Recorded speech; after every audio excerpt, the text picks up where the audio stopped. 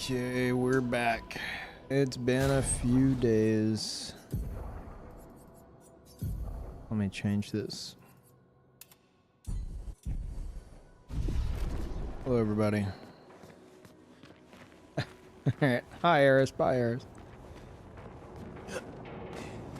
And thank you guys for the subs. Eris, thank you. I appreciate you dropping in to give me that. CL with the tier 2. Thank you. Monster, welcome back. Thank you.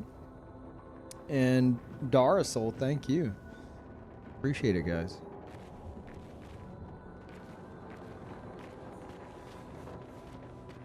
Assume the YouTube stream is looking good.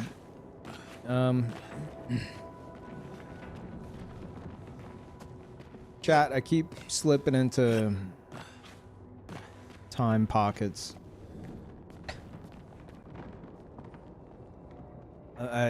It's like, oh, Peeve hasn't streamed in a few days. I'm slipping into like lore dimensions. I went off the deep end again. I have way too many notes now. It's a mistake. Oh god, Beeb's here. Don't want to see spoilers, but I gotta show you something. Okay. Well, I mean, Beeb, this isn't spoilers for you.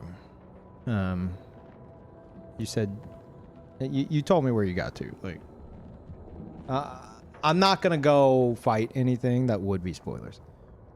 But yeah, what am I... I'm not watching one of your videos on stream. Thank you, Unknown. Welcome back. Oh, no, I saw that. I saw that. That's weird. That makes me feel old. Yeah, it's, wow, Moobot? Really? Moobot's like, I'm not sure. Okay, yeah, I'm gonna time you out. What was that delay? And then Moobot timed you out again. This is great. What the fuck?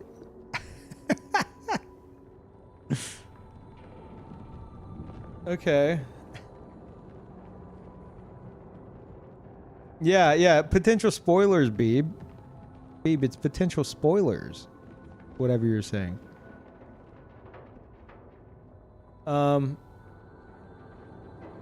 Just click zones and Bastock. That's probably gonna fry my streaming PC, right? I'm not pulling it up on my gaming PC. I feel like I'm currently streaming. It's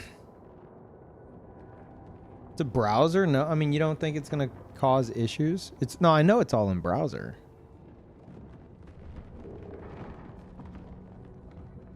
Let me see. Post the fucking link again. Yeah, this is apparently Final Fantasy 11.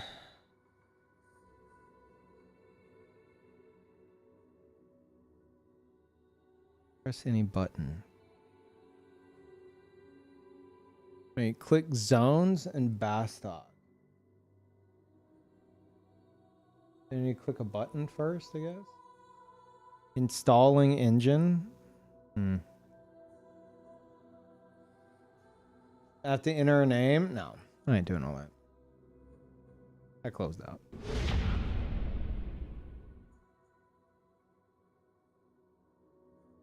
Wait, no. It's gonna. I'm gonna have to install. I'm gonna have to like create a character. No. I ain't doing all that.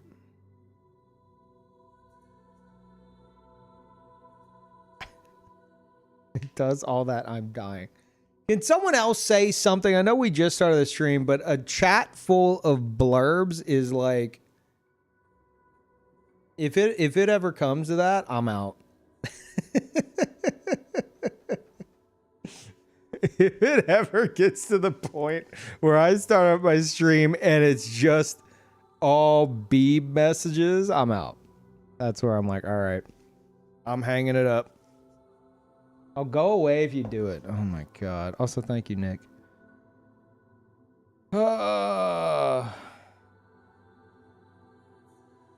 Initializing engine. Beep boop. Oh. Okay, you're gonna get me. Wait. How do I mute? You're gonna. That's probably gonna somehow DMCA me. Zone routines. This is not. You said click zones. Okay, zones.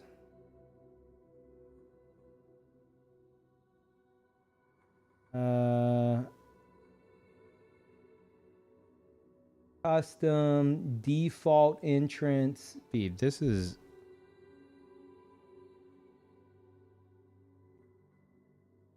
Search. Bastock. Bastock markets. Oh God, he's here in the fucking thing. Oh wow, look at this.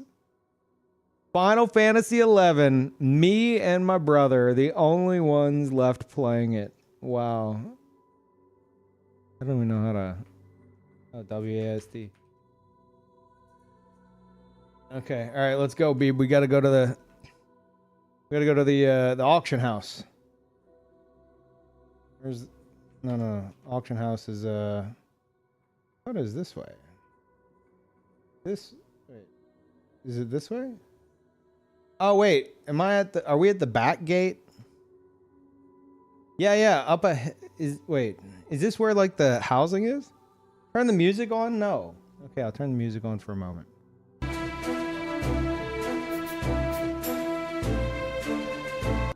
I don't remember that.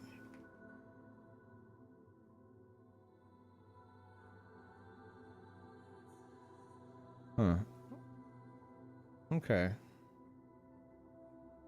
I don't think there is one in Final Fantasy. Oh no, there was an auction house in Final Fantasy 11. 100%. Was it? No. Yeah, definitely. Wrong one for nostalgia music. Metalworks. He's just trying to get me to fucking play.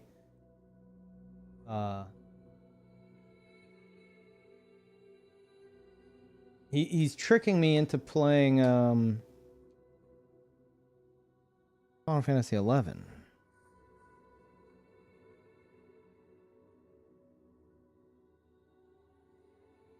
This isn't it either. Oops, did I just go into my house? Oh.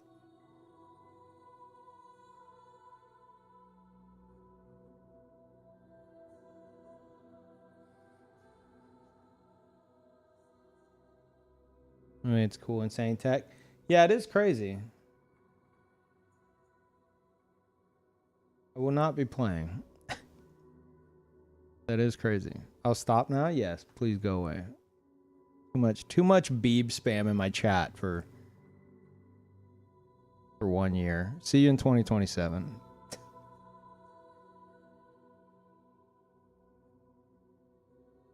All right. Anyway.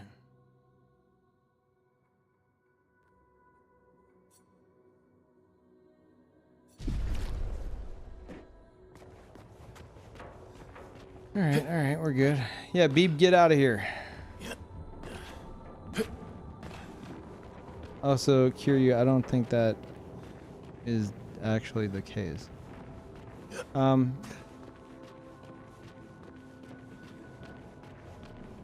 Oh, you're saying, I see. You're saying what if?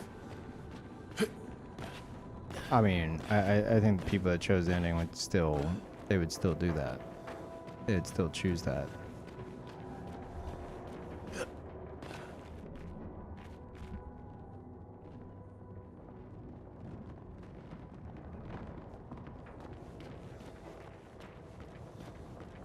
Finished reading chapter 1 from the book club like a dweeb. Nice.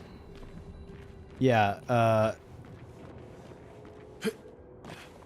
still the only correct ending. I said I wasn't going to lore anymore about that, but I Omega Lord.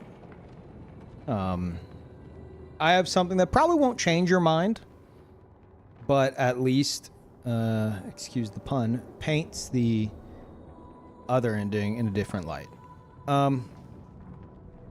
Which I think it's how it's intended to be. Or it might be how it's intended to be perceived. I'll get into that in a bit.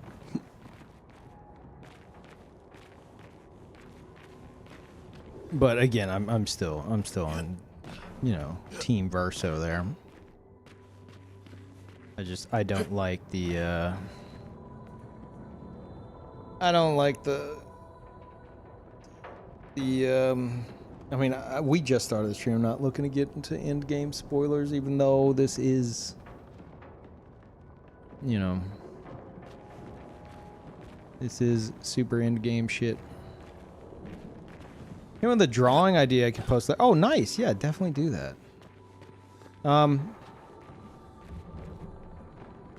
However, first and foremost, I'm calling it. I'm officially launching the Patreon. I don't know how long support's gonna take. Hey, thank you, Lorelai. That was perfect timing. Also, thank you for the super chat on YouTube. I don't know how long support's gonna take to get back to me. They made me read a little article that's basically like, we have a minimum 1 month buffer to prepare your viewers, and I'm like, I've been telling everybody not to sub. So we don't need to do this. Like, everything's already in place. And then just ghosted. It was like last week. And so now I'm just like, okay. All right, fuck it. If you're going to possibly make me wait, then I'm just going to officially launch it. I'm not waiting potentially a fucking month on red, you know?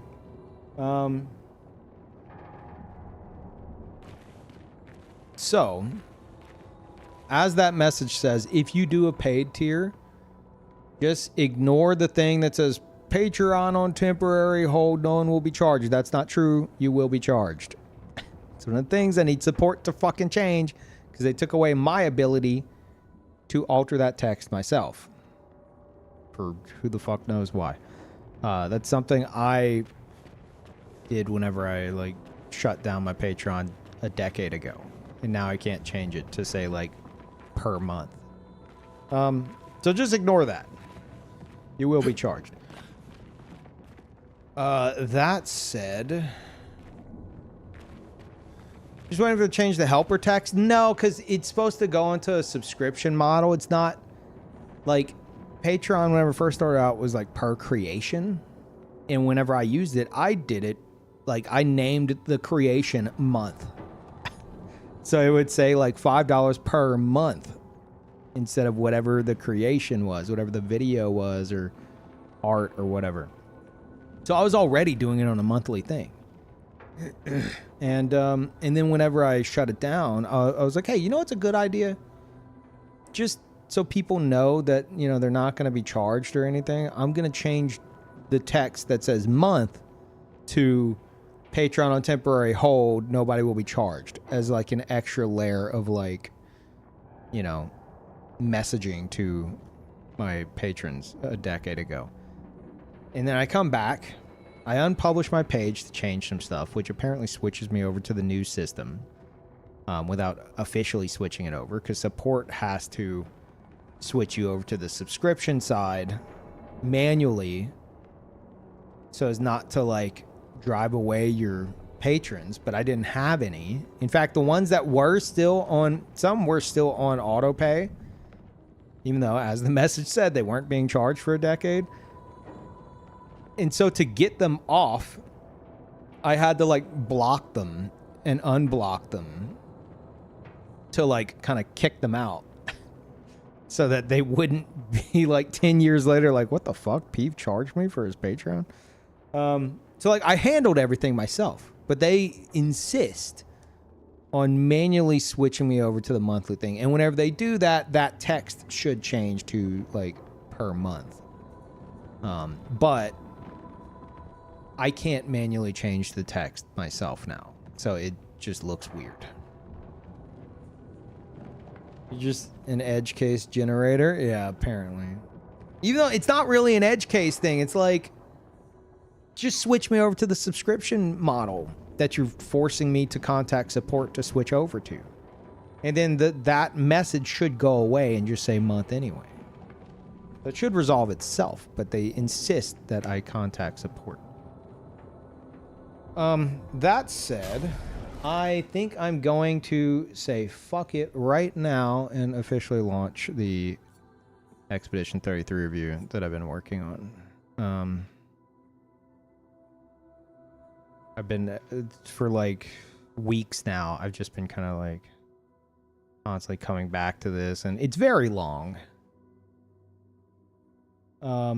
Which I'm fine with. It's more for me, you know, it's more like the collection of my own thoughts.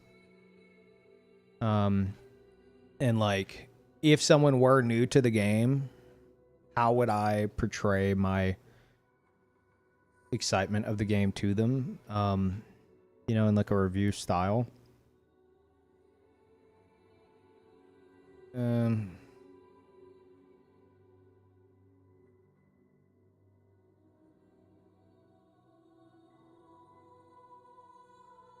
Yeah, I'm gonna launch it. I'm gonna push the button, chat. I'm gonna push the button. I'm scared. I put a lot of work into this fucking review. See, here's. And if you want, you could just pay $3 for it, I guess.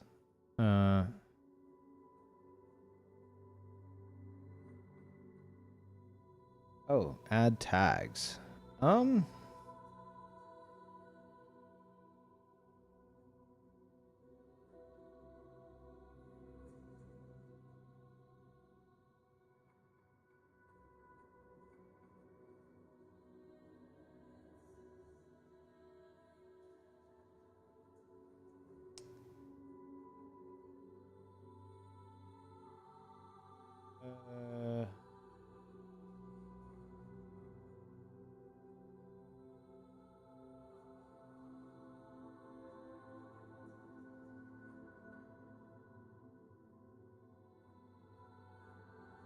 I guess that's fine.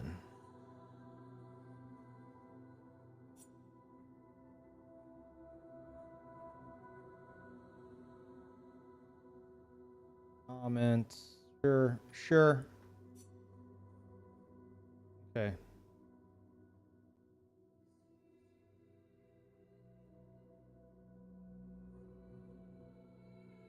Publish. I did it. I did it. Oh my god, I did it.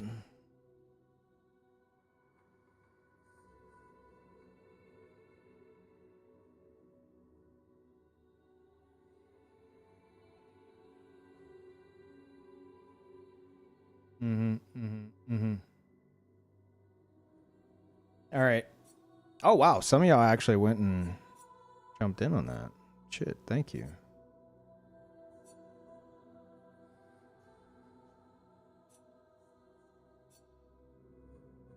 Okay, it's officially official. If you do go and dig into that review I just posted, which I've been working on for like over a fucking month, Let me know your thoughts on it. Again, it is very long, but that's kind of the point, I guess. And thank you, Kitten. Welcome back. I hope there's nothing in there that, like, I forgot. I think it's pretty clean. There's some stuff I couldn't think of, like, the best way to word it. But whatever. I guess it's one of those things that, you know, can just, like, you will never perfect it the way you want to. You have to pull the trigger at some point. And thank you, Dragons. But yeah, now that that's official,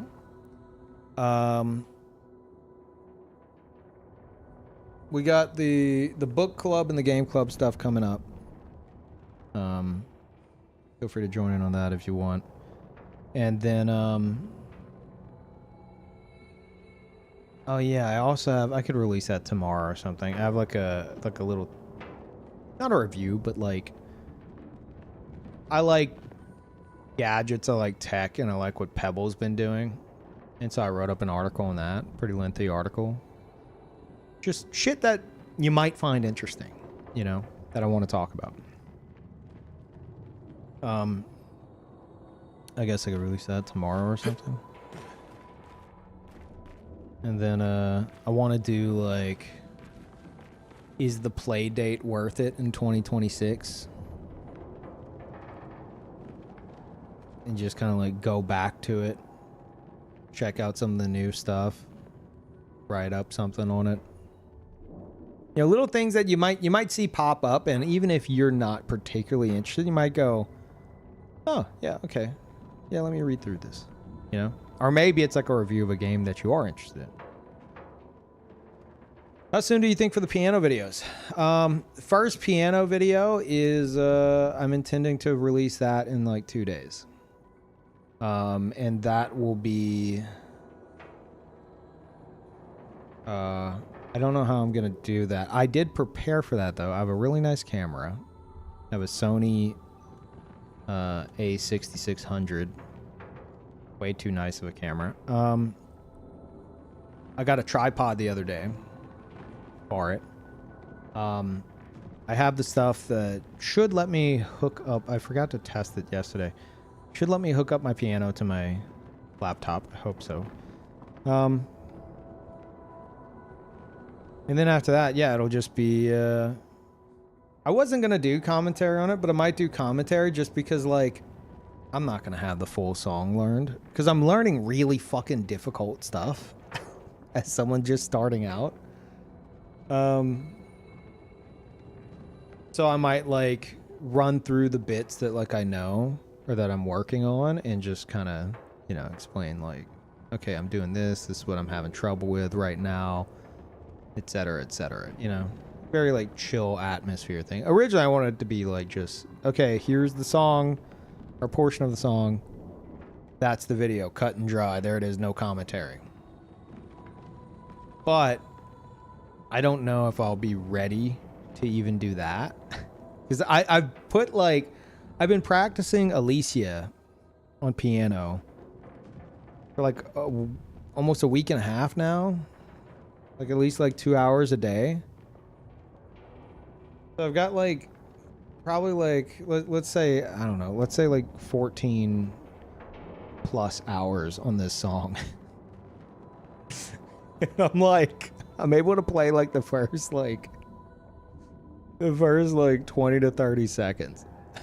And even then, it's, I'm able to play it, like, yeah,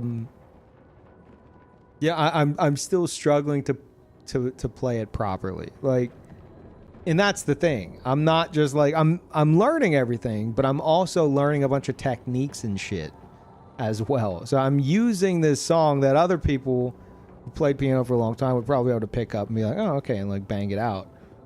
I'm using that as like a learning experience to teach myself, like, you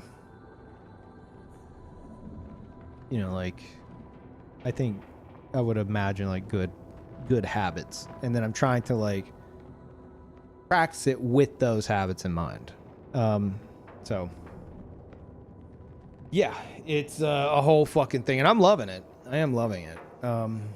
But you know, just don't expect me to hop on there and blow you away.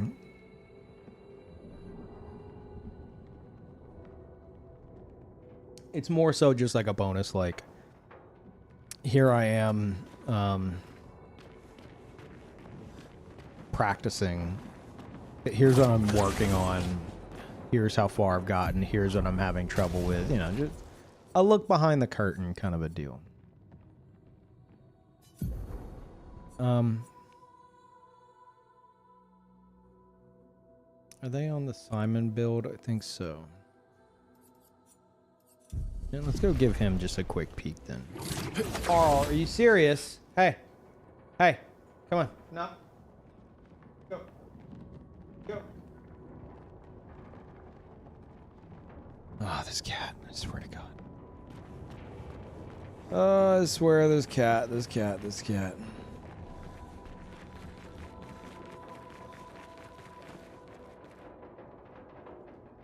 Boy, you better not be tearing that up.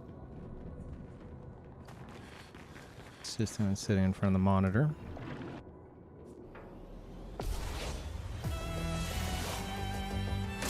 Let's dance.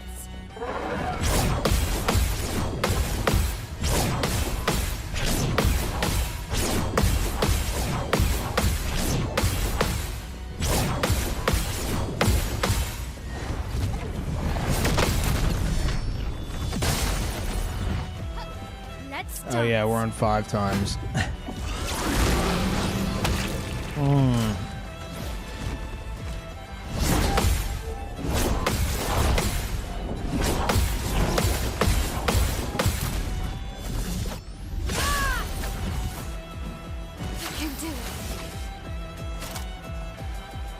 Void takes everything.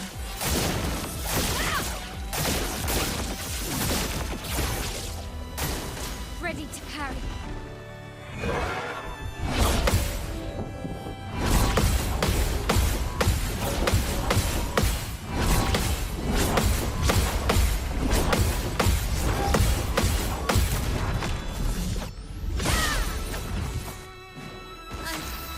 Okay. Get out of this campus.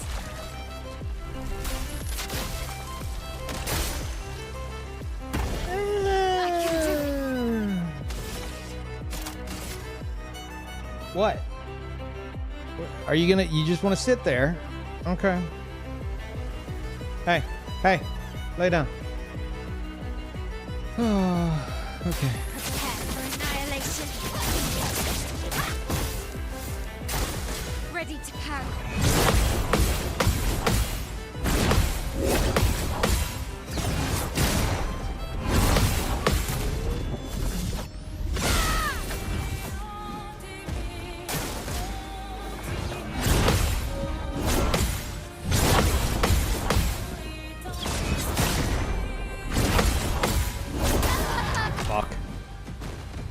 That was hey, first attempt of the day. That was great, honestly. Oh, Ziant's here. Ziant, don't go look at the article I just posted. It costs money to look at. You don't want to look at it. Don't look at it. It'll make you vomit. It's so fucking long. Word count? I don't know how to check that. I can't easily check that on Patreon, I don't think. Hold on, let me see. Hold up.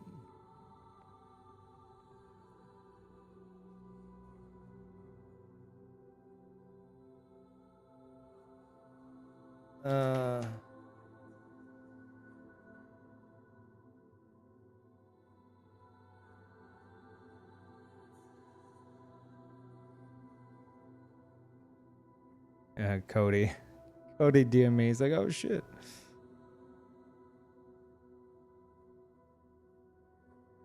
Use the word count tool. Is there one on Patreon?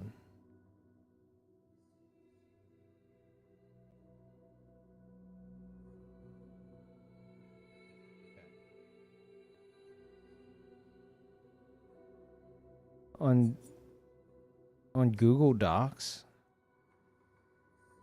I hate to break it to you, but I was literally I just type it up on Patreon.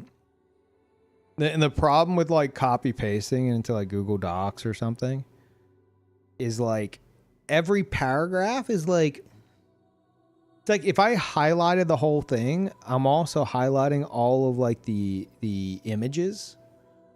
And it's from like the editing side, so I don't think it'll just like paste all that into Google Docs. Oh, 4,351 words, 24,363 characters. I thought it'd be longer, honestly. Are you sure? It felt longer. I expected 3 times that. It felt like 3 times that. Might be off by 1 to 2 characters. I did not include the title. Yeah, that's fair. How are you off by 1 to 2 characters? Yeah, I counted. I counted, but I kind of lost count near the end. It's like, wait, what? Yeah, so you know, I think I forgot a period or 2. I forgot to copy paste the P in playthrough. Oh. There you go.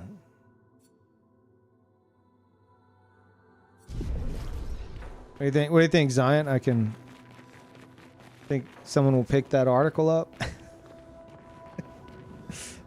I don't think so. They'd be like, take an axe to this and we'll think about it. Also, you're a year late. And be like, oh.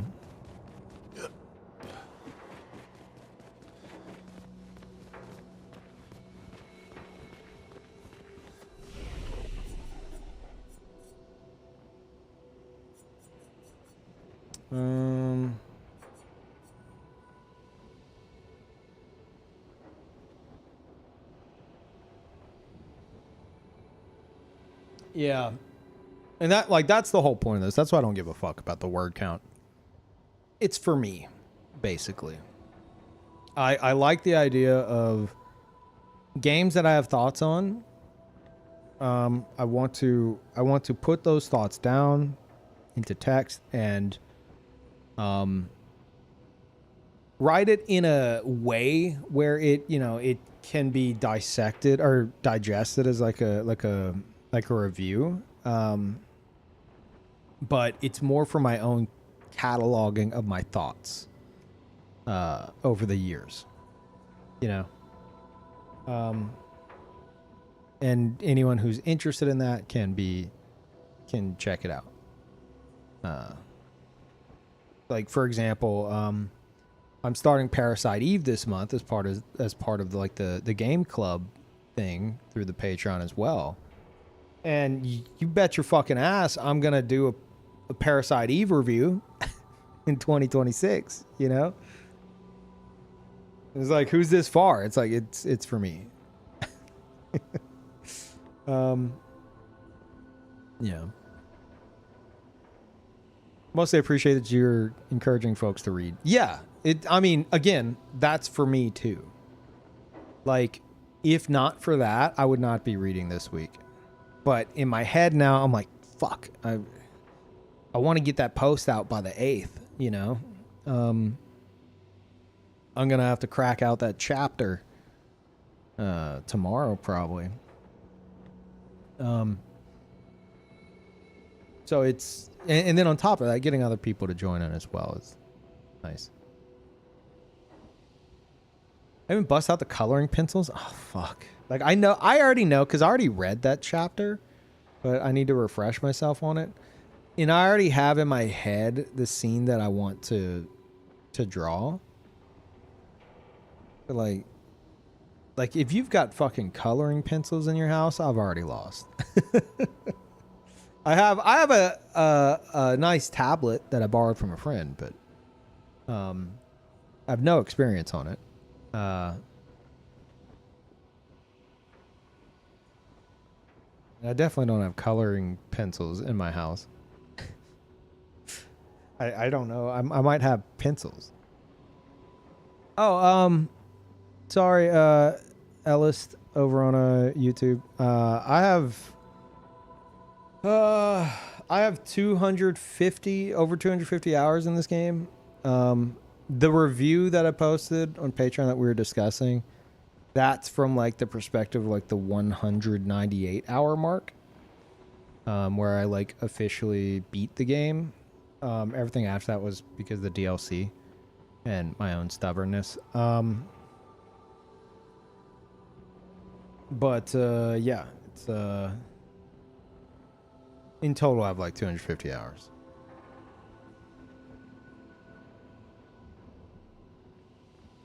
The way to experience it is do it. Yep. Been doing a lot of that lately.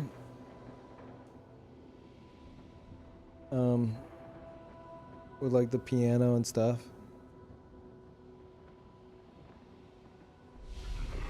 Oh wait. Yeah, let me let's drop this down. Go try to kill this asshole.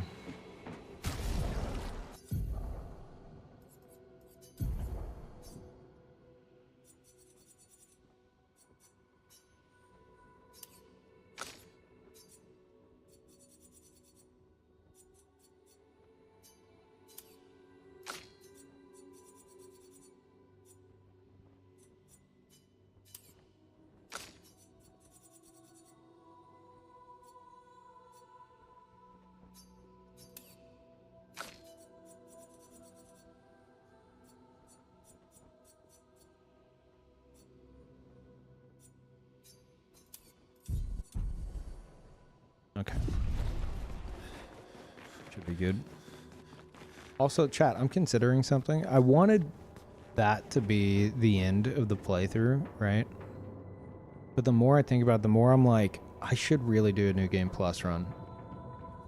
Not because of the challenge, but I cannot stop lore theory crafting this game. And I'll watch somebody else play it, and I'm skipping around in the VODs to like, you know, the good stuff. I can't help myself. And every so often I'll see them like do like a scene at camp or something. I'll be like, oh yeah, I forgot about this scene. There'll be like one sentence in there that I'm just like, oh fuck, I forgot about that. Shit. And so I feel like a victory lap style New Game Plus lore playthrough could be pretty good. No. Come on.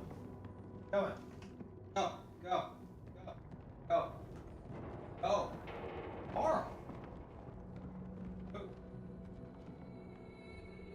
Come on. Come on. Boy. Thank you, Jargy. Come. Oh my god, this cat. Hey. Hey. Hey. No. You have food. What do you... What?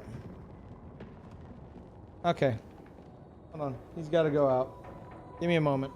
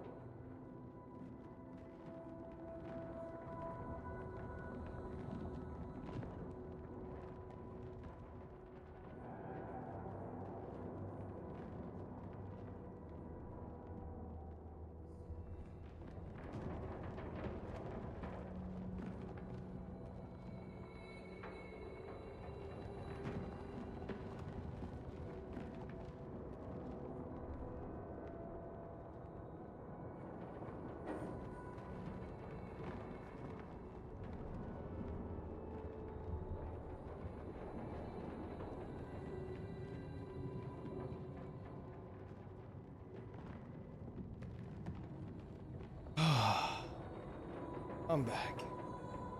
The other one? No, it was all Paro. Oh, you posted the wrong emote. Oh. This cat. Oh, God.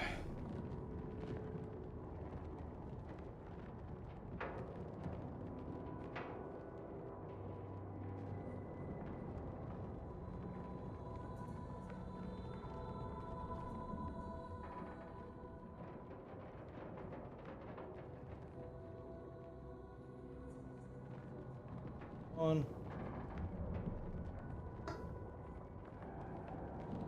Okay. All right. Sorry about that.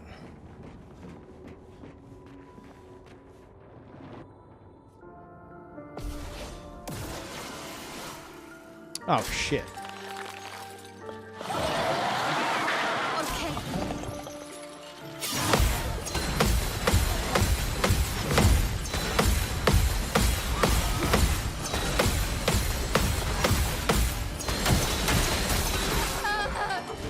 Jesus.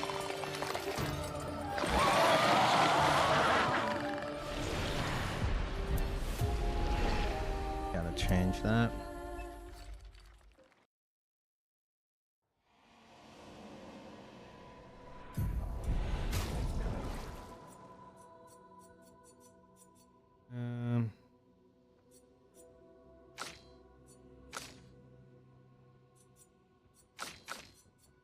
Okay, how do I want to do this? Mael first Lumina.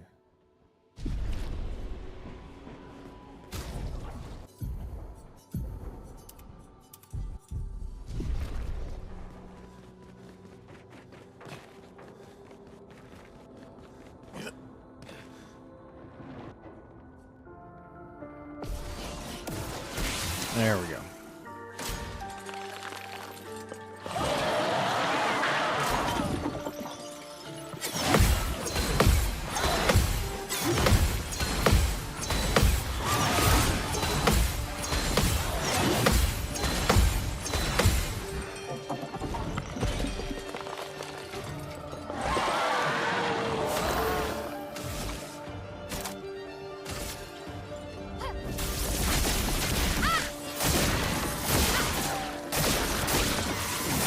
I used the wrong Let's thing. have some fun. That's fine.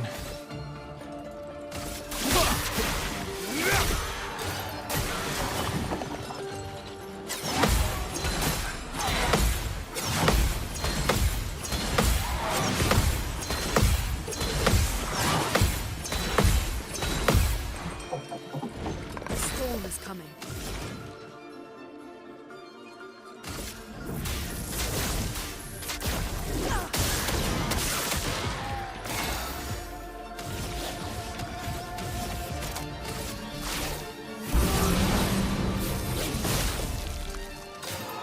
Incoming.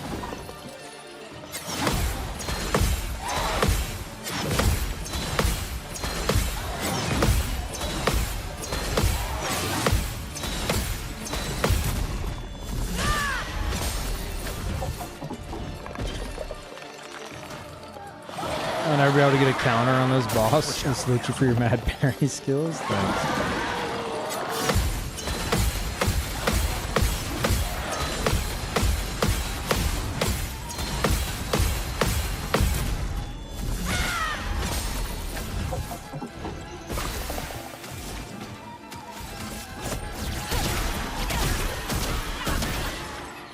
Rune, watch out!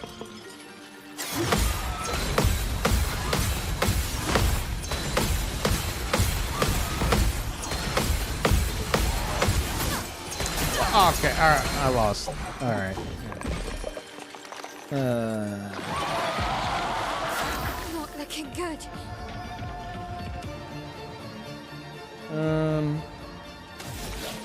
Yeah, fucking delete Get it. out of this campus.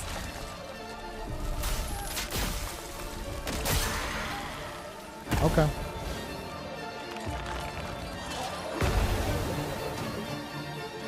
Blade sharpened. Hunt him down.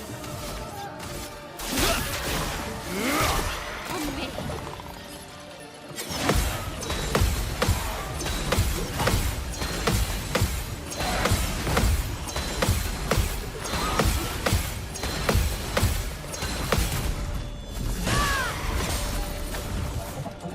Let's spill some ink.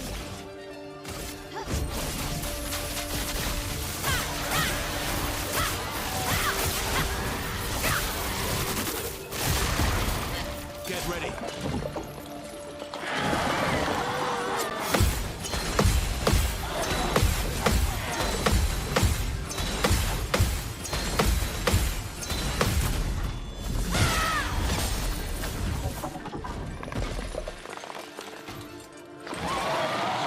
Overflowing with energy.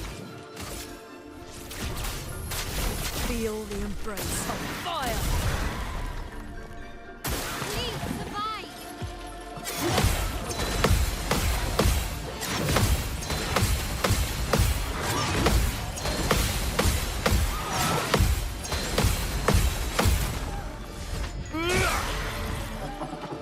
I'll manage.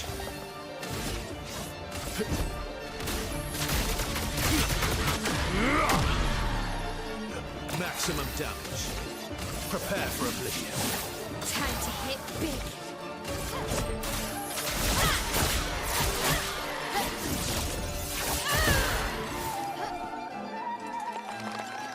All right, here we go. Danger.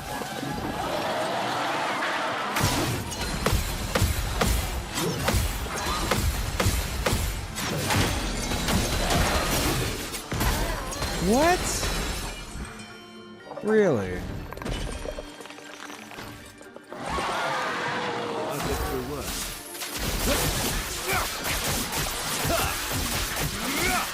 Not the best damage, but okay.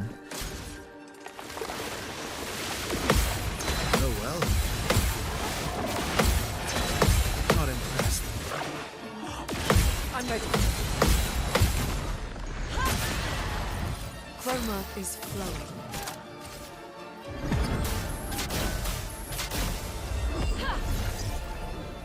The dance begins. Last chance. Take cover! Take cover! Danger!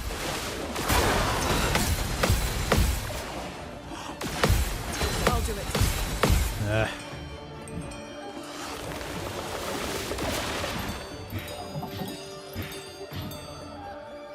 Here we go again.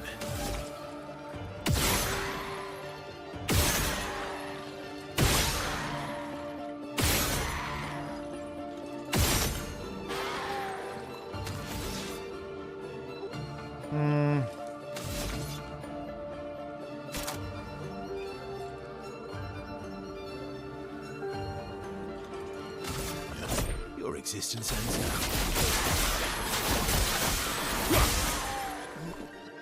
I'll do it. That comes out faster in this phase, man.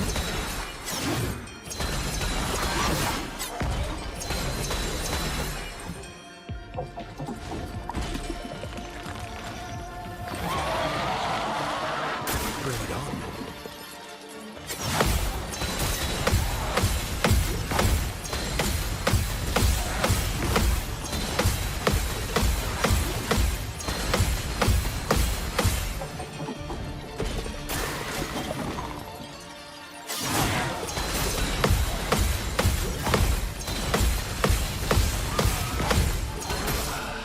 Fuck, I felt myself losing it.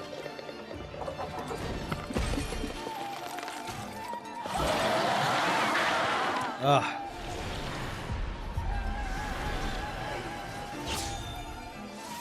Take a shot. Feel better. Feel better. Feel better. Good. Feel better. Feel better.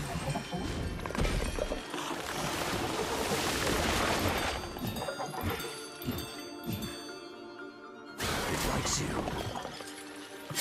Oh. Good. Useful.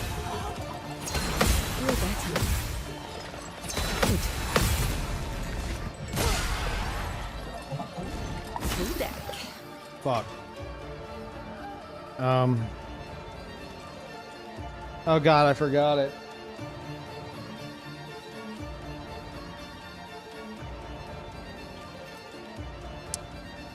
I don't fucking remember. It either just start with the top. Fuck, I'm right.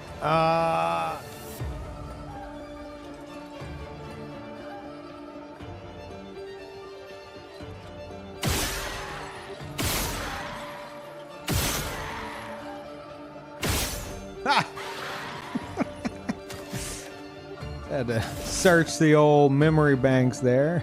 Dig deep.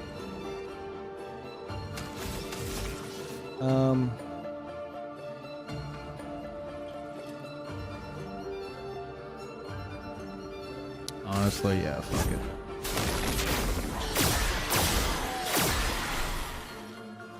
Here we go. See what that does for us, if anything. Oh, he's in Twilight.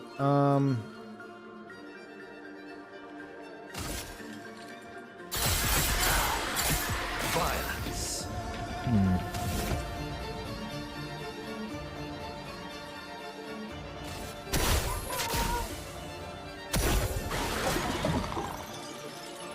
Feel better. Feel better. Oh, come on, CL.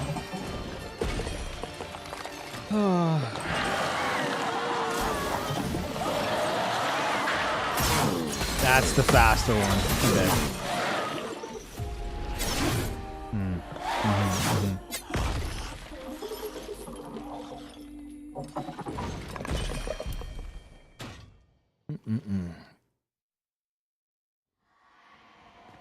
Yeah, what do you guys think about a lore playthrough? I feel like I can't resist. I don't know what it is about this game's story that has me so like... I mean, it's good, but like... It did something to my brain.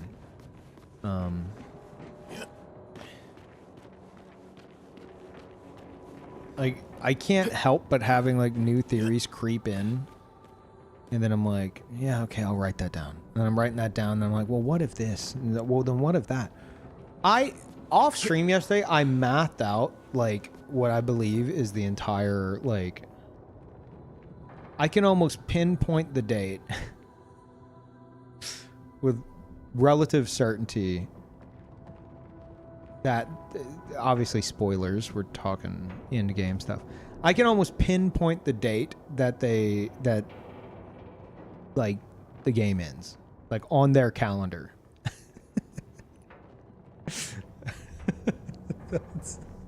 that's the point I got to. I was like, I think I can figure out the actual date, you know, excluding the December 33. December 33rd, obviously. No, I'm talking about the date where they're standing over that and looking at it.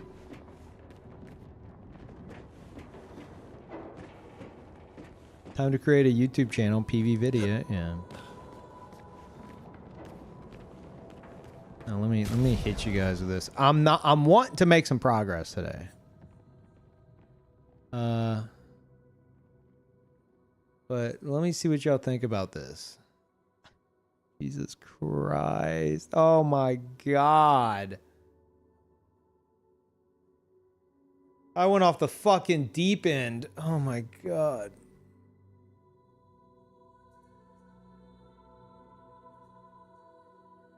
Holy fuck. Holy fuck. Yapathon? Yeah.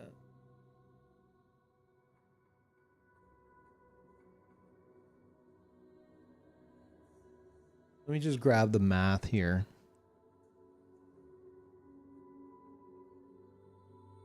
By my own math, they had only been in the canvas for 10 canvas years. It would be the real world equivalent of about 6 days, assuming 51 monolith years is equal to about 1 month, considering Alicia's burns are healed. Verso's death is still a recent event, as we can see from the damage to the manor and with the conversations with Clea.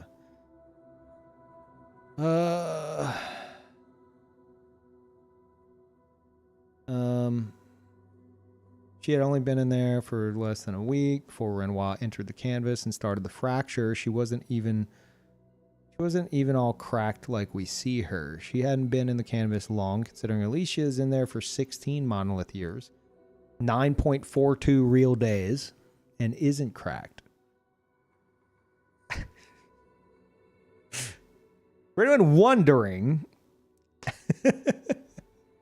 how long 16 monolith years is according to Peeve math, it's precisely 9.42 real days. Oh, shit.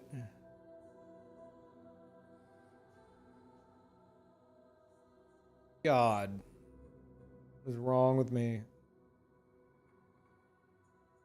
If my assumption that during the Alicia flashback at the end of Act 2, it's been exactly 1 month since Verso's death, then the entire span of events from Aileen entering the canvas until the ending sequence is 45.29 days. Considering I believe they've been in the canvas for 77 monolith years. Now, you can give or take with that because, I mean, obviously, but like, the big question there is like, the fire happened. How long from the fire happening before Aileen entered the canvas? Apparently, like, Versa's already got a grave and stuff, so... Was she around for that? Did she enter before that? Did she enter that day? The next week? That's kind of up in the air. So it's kind of going off Miles Burns.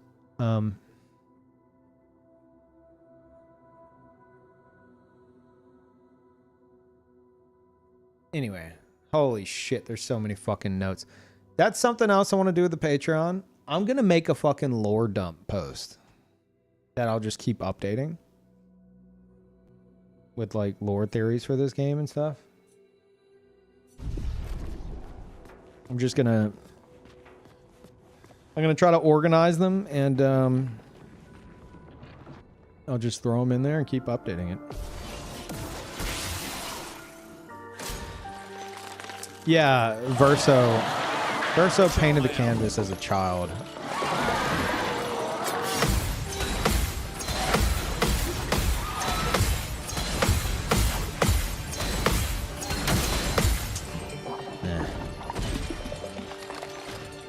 You know what I thought of was kind of funny? Spill some ink. You know how there's like the piano in like most areas because Verso loved his piano? I don't think it's just like so Verso could play it at any time. I like to think it was like him sneaking the piano behind his parents' back because they wanted him to be a painter, not a musician. And so he's like, "Oh yeah, I'm painting, Mom and Dad. Look at me go! I got my paint set. I'm painting." And he just made sure every area had a sneaky piano in it. And he'd just play piano instead. I like that thought.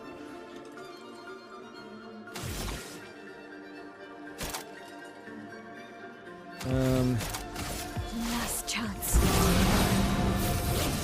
Oh no, Verso left the painting. Like, he grew out of it, which is like the irony of it all. Like, Verso himself moved on. So the sliver of a soul that he has in the painting is like a piece of his childhood. That sliver of a soul doesn't know anything past what he has experienced within the painting as a child. And then like Verso was like, okay, I'm gonna become a musician. And then he left the painting behind. And then it went on like a happy fairy tale land, literal candy land. And then, you know, adult Verso dies protecting Alicia. And no, Verso was 26 years old. He dies at 26. And then Alicia He saves Alicia, but she has a bunch of burns and stuff like that. And then Aileen enters the canvas and trauma dumps all over it. Creates people. Creates Lumiere, which is a mirror of real-world Paris. And then 10 years later, 10 canvas years later, which is what, like not even a week? I think it's like 6 days, according to my math earlier. That's when Renoir was like, okay, this is getting ridiculous. And the point I was making in those notes, which we'll go into more detail on later, is that if that's the case, then Renoir stepped in to stop Aileen, like saying like, okay, I don't like how she's dealing with her grief. I'm gonna put my foot down. Not even a week after she started it. And it's kind of ironic that him doing that and trying to force his hand like that just resulted in it taking way longer to get her out of the canvas, and depending on what ending you pick, potentially, Alicia getting caught in the middle and not exiting the canvas. And my question was like, what if he just chilled a bit? Would Aileen have like, because they weren't immortal at the time. She made them immortal whenever Renoir showed up, I believe. So like, what if she would have just if she would have seen them grow old and maybe pass away, like would she have allowed them to? Would that have helped her get over her grief? Could she have found actual peace and exited the canvas on her own? I feel like I'm definitely like Team Renoir for the most part, but like it was only 6 days. That's not even like Mael. 16 years in the canvas is the equivalent of I have the fucking math somewhere. It's like 10 days or something. So like at that point, she wasn't even like, you think of like the paintress and you think of the curator and you think of them all like cracked because they've been in there too long, but it wasn't even at that point yet. Because look at Alicia, look at Mael. She's been in there 16 years and that's not the case. And this was only 10 years.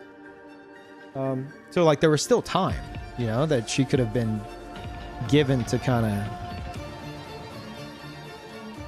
of do things her own way.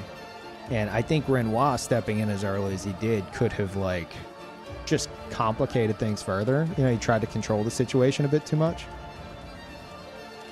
Aileen was killing herself by staying in the canvas though. Wasn't that a thing? That is a thing, but at that point, that's the point I'm making. At that point in time, it wasn't a thing yet. It was always a threat, but it wasn't a thing yet. They've been in the canvas, according to my math, for 45 days ish. Like real world days. 77 years in the canvas. 77 years outside the canvas. 45 days. Renoir put his foot down 6 days in, not even a week, and as a result it caused this clash that maybe I'm saying, my point is maybe Aileen could have like dealt with her grief in her own way if Renoir would have given her a bit more breathing room. Because at that point it was still fine. And now look at how long it took. Like now it's dangerous. Back then it was not as dangerous. Thank you, Hoop. Thank you, Powerless. 6 days with no nourishment at all is dangerous. I don't think... That's a good question. I don't know how that works. I don't think that's... They don't mention that. They don't mention like, this is X amount of days with no food or water. It's just not mentioned. It might be a thing. That's a good point. But I mean, you say 6 days, again, my point still stands that if it went from 6 days to 45 days, that's even worse, And that 45 days is because of the clash. Hey, Nadav. How's it going?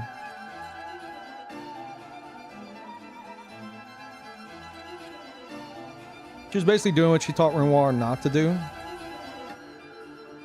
6 days though, I feel like it hadn't gotten to that point yet. And then it got to that point, and then he was like, well, I'm definitely not fucking leaving now, you know?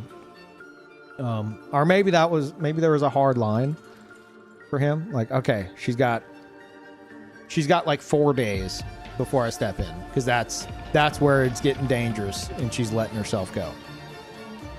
But we don't really know.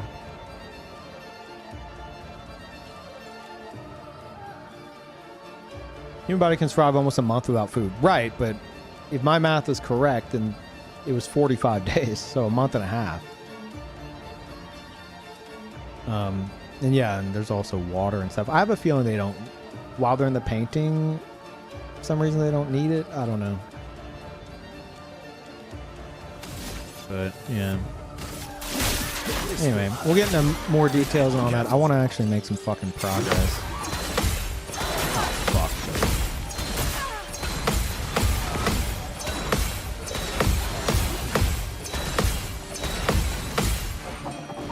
So much potential. Some sort of care in place. I mean, Clea may have been doing something. I don't know.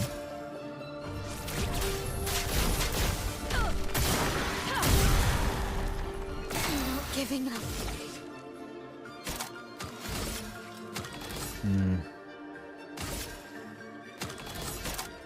Prepare for annihilation.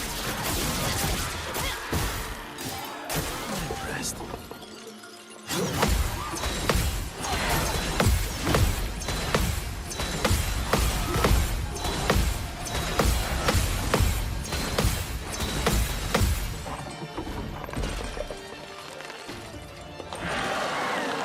Yeah, but Aurora, their point is that, like, even in like the magical fairy tale world, they're still, like, their body is still in the real world, you know.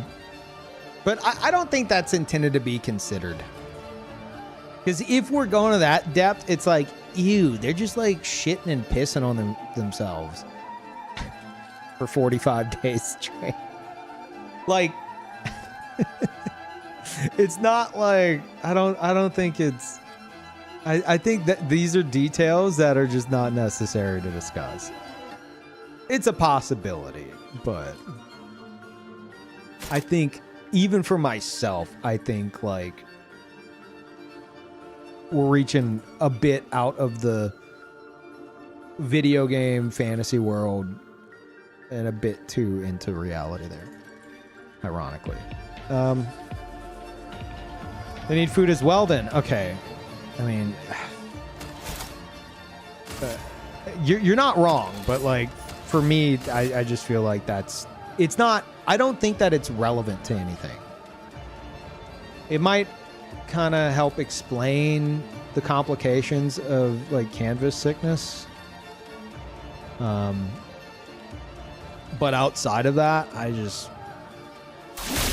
don't think it's really adding much.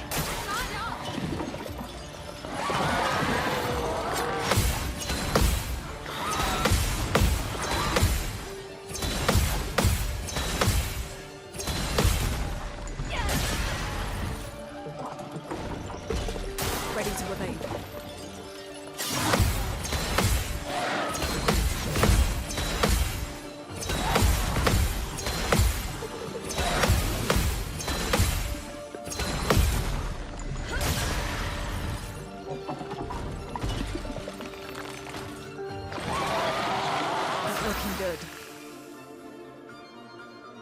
Real world of her gets a paint scar on her face. You see it during the final cutscenes. Wait, really? Are you sure she wasn't just very wrinkly? She's looked, you know, old to me.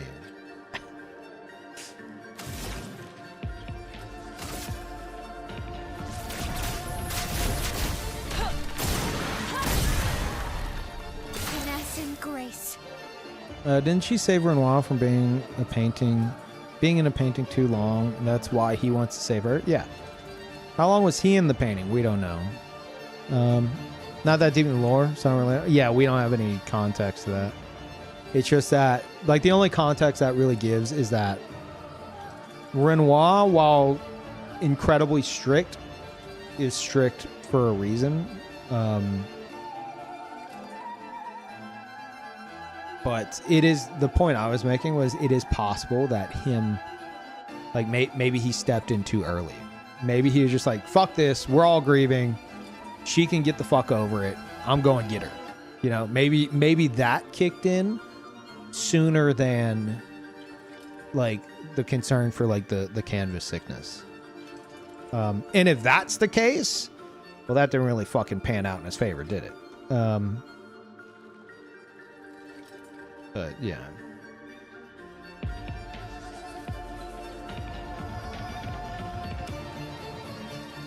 I wonder how long after Verso died it took them to find Verso's canvas. I mean, I'm sure they knew where it was. It was probably stored in that room, that secret side room that seems to be some kind of weird storage. It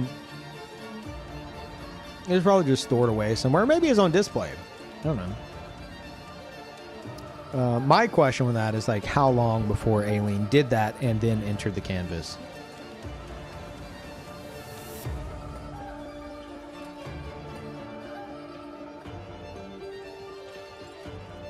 I think the Lamp Master is good at giving handshakes. Too good. Yeah. Shit.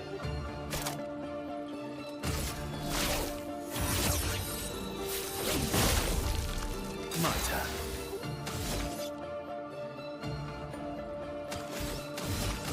Play it safe.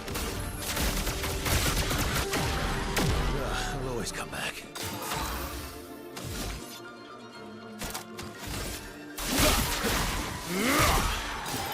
Careful, my elf. Luna, careful. Ready to carry. Ready to carry. On me. On me. Not looking good.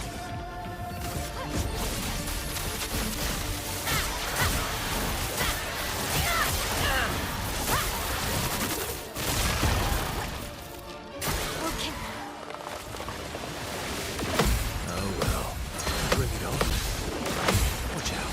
Oh well. Bring it on. Yeah, does he have a phase too? I've gotten him to 3rd or 4th health bar.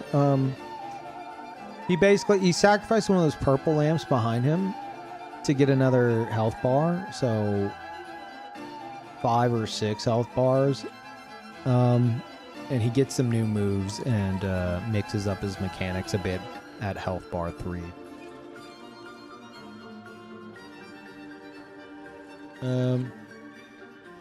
What timestamp of the final battle cutscene? Let me see the mom's face. Pain scar if you need it. Oh, I'm fine. I'm sure I'll go digging through all that later. Thank you though. I'm back. Let's go dodge.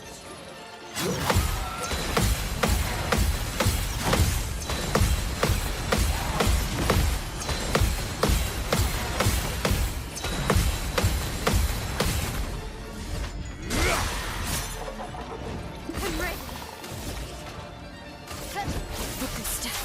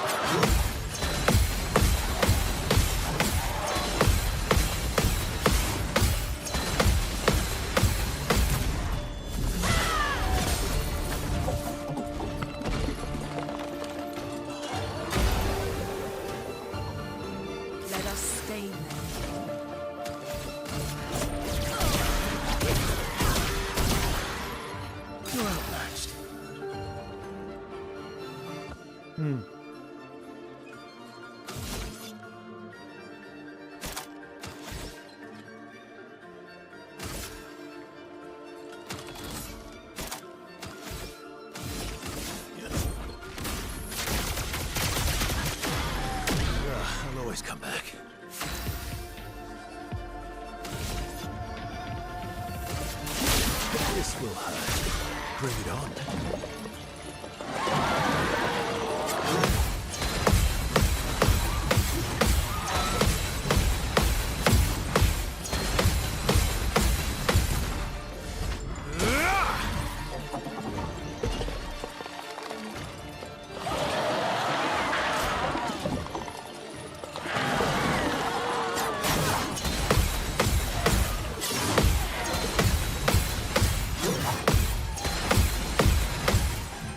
I think I finally realized something. Not looking good.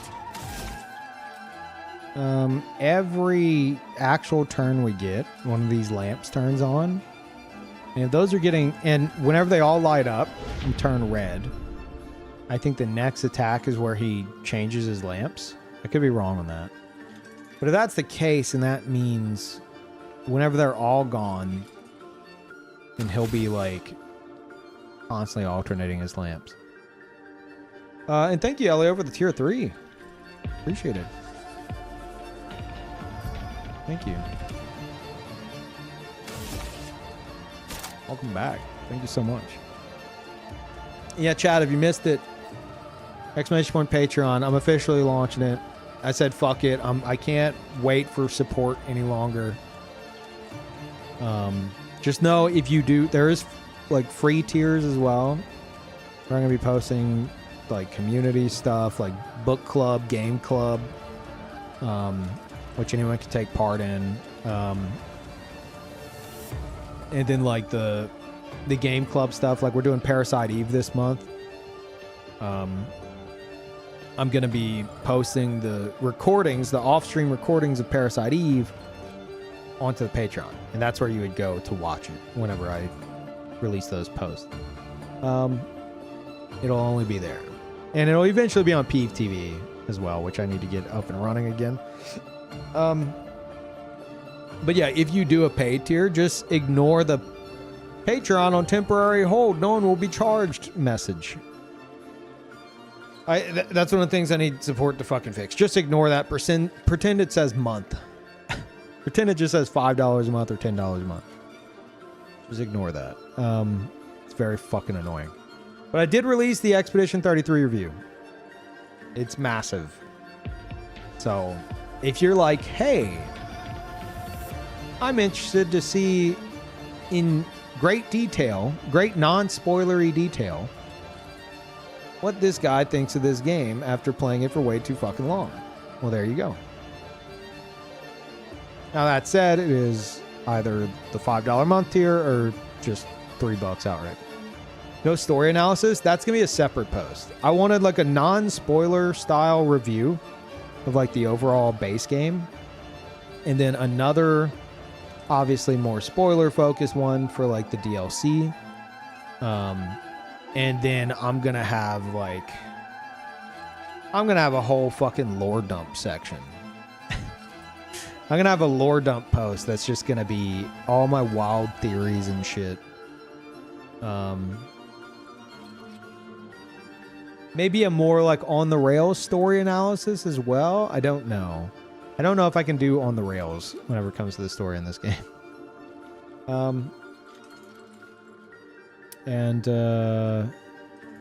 Yeah, maybe some other stuff. Maybe like boss analysis and shit. I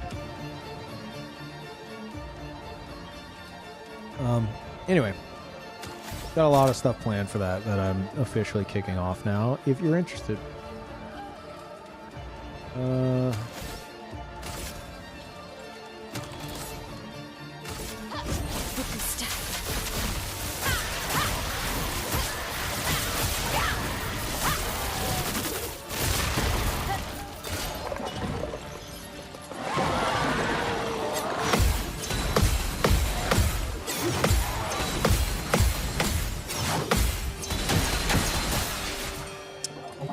Great.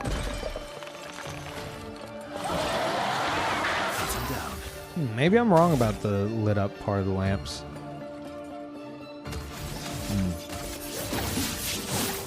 Coming.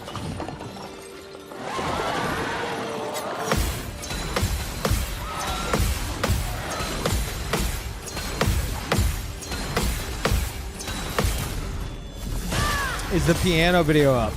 There is a piano test video where I realized that there's like a bunch of like dead pixels and stuff on the camera, which I've since fixed.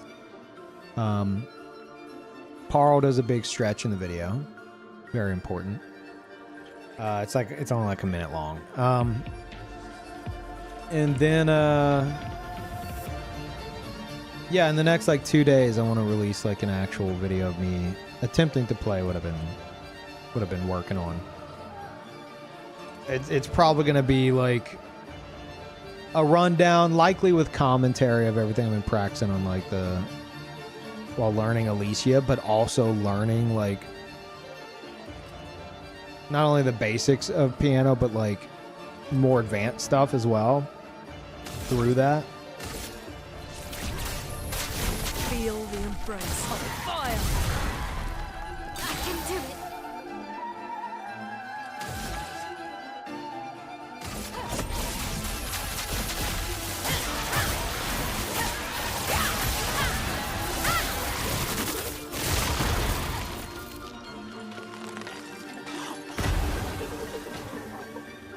Let's dance.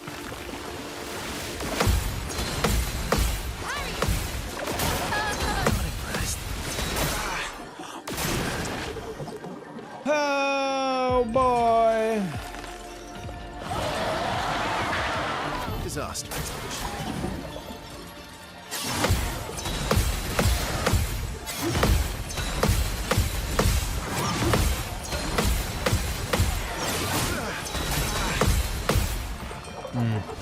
Let's have some fun.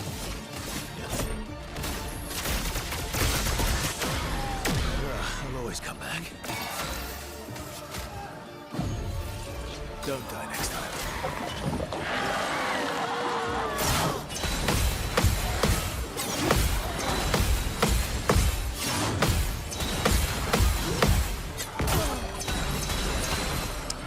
Right.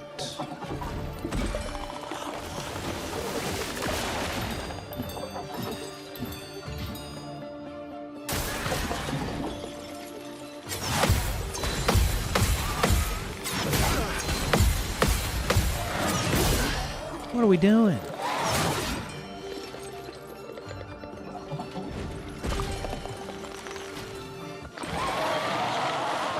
Cut him down. Really, monster? I don't think I see that. Weird. I don't think I have any mods around to check it.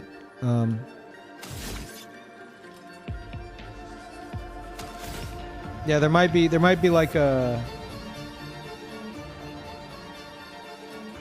word in there that's getting flagged by automod or something.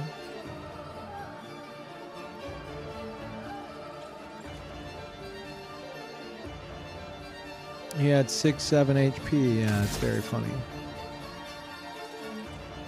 I'm excited for years from now for people to remember 6-7 and be like, oh man, you remember that? And everyone's like, yeah, unfortunately.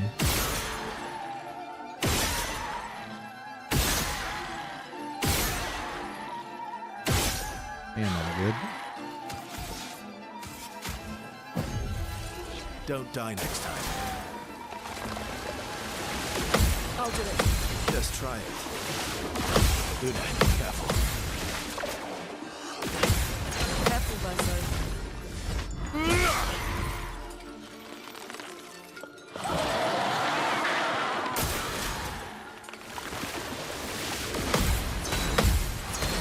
Just try it. Not impressed. Just try it. Ah, that's the long one. Fuck. I'll do it. Now's Okay. our chance. We're okay. A brilliant light. Oh, thanks.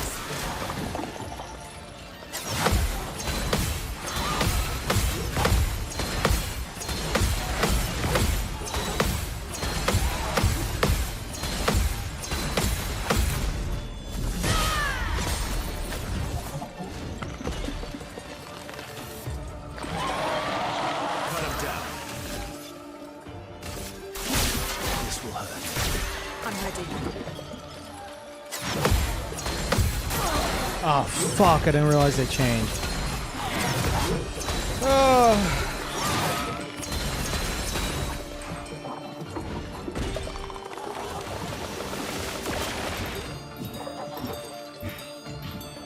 Time to hit big.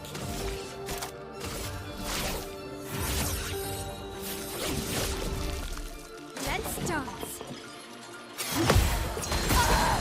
What? Nah, I disagree.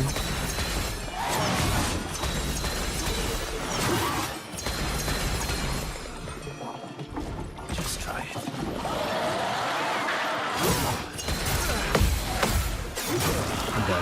I'm dead. I'm dead. I'm dead. I'm dead. Ugh.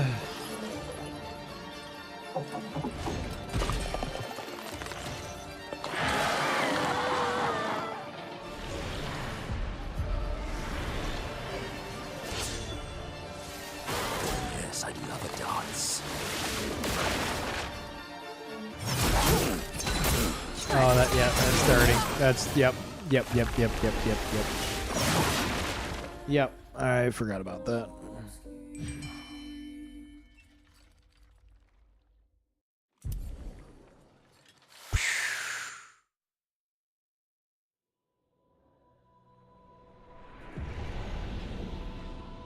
Oh, shit.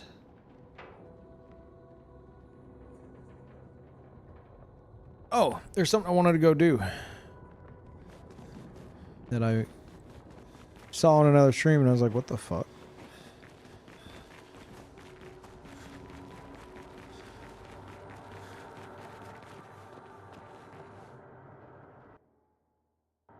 Gonna be in Austin next week for a show. Can you recommend any must-hit places to eat? Someone affordable, preferably. Oh,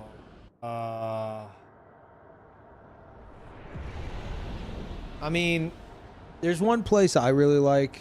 I haven't had it in a while though, so assuming it's, you know, it hasn't like gone to shit over time. But there's a place called Tommy Want Wingy.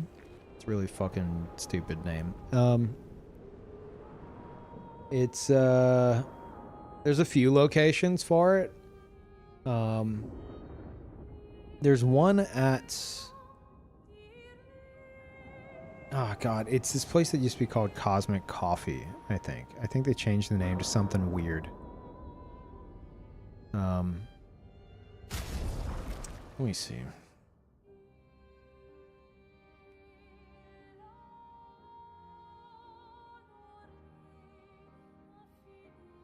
Oh yeah, they changed it to Cosmic Pickle.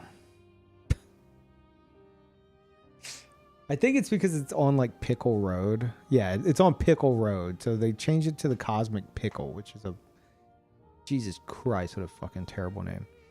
Why? Apparently, if I had to guess, I'd say Cosmic Coffee is probably taken. Anyway, the Cosmic Pickle should have in their little like outdoor yard some food trucks. One of them should be Tommy Want Wingy.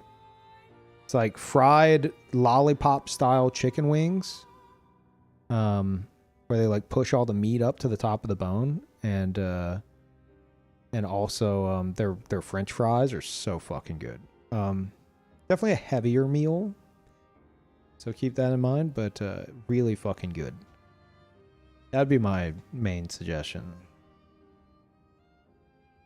If that's the kind of thing you're wanting.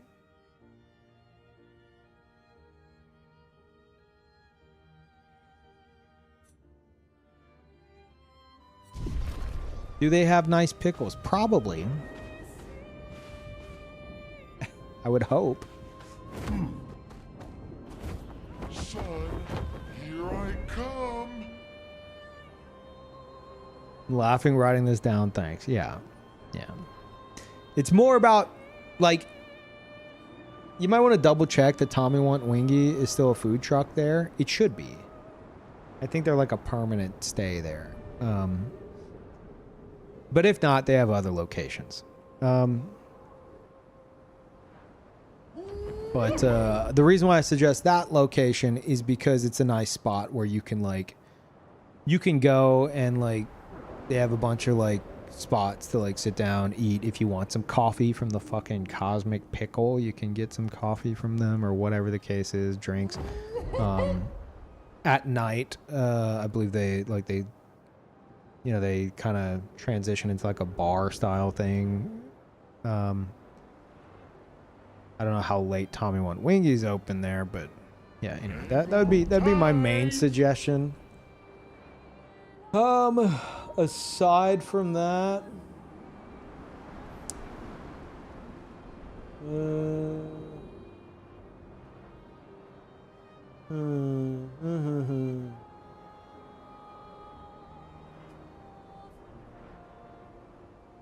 I mean, the problem is like I don't go out to eat very often, but I did, whenever I first moved here, I did order out a lot.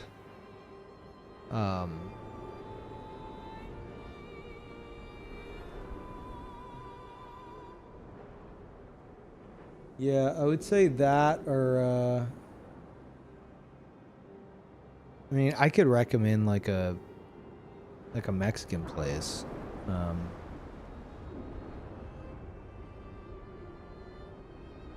I could recommend one of those to you. But ultimately, I don't know in the grand scheme of things, you know, if it's like the best place that I've had that's pretty good.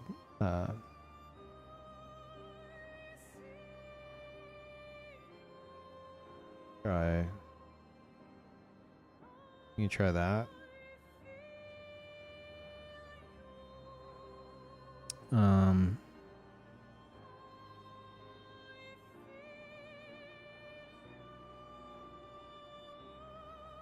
There's a lot of places that swear by this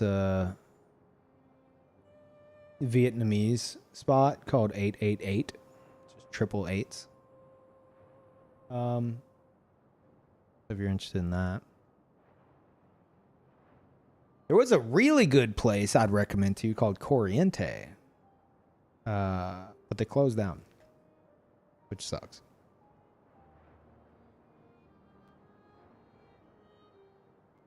Sorry, I know things are like freezing on the stream side. I'm digging through Windows on my other computer. Okay. Well, my wife was curious about food trucks, so that's perfect. Yeah, they have I hear a lot about some food trucks on First Street. I forget the name of like the little food truck spot, but it's on like it's just north. Is it north? Yeah, it's just north of First and Old Torf. First Street and Old Torf, OLTORF. Just a little bit north of that, there's like a little food truck gathering spot. I hear great stuff about it. I don't think I've tried anything from those places, but if you want like a, hey, let's go to a spot that has food trucks and try it out, that might be a spot to check out. That's a popular one. Yeah. Yeah, they have a lot of, Austin's got a lot of food trucks. There is one that I really liked, but they closed down. I don't think that they're still open.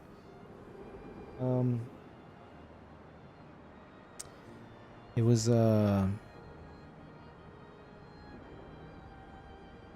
it Gibson Street Pub? I think. They like it's like a bar that has like a food truck next to it, like just permanently. But I think the owners closed it down, and I think someone else took it. So I don't know, like the food truck itself. So I can't guarantee that that's anything good now. I don't know.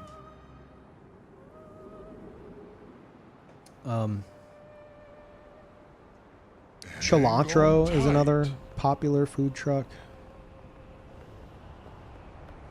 Flashing through the sky.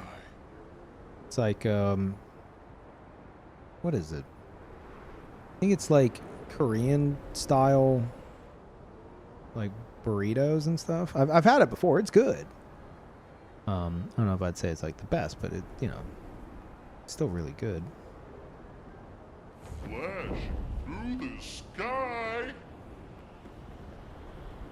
I'm looking for a specific spot. Here we go.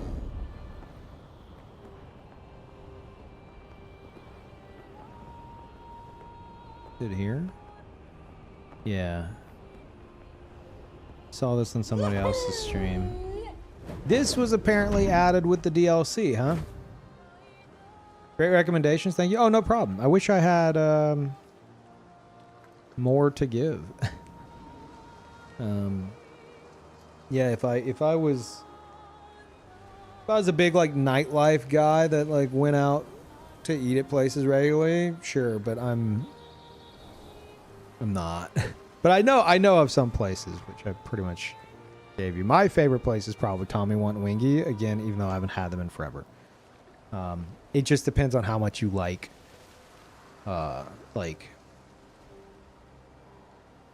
chicken wings, because they're really good. And if you get like the dry rub, they've got like some dry rubs.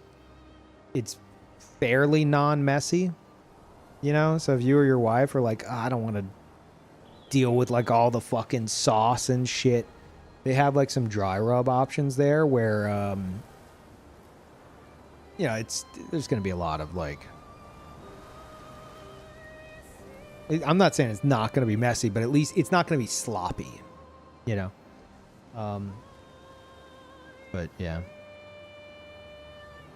Is it the sexy outfits? Yeah, apparently so.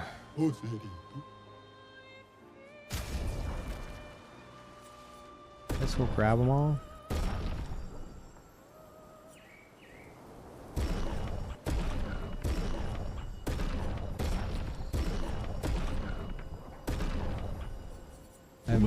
I've not seen all these. I've seen a few of them just on that stream.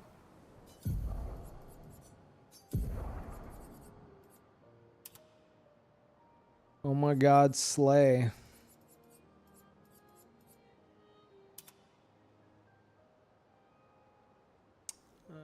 No. Well, let's put them all on. Let me guess. Theirs are the exact same. Oh, they're at least a little bit of a different color. That's nice. Wait, are they? They are the exact same. They're just like a little different of a color. Yeah, I found that Luna and Ciel's outfits, the DLC outfits, are like practically the same. Kind of disappointing, but whatever.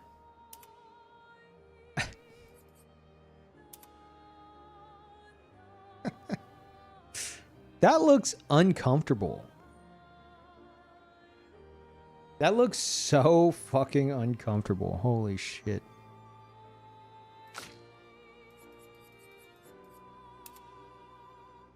Fancy.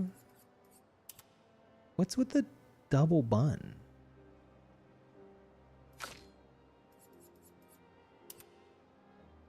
Oh my god, he has a fucking monocle.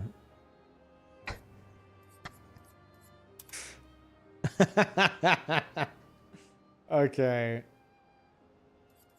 Doesn't he already have the fucking... I guess it's slightly different. They're ready.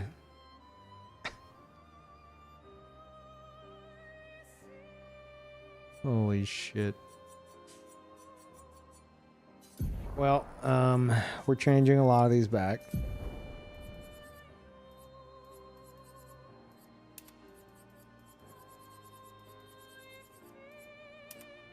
It feels criminal that I use like just base CL, but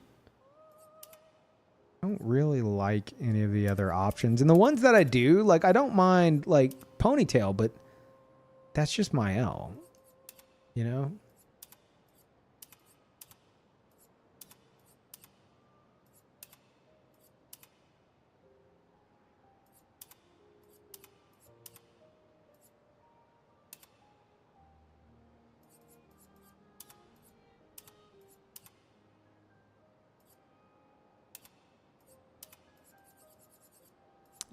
I'm not a fan of any of them.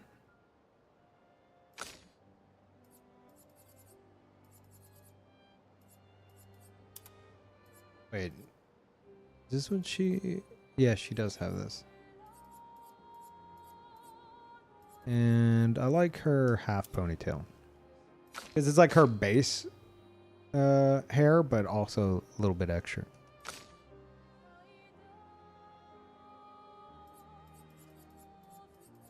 Yeah, get this off. There we go. Perfect.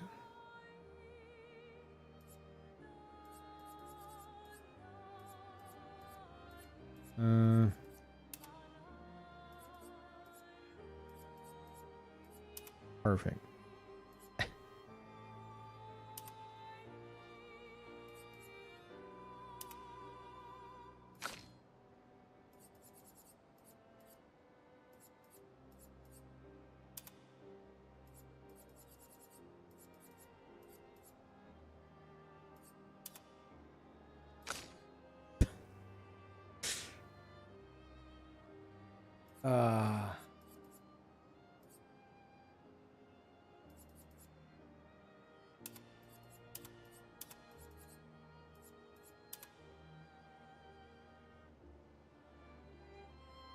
I mean, the monocle is kind of great.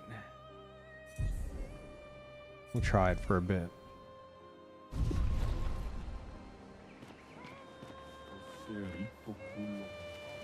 Yeah, Mael's Oskio actually isn't bad. It's not the look I'm going for her, but it's actually kind of cool. It looks like looks like she's going through a phase, but not like in a ridiculous way, like this, you know? Like this looks like this looks cool, but without being like over the top where you're just kind of like, what the fuck is that? You know? But it doesn't feel very Mael, so.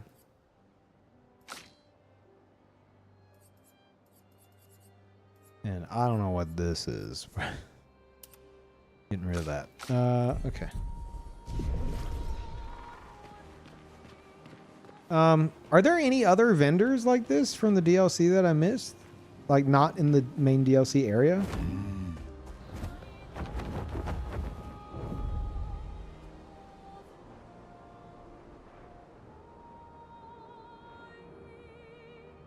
A similar one for Gustav? I mean, that's fair.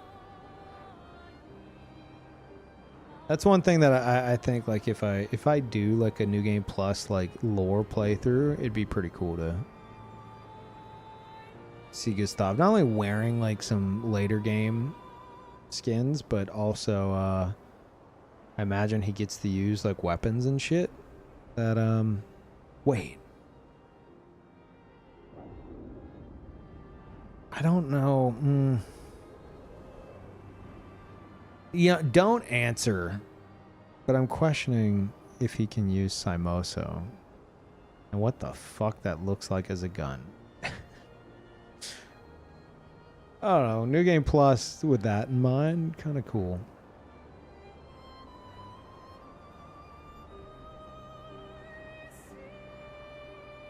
Okay.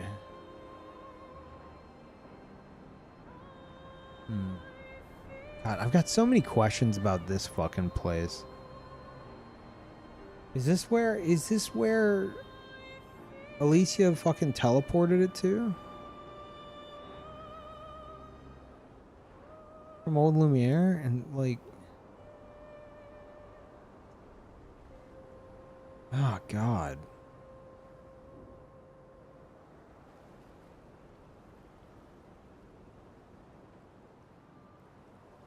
Can anyone translate this? Anyone here know French?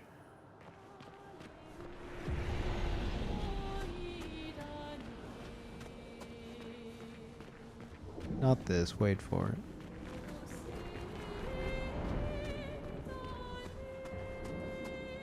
À quoi corps silencieux de nos âmes, lèvres fantômes et râle pâle.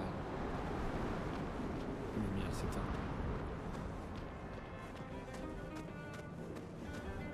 What is he talking about?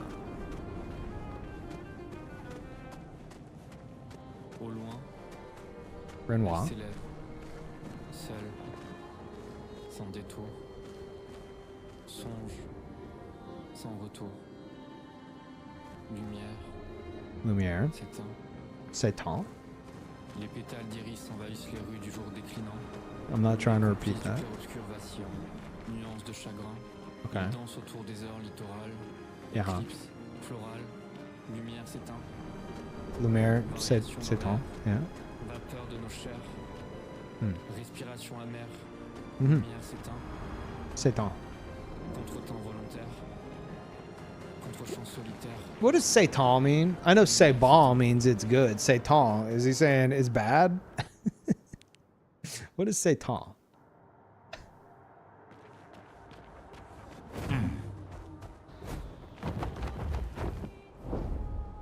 Like, if I'm hearing say correctly, that's it's, right?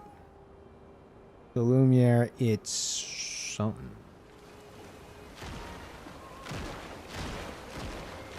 Satan? He's not saying Satan.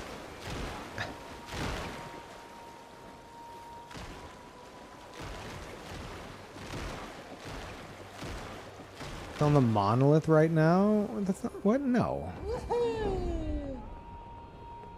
Papa Vatin. That's not what he said. Hang on tight.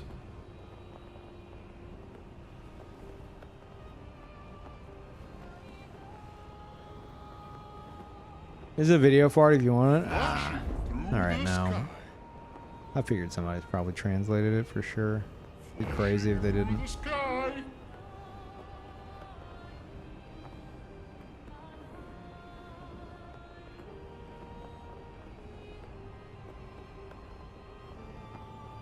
Alright, back to hell.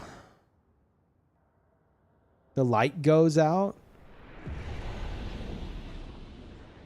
Well, I mean, Lumiere means light, right? But Lumiere is also the city.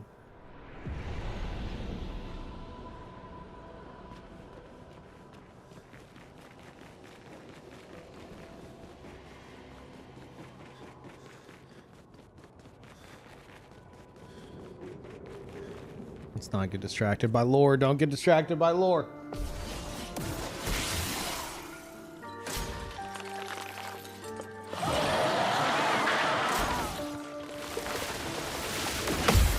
Watch out. Oh well. Luna, careful. Okay. Careful now. That's God. What the fuck was that?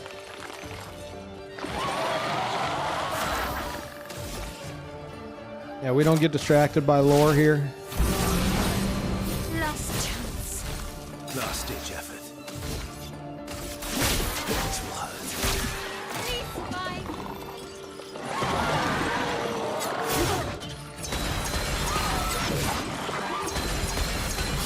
Chromatic lore master. Okay. Accurate.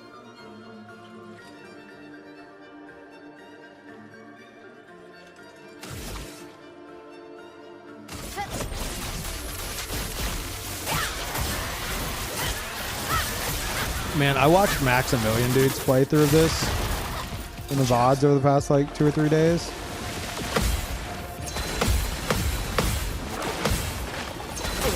Let's dance.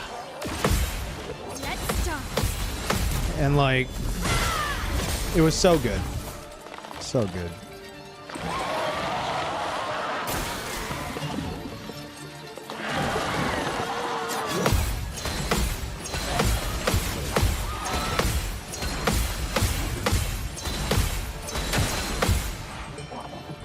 We can do it. What's the blue mark? It's a double mark. So like if somebody hits it and breaks it, it'll go to red and then it'll go away. It's really just a poem about the paintress in Lumiere slowly dying. Seems about right. But no, Max's playthrough was so good because it's like I feel like it's probably just the people I follow. I mean, I follow Max too, but I was avoiding spoilers during his playthrough. But it just feels more and more like so many streamers are just wanting to like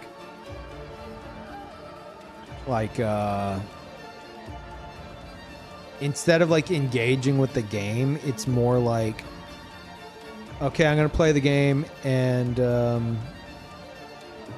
instead of getting immersed in it and talking about it and discussing the game, I'm gonna talk about like the most random shit you've ever heard, or do a bunch of wacky stuff on top of it. And I watched a lot of playthroughs, and I feel like Max's was the best one I watched, just because like that dude got really into the game, and it's really cool to see.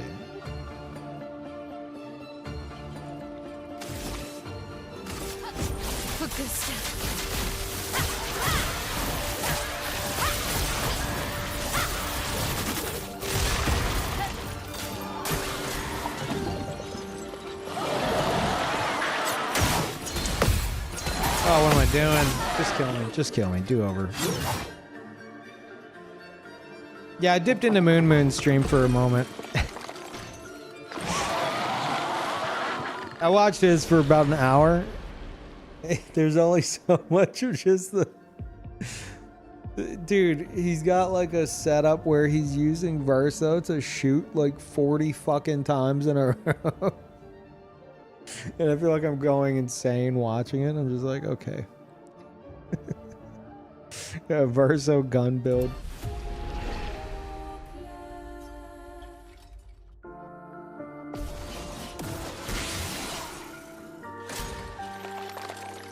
It's just like every fight starts with like...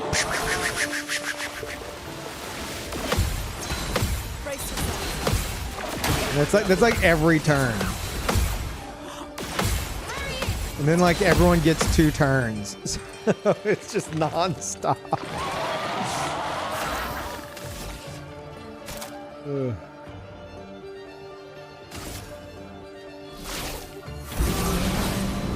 Yeah, he's definitely pew-pewing. But I will say, it was nice seeing someone being like, okay, like, I'm using a bunch of crazy shit. I'm using all this crazy stuff. I recognize that it's crazy. I'm going to bump up the enemy HP to kind of offset it a bit. I can appreciate that. Because a lot just won't do that. Like Max, for example. He got to Act 3 and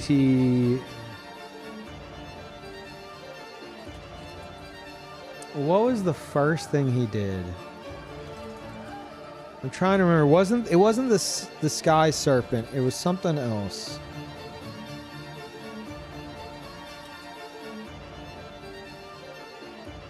Well, he basically went to the Sky Serpent. And he buffed up my L. Oh, no, it was Sprong. Sprong was the first one. Max gets the Act 3, basically beelines it to Sprong,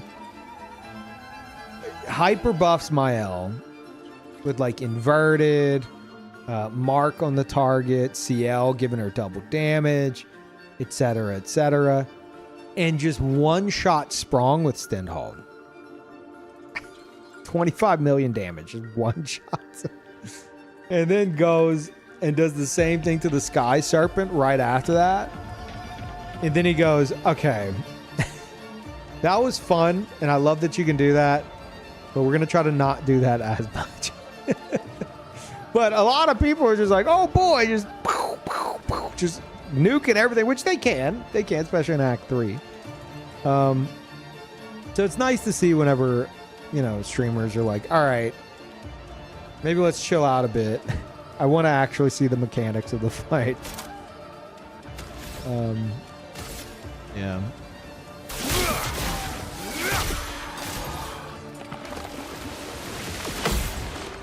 Okay.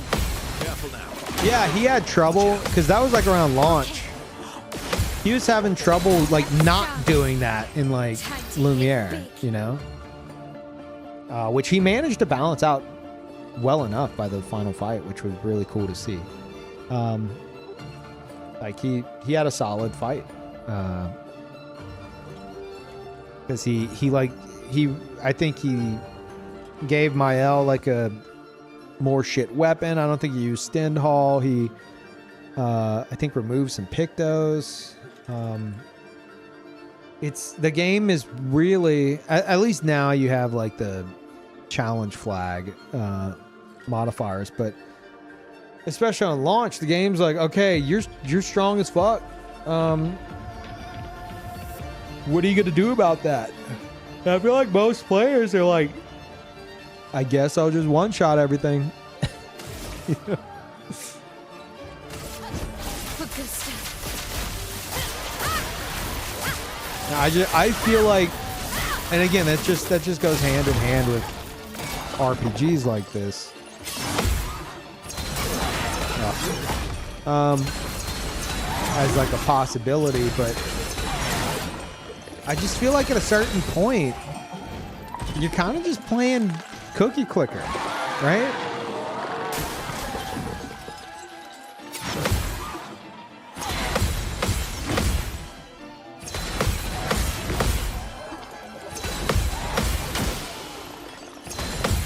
Like, because there's a point where if you don't pull back on that and like try to keep it in check, like the only excitement in the game for you is number go up. You're not seeing any of like the mechanics of the bosses or anything. You're just seeing number go up. And at that point, I'm like, maybe go play cookie clicker for a bit. Get that out of your system and then come back. But I mean, teach their own. Play it however the fuck you want. The nice thing is the devs seem intent on letting people do that or balancing it in their own way.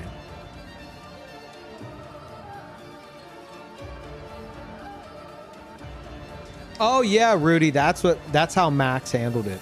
I forgot about that. I think that was his solution by the final fight. He just removed painted power, which is like crazy to think about, but it actually worked out pretty well.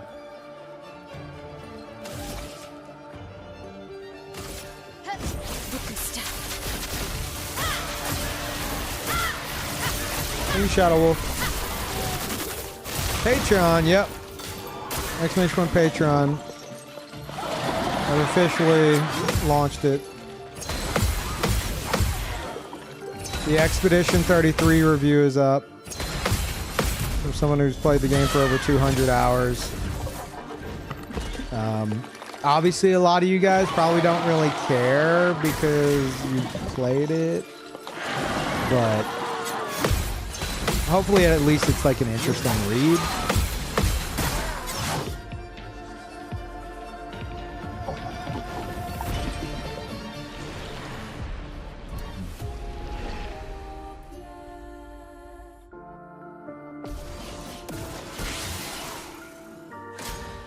Yeah, the modifiers didn't exist when Max did it. Yeah, I think he just removed painted power to solve it. I'm ready. Brace yourselves. Bring it on. Careful now.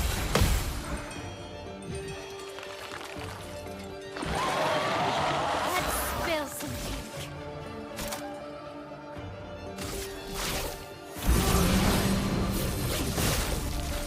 Let's carve a path.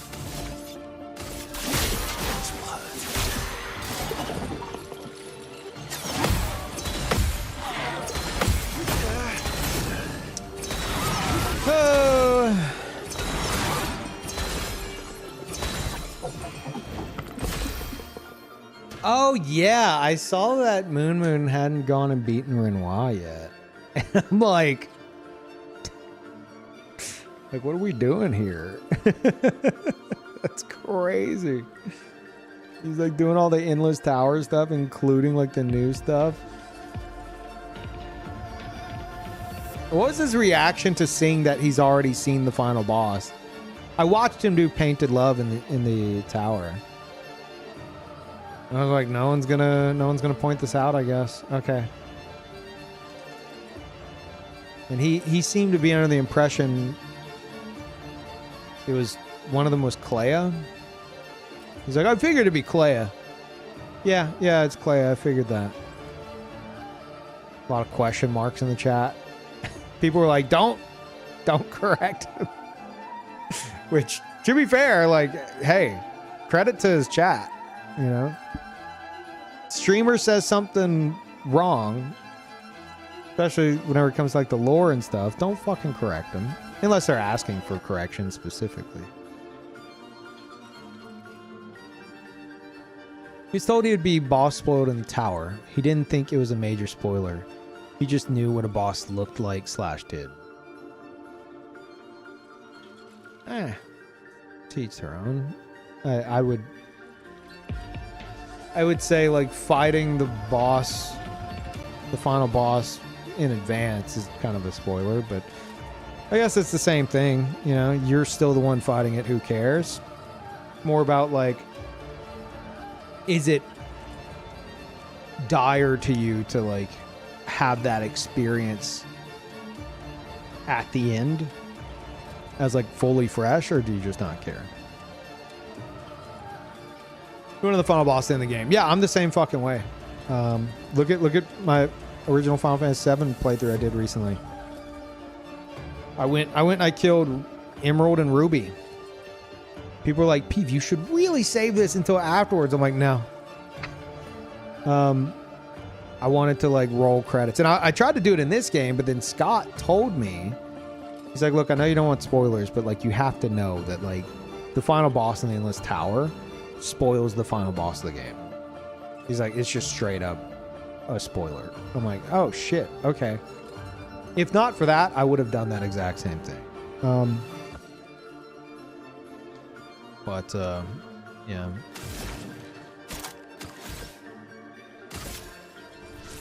This game definitely seems to... Oh fuck, I was supposed to res.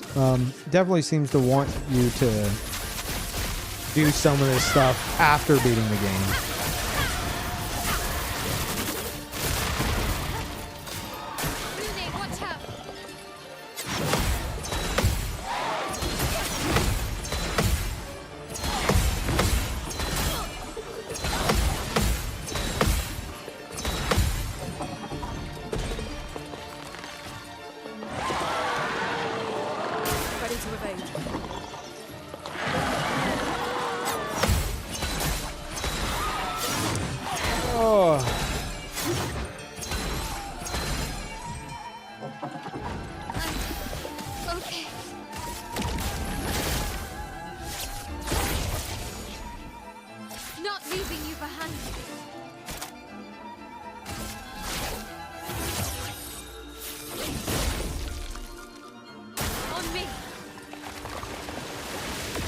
Lumina, careful.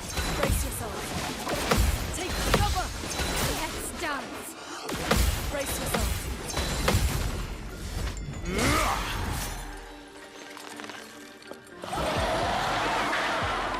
Oh well.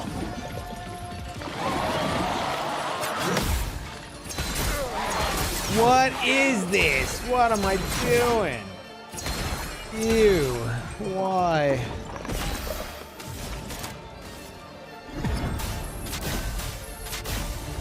Oh.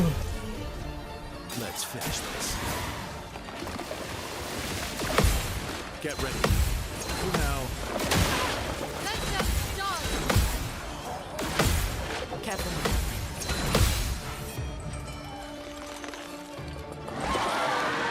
I can do it.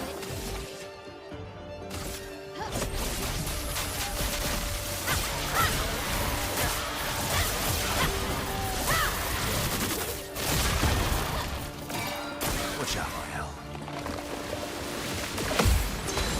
Danger.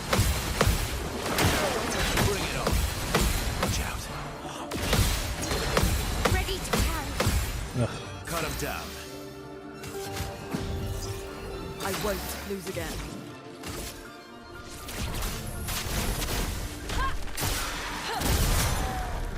You can do it. Hmm. For good stuff.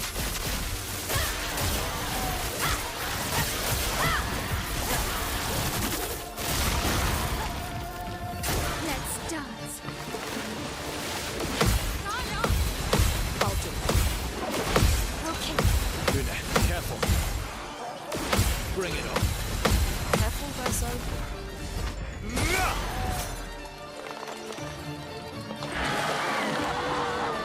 Incoming.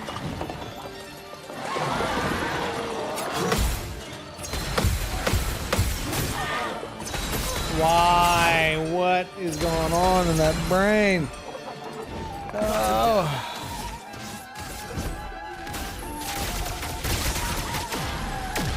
I'll always come back. Oh, shit. I won't lose again.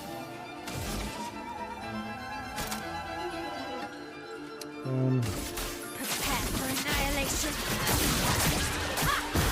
The elements dance.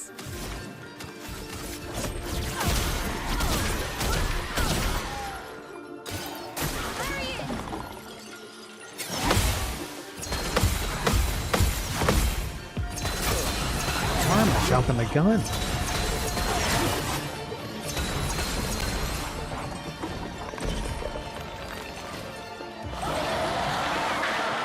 Here we go again.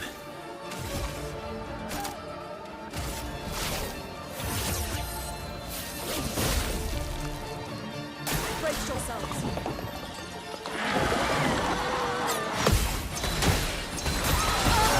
What the fuck?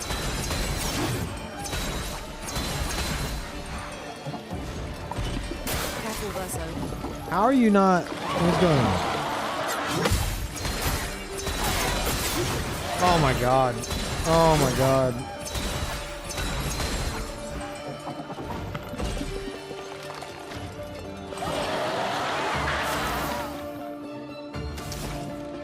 Yeah.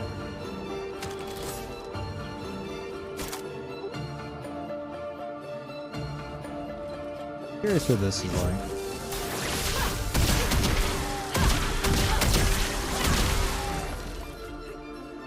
How much damage was that? Also, that was a fucking waste, but how much damage was it? I'm ready. I'll do it. Just kill me. It looked like a lot of damage.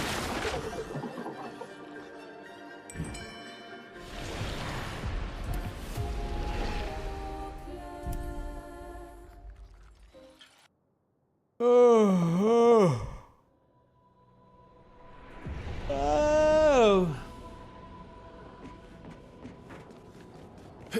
Oh boy, we're here to suffer. Look at these jumps. Does anyone jump around their house like this?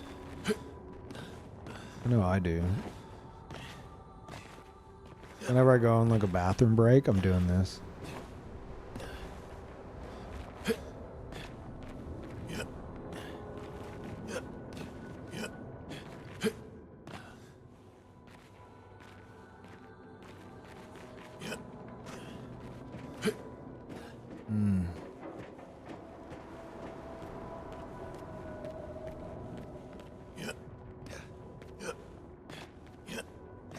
God, part of me wants to go fight Simon. I can't. I can't do it. I need to kill this fucking asshole. Oh my god.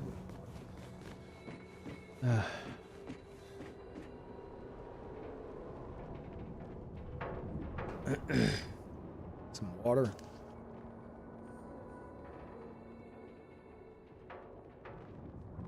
Oh. Okay.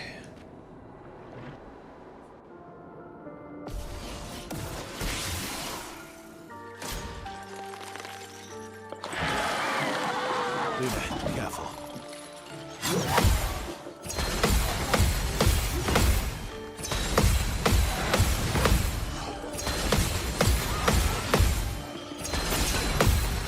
Couldn't let me have it. Yeah. Last chance. Let's go the path. This will hurt. Okay. Coming.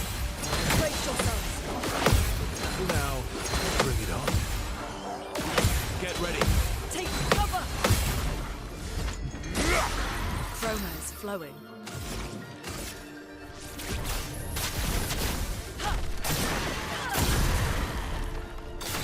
Not looking good.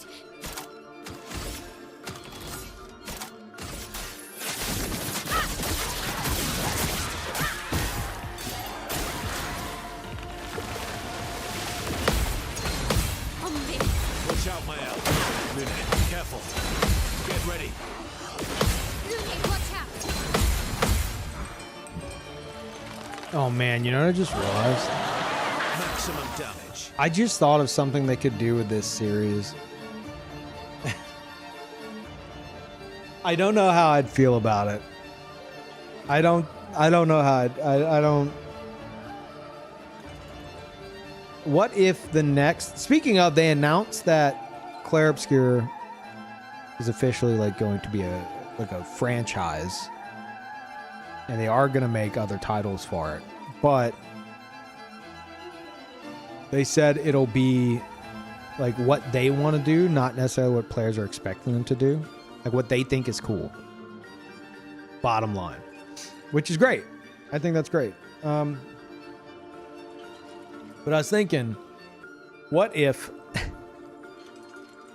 the next game, like, sure, maybe it can also be like Alicia, whatever. But it's a different painting. And it's also a different genre. And by that, I mean, like, because I just had this thought. It's kind of wild that, like, they enter this painting and they're all like, it's all very high fantasy, like, everybody's like fighting stuff, like real cool combat and stuff, like the kind of shit that, like a little boy might paint. Like whenever I was a kid and I was drawing in my little notepad, I was drawing like ninjas chopping each other's heads off and stuff. My mom made the mistake of giving me a little pin that could, like, it had like the different tabs on it to change the ink color. And one of them was red, so there's a lot of blood all over that notepad. But I was thinking, maybe this is like JRPG style because it's it's just that kind of canvas, It's like a big fantasy world with a lot of like a lot of combat. So what if the next canvas can still have Alicia, but it's like it's something in the vein of like Myst or something, like a puzzle game style thing. I don't know. I'd be able to appreciate it. I don't know how much I'd get into it. But it's something they could do as a franchise. They could do that. They could make it to where each canvas is like a different genre of game. It'd be weird and I think drive a lot of people off, but it'd also be pretty cool. Roxo, thank you. Welcome back.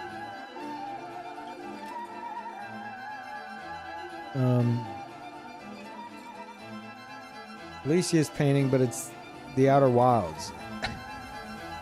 So it's just Outer Wild. You know what? I'll allow it.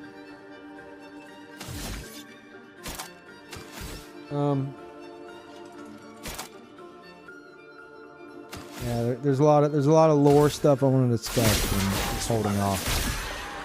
You guys talking about Alicia's painting, and I'm over here like, Danger. Luna, careful. Let's dance. like, Careful, my elf. have we considered that she's not good at painting. Okay. John. Like the game straight up tells you, Alicia sucks at painting. Next shot. And I've been questioning lately how much that carries over into her actual painting. You know, did she just, I mean, Verso kind of taught her, but like, is that having an impact on things?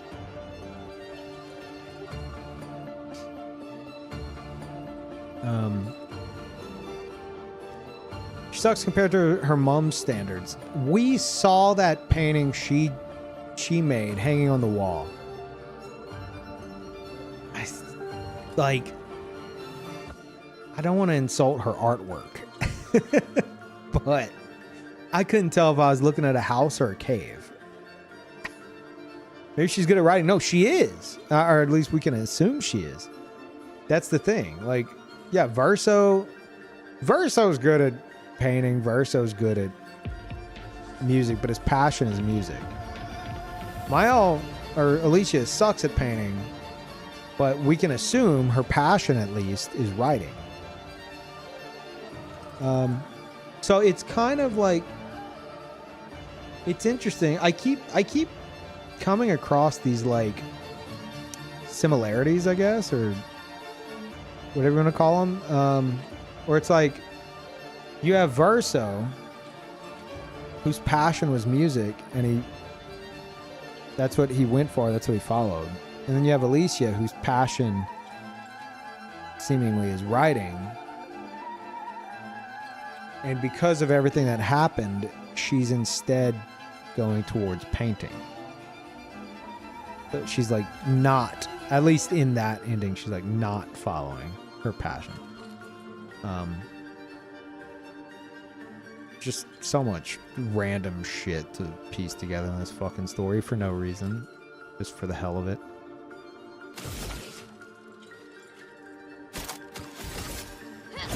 For good stuff.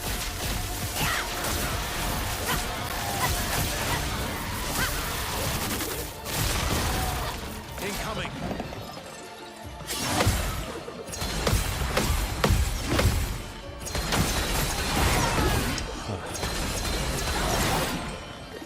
X-Aim explores the real world, writers versus painters. Maximum damage. I wouldn't see that happening. I mean, they could. I think the better way to do it is just either you do it from the standpoint of like it's a new canvas entirely. Maybe it still follows Alicia. Maybe it follows Clea. I don't know. And then like the writers section is like, I feel like there's a danger of spilling over into like Assassin's Creed style territory. I mean, they are, some of them are ex-Ubisoft devs, so maybe they're like, dude, let's make Assassin's Creed, but like, you know, a bunch of painters instead of assassins. Like, it's kind of, and I'm not talking like Assassin's Creed in terms of like all the games they've made. I'm talking like Assassin's Creed like 1 and 2, where you have these like, especially 2, where you have these like in between moments of like you're taken out of, what was it called, the Animus, and you're in like the real world, and there's all kinds of shit going down, and then you're back in the Animus. Like, depending on how they handle the writer's side of that story, there is danger of like it becoming very Assassin's Creed like in that sense, you know?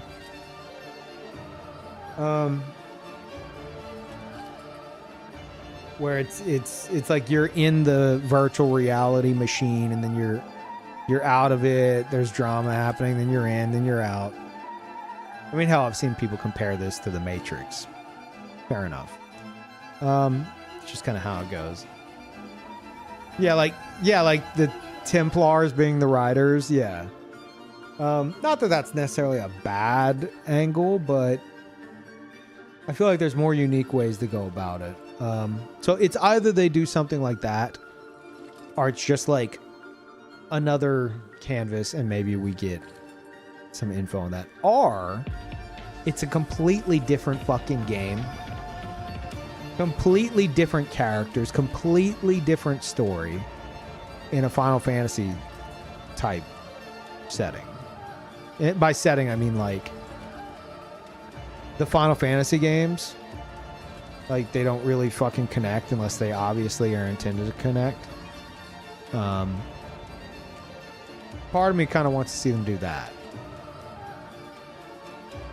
Because I feel like you could, there's so much shit you could continue this story if you want to, but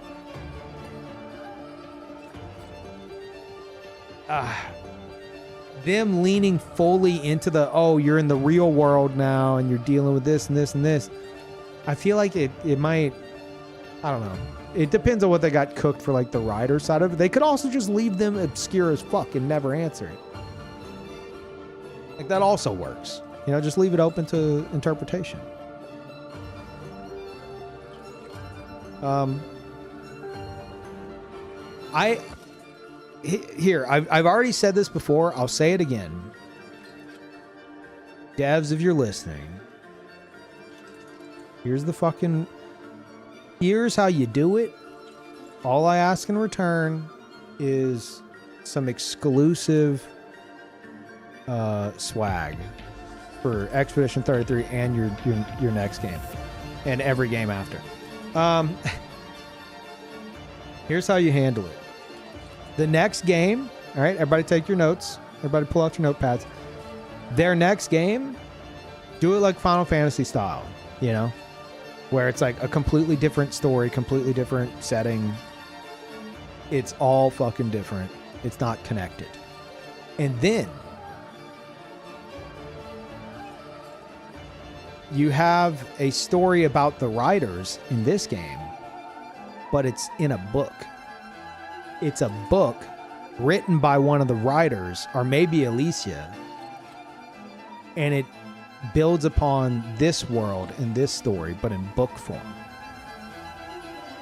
There you go. You're welcome. Please contact me via email about my exclusive swag you shall be sending me.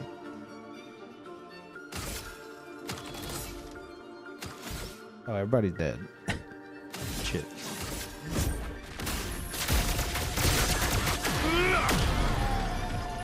I'll manage. Let us stain them. Like that would be so fucking cool. A brilliant light. So like the people interested in the game side of it, they get their game. But then those who would want something like that, or hell, maybe even just collectors, they get the book as well. It builds upon this story in a very immersive way. Did I die again?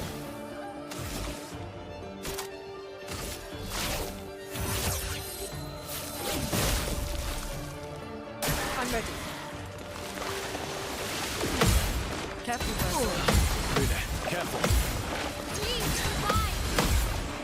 Oh, just fucking kill us. Just kill us. Verso, no, stop. Don't come back. I'll always come back. Don't.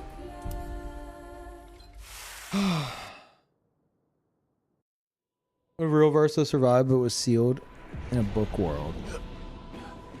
I had a thought of like, what if similar to painting,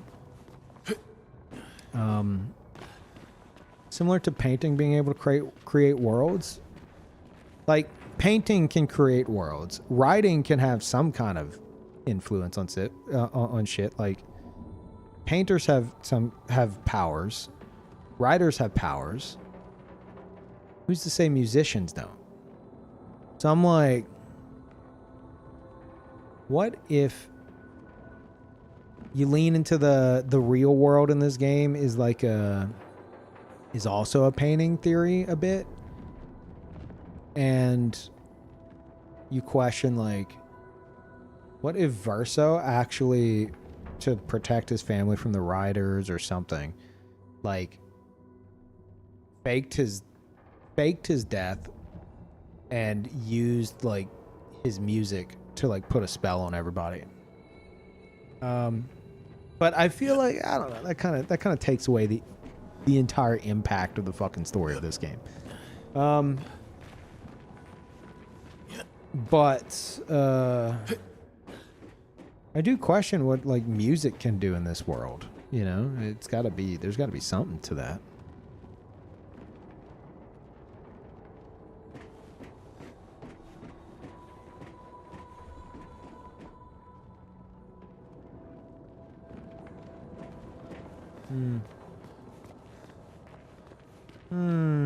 Chat, you want me to read you what I was cooking? You guys ready for this? I don't know if you're prepared for this. Where is it?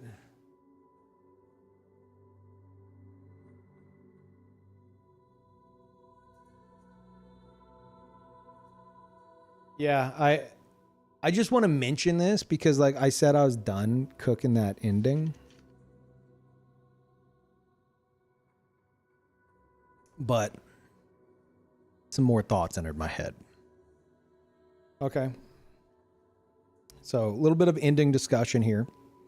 I want to beat the Lamp Master, okay? However, here we go. Yeah, here we go. Okay. So, first of all, I am Team Verso. Team Renoir, Team Verso. But I've been trying to think of like I don't like the idea of Mael turning into like a controlling psychopath at the end. You know? It just doesn't feel right to me. So, and that might be the case. It might just be that fucking simple. It might be. I'm not ruling that out. In fact, it likely is. It likely is just what you get on the surface.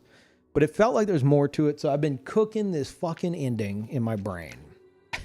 So much so that I think I finally came to something where I'm like, you know what?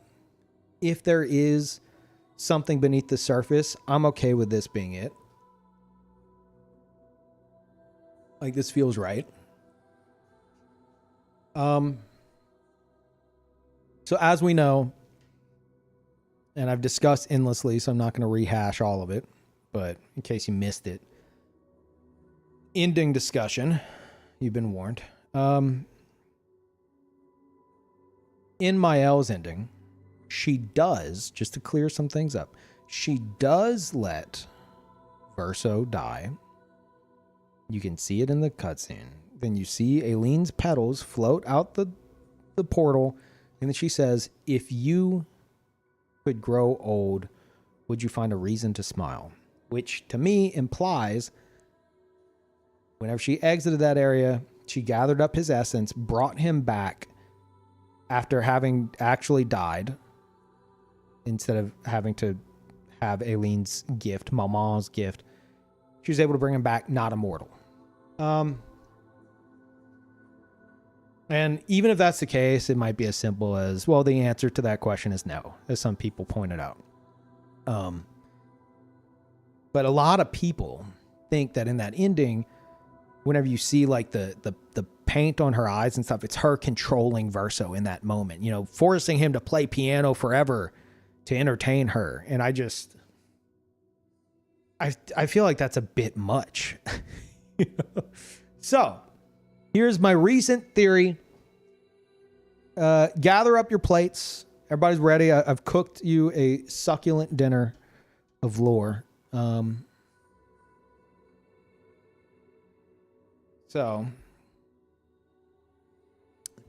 Succulent? Yes. Succulent meal. All right. So, bringing someone back, assuming that she brought back Verso, bringing someone back is about their essence, the truth of who they are. As I'm reading off my notes here, I have way too many notes. It's telling you she's going to die because she didn't live. Yes, Void, we know that. Like, we're trying to dig below the surface, not, well, she's got paint on her eyes. It means she's dying. Like, wow, thank you. We're trying to go deeper here, all right? So you need to strap on your copium tank, okay? Bust out your copium tank. Apparently you haven't had your copium. Okay. So, bringing someone back is about their essence, the truth of who they are, as Verso begrudgingly and ironically teaches Mael at the end of Act 2. If Mael brought back Verso, it'd be the true version of him. She doesn't see him as the real Verso or as a fake. He is his own person. The truth of Mirror Verso is that he's not Verso. This is why he can't play any of Verso's songs on the piano. It's why he gets anxious. He's realizing for the first time that he's not Verso, nor just a copy of him. He then gets a spark of inspiration, the chime sound we hear, as he looks up, thinking of everyone as they truly are, including Mael. And I put a quote here, quote unquote, see things as they are, not how you want them to be. He then, and so it's like whenever it's panning across the seats, we're seeing everyone as they truly are. CL, she's fucking going through it. Maybe she's having similar issues to Verso whenever, you know, he was talking to her about his immortality and stuff and realizing he's a painting. And now her realizing she's a painting and she's got her husband with her and then Gustav's back. Maybe she's not happy. Lune looks hopeful. She looks up and she has like a very like kind of hopeful smile. So maybe she is like leaning into it all. I don't know. And then if it's the truth of everybody, like if we're seeing like everyone for what they are, Mael, she's dying. That's, you're hit in the fucking face with it. These are your notes. Okay, I'm going off the cuff here. All right, shut up. Anyway, continuing with the notes. He gets the spark of inspiration, the chime sound we hear. He looks up. Think of everyone as they truly are, including Mael. Quote unquote, see things as they are, not how you want them to be. He then plays Mael for the first time. Another version of the title track, Alicia, that supposedly has the same lyrics, but in French, as opposed to some other version of French I can't find a clear answer to. Yeah, some people say it's literally a made-up language. Some people say it's like some like very old form of French. I don't know. But it's essentially the same song. One is with like the same lyrics. Title track is Alicia. The track we hear in Mael's ending is Mael. It's the first song he's ever, and back to my notes, it's the first song he's ever personally come up with, likely in that moment, which has lyrics about how he will dream, something he's never been able to do before this. So in the lyrics, it's like, I will dream, etc. So if it's supposed to be from Verso's voice, Painted Verso doesn't dream. He has I have notes about that. I'm going to stick to the notes.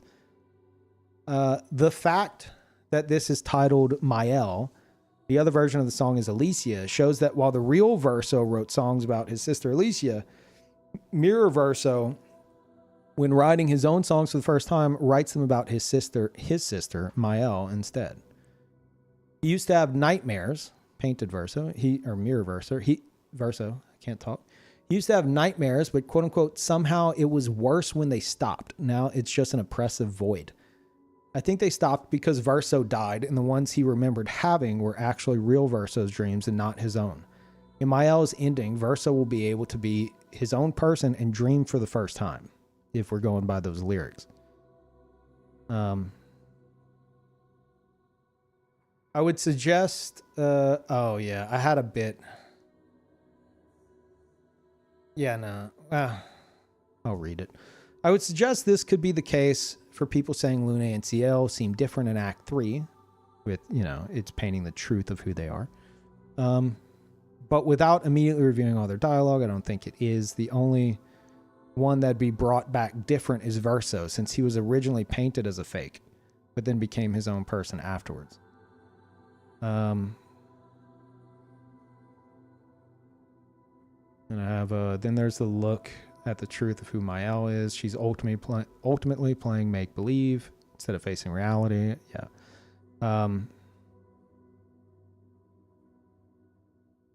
And then your mother paints life, whilst your father death. What will you paint? I was wondering, does Mael paint truth? I don't think so. These are just my notes. But I do go on to say Mael isn't a good painter.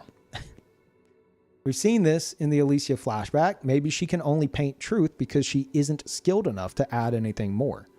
Clay is the only one skilled enough to paint over someone else's creation, which is how they'd be controlled. I don't think Mael is skilled enough. This is a note that I think a lot of people need to listen to because I don't think this is on the copium.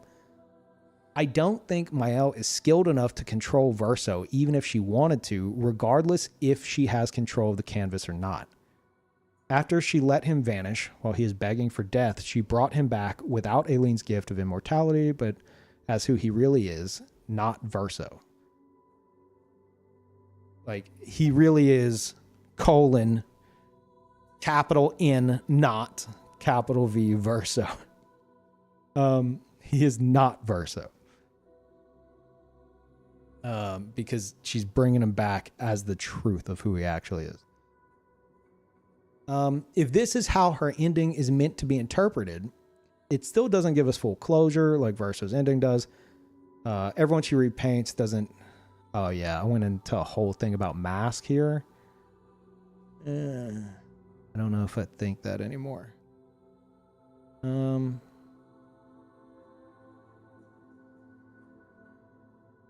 see. I mean, I'll fucking read it. Fuck it. I wrote it down. Can you photo mode onto Mael's painting to get a good look at it? I mean, I've tried to get a good look at it. It just looks like a weird fucking house, but it doesn't look like it's supposed to be the manor. Maybe it is. I don't know.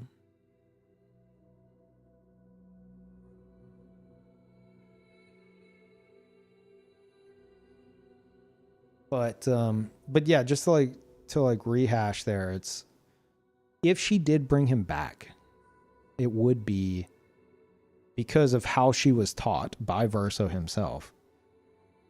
It would be the truth of who he is, which for Verso in particular, he's not Verso. That's the truth of who he is.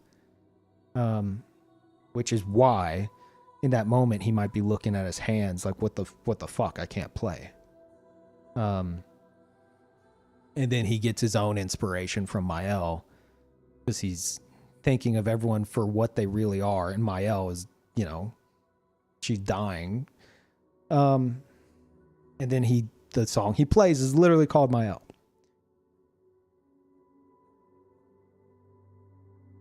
This is way more entertaining than Lampmaster. Because Verso's a kid? Wait, what?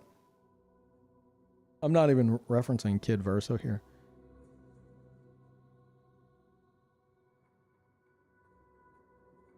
And something else I want to note, which I think I go into my notes at some point. It's driving me nuts. Everybody says Verso looks up and he looks at Mael. And he sees that. And then suddenly he's having to play. No, go watch the fucking cutscene again. They're not even in his line of sight. They're seated, like the piano's further, like he's looking in a completely different direction, but he could be thinking about them. I think what we're seeing whenever it's going from CL to Lune to Mael is a glimpse at who they really are. As opposed to like who they really are, as opposed to it being what it appears to be of like their reaction to Verso on stage. Like if you look at it as if it's going person to person, showing you, giving a glimpse of who they actually are. CL's got all kinds of trauma or whatever going on. Lune might be a little too accepting of everything going on. And then Mael, just right in your face, boom, here's who Mael actually is. She's, you know, she's in a fantasy world. She's dying. And then it goes back to Verso. So it's like Verso trying to find inspiration. And he's seeing things as they are, not as how he wants them to be, which gives him the inspiration to play Mael, the song.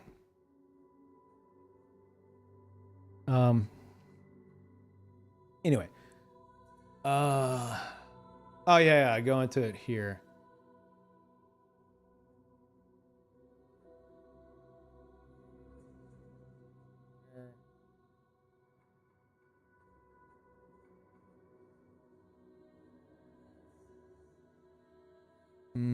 Okay, if this is how our ending is meant to be interpreted, it still doesn't give us the full closure that Verso's ending does. Yeah, I already mentioned that. Everyone she repaints doesn't seem to have a mask unless it was just Verso seeing them as they are in that moment, despite not actually looking in their direction, despite what many people suggest. Him and the piano are facing away from where they're seated. True, past me. As we see from the Mask Keeper fight, there's mask of all kinds: anxiety, confidence, peace, sadness, anger, joy, etc. In Mael's world, this is the bit where I'm like, maybe I'm leaning a bit too hard into this. In Mael's world, they're now possibly all quote unquote maskless. We all need masks. Again, this could just be Verso personally seeing them as they are, and less them in their seats seeing them as they are, and less so them in their seats directly reacting to him on stage. Another look at the opening of her ending shows that all the people of Lumiere are generic NPCs.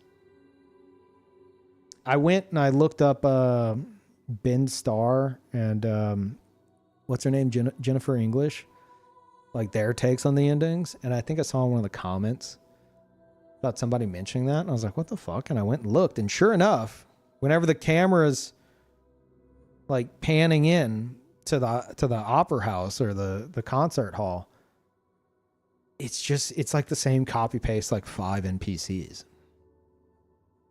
like almost like blatant. You know, shows that all the people in Lumiere are generic NPCs. This is different than we've seen them before, even in the ending of Act 2. Is this because Mael never truly knew them, so she can't repaint them as they were? I prefer to think it's just the devs saving time and effort while maintaining a focus on the main characters during the scene. While Alicia is ultimately making the same mistake as Aileen in having her own painted family, the difference is that Aileen, unwilling to lose any of them again, made them immortal after the fracture. Meanwhile, Mael seems willing to let them grow old and die. I think given enough time, she could, quote-unquote, find peace, as Renoir hopes she will. The problem with this, though, is that we see Gustave come back, and Ciel's husband, as well as the people of Lumiere. If Verso isn't immortal anymore, is this a one-off repair she's doing for everybody in Lumiere that she can bring back? Will she actually let them die in the future? And then here's what I was discussing earlier. That's kind of my thoughts on that. I'm pretty much, I think that's my full thoughts on that ending. If you're not just taking it face value, like boom, oh my God, so scary. How could Mael do this? Like, that would be my spin on it, of like, we're seeing for the first time Verso on stage. We're seeing him as himself as opposed to just a copy of Verso. And so like he can't play Verso. He's not Verso. He's actually not Verso. And for the first time, he's like on his own, essentially. And then he gets inspiration from seeing everything as it is, and you know, or at least thinking of Mael, and he plays the song Mael. So I think it's still fucked, but I don't think it's like Mael, because I don't think Mael could control him even if she wanted to. Like I mentioned, I don't you have to like paint over somebody. Like even repainting them in with their essence or whatever. I don't think that's enough. I think you have to like do what Clea did, which Mael's not skilled enough to do, probably even with all the chrome on the canvas. You think her family would abandon her on the canvas, try to rescue her? I think they'd rescue her because Verso even has some dialogue with Mael prior to all this, where he's talking about how, like, you know, what if you become trapped in the monolith? It'll cause another fracture. Then that's where he mentions, like, this. It's not the cycle of the Gamage that we should be trying to break. It's your family's cycle of grief, and she just shuts up because he's right. Yeah, Renoir just wouldn't let it end. Exactly. So it's like, again, even if that is the case, it's not a good thing. The cycle continues. The only one with real closure is Verso's ending. So it's still you could say a quote unquote bad ending because it's not solving anything. But I don't think Mael is trying to become like a fucking super villain overlord. Hold on one second. Let me let this cat in. Got more thoughts.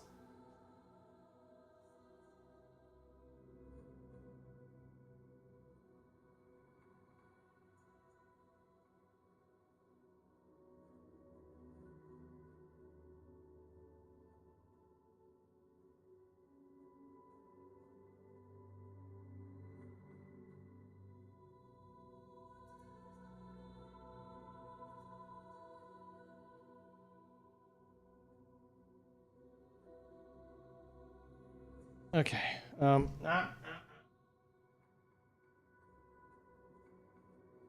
to fight off a cat. Hey, no. Jesus. Okay. Let's see. Oh my God.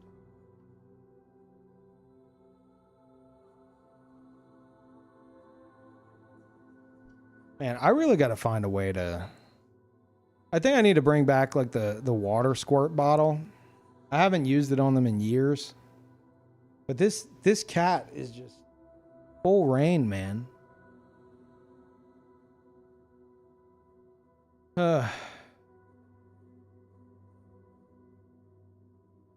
Might need to bust that back out. All right. Yeah, so bit of a side note here. And this is where I go into the math. This is big math here. Hold on. He wants in my lap. Oh, a squirt bottle for a cat? Yeah, why squirt a cat with a mist of water when he's misbehaving? Think about it.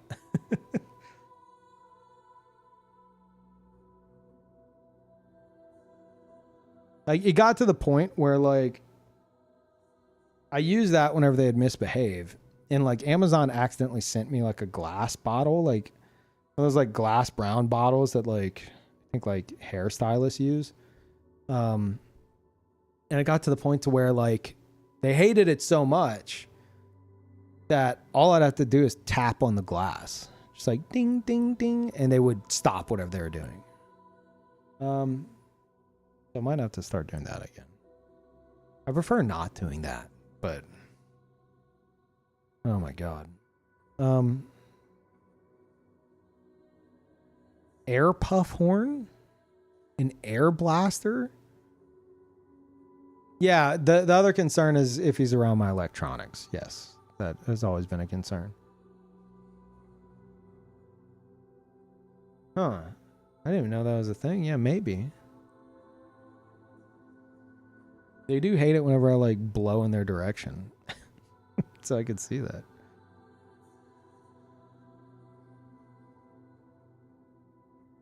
Okay, all right, here. Now we're going to get into the nerd shit. The real nerd shit. The unnecessary levels of, like, why am I still doing this to myself? All right.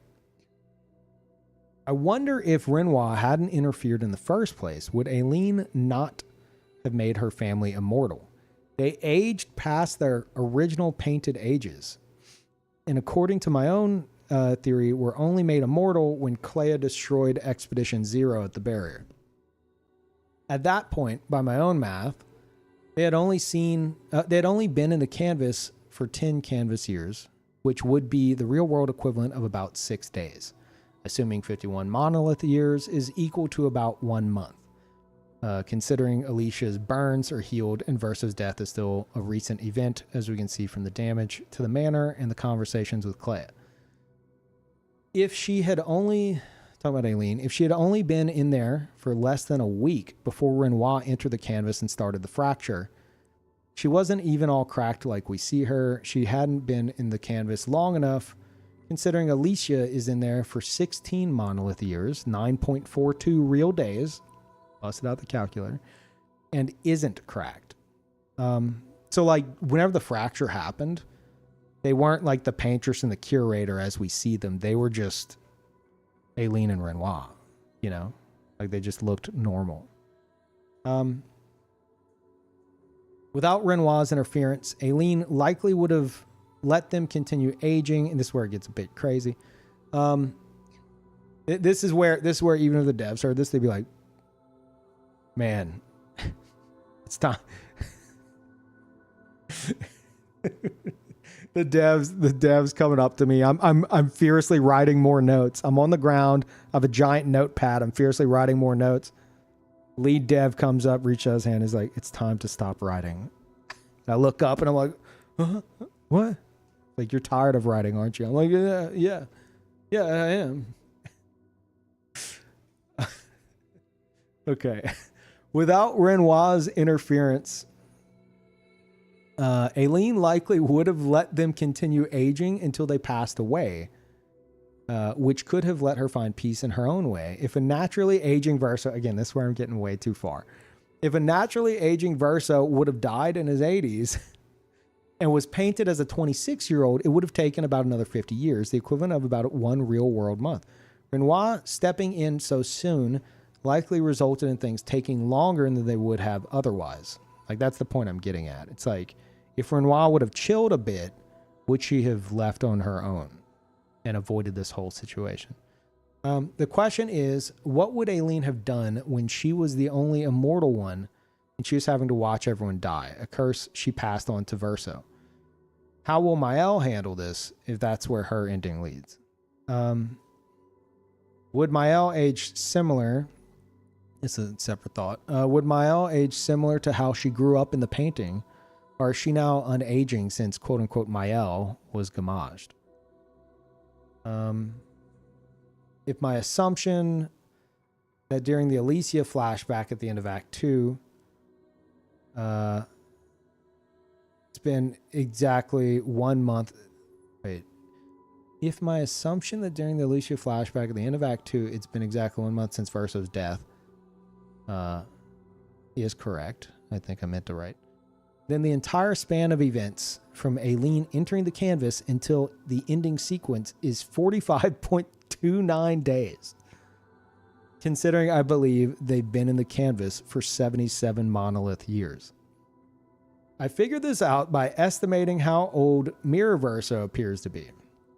He assumed he was about, I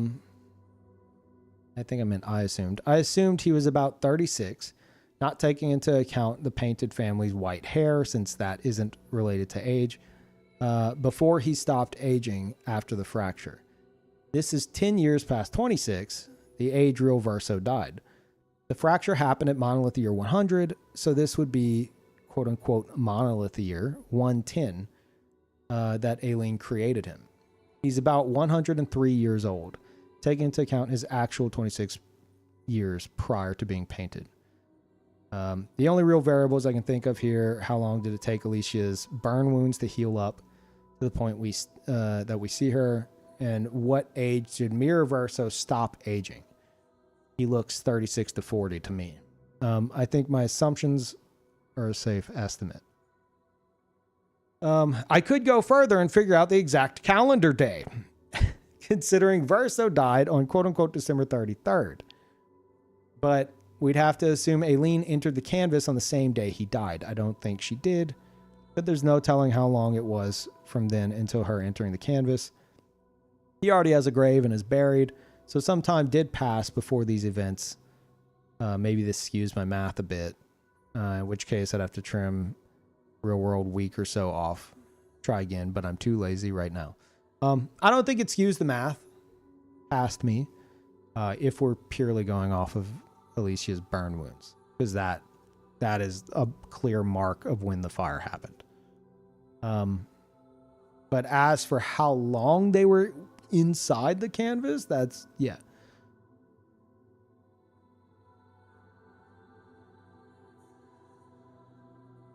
He's actually describing a differential equation. I'm dead. I don't know what that word means. Verso to Lune at the start of Act 3. Quote unquote, I don't apologize for saving her, his mom. But I am sorry I broke your trust. Oh, this is a completely separate thought. But I am sorry I broke your trust. And I will do everything I can to help bring everyone back. This is Verso to Lune right after Lune's brought back. Absolutely insane levels of lying being done here, unless he thought there was the chance of bringing everyone back while also convincing Mael to willingly leave the canvas, which I think might have been the case. Verso, after Mael gamages Alicia, you wouldn't have been able to persuade her. She's not you. You don't know that. Oh, Mael says you wouldn't have been able to persuade her. Verso says she's not you. You don't know that. I know her better than you do. Implying that, like, she's her own person. Oh, yeah. It's worth noting that had Verso not let Gustav die, he may have been able to talk her into leaving the canvas, which some of y'all mentioned last stream that I was like, I don't know about that. But he may have been able to talk her into leaving the canvas. Meanwhile, if Mael let Verso persuade Alicia into staying with him, he may have sided with Mael in the end. I do feel like he had planned to destroy the canvas ever since Clay had quote-unquote tried to recruit him, but in the final fight against Renoir, he looks uncertain as to what he's about to do, especially after Aileen shows up. So yeah, a situation where, like, Gustav's there to talk sense into Mael, and Alicia's there to keep Verso from just saying fuck it all. There could have been something to that, but, well, they both hypocrites doing the same thing to each other. They both did the same thing to each other. Anyway, that's the gist of my notes.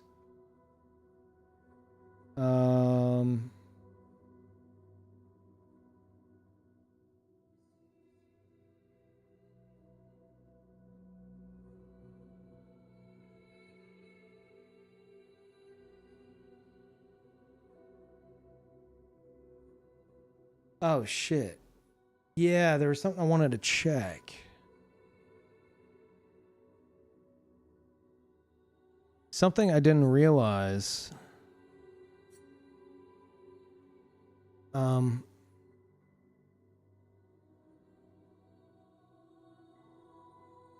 was kind of going off on Dualiso and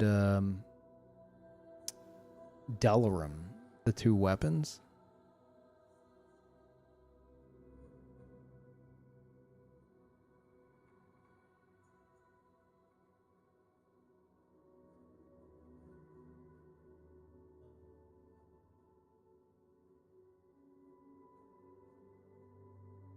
Oh, wow.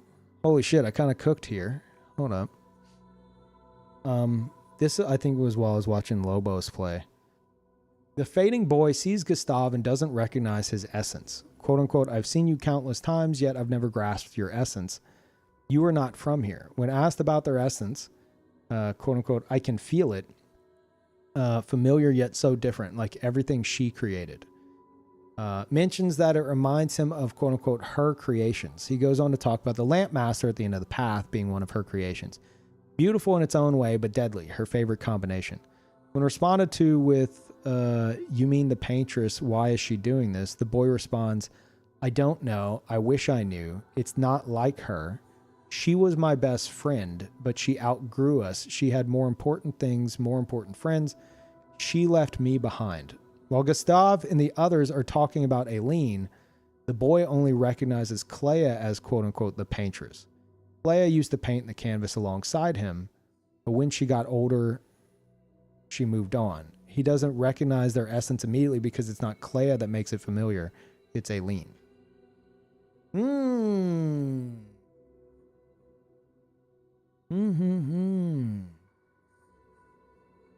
Oh, the artist hairstyle you can get is Julie's.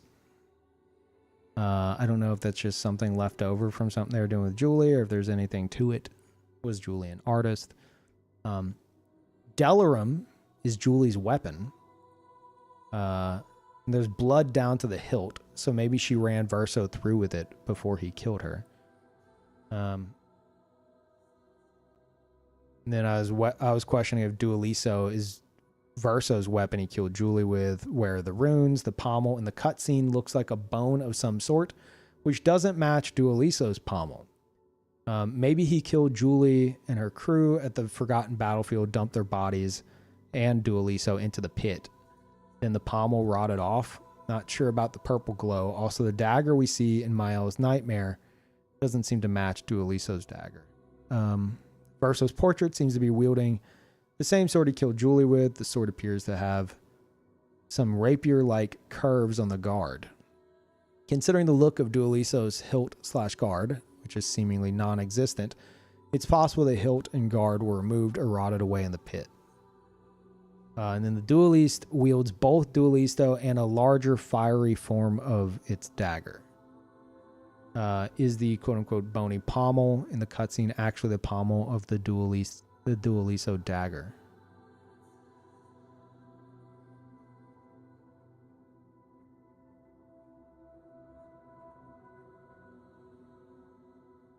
And then, I mean, I might as well just, I've got like 2 more paragraphs here. Might as well just fucking finish it out. Is Siren's song putting everyone into effectively a canvas? Can music create a canvas world/reality in and of itself, even though it is her dance technically that's causing it? Colossal stretch, but is it possible real world Verso created a canvas world with his music, faking his own death to protect his family from the writers? Answer is almost definitely lol no, but I wanted to write it down. Painted Renoir telling Verso to quote-unquote trust him and holding his shoulder while he yanks it back is like a mirrored scene. That's whenever you face him before the painters. Is like a mirrored scene to Mael asking Renoir to trust her and Aileen and him yanking away his cane. Painted Renoir is asking to not have the canvas destroyed and Verso is denying it, while Mael asks Renoir to not destroy the canvas and he denies her. So it's like there's some similarities in that sense between, like, ironically, between Mael and Painted Renoir. Anyway, that's about all I wrote down. Please clap. Please clap. I've run out of ways to further prolong this Lampmaster fight.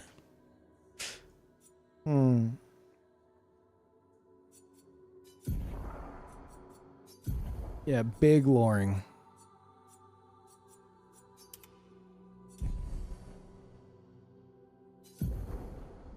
Yeah, look at Delaram. It's got it's got blood down to the hilt. And you can't really fucking see it, but it's definitely Julie's sword that we see in the cutscene. And Dualiso though, like, unless there's runes on the fucking blade that we can't see because of the purple, and I don't know.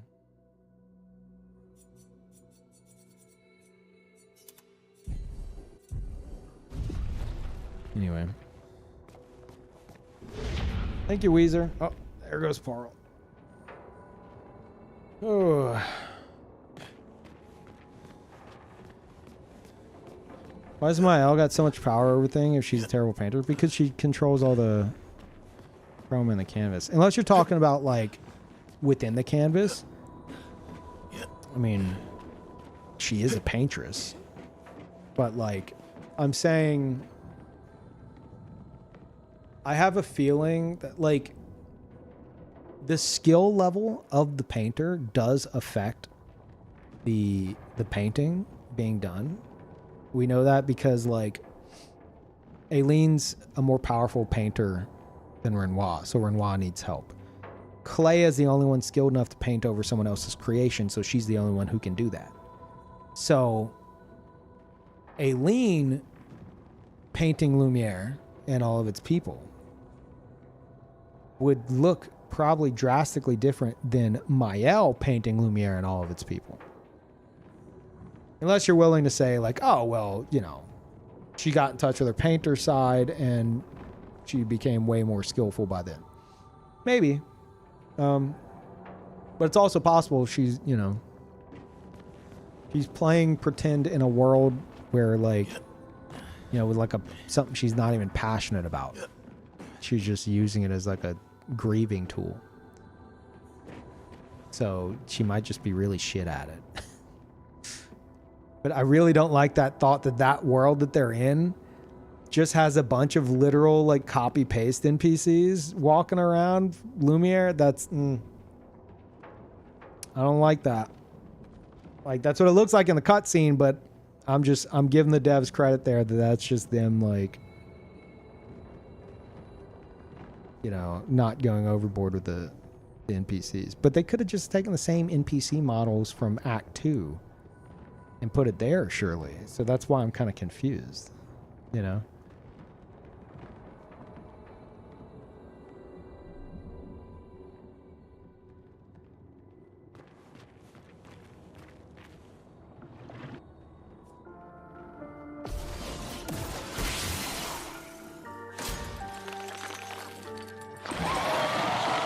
Let's dance.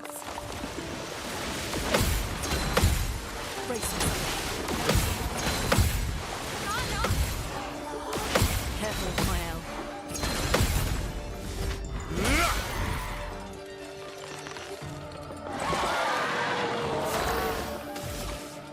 Ugh. I keep saying, like, I'm done, like, writing, like, notes and shit. Then I'll watch somebody play and then I'll notice something.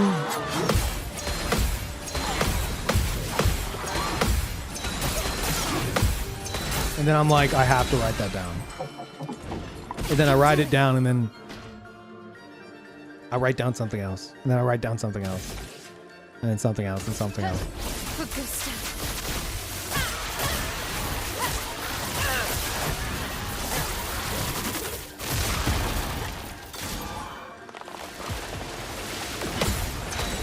Oh well. Not impressed. Let's have dance. Cut him down. You finish all the super bosses. How will you find an outlet for telling us about your new lore? Oh, I know. Patreon. Yes, and also I might do a lore playthrough. Just as like a victory lap kind of a thing.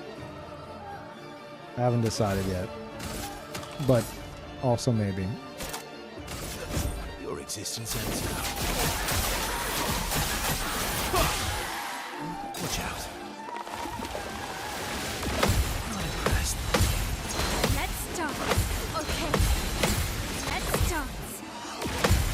Incoming. Time to hit big.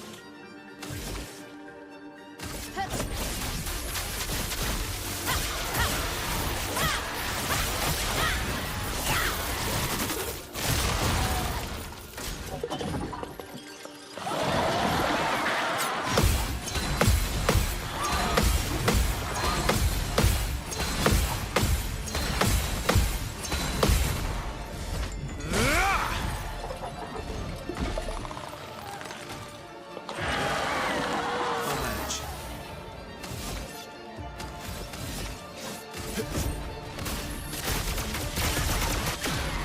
Always come back. So much potential.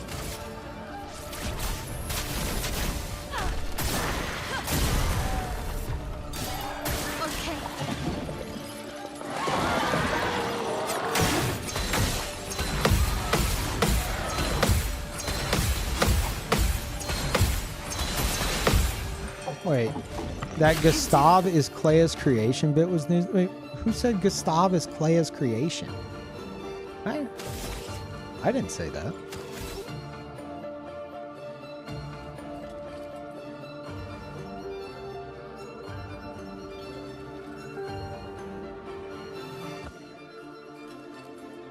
Ideas for a second playthrough, challenge-wise at least. Love the game, but quit after beating it. Want to get back into it. Oh, for you? If you wanted... I think it's a cool idea on paper. I don't know how fun it'd actually be, but...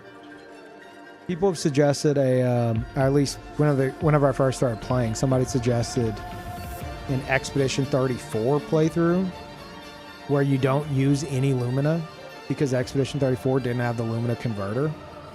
It's really cool on paper, but like all you're going to get is 3 Pictos to each character. So you're not going to really get to lean into a lot of build stuff. Be very limited. I don't know. It sounds cool though. I like the theme. Heard that theory before that Clea painted Gustav because she wanted to have someone to protect Alicia. But she had Versa watching over her. Yeah. Yeah. Like what? You didn't? I thought that was what the familiar essence, like all her creations, implied. Oh, no. Gustav was talking to the boy, the fading boy, in the Stonewave Cliffs. And the boy is like, you have... Oh, wait, you know what? I see what you're getting at. You're saying... I'm thinking that he's mistaking Clea's essence for Aileen. Or, sorry, he's mistaking Aileen's essence for Clea. Because he doesn't know, like, he doesn't realize that, like, Aileen wasn't in the canvas whenever he was, whenever Versa was a kid, that we know, at least. Maybe in Versa's drafts, I don't know. But then again, I mean, the boy is he's very aware as to what's going on in real time. So there might be something to that. I don't know. It's a wild theory that kind of checks out. I mean, the only reason I think it might kind of check out is because I just saw, like, 2 days ago, people showing that, like, if you do a side-by-side of Sophie and Gustav's sister, it's practically the same fucking face. And they both look like Clea. And so I've had that kind of in my head. But I hadn't considered that, you know, I was thinking that the boy was saying something else, but maybe the boy is genuinely recognizing Clea's essence from Gustav.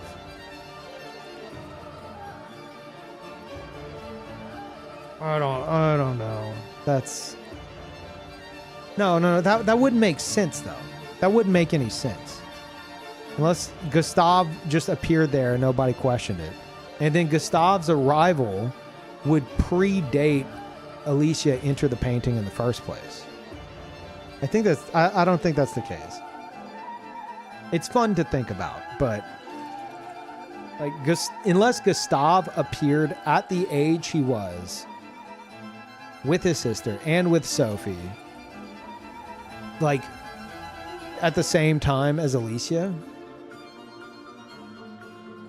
and like nobody in Lumiere questioned it. Does Gustav talk about his parents ever? He talks about like being in school and stuff. I don't think he ever talks about his parents.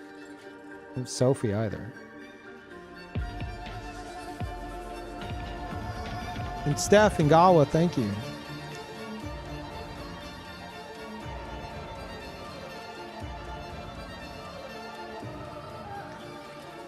The expedition members and Clea share a common goal. Oh, what? Kicking out the painters. I mean, yeah.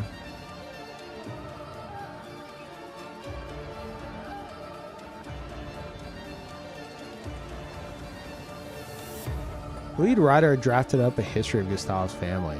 Really?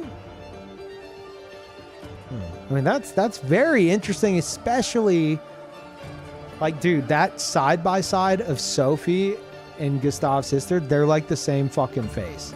It's like what I do in Souls games, where like I'll create as close as I can to my own face, and then I just change their hair and their facial hair and their eyes and stuff.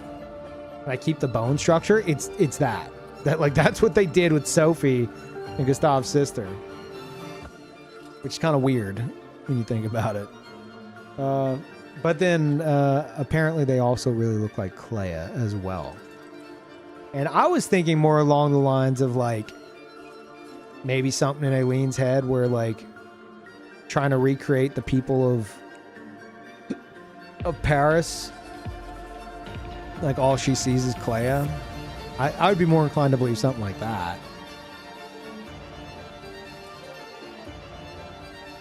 But Painted Renoir did think that Julie was one of Clea's creations. So one of Clea's creations being, you know, a person isn't out of the realm of possibility.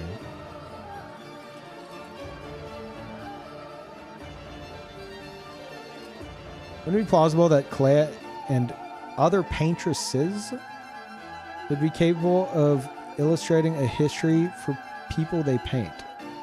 Hence why the boy recognized it in particular.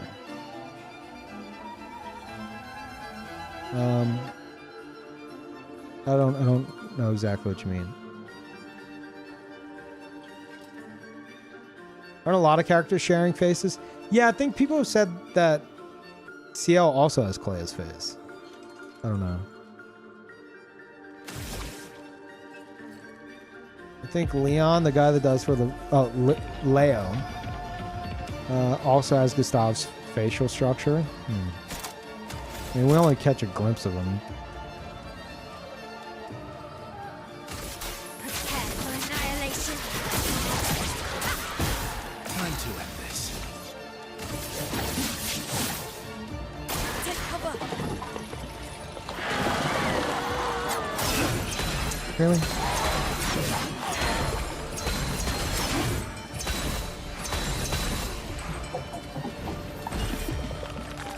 Gustav and Leo are based on Leo from the Sandfall team? Wait, really? That's fucking cool if so. And then you got people like us who are like, what's the connection? It's like, no, dude, they're just... we just needed a face. And we like Leo's face. Like, that's all there is to it. Stop. It's like, no, there's something. There's something more. There's something...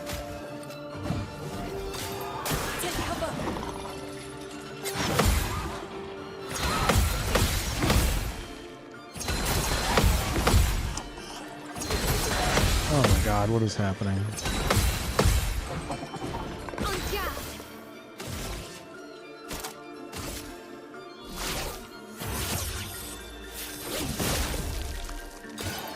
Watch out.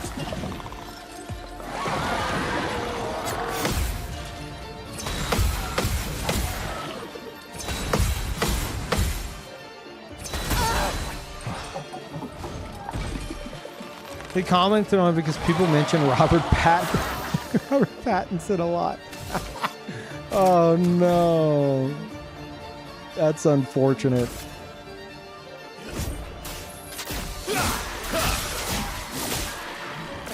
They're all happy they have a unique look for Gustav, one of their protagonists. And nobody clocks that the person on the dev team that he's based on just looks like Robert Pattinson. Brilliant light. Oh, fuck. That's funny. The expedition's not over.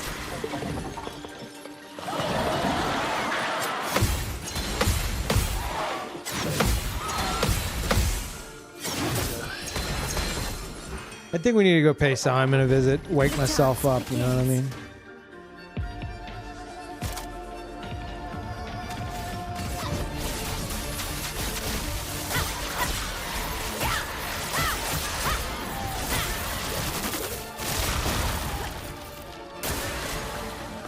Catherine? Ultimate. Who's Catherine?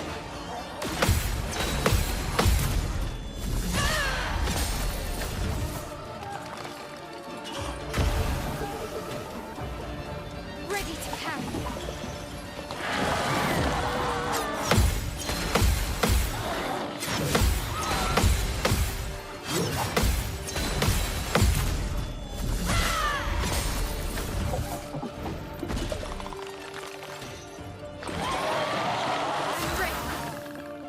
The girl with Lucy on the start? No, that's Margot.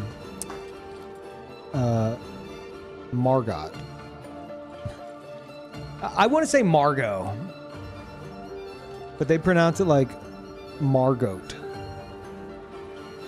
Margot. But then I'm also careful not to say Morgot. I'm like Elden Ring. It's Catherine. Margot is at the beach. Wait. The girl at the start with the wine glasses with Lucy in it is Catherine. I thought that was Margot. Huh. I mean, I could be wrong.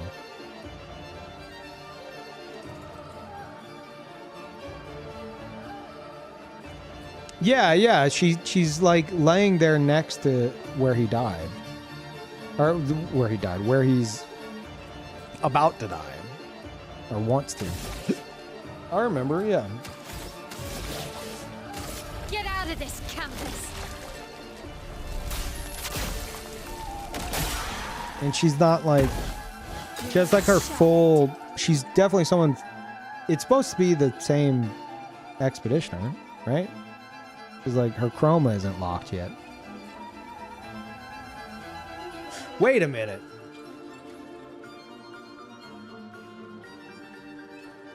Everyone else, there's chroma is like frozen in time, except hers. A person killed her.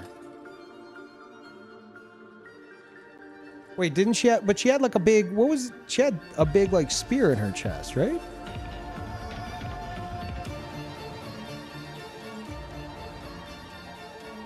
I wonder if it's possible Verso killed her.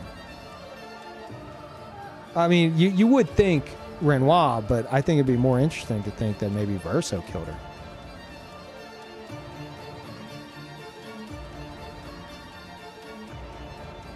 That's Clea leeching chroma from them with the blood tree. Well, my point is, as far as I understand, only if a Nevron kills someone does their chroma get trapped inside their bodies. And it's always confused me that she's sitting there and she just looks normal. So unless it's like she just got killed by a Nevron moments ago and it hasn't happened yet, or now that I'm thinking about it, maybe a person killed her.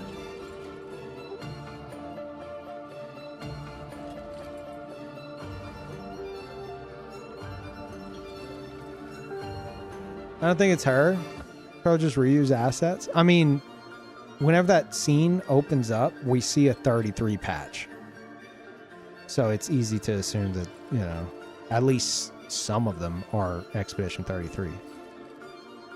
Like they zoom in on that 33 patch of one of the corpses in that cave.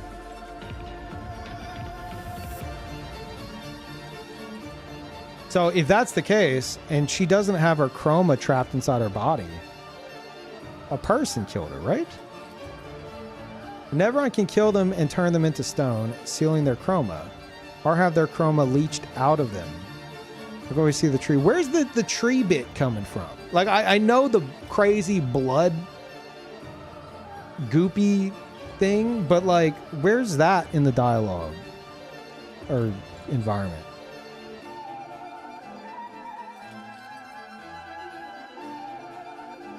Like, I don't remember Clea or anyone mentioning a fucking blood tree. That's where it's coming from. Oh, wait, what do you mean that's where? Okay, but how do we know that that's Clea? How do we know that's what that is? You're saying that either a Neveron can do this, or their chroma, or they can have their chroma leached out of them from the tree. Where is there detail in the game about this tree and its mechanics? Unless you're just assuming that's the case, in which case I disagree, because in every other part of the game they talk about how chroma is trapped inside the body. Now, could a leeching tree do something after that? Sure. I mean, we do see some sappy stuff in other areas where they're getting trapped in like a sap kind of a substance. But they're, you know, their chroma, like they look like they're made of stone, even in those moments. Like the only, point me to one other expeditioner in the entire game. One expeditioner in the entire game that isn't turned to stone.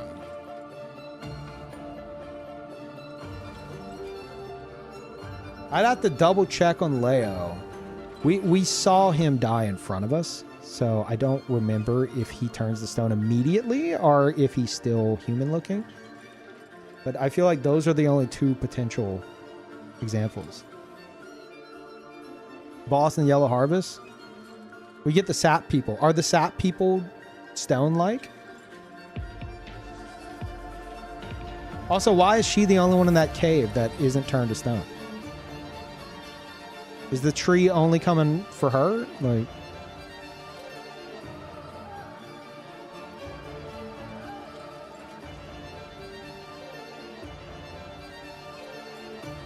Fake Renoir on the beach was farming chroma for Aileen.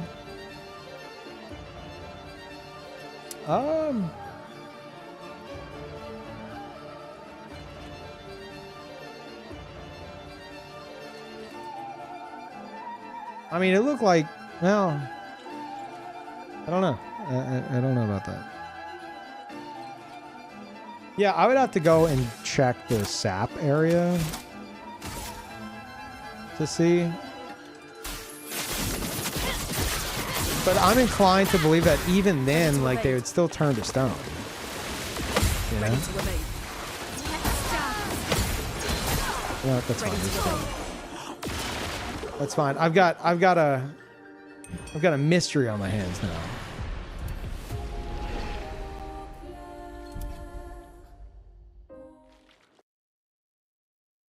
Fake Renoir was killing people so that chroma would return to Aileen.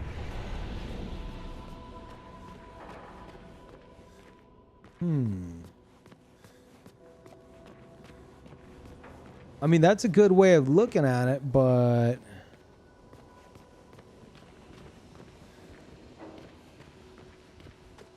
he does want everyone to go home. You could also argue that Mael has something to do with it, you know, and it wasn't just like a random occurrence. Like he plotted that. I mean, he definitely, even if he was doing that, he would have plotted it for the sake of destroying the expedition. But like, I think he knew Mael was coming and he wanted to just like immediately destroy the crew. I don't think it was intended to be like for the sake of Aileen. I mean, ultimately, yes, but I don't think it was like Aileen's, like he was just farming. I don't think that's what that was. I think it was like, oh fuck, this actual threat is showing up. I want to make sure that they're like knocked out of the competition immediately. And then Verso saves her.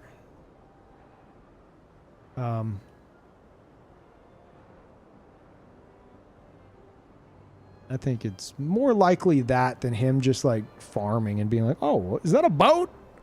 What's that boat doing here? I mean, maybe.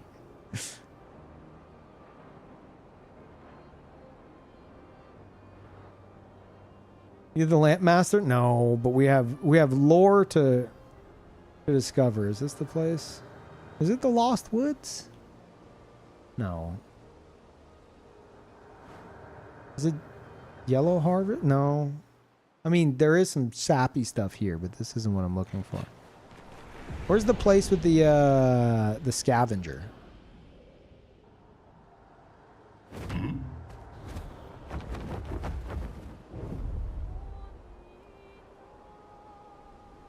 scavenger? Yeah, it's like a big side boss. Probably the coolest like side boss that isn't like Claire or Simon.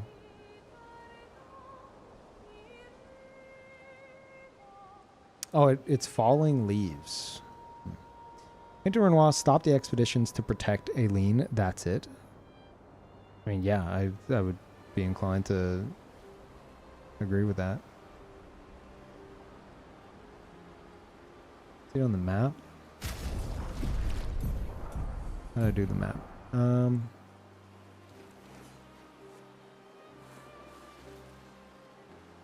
Like, oh wow, good thing we checked. All right. Flashing through the sky!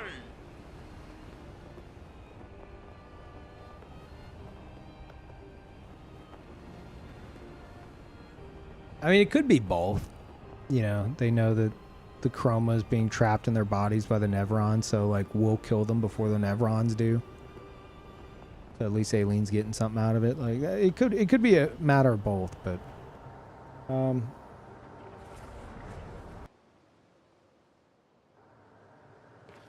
yeah, I want to see if the dead here are stone-faced. Maybe they're just fully covered in sap and we can't tell. But I think there's some with like their foot caught in it and shit. Right? So we should be able to tell.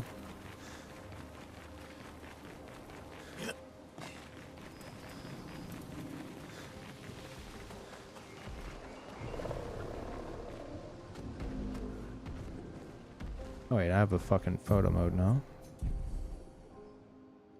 I mean, it's definitely different.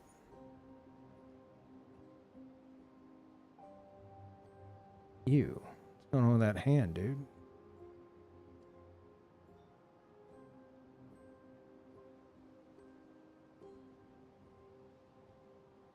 Yeah, they look more like wooden. I mean, even then, this isn't what what's her name looked like in that moment. She just looked like she was laying there dead. And after that, it's like, okay, well then what is the what's the process here? Like how long before they turn into this? Like that might be the case because there is that big goopy bit.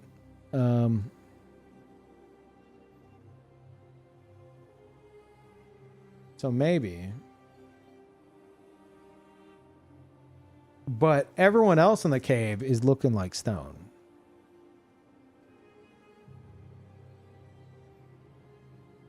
That's why I'm just kind of like, eh.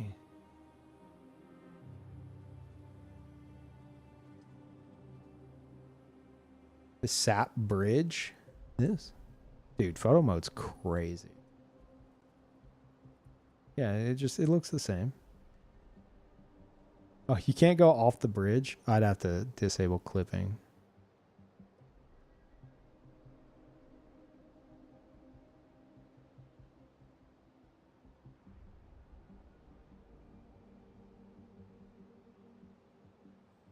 May well have been cut content, but the tree and scavenger implies some level.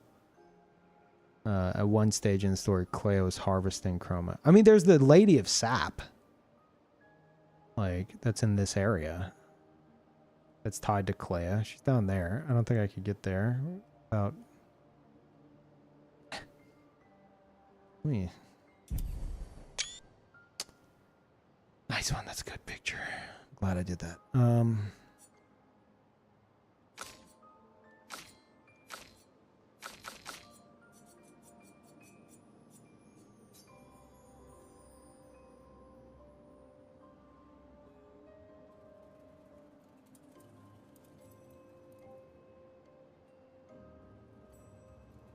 Yeah, there's her. I'm trying to remember her dialogue.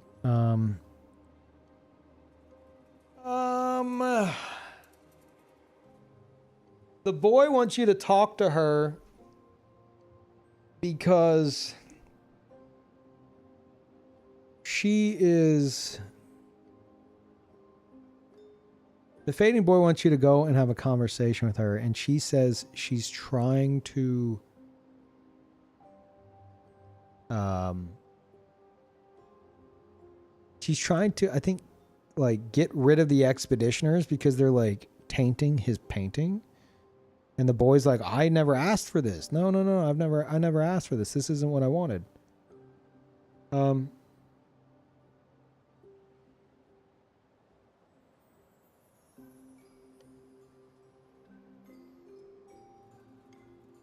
But I question where, like, who she is. You know, first thought is, oh, it's Clea, but it's like, would Clea give a shit? Oh, that's interesting.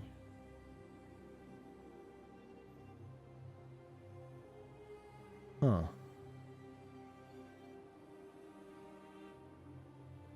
Cool.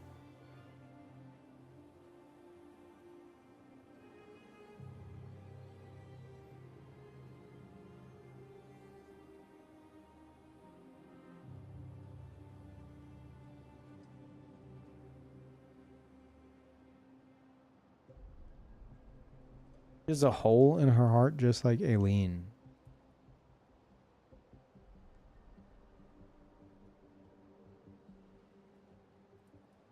Wait, Aileen doesn't? What do you mean? Aileen's just got like half of her chest like chipped away. I don't think it's supposed to be a hole in her heart.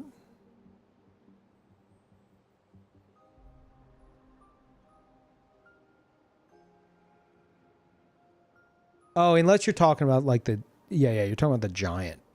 I mean, true. Yeah.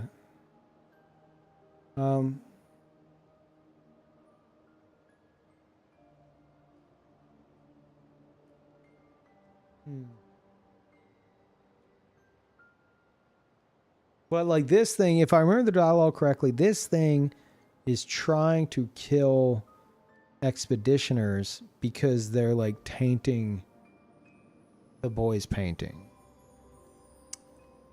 which wouldn't be Aileen. Maybe it's something tied to Clea with like some kind of beneath the surface frustration with the whole situation.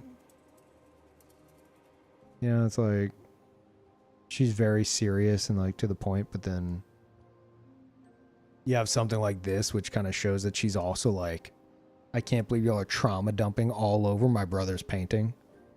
Like where we used to have fun and play. Like, leave it alone, go away. Could be something like that.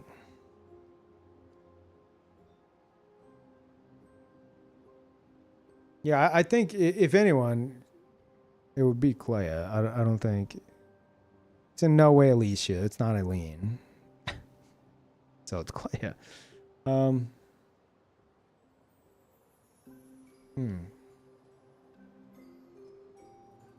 Now, Lemoyne, you said that this thing is, or like the sap is gathering up stuff for Clea. Like it's gathering up chroma on behalf of Clea. I feel like this might be like a rogue entity, you know? Like maybe it's sapping stuff up like for the sake of the painting itself, not necessarily Renoir or Aileen. No like true motives there. Just everybody go away.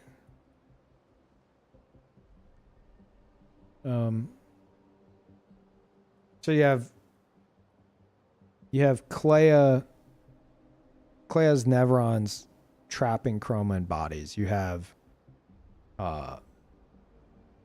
painted Renoir wiping out expeditions, not only to keep them from reaching the paintress, but to also, part of that could be to release their chroma. And then you have this thing that is just never really discussed otherwise, and is just like is just also trying to, you know, just get people away. Like, go away. Like, leave this chroma here in the painting. Quit using it. More chroma equals more creations is my line of thinking. Just speeding up her job. I don't know. I mean, I'm only just now kind of like considering this, but I think it might be like a reflection of like, obviously Clea, but like maybe like a side of Clea she doesn't want seen and doesn't even realize is working. You know? Like maybe something that she has in the painting similar to the fading boy, similar to the fading Renoir.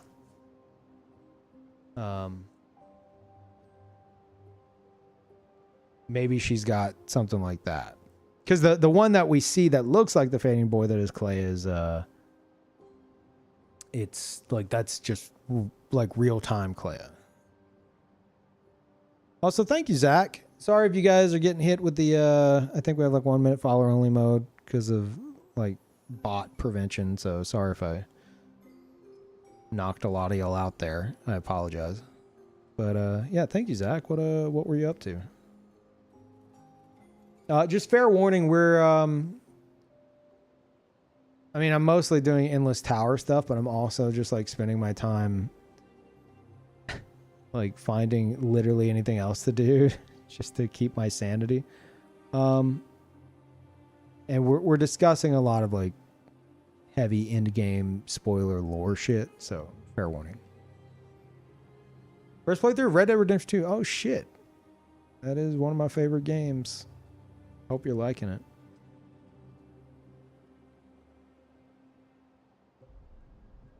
Yeah, I don't know if you played Expedition 33, but you definitely should. And you should definitely be forewarned that we are talking big spoilers.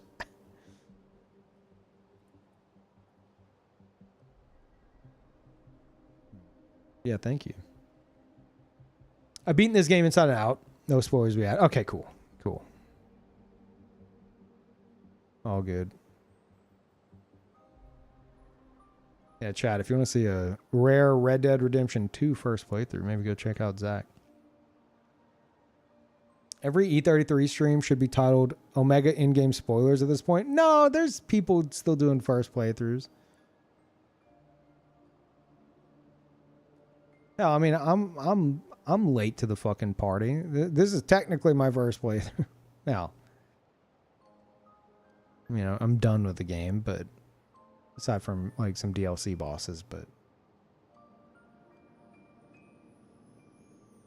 God, it's so misty here. How far out can I fly? What the fuck? Dude. The devs were like, oh, you guys want photo mode, huh? Okay. Yeah, all right. Photo mode. Here you go. Good luck. Have fun. That's crazy. This is the wall, right? This fog? It has to be. Oh my God. Well, I guess this is.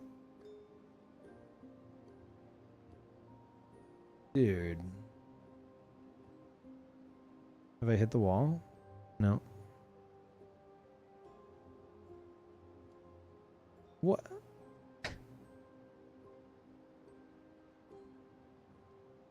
Okay, all right. I'm gonna go back. Holy shit.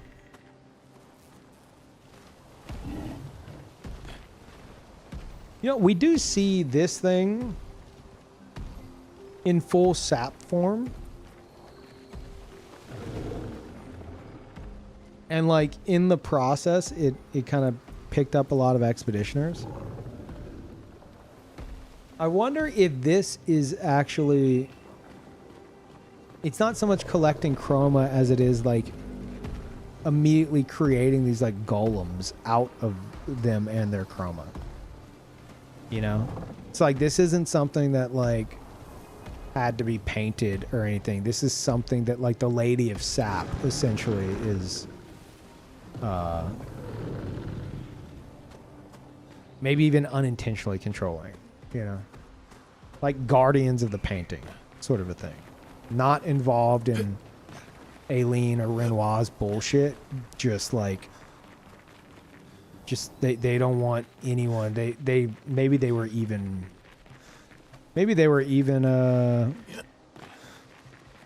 in defense of stuff back whenever, like, before Renoir showed up. Yeah, just very like, get the fuck out. What are you doing here? You're not one of the original creations of Verso. Go away.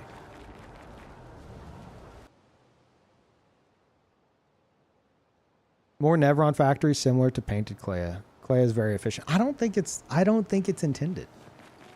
I mean, you know, you could have your own theory, I could have mine, but I don't think like, Clea might not even realize that that's even happening, is my point. Like, ultimately, it's kind of working to her end goal, but Clea might not even fucking realize that a part of her is doing that. Because it's a part of her she, like, buries, you know?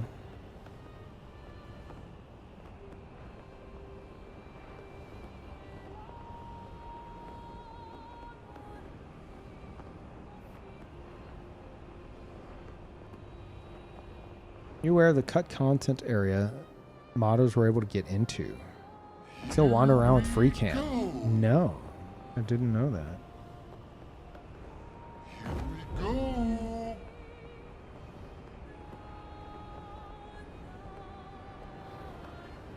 Flashing through the sky. Hang on tight. Going towards her goal, so it seems odd not to attribute it to her. No, I'm attributing it to her. But I think it's like, for example, like, there's a piece of Renoir on the canvas as well. Similar to the Fading Boy. Maybe not a sliver of his soul. Maybe it is a sliver of his soul. I don't know.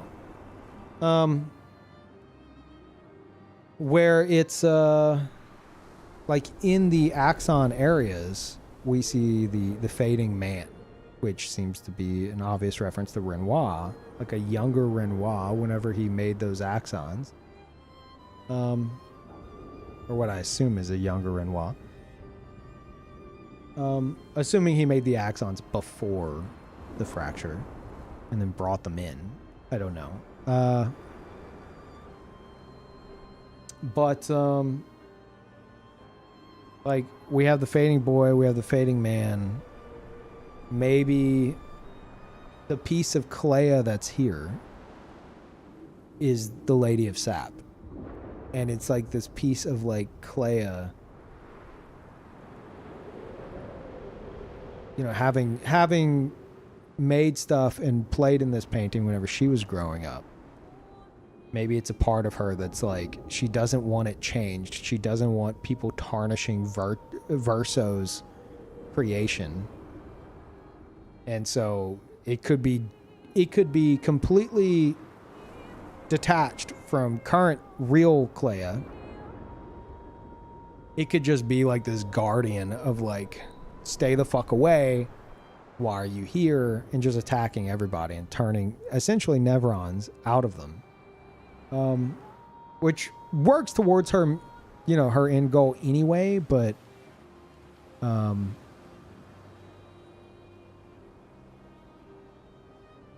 I feel like there's also, like, the possibility that, like, Clea herself could just be unaware that it even exists. Or maybe she is aware it exists and she's like, oh, sweet. Huh. That works. Hopefully nobody finds this. I'd be embarrassed.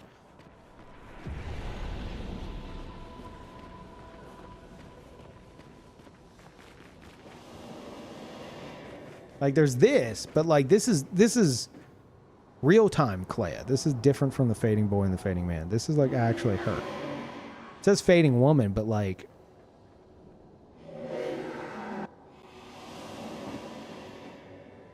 or is it? No, it definitely,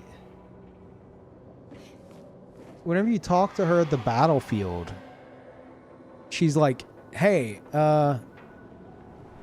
it feels like a direct communication with her. Like, hey, have you fucking snapped out of it yet? And Miles like, what are you talking about? And she's like, I guess not. Okay, well, never mind. I'll just go and fight this war myself then, I guess. You keep playing with your friends. So for whatever reason, Clea, like, maybe it's because she's in and out of the canvas. As we see in that scene, she like walks away from the canvas easily with like ink in her eyes. Might be something to do with that. But like everyone else, it seems to be like a piece of their soul left behind. This is just like a direct connection to Clea.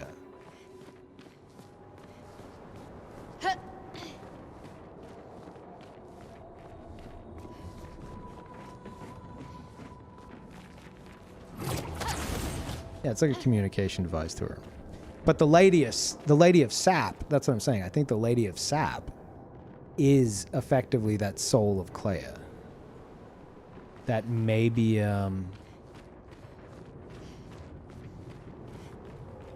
like hell, maybe it being made of sap maybe is like the, and I'm gonna kind of go off a bit here, but it being made of sap, maybe it's like part of her soul that like came out of the environments. You know, like the painting itself kind of spit that out as like a guardian. And not something that she may not even be aware of its existence. But it's like Clea's care for the painting that she doesn't ever mention is being expressed without her knowledge, is my point. It's like, I don't think Clea would want that to exist, you know? She had Simon nuke her fucking Axon. Which, I mean, he had other stuff planned, but that was the first one she told him to go for. So I don't think she would like such a deep look into her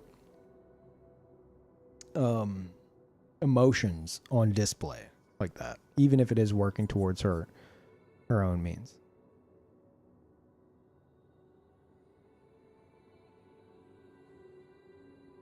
See the sap, but it may be more like clay, which helps to support Clea being a sculptor.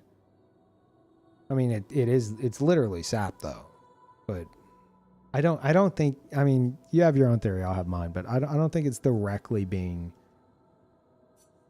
gathered up by Clea herself. I don't think she would have it be such a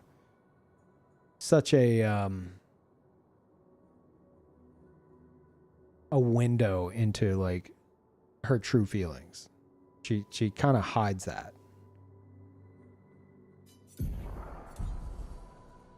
What was I doing? Oh yeah.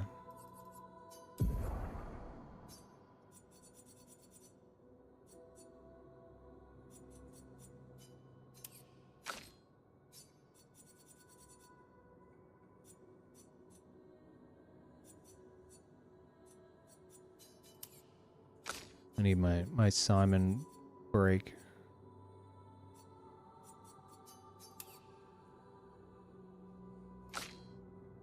Very small amount of Lumina. Yeah, that's why I have limited Lumina in the title. I just as a means of keeping up challenges and stuff, I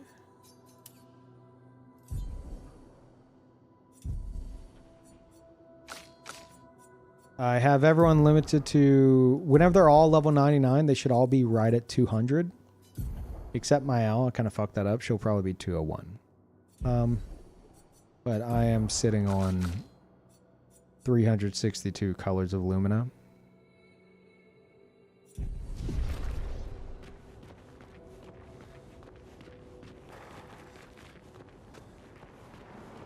Hats off, I'm trying to keep up with story mode. Oh. I'm about to walk into some spoilers. It's side content spoilers, but it's big side content spoilers. Just fair warning. Like it's like the super boss of all the super bosses. You've done this. Okay, okay. Just making sure. You've done the game. Okay.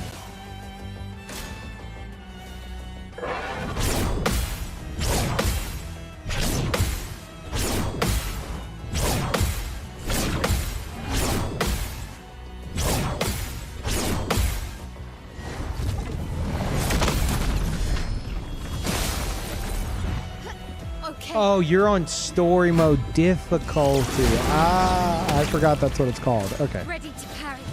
Gotcha.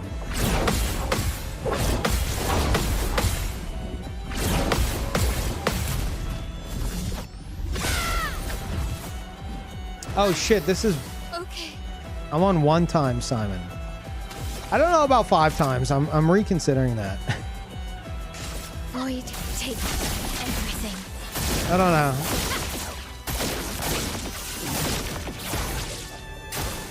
I'll see how 1 times goes with him here.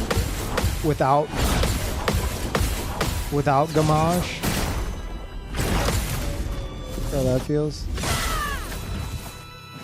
I can do it.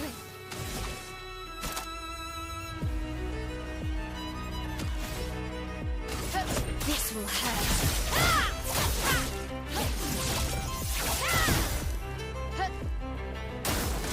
Let's dance.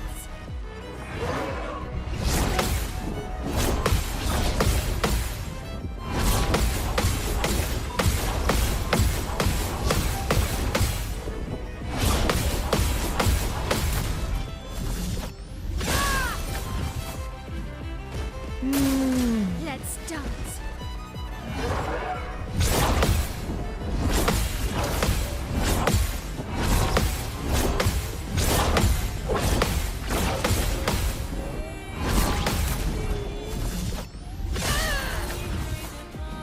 The dance begins.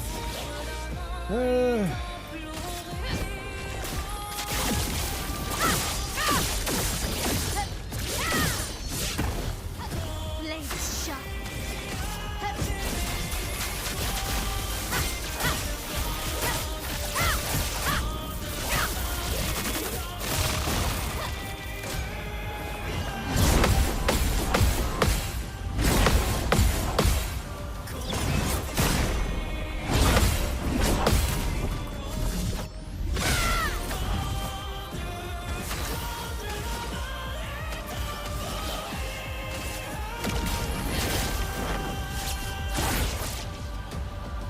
Blades sharp. This will hurt.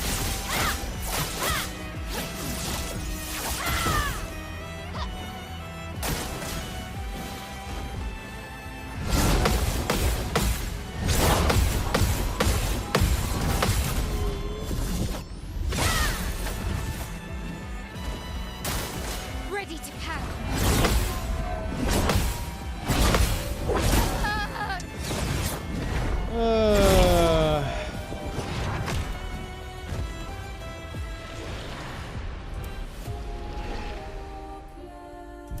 I definitely need to do at least 2 times.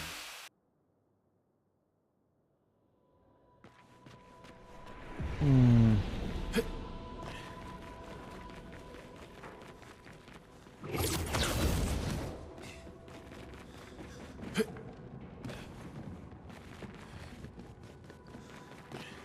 Two times and no gamage, maybe. I like gamaging, but trying to balance around that is just not fucking possible.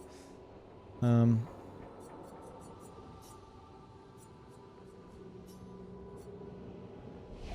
how this goes. So maybe like Simon and Clea 2 times, Lamp Master 1 times.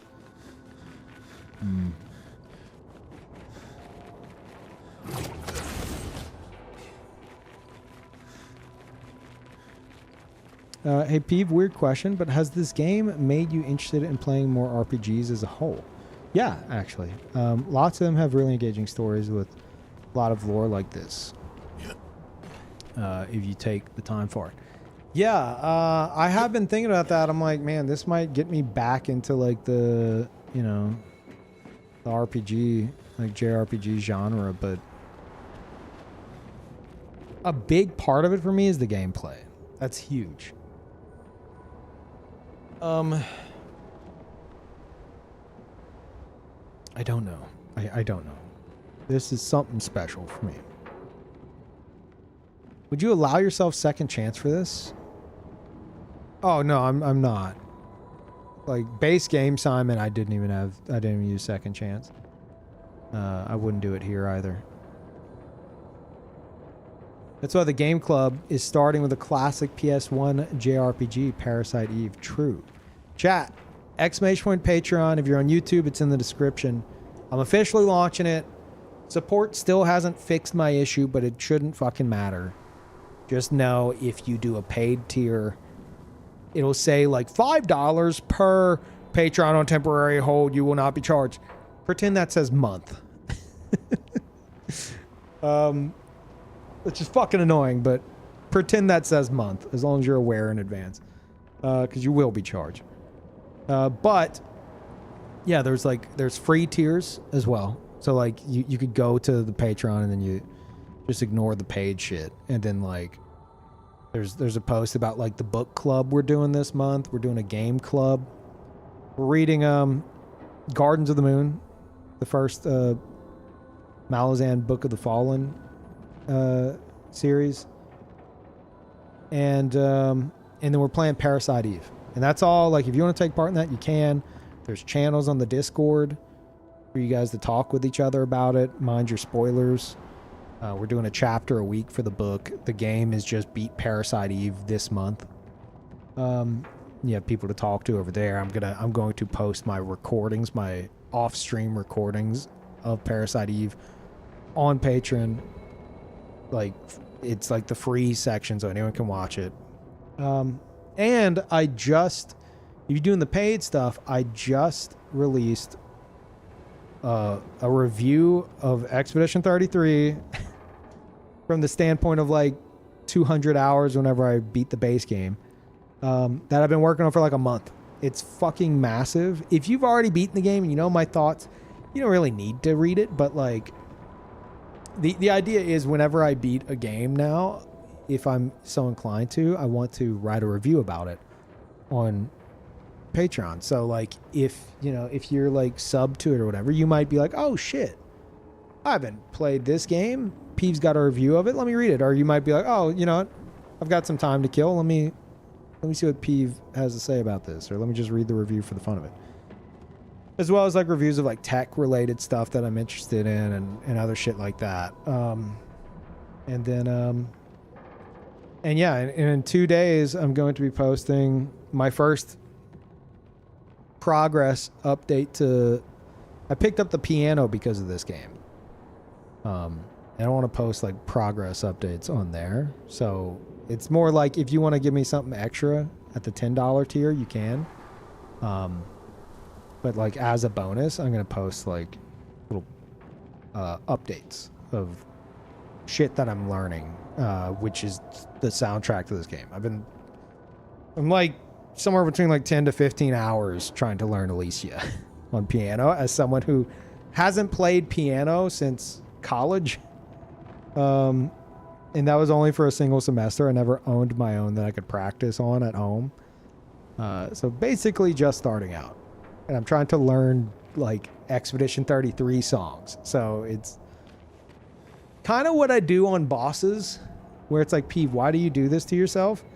But with music. It's the only way I can keep myself mentally engaged. I'm enjoying it as well, but just know that whenever that video drops, it'll be like a rundown on the stuff I've been practicing, not like the full fucking song.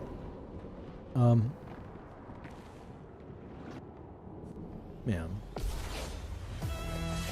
But yeah, I'm officially kicking that On off. me.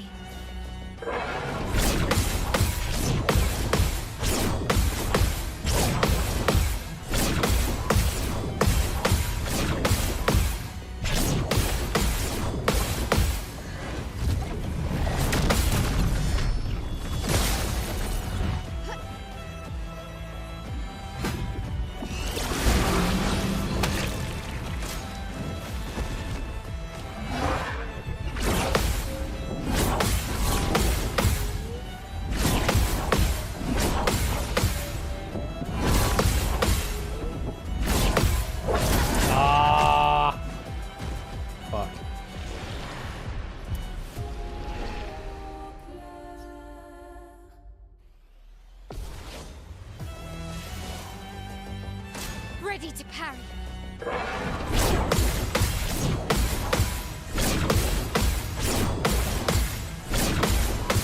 I also intend to write about a bunch of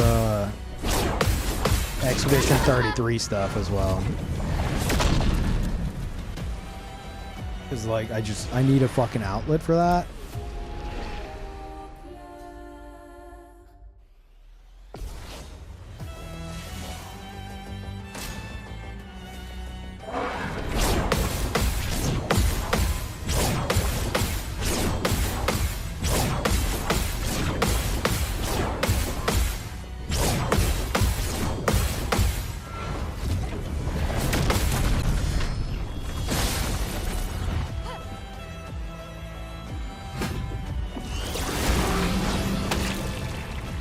Ready to parry.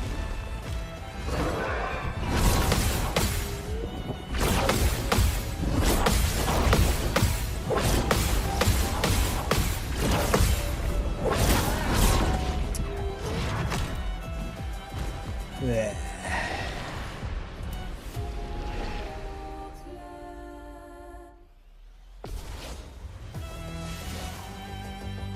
Ready to Yeah, I hear parry. a lot of good stuff about Final Fantasy X. But I also see Titus. And I'm like,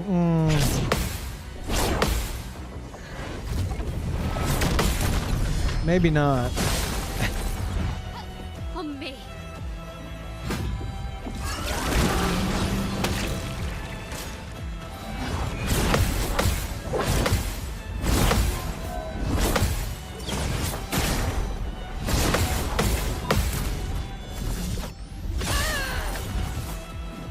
Aya.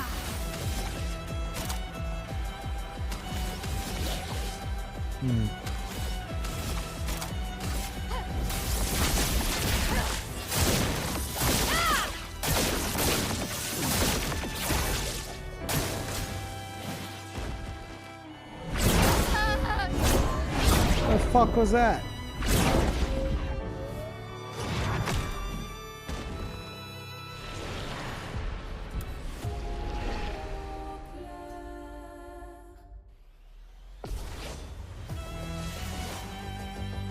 On me.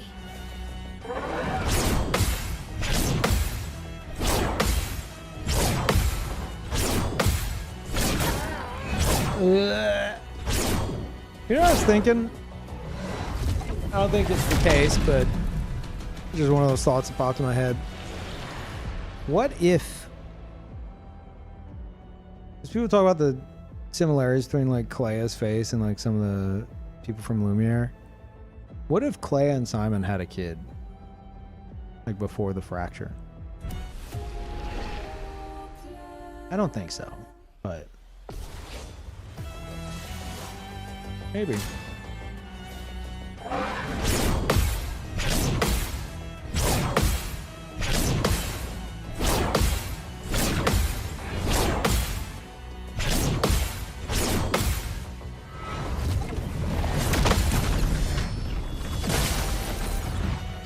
But I feel like if that were the case, it'd have to be like one that the Painted family's not aware of, you know?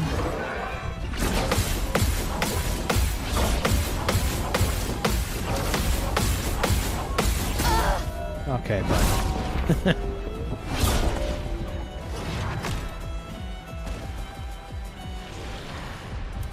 they had all the mimes. Terrifying.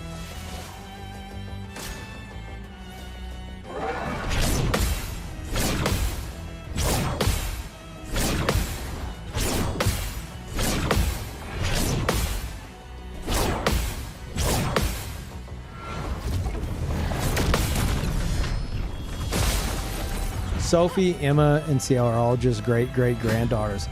I mean, yeah, that's what I was thinking, but then like it's really weird then that, you know, there's relation there with Gustav, and well, you know, like that'd make Gustav essentially like great grandson, and he's him and Sophie, you know.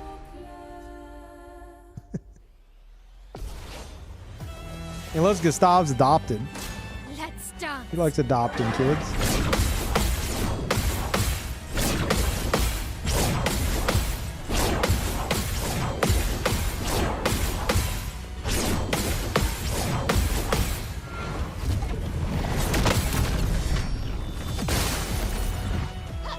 Okay.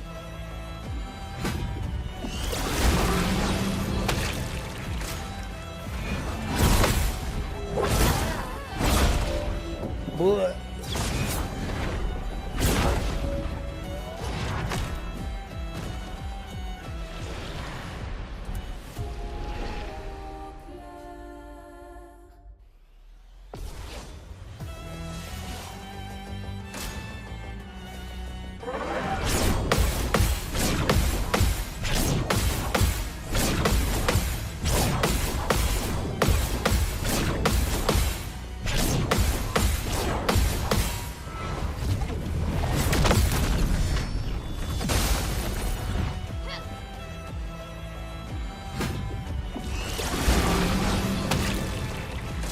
Let's dance.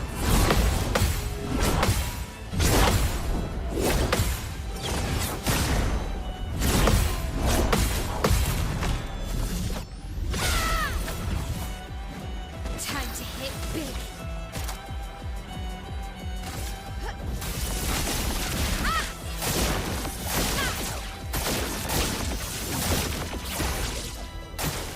Ready to parry.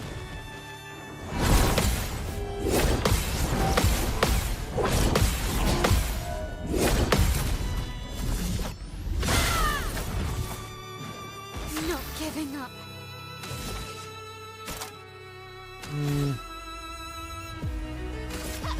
Finesse and precision. Okay.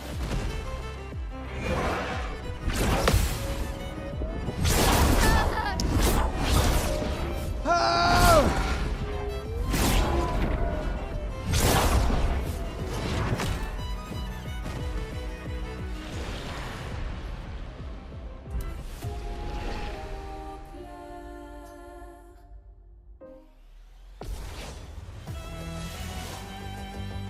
On me.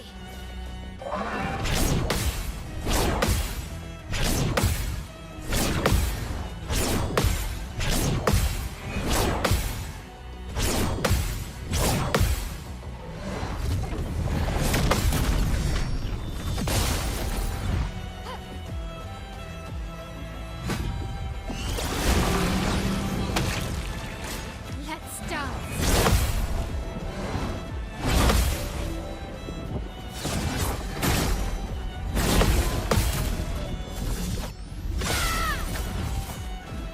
You can do it.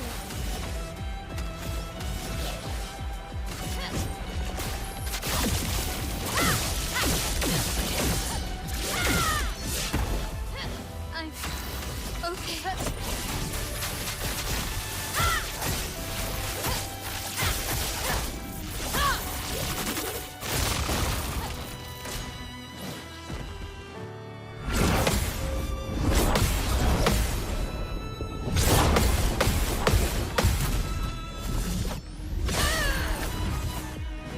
This hurt.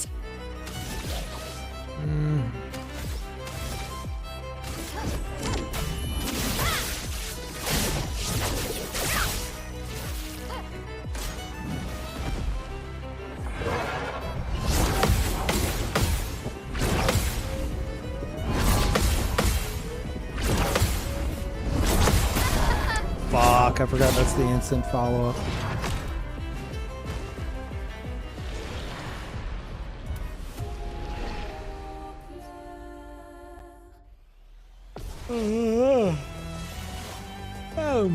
On me. Okay, dude.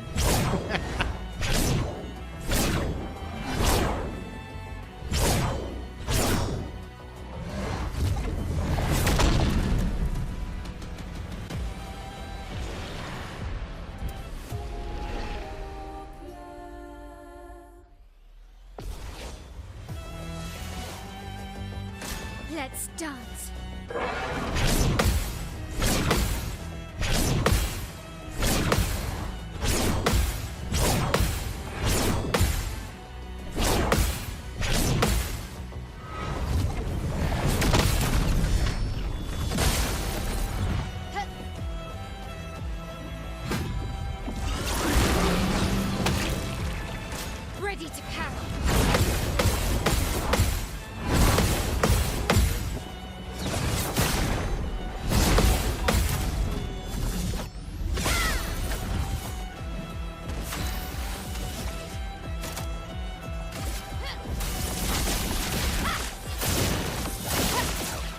You know what else I find interesting?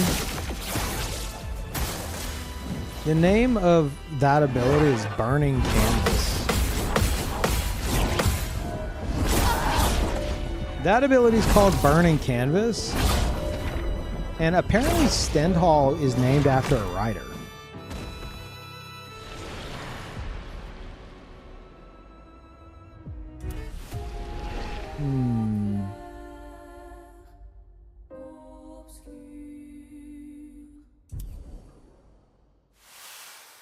No, I know she has a lot of fire-related abilities, but Burning Canvas seems very specific of a name.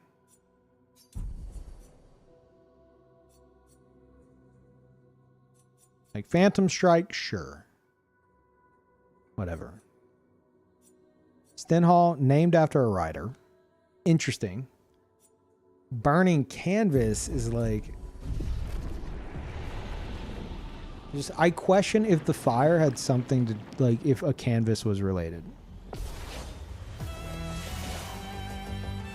Okay. Reference to Stendhal syndrome? What is that? Heard of Stockholm syndrome. What is Stendhal syndrome? Stendhal? I'm probably mispronouncing it.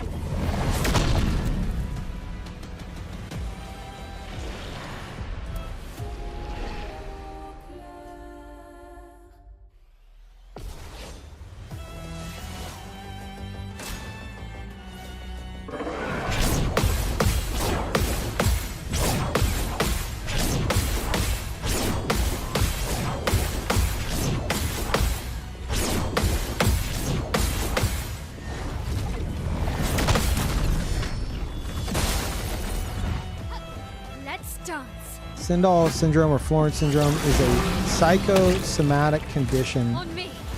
Hold on. Involving rapid heartbeat, confusion, hallucinations, and even fainting, allegedly occurring when individuals become exposed to objects, artworks, or phenomena of great beauty. Huh. Interesting.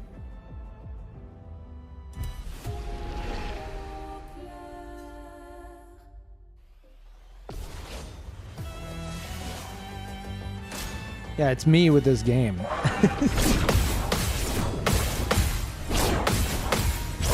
Me, anytime I see somebody on my following list playing Claire Obscura Expedition 33.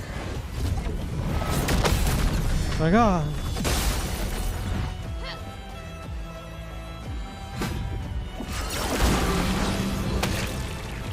Ready to parry.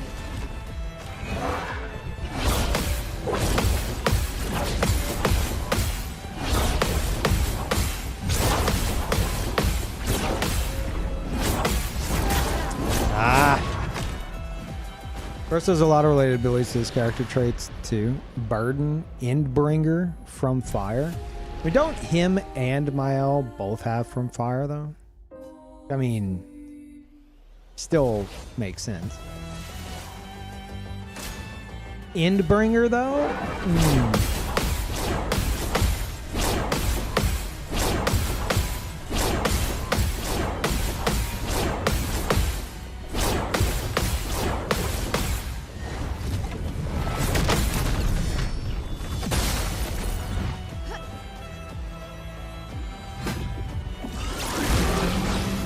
To say something though, Sandfall has got to make a collectible of Simon's sword.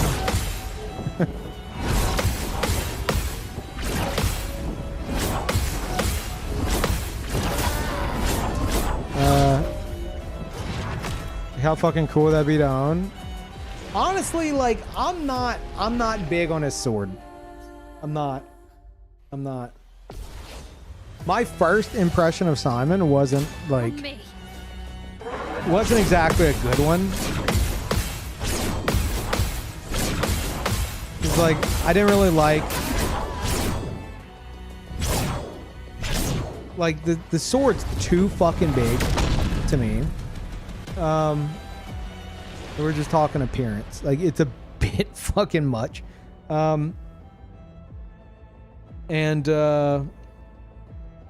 The main thing that I was kind of like whenever I first encountered him, I don't like that he basically just looks like a giant fucking like Frankenstein's monster, which I mean he essentially is. You know, everyone's been like fucking with him in some way. But like just like big hulking like zombie man, I'm like, okay. I love him now, but initially, like first impression, I'm like,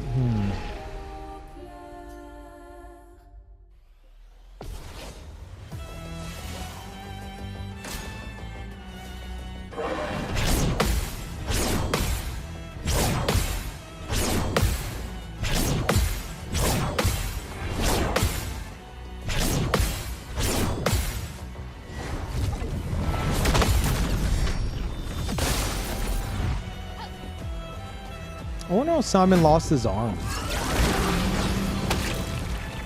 Okay.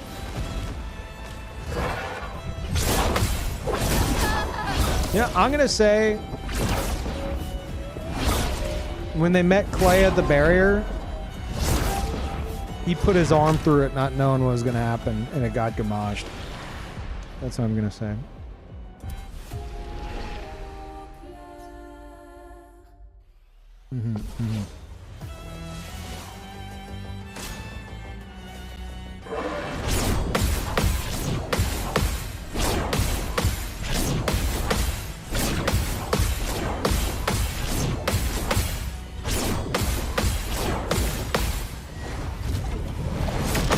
But part of me does question if he was even present for that. Let's dance. He may have already been gone.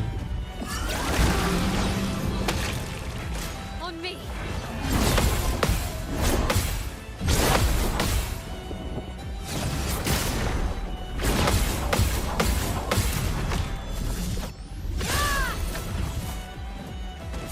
Not looking good.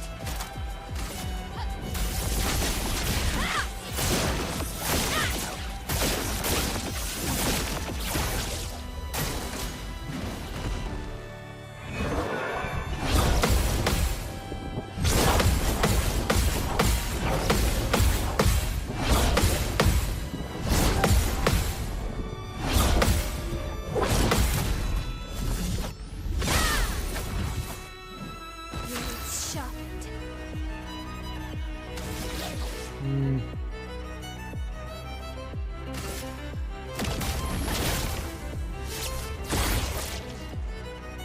Blades sharpened. Augusta.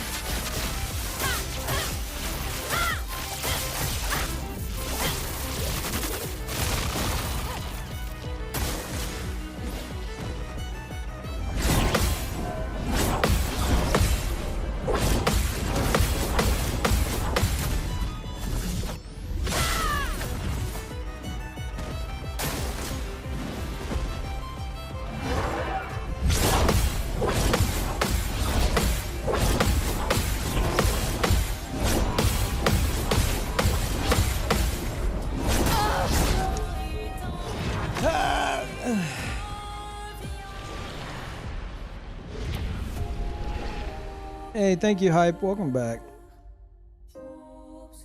This next one's the one. No, I don't want it to be the one. This is me not dance. fighting Lampmaster. But I don't want to kill Simon yet. You know?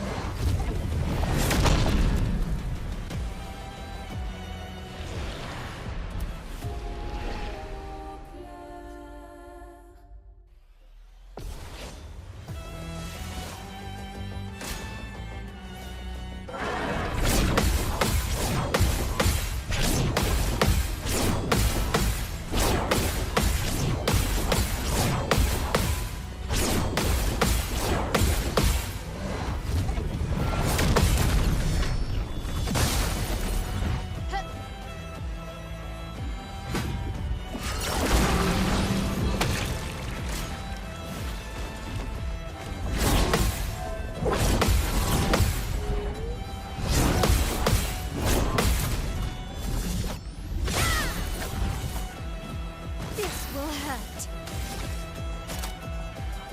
Void takes everything. Yeah, Dualisa will fuck you up. Or Dualist, sorry.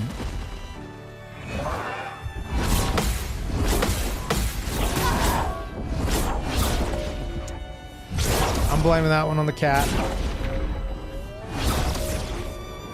He has arrived for lap time.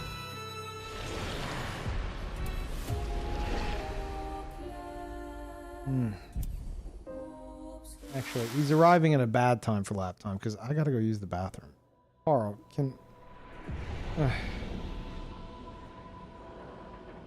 anyone else have a lap cat?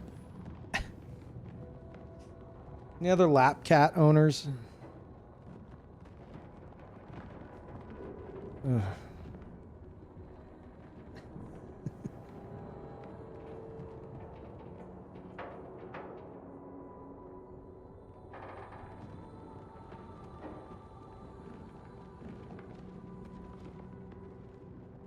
Yeah, I don't see much point challenge-wise for me to go to New Game Pluses. Considering, like, you can reach a point, you can strike a point of balance in this game where, like, if I gave myself everything I could, right? And like, there's so many options to balance that you could have all the most OP shit in the fucking game. And then using like 100 times enemy HP, and if you really need to, maybe even limiting the damage and like tweaking some stuff with the build, you can essentially have a very similar experience challenge-wise to what I'm having right now on like 2 times HP, you know? There's a point where it's like, okay, how big do you want the number to be on the screen? And if I'm letting most stuff like fucking one-shot me anyway, like what's New Game Plus gonna do for me in terms of challenge?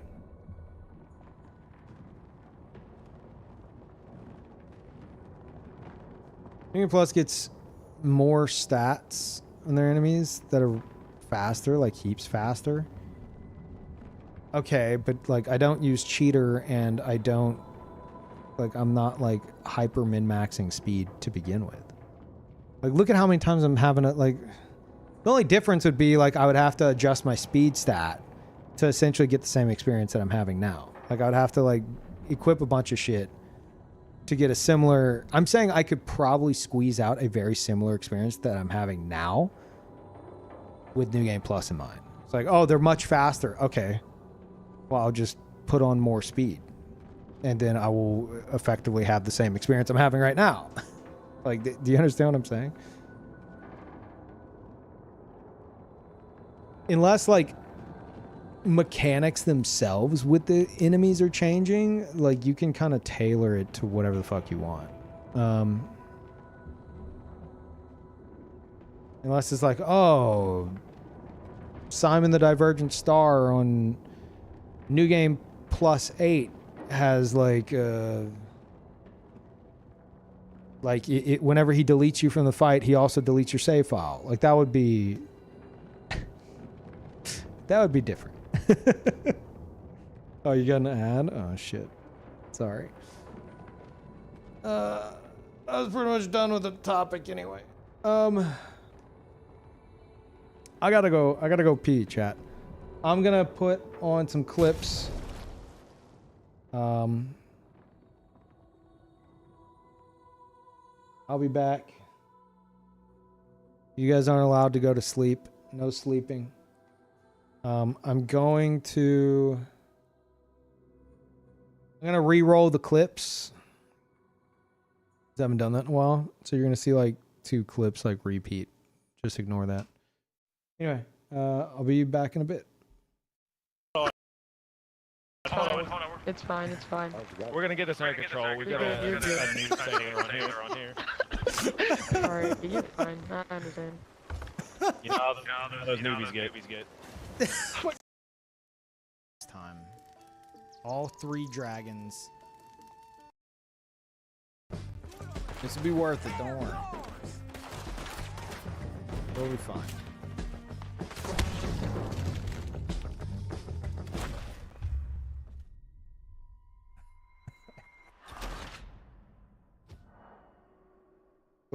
Well,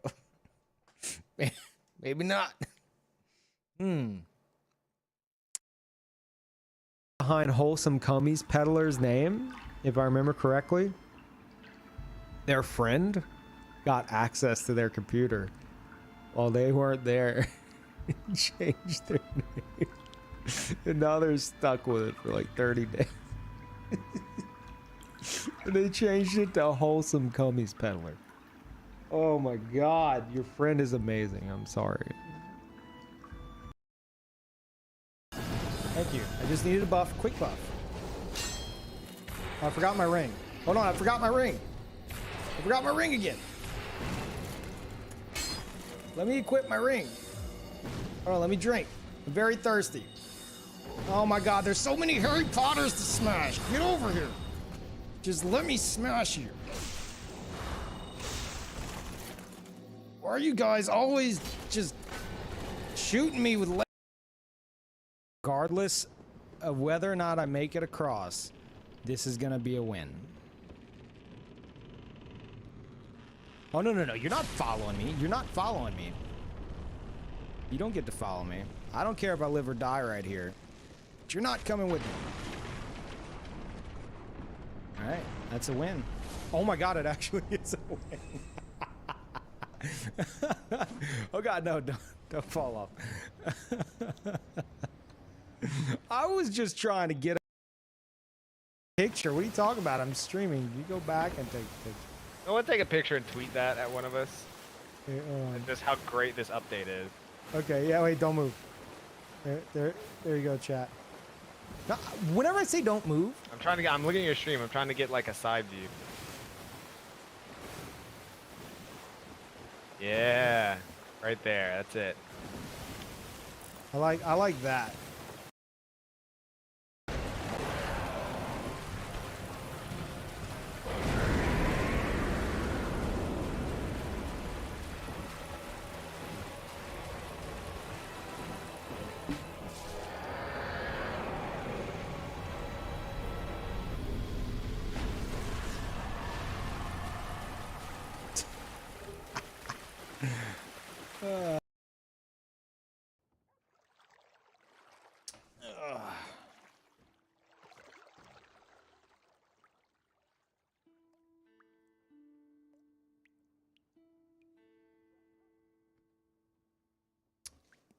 Bath time, chat.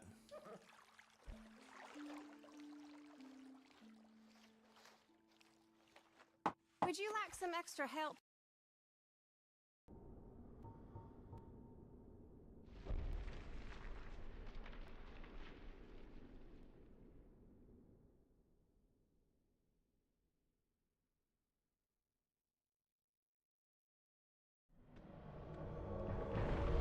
Jesus Christ! What the?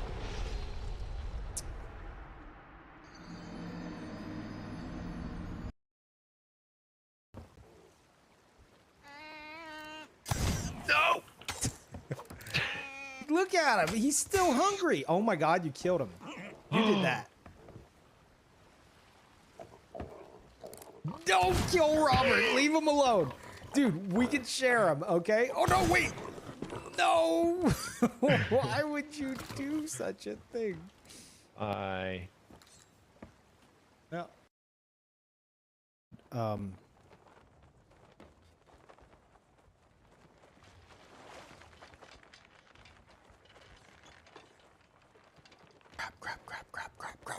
Crap.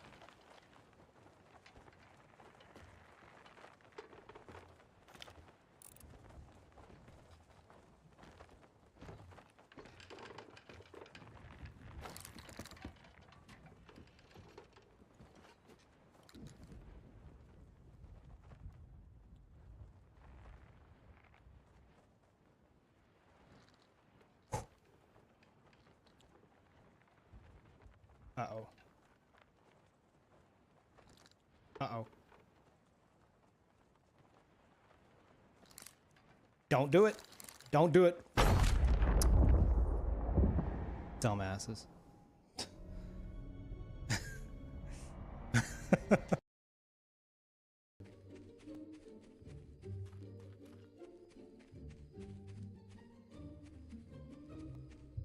Oh, please, don't do that. Get out of the road.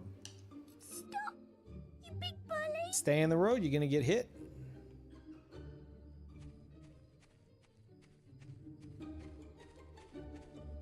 I'm watching you. Oh.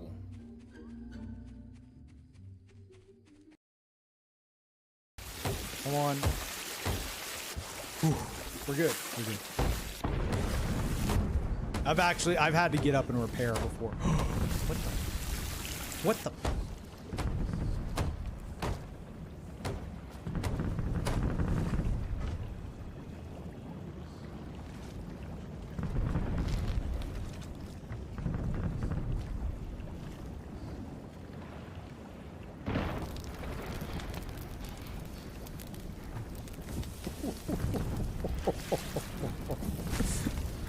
Oh, it's the superheated water.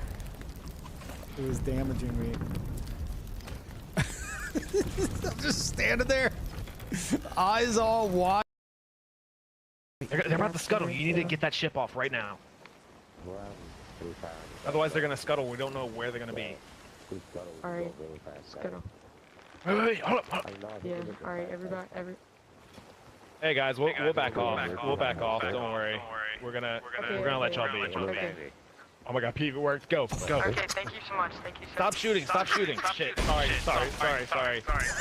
Hold on. It's fine. We're gonna get this under control. We got a new sailor on here. Alright, you're fine, I understand. You know how those newbies get.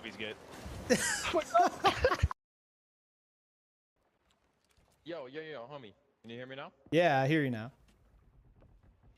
Yeah, what's up? Why are you doing this? Huh? I'm bored. Okay. All right, fine. You talked me down. Here. What? Oh, I'm sorry. Okay, I didn't mean to do that. Nice fucking try.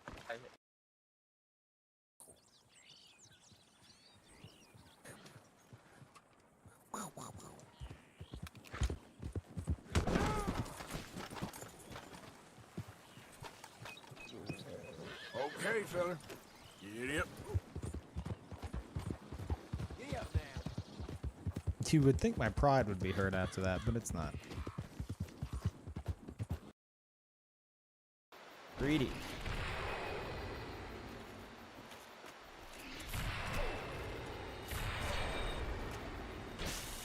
You just got your own host killed because you had to have twop, and now you're dead. Jesus, y'all are just awful. Maybe get a fourth one in next time.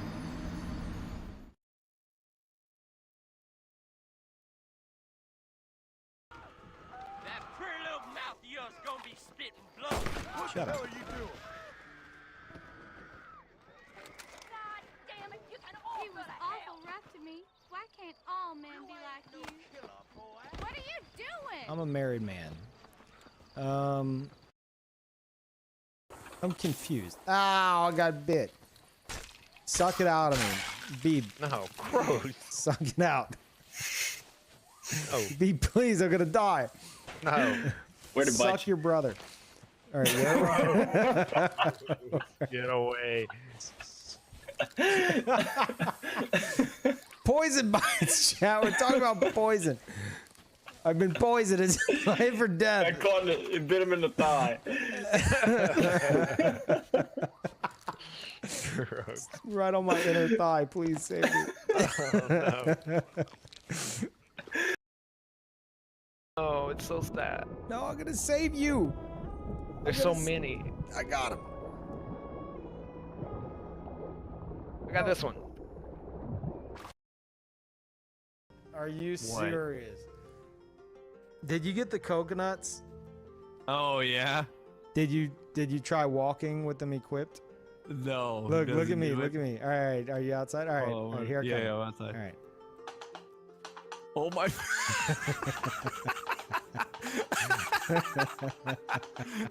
Please use those for the rest of the game.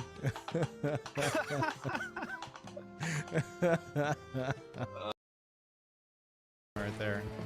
One more just for the sake of it. Oh, damn it! Ah! Screw you, chat. Screw you. Pixel perfect. How do you feel now? How do you feel now, huh? Huh? The buzz boys. I've done 5 million tests. Now just don't fall. Not really, because they pulled right up on them. And now no one's really got a cannon shot. It's a mess. Jesus Christ. Oh boy. Look at everyone just so excited to get me treasure. I appreciate the hustle. Good hustle, everyone.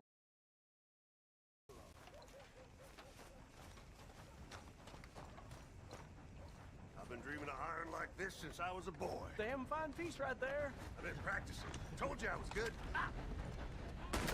Oh.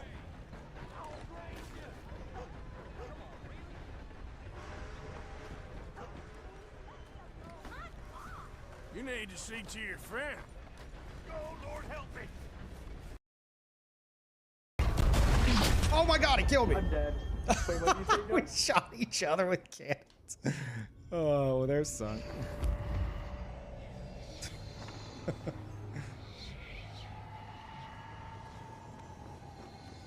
Josh, look at you! A better version of you, Josh! Turn around! Josh. Look at this guy.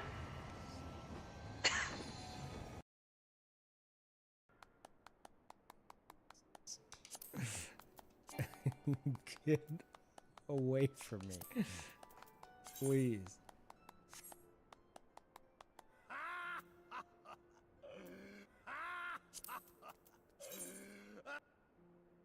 What the hell? Why did he get kicked? Okay, hey, I'm not complaining. Get the hell down, Snake. Hey, Like that. how's that possible? How's that possible? It's too sexy. How's it doing?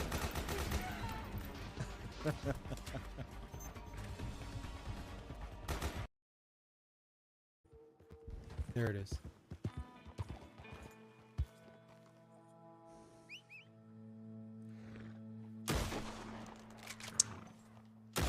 You stupid rabbit! Give me a moment. Surely you got. Ugh. Surely you got this. Surely I can't get hit. All right, whatever. Stupid.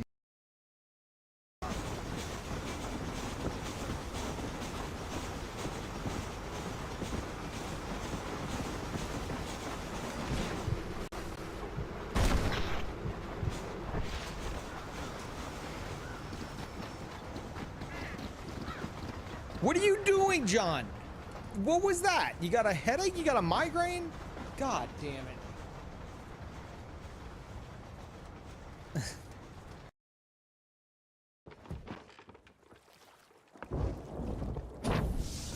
Hey, y'all remember me?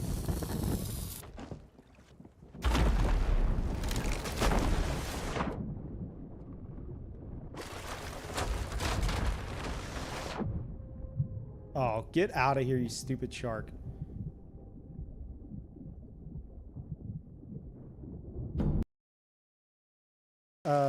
Stuff on our I got it. I got it. All right, I'm doing this. Oh my god!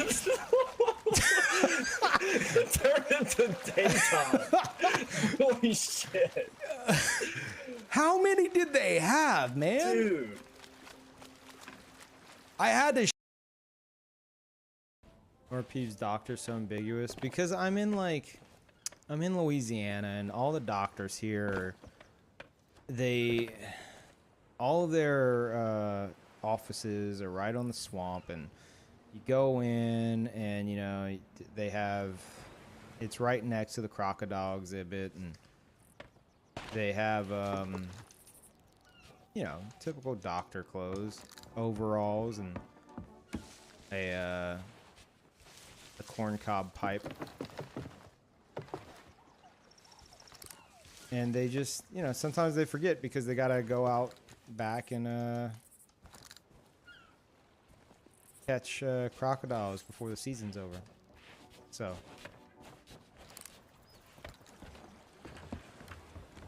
Then you could also go see the Swamp Shaman, which I hear that they're good, and it turns out you can't.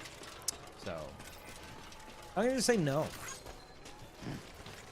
Maybe though. But I've been burned quite a bit. What is happening?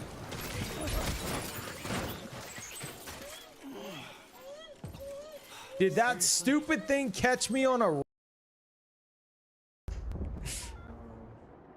Pull out the blunderbuss. That's okay. Who joined us? Yo, there's some other guy here. Yeah, that's what happens. Hey, Hi. don't How's it leave. going? Stay on the dead business. Yeah, don't leave. I would love to stay. I was locked in the frig. Oh, no, you will stay and At me. party with us. At me. We'll Wait, provide the at music me and real drinks. Here, take But it there's back. a pirate legend ship. But I don't care. I'll be right back, I swear. No, come back.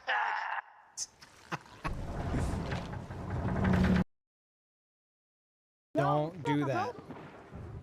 What's up? What's up? What? Hi. What's up? Hi. Would you like? Hey. How you doing? Would you like to? Oh no. I'm doing great. Would you like to help us?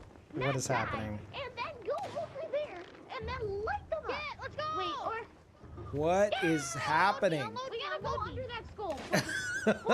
Hold on. First, I want to. Load Who the ship. got- I'm gonna pull the ship. Place your bets, chat. Oh God. No! Oh!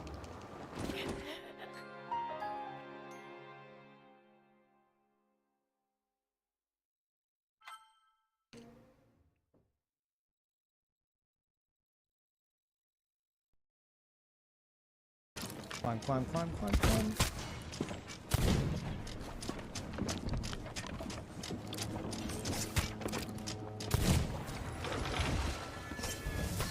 He just killed me, but...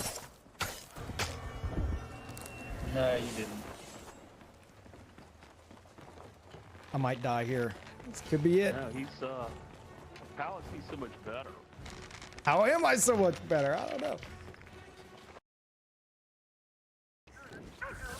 Anybody got wood? What? There's another player on our boat? Hmm? Yeah, I randomly joined. The heck? Okay. The last hole's over here, but I don't have any wood to patch it.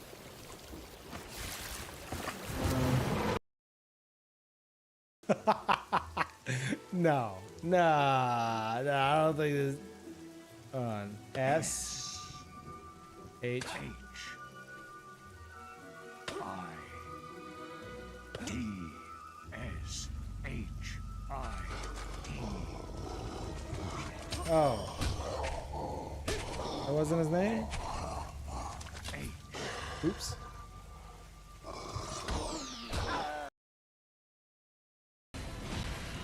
Oh, why did I? Oh God, no! Hey, Gail, wait! Forgot. Oh wow, my There's no chance. My USB's not even plugged into the PS. Silence is spooky.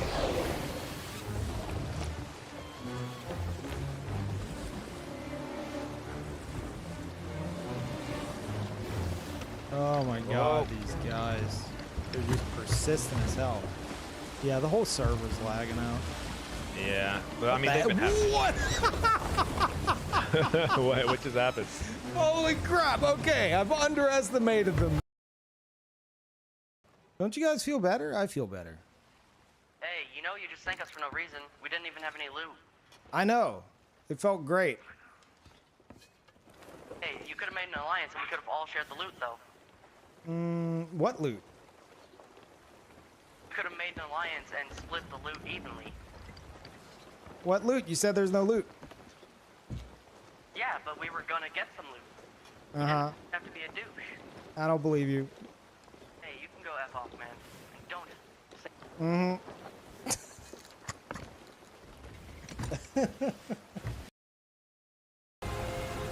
Oh!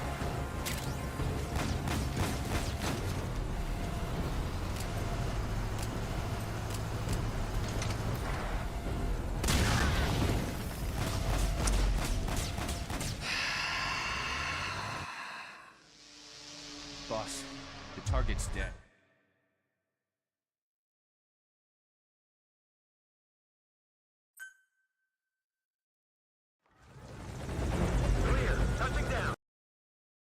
Sleep went. That's Go to weird. sleep. Go to bed. Dude, look, they're shooting at you. You're the one standing up. I'm not standing. You're standing. Oh, I did the wrong emote. Oh shit! They were looking. Did you see? Nah.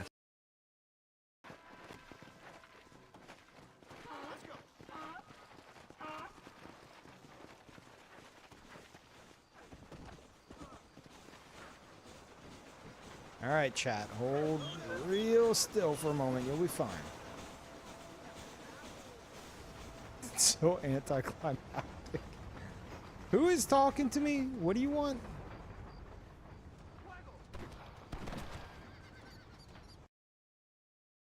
I don't know. Drunk Peeve incoming. I'm thrown for a loop, though. That's for damn sure. It might have been super low IQ play. Oh, okay. Super low IQ. I don't know what to think. Okay, look at the water chat. Ignore me. Dude, there's nothing. Okay. All right.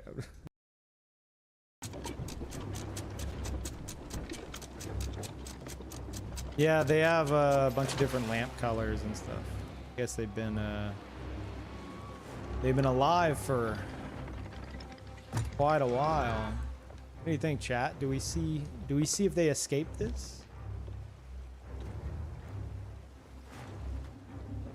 Or do we help out? Hey, you guys need some help with this?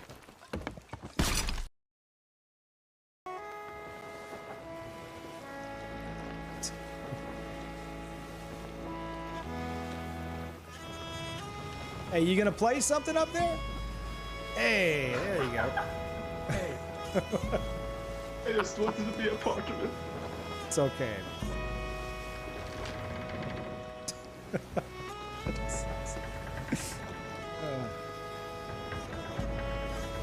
It's been a pleasure, gentlemen.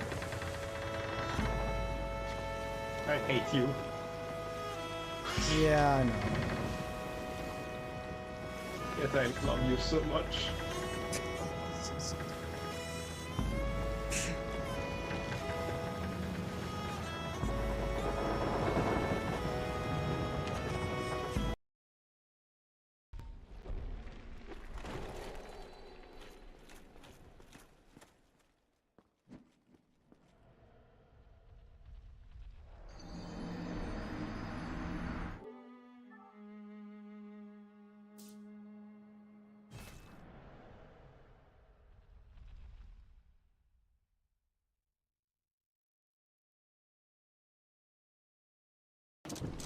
I'm pretty sure.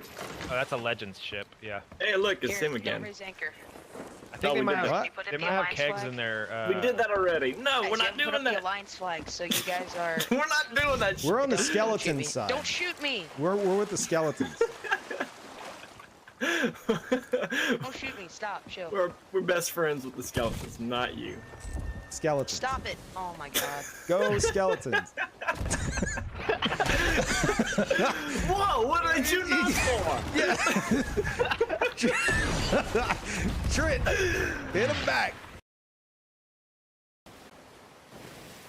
All right, here we go. All right, give me a smooch before you go.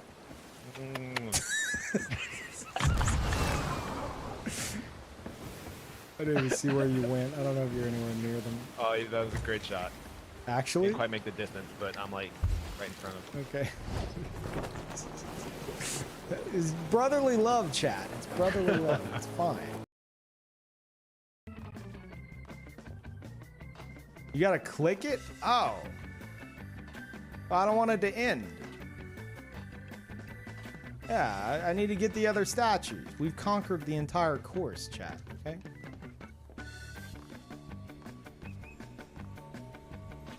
Look how much easier this side is. This is...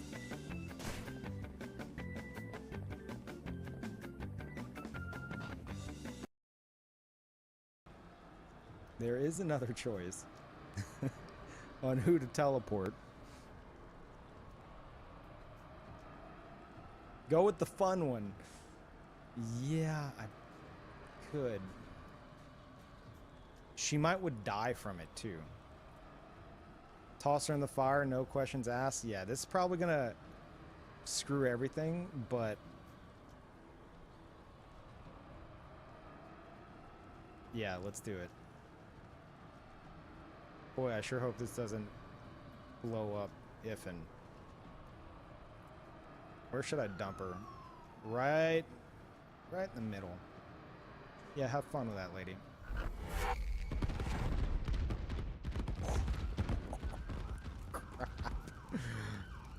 Oh, that's just fantastic. And then, don't... Hey, get off! Oh, what a little bastard. Hold nothing back. Parl got on my keyboard and started... Hey, partner. Oh my god. What did he do?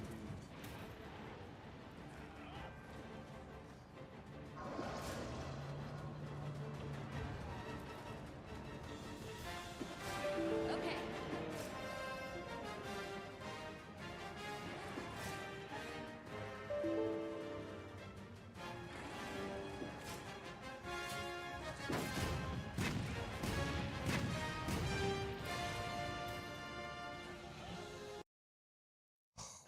God. Could you do anything else to sabotage the stream? Anything? Can we do...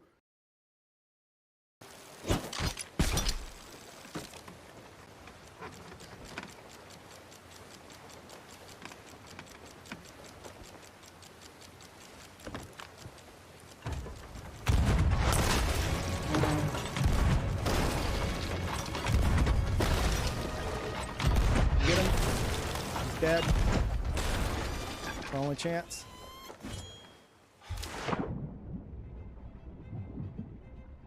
They're going quick.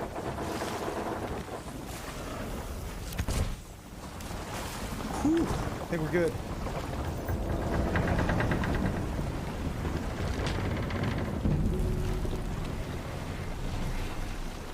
I gotta kill him. Okay. Oh my god.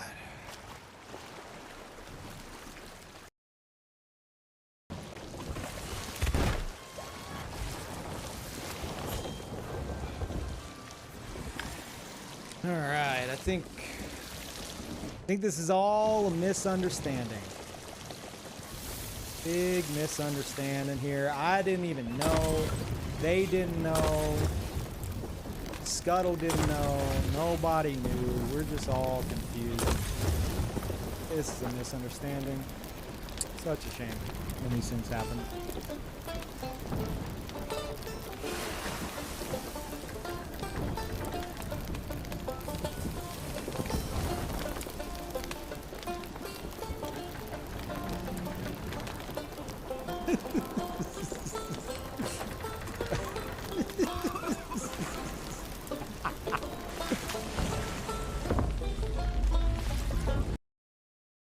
Cloth.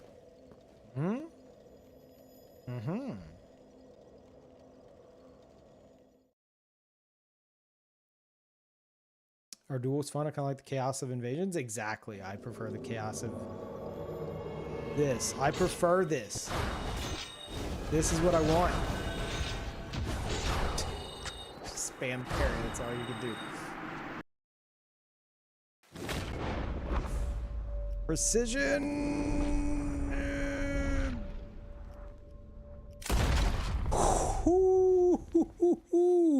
You have a good day, sir. And I'll have a good hat. Thank you very much. God damn.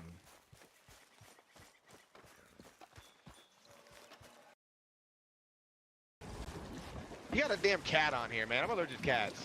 What's this other sloop doing? Why do they keep chasing us and not shooting I don't know. Look at that. Look at him. I'm not gonna shoot you. Don't shoot me. I was trying to get them to assist. Hey, get away from my boat! I think they're helping me. Yeah, they're helping you. They're like teaming up on us. And in reality, we should be teaming up on you, the Reaper boat, you know? Yeah, I know, right? It's crazy. I'm so sorry, dude. I'm so sorry. That's all right. I understand. Hey, where were you even at? You were on the sail, weren't you? God damn it. Yeah, who's sorry now? Now you just fucked up. We're being nice. All right, I'll come. You're good. On here. Alright, you're fine. I understand. You know, those newbies get. Lay down, let me. He's right there, B. They were going to leave us alone. They come near us, just scuttle. Oh, that's 2 cannons. They said they were going to leave us alone. Why are you lying? Man, I'm sorry. I just match made. I'm really sorry. Look, if you just go away from us. Go away from us. I'm gonna drop anchor. Just boat away from us. I'll figure this out. Peeve, you need to figure this out. Yeah. Okay. Crap. But they have to line up with. Yeah, I'm trying to help. Wait, are they going away from us because you told them to? All right. I think I got it. Later, y'all.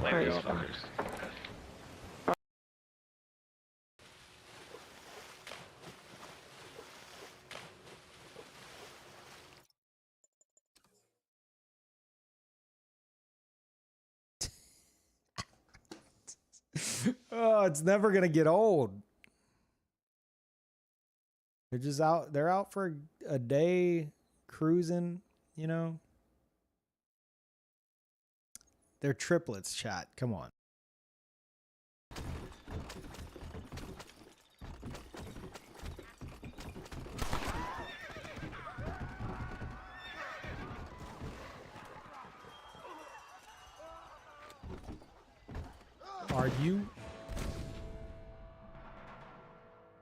Are you serious? I was trying to back up. How is that even possible?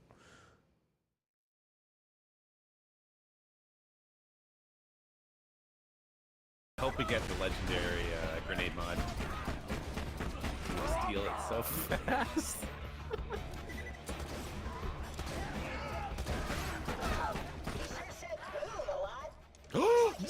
Now I'm full! God damn it! God damn it! Why am I full? Are you serious?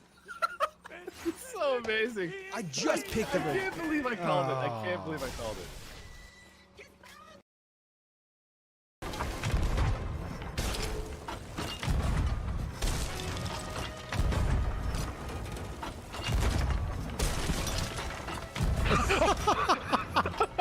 No way.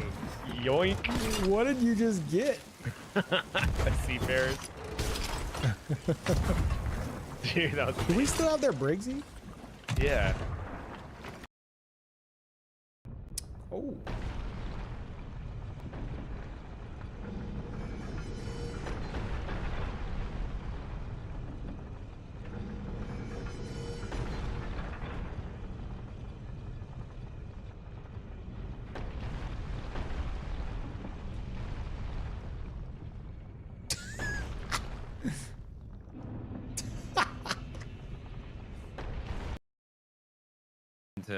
I'll move the camp somewhere nearby. Okay, my horse is reserved for my fish, okay? All right. Right, and if you had one, I wouldn't be arguing this point with you. And yet, here we are, in reality, where I have 2 fish and you have none.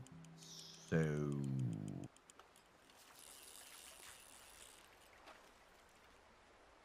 It's a 3-star muskie.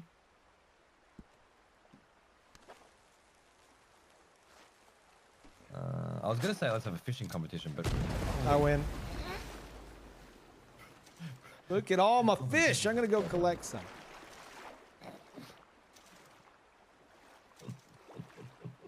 Let's see, which one will I pick? Oh, you're a big one. Come here. Hunting award 5 times? Wait, what? Oh, I can't pick them up in the damn...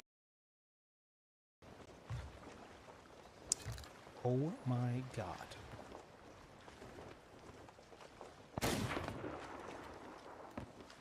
Not necessary.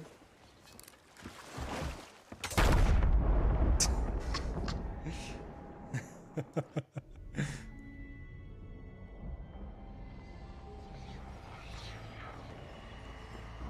didn't expect him to have an explosive barrel. Yeah, not very friendly. Leonidas, thank you. Cool ideas, Peeve. It's someone... Yeah, that was actually pretty good. Oh my god, dude! I'm fucking dying. I did expect you to have a dynamite barrel. That was pretty good. Also, the funniest part, that wasn't even my ship. I killed the guy that owned that ship. I'm just trying to fix. What? The... What?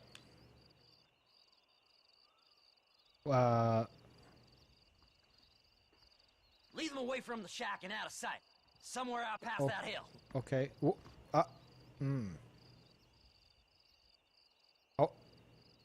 Oh. All right. That'll be just fine. All right, let's go, buddy.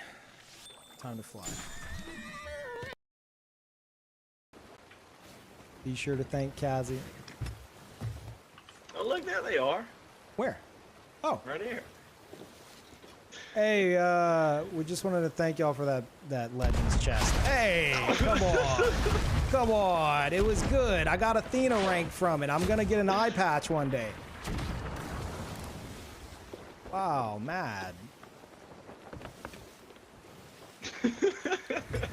God damn.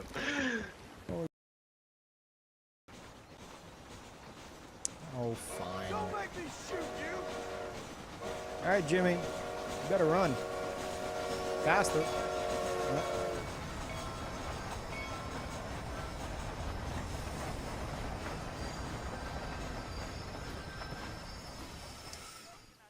Yep, that's something to write in your monthly.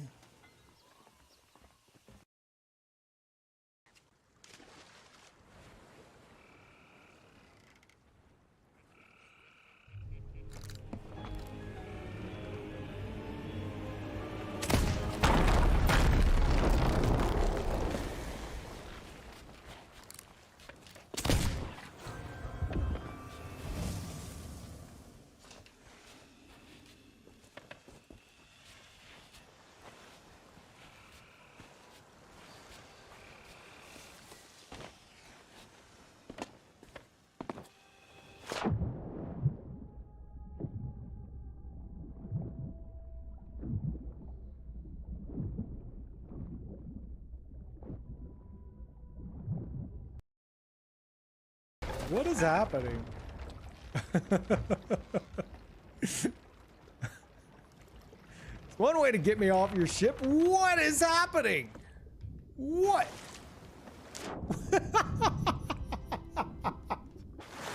What the hell was that? No, no, no, no, no, no, no, no, no.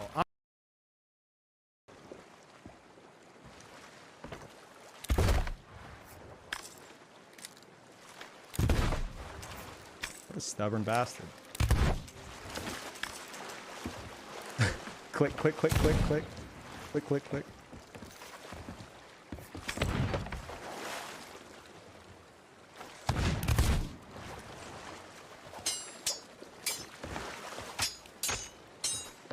Ah, okay. Nice.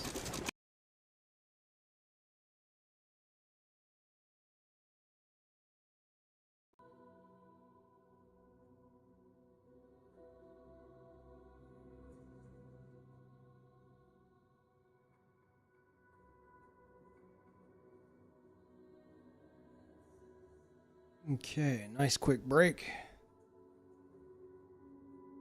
That was what, 5 minutes?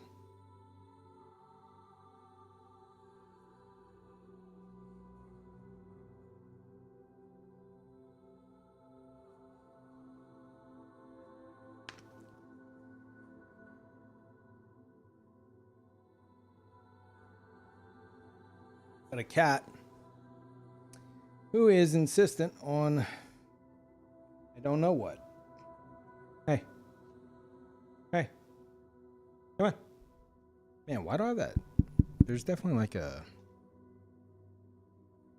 some kind of static to my mic.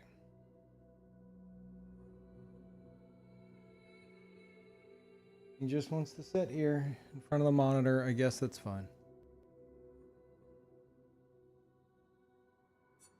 Just got here, so I believe you. Good.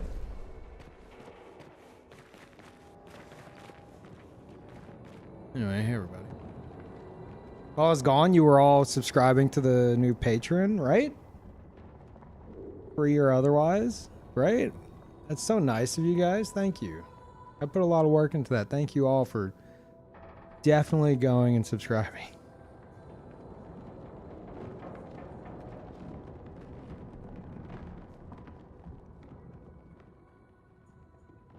I don't have a Patreon account.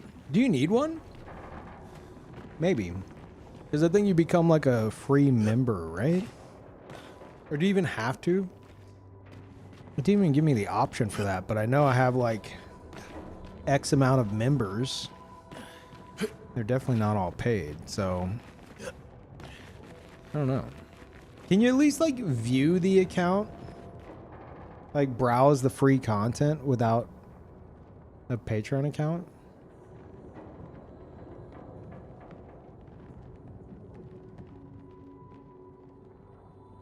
Because there's nothing, I mean, there's some Soulsborne posts right now, but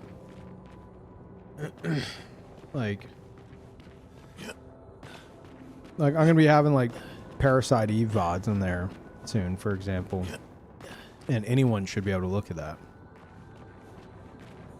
But maybe Patreon's like, oh no, you can't look at anything unless you make an account, in which case that kind of sucks, but what are you gonna do?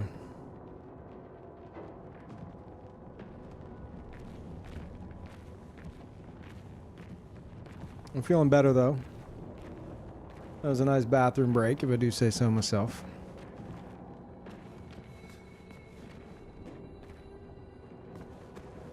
You promised me to log in or create an account. You can't like close out or anything? That's annoying. Sorry about that.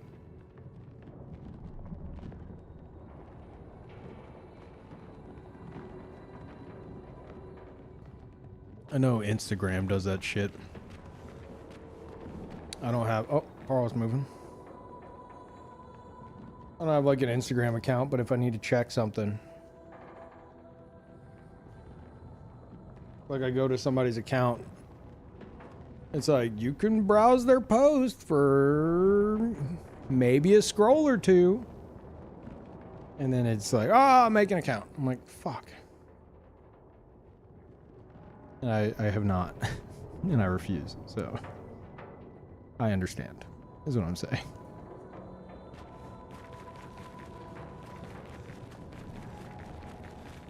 But yeah, good to know.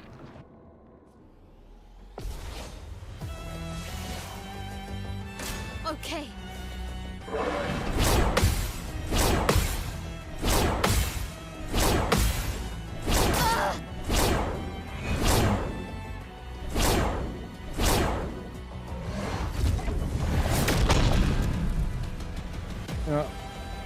One more attempt, and then we're gonna go back to Lamp Master. Can't get too distracted.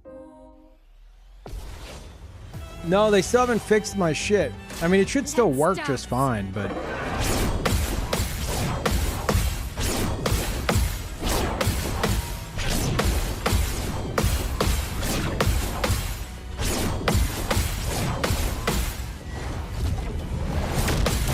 But, like, it says, like, no one will be charged. Patreon on temporary hold. Not the case.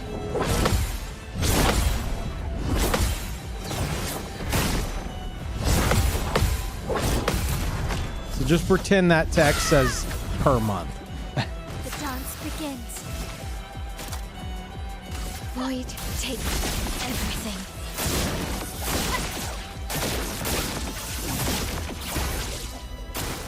Ready to parry.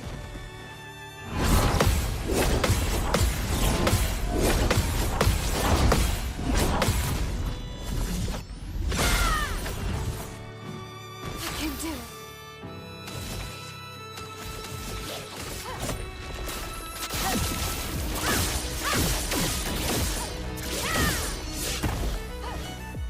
Not looking good. For good stuff.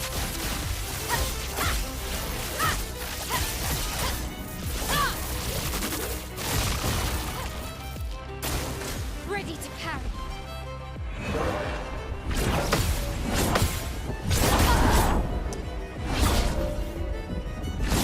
Okay, go back to Lamp Master.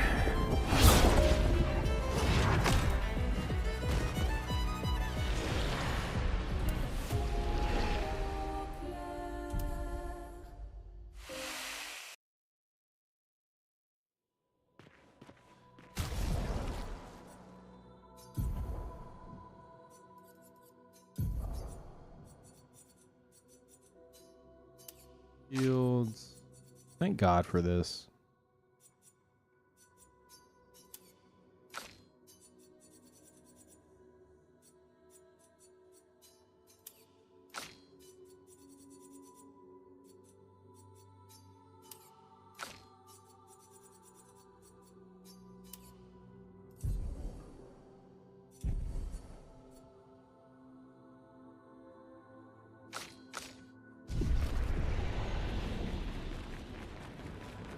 Hello everyone, is this the Simon and Friends stream? It is, it is. Welcome. This whole stream is just Simon's podcast.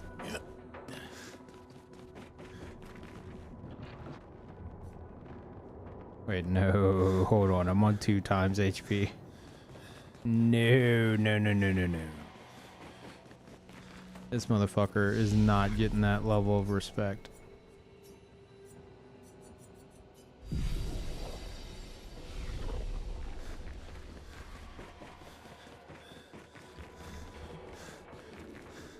Of your dedication, thank you. My brain doesn't work.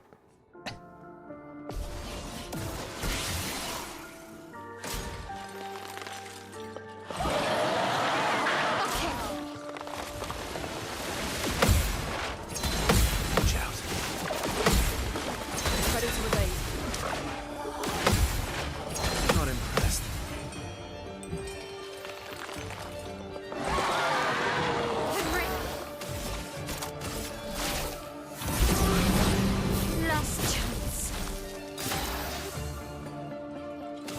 Finally finished my first playthrough of the game, so excited to be able to get to go back and watch the parry only run. Oh man, I gotta say, not to toot my own horn, I've watched quite a few playthroughs of this game, and I'm like, I'm the most thorough of everyone I've seen. Like all the other streamers I know. I'm like, I don't think as many people, at least that I know, have gone completely off the fucking deep end with this game. So, yeah, there's a lot there. Just know, though, I need to update. There's a playlist on YouTube. I've made a playlist of all the base game stuff. So that's already there. But I need to update it with like the DLC stuff. So if you wanted to watch the DLC content as well after you go through the base game stuff, you'll have to like dig through my live tab on YouTube and find all of them, which would be kind of a pain in the ass. I mean, you'd know they are all like within the past month. At least there's that. But yeah.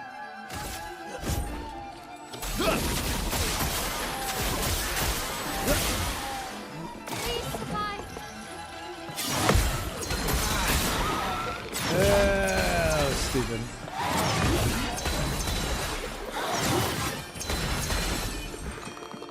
But yeah, congrats. If you just finished it, what did you think? What were your thoughts on it?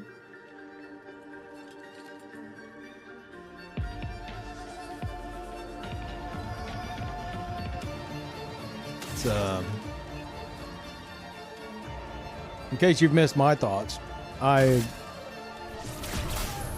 think it's my favorite game of all time. I keep telling myself it's recency bias, but no game has like had this level of a fucking vice grip on my brain. Really weird. I think I'm actually in the canvas. I think I'm trapped.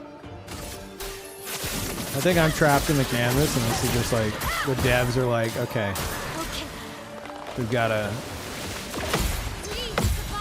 send them a message. Make them a game. Put parries in it.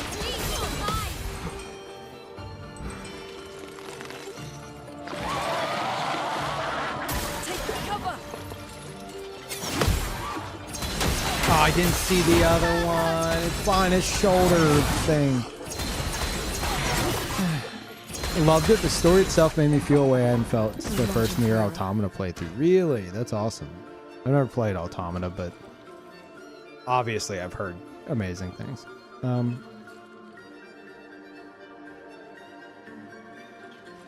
Yeah, using like 5 hours each stream to talk game lore. Look, man.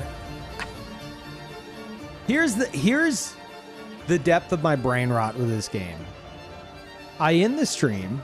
Immediately, I'm looking through my following list, praying that someone's playing Expedition 33, but most people haven't. Most people aren't because they played it like almost a year ago now.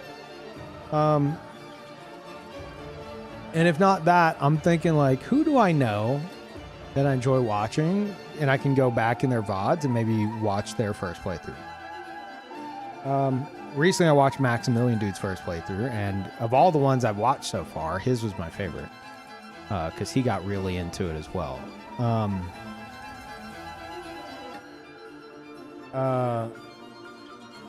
And then, like, while I'm watching someone play Expedition 33, after just having played Expedition 33, and I'm like, I'm telling myself I'm not going to do any kind of lore speculating or anything like that. While I'm watching, he'll be like at a camp scene, and then there'll just one sentence from a character that I forgot about. Like, not the character, but like what they said. And I'm like, oh, fuck. Wait a minute. And then my brain starts turning, and it's like, but wait, if they're saying this here, then that could imply this. And then there's this, and then there's that, and there's that. And I'm like, no, stop. And then my brain just keeps going. And then I'm like, I gotta write this down. And I pull open the fucking notepad I have. And I fucking add it to it. And then like by the next stream, I've written another fucking book on theories. I'm like, hey guys, I know we said we weren't gonna fucking talk about lore, but like, I thought of some new stuff.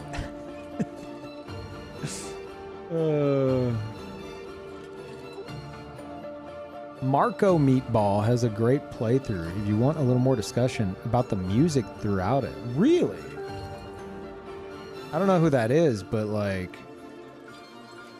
a look at like the music side of things would be very interesting. Like somebody who knows what they're talking about with that shit. Yeah, maybe. Expedition 33 is my current emotional vampire fix, watching people cry at the story. Dude, anytime on a fucking playthrough watching somebody play and then like certain scenes pop up and you're like, no, not again. No, it can't be. I can't feel these things right now. I'm trying to eat. Stop it.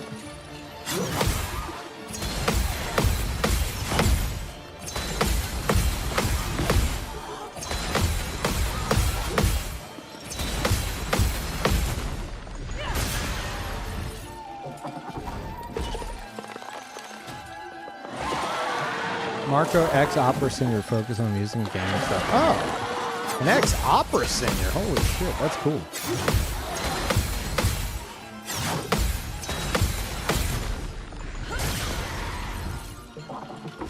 Overflowing with energy. I'm gonna watch it. I'm gonna be like, oh yeah, no, all this shit sucks. It's actually the worst shit I've ever heard.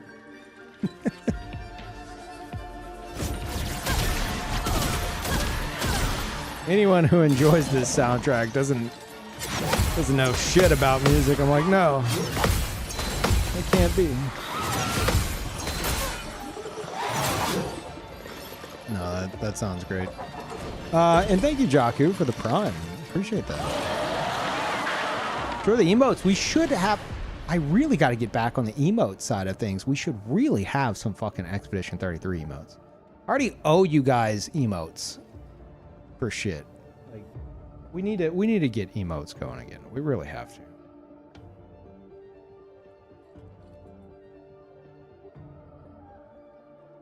You should try Elden Ring.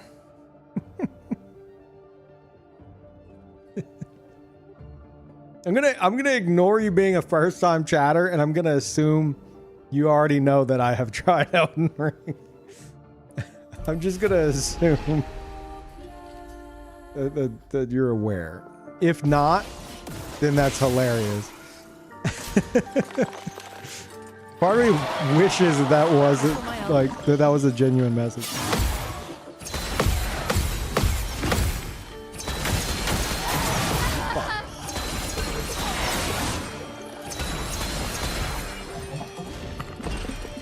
Yeah, my viewers are like, for like 2 years, they're like, another Elden Ring stream from Peeve. Okay, sure, great. I guess I'll watch. I wish you'd play something else. The monkey's paw curls. Wait, no, this is just Elden Ring all over again. Whenever we said we wanted to play something else, we didn't mean one thing.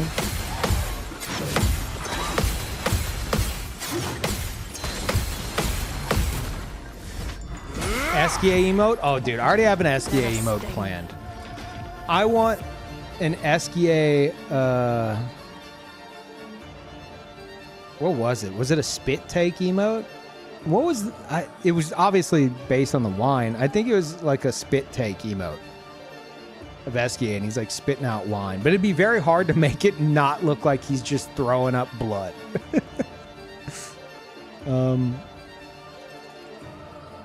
My El Parrot emote? No.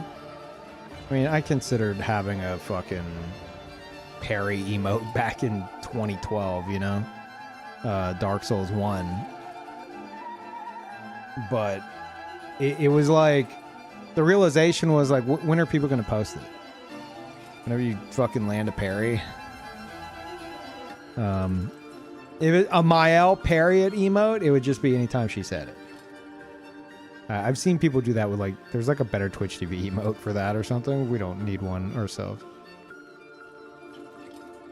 A Gustav shout emote, that, see, that's kind of fun. Francois emote. A grumpy Francois? Hmm.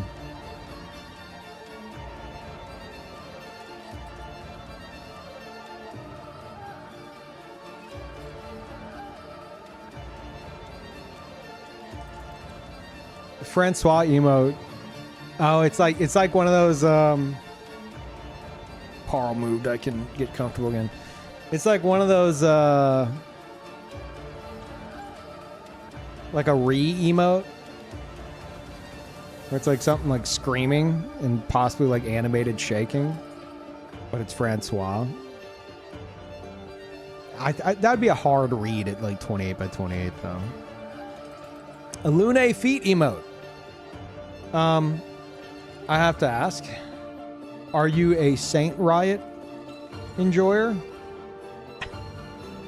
Do you know who Saint Riot is? Because if you don't, you might want to go subscribe to Saint Riot. Does anyone have the fucking emote? Just post the fucking emote. Animated Gamage emote, like PvP bag. Huh. What would be getting gamaged? It can't be anything spoilery, you know, because that would be the worst. Having an emote that's like a fucking Omega spoiler that people go and post in first playthrough streams. Oh, nice Gustav emote, bro. What's happening? What is he like? What's going on there? That's a really long animation. What's happening in that?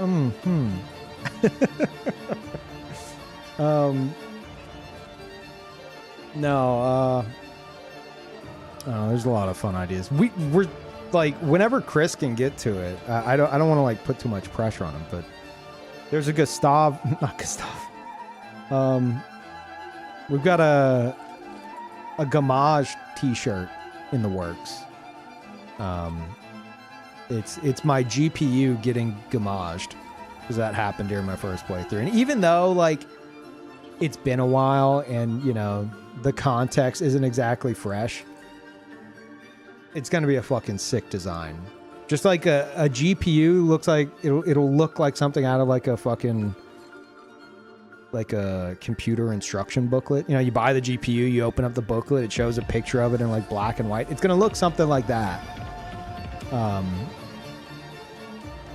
Like a highly detailed like GPU instruction booklet style thing, and then it's gonna be getting gamage. Like part of it's like fading away, and you got the colorful like petals coming off. I think even without context, even if you don't know shit about Expedition 33, that's just gonna be a shirt that goes fucking hard. But yeah, I need to ask him what's going on with that. But yeah, this game deleted my fucking GPU. 4090? 4080, 4090. I'm better. It's gone. For Gustav. Or was it a 4080? I don't remember now.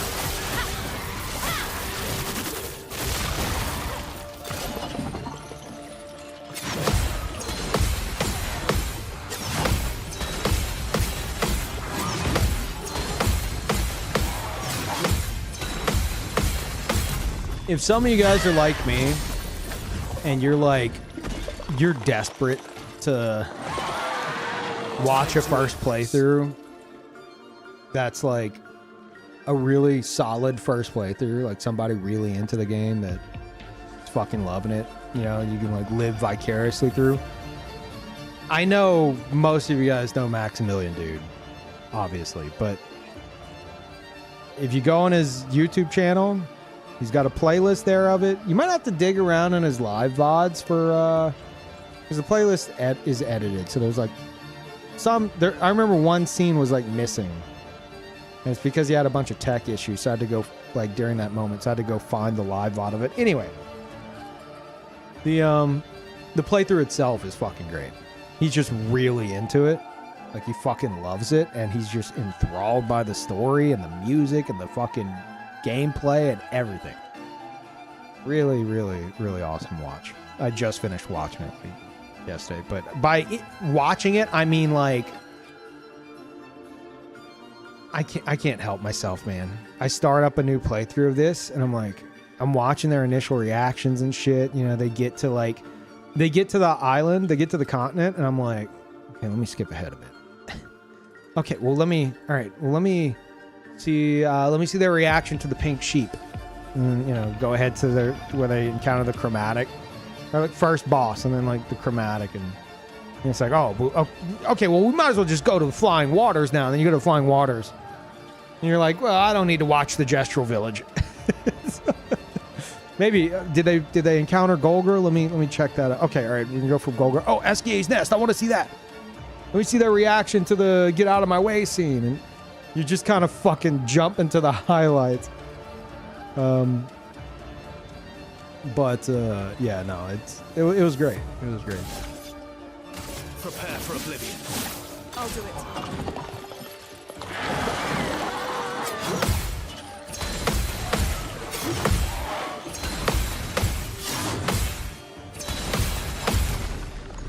I'll take the mark. Nice. Let's spill some ink.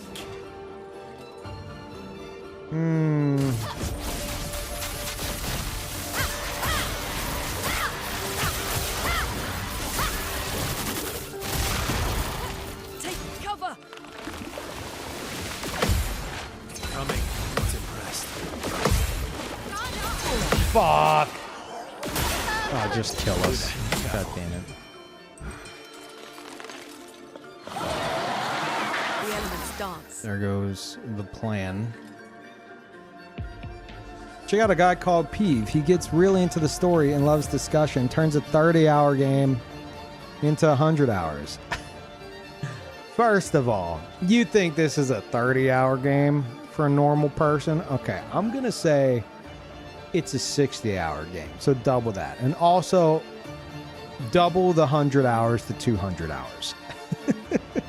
That's more accurate.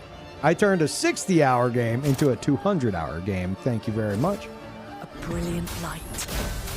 And then the DLC released. And now we're like pushing 60 more hours on top of that. Without side content, maybe 50. I mean, I know part of the reason I got into the game when I did was because Scott John practically fucking lied to me without meaning to. I was like, one of my viewers, you guys know Beat. I was like, Beat says that it's like a 200-hour game. And he goes, no. He's like, dude, it's like 20 hours max. I was like, huh, really? I thought it was longer. He's like, no, it's like 20 hours max. I'm like, okay. Yeah, fuck it. I'll start it. Well, I ended my first playthrough. As far as Steam was concerned, the in-game time was significantly different. But as far as Steam was concerned, 198 hours. So one of them was on the fucking nose. It was not Scott. But had Scott not just bold-faced fucking lied, as far as I'm concerned, I probably wouldn't have started it yet.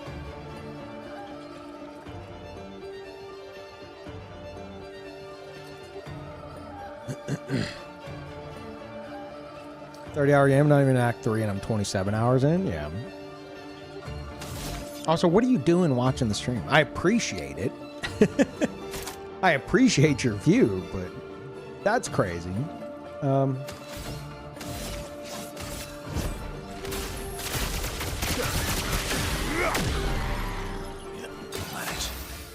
Being very, very cautious of that mute button, I guess.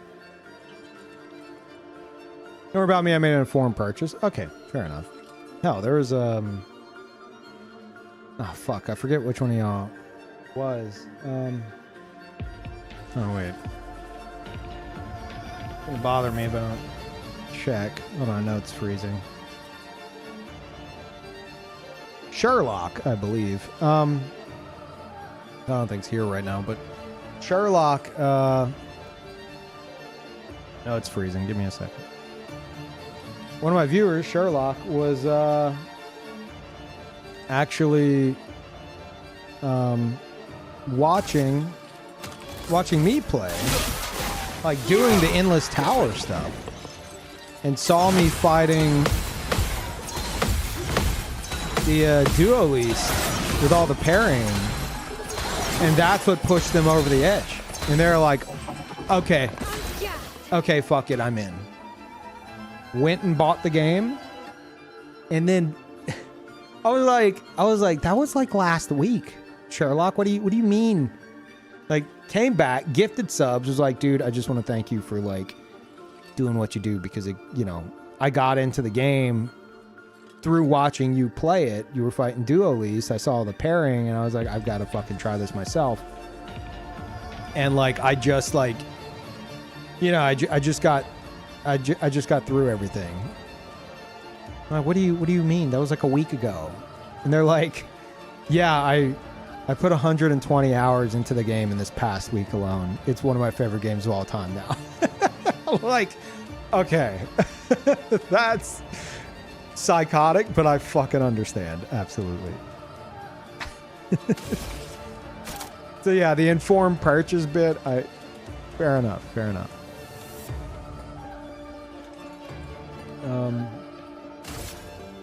Yeah.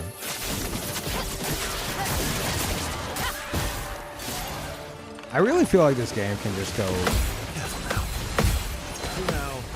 It can just go either way with people, man. Like, people who like actually try the game, I think it's rare. I'm not saying it's impossible, but I think it's rare somebody's gonna be like, this shit fucking sucks, bro. Like, I beat the game, it fucking sucks, dog shit. It's either you're like, hey, that was a pretty cool experience, or you're like full-blown unhinged. I need more. Where's my SGA plushie? Like, just feels like there's not much in between, you know? Speaking of, where's my SGA plushie? IGN. Sorry, I failed.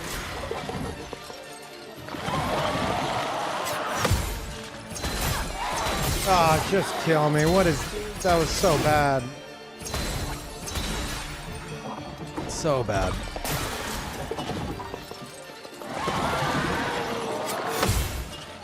What am I doing? Just fucking kill me. Give me a reset. For the record, in moments like that, if anyone's lurking, like, why is he freaking out? Like, it's... No, I'm not blaming the game there. I'm screaming at myself. Because I recognize that I'm pairing way too fucking early, and I don't know why my brain is currently locked in on, like, a 1 second, like, in advance timing that isn't a fucking thing. I like to yell at myself.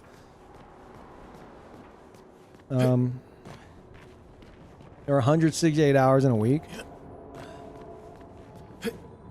Oh, and putting 120 in is insane. No, I think that's perfectly fine.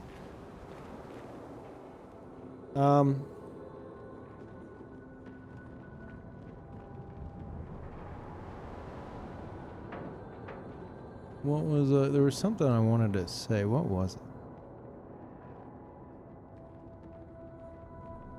I played 80 hours over a span of 17 days to get 100% achievements. Okay.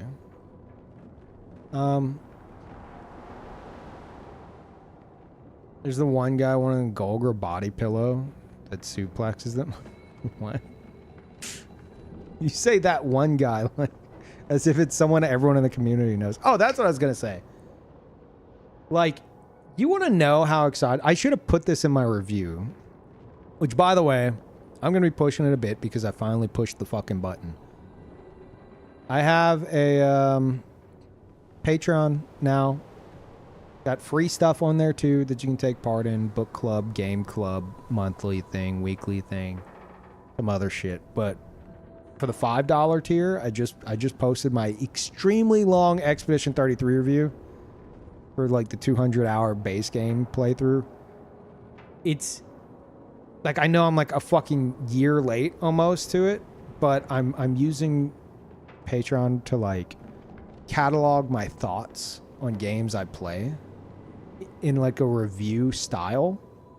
And if you want to support that and if you're interested in that, it's there. And the first one is probably the fucking biggest one I'll do for a long time.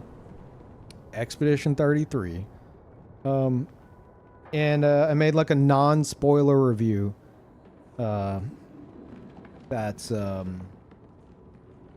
of that tier. And I should probably add to it what I was about to say. If you were to ask me, hey, Eve, what are you more excited for? Hearing about From Software's like new big title that they're working on, or Sandfall's new title they're potentially working on?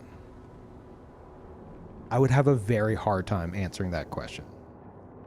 If you know my background, that's fucking crazy to say. Like, that's how good this shit is. At least for me. Like, easily one of my favorite devs now.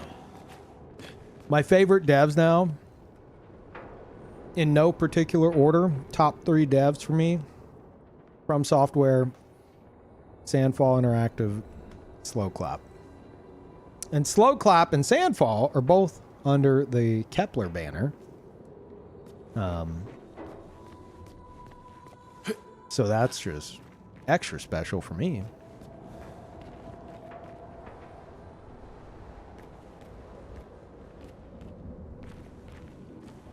You gonna play Dustbloods? Oh yeah, absolutely. I have a Switch 2 still in its box that I got because I'm like, they're gonna announce the network test any day now, surely. But that was back in like June or July.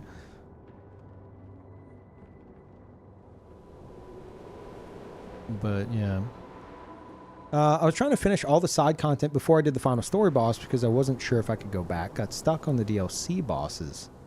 Did just about everything else. I think I ended up clocking 80 hours in game time. How'd that final boss fight go for you? If you did like all the side content, was it a one tap moment, or did you like adjust anything?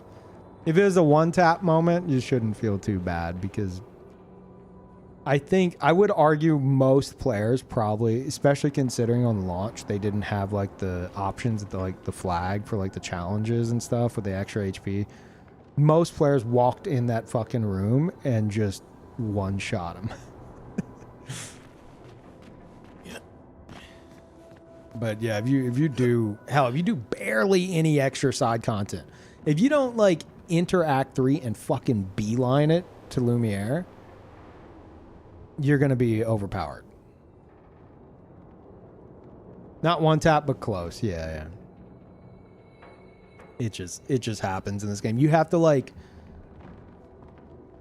a lot of people would see that as a flaw, especially of Act 3. I do wish that he was much stronger with that in mind. Instead of just being like, oh, we need to tailor this for like the people who are going to just beeline it straight to him. I wish they kind of were like, okay, we'll make it to where you can do that, but it's going to be more difficult. Like, that'd be my main complaint with that. But in terms of being able to easily just become this fucking walking nuke in multiple ways, it's like, and you have to like almost jump through hoops to prevent that. That can be frustrating to a lot of people and a downside, but I see it as a good thing, because it's like the game especially after that patch where you could adjust the HP and stuff, the game gives you the tools you need if you want to like prevent that. And because of that, you can tailor the game in so many ways to really like hone the exact amount of challenge you're looking for, and maintain that. And I think that's great. I think a lot of people are just like, why would I nerf myself? And it's like, well, I don't know, man. Like I said earlier, at a certain point, you're just kind of playing cookie clicker, right? You're just seeing number go up. Hey. No.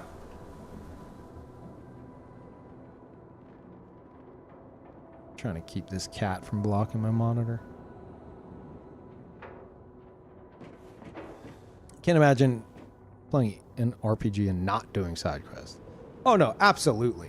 Like, I did the same thing, but whenever I finally went to Lumiere, I was like, okay, I'm bumping it up to 20 times enemy HP, which was, for what I was doing, it was okay.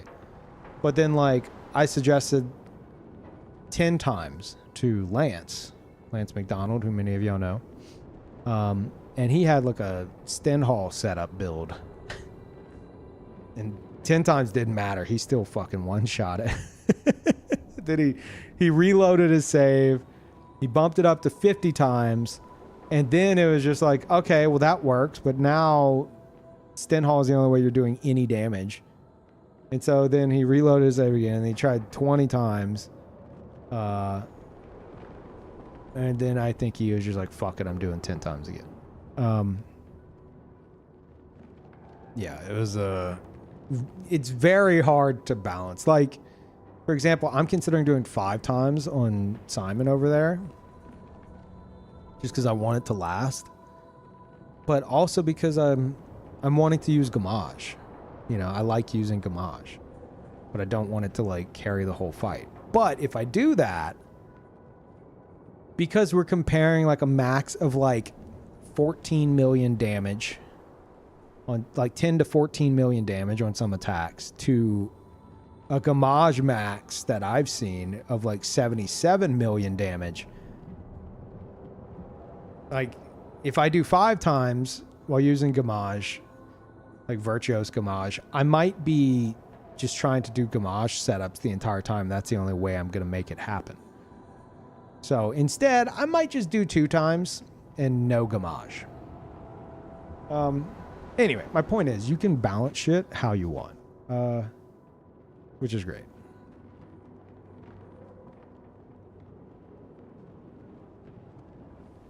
Or you could just not balance it at all and fucking destroy everything, which a lot of people love that shit.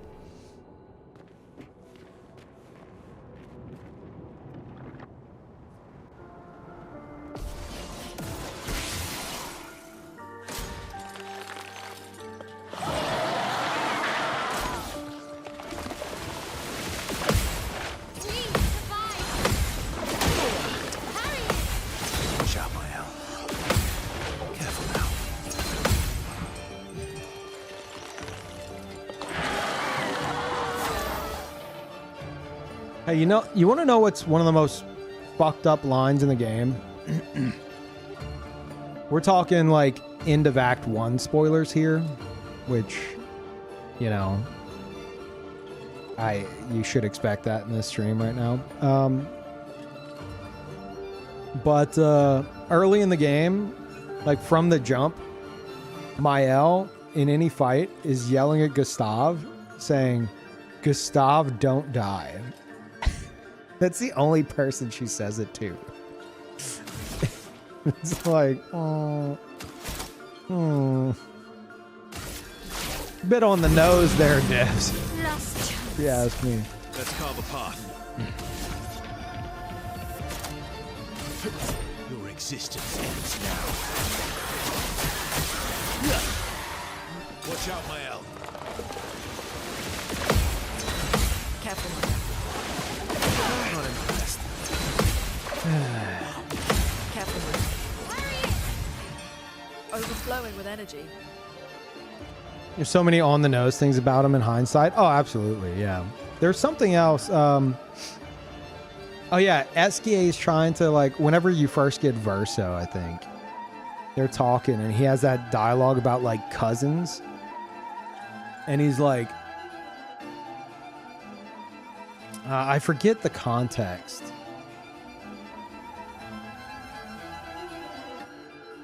But he's like, just like Verso is Verso's cousin, Mael is Mael's cousin. And, you know, without context, you're like, oh, silly Eskia, you big idiot. What are you even talking about? But he's literally talking about the Verso he knew versus the Verso he knows now. And then probably referencing Mael and Alicia.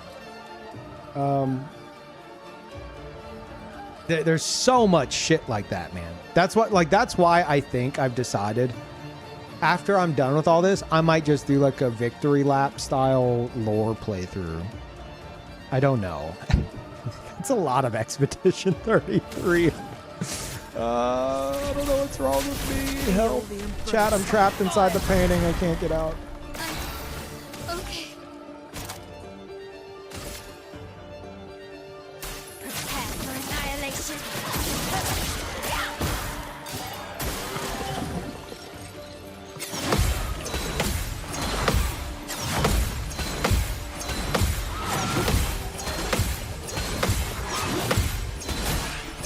I'm distracted by a cat. It's not my fault.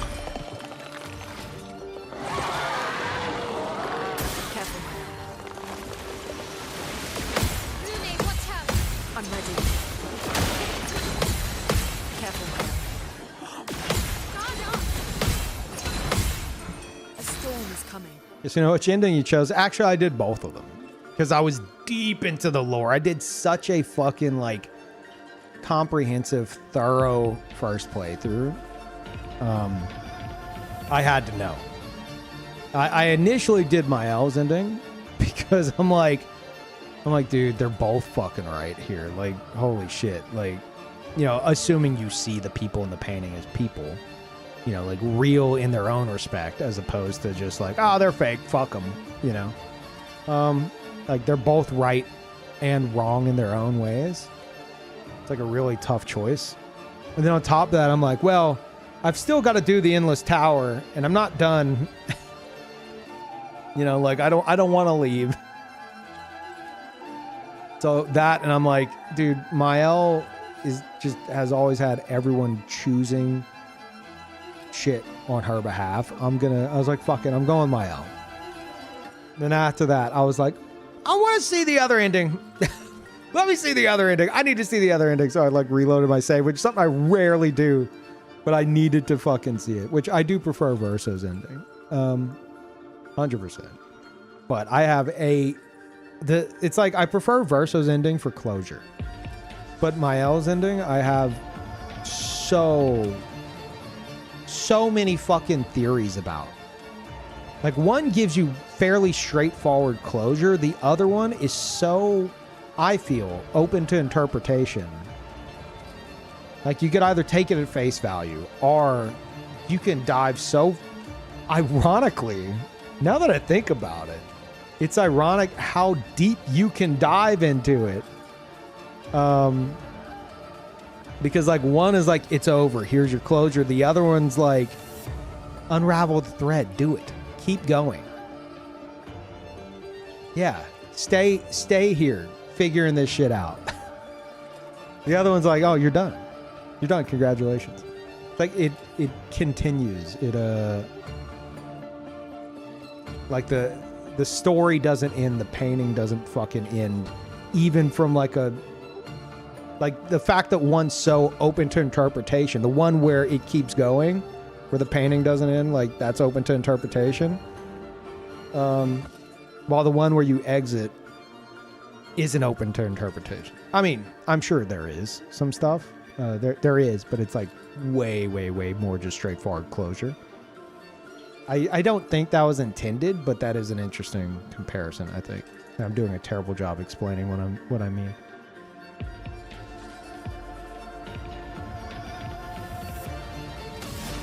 But yeah. brilliant light. Let's finish this.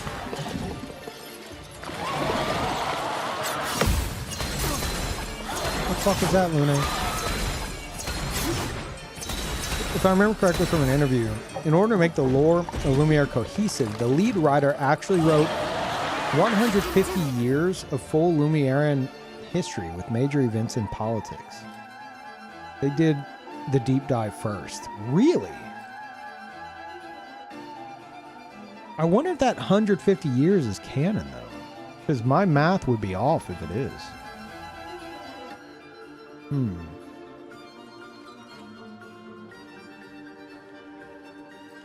I suppose it doesn't have to be.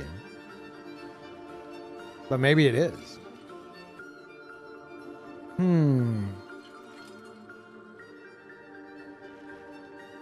Nah, it's pretty much an over-under. Yeah, because I theorize that the year they enter is quote-unquote monolith year, which isn't technically a thing yet. 110. And after 10 years, the fracture happens, and then another 67. So like a total of 77 canvas years. I've done way too much thinking into this. That's how I see it. Get out of this canvas. Fuck out of this canvas. Okay, our roulette will say no. Wait, was I defensive or was I virtuous? Surely I didn't just do defensive gamage.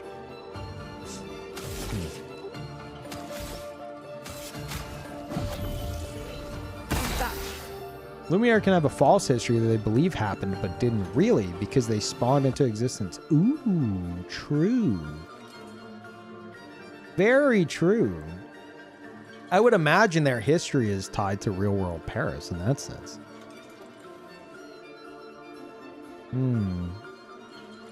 You 100% just did defensive gamage. Fuck. God damn it. I saw that she was inverted, and so I was like, oh, inverted gamage time. This will hurt.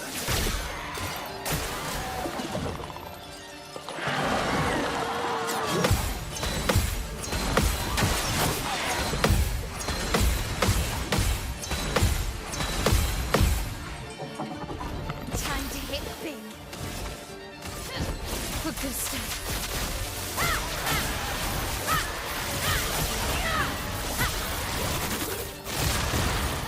Get ready.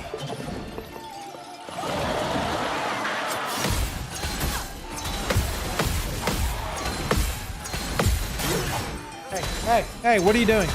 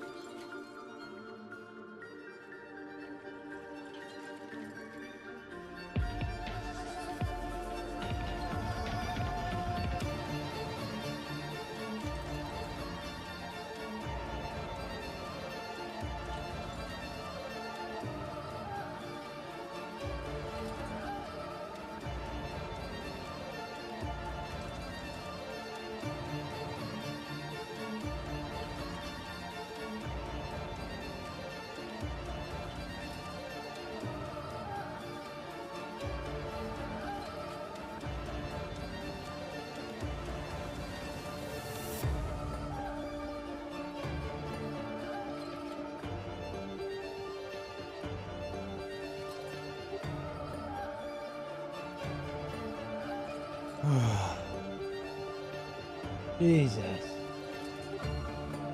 Carl started tearing shit up. I went to put him out, and while I was doing that, I was like, okay, fuck it. I'll just give him some food. That's what he wants anyway. It was fair. It's been a bit, and he was like, where the fuck's my food, Dad? I'm gonna tear up anything I see until I get my wet food. We got dry food, but, you know, not good enough. I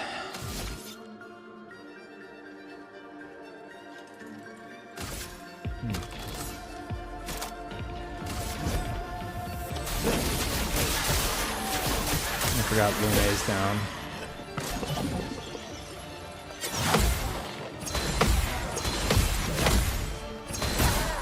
What am I doing, man?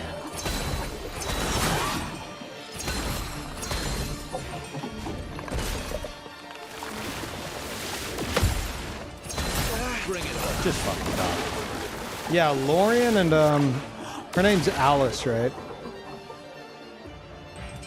They like, I kind of feel bad for her because, like, she was extremely involved in, like, the composing of the music as well, right? And very often all you hear about is Lorian. So I try to, anytime I bring it up now, I try to make it a point to mention both of them because, yeah, even though there's a lot of other people involved as well, but in terms of, like, composing side of it, I think it was mostly them two, right?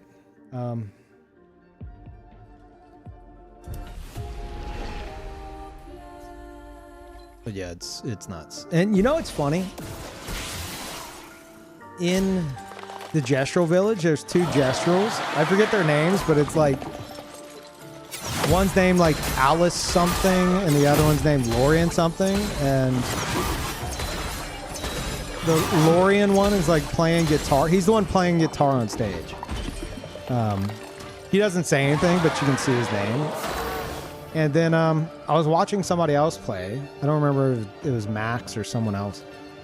And there's a quest apparently you can do to get Alice to go and sit with him on stage.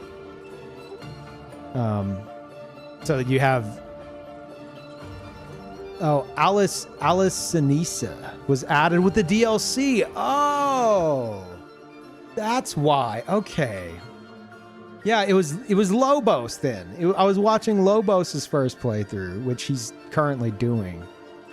And I was like, how the fuck did he get this Alice one on stage? There must have been a quest I missed. That was added with the DLC. Ah. That's cool.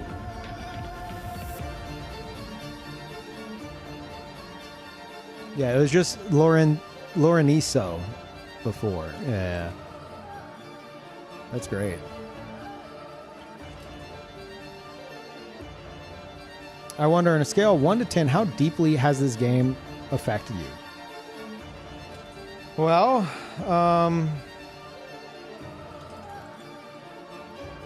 I finished my first playthrough, even though I'm still technically on it, but, you know, DLC shit.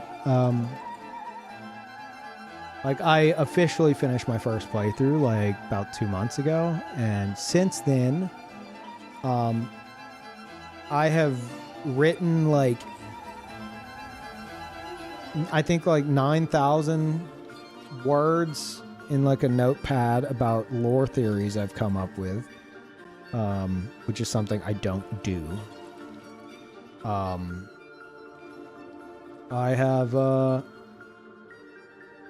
I started a Patreon, which I just launched today, which involves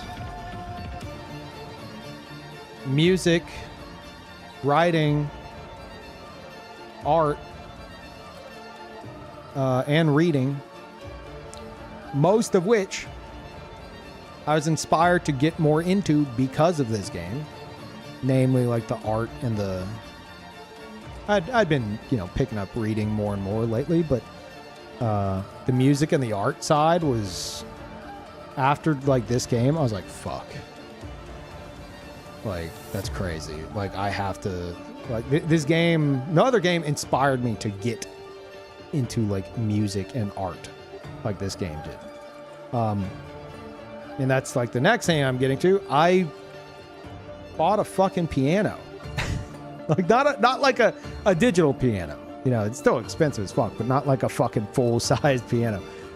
I bought a piano because of this game. Something that I've always wanted to learn since college. I took a single college course on it. I enjoyed it, but I never owned my own, so I never could really practice it. And after that, it just kind of got pushed to the back of my head. And this game brought it back tenfold. And I'm like, I need a fucking piano. Like, I require a piano. And I've been practicing like anywhere between like 2 to 4 hours a day now for the past like week and a half since I got it. And I'm currently trying to learn Alicia, but it's more so I'm using the track Alicia to learn like not only like the basics of piano, which I already can recall well enough from that college course, but like I'm refamiliarizing myself with that while also learning like kind of like dipping my toes into like more advanced techniques and stuff from the fucking jump, because I just want to learn tracks from this game on the piano right now. So 33 out of 10, yes. Between 1 and 10, 33. Yeah. Isn't Verso easier? What, the track Verso easier than Alicia? I don't think so. I suppose it depends on the version you're wanting to learn, and I'm learning I can link you to the one I'm learning here.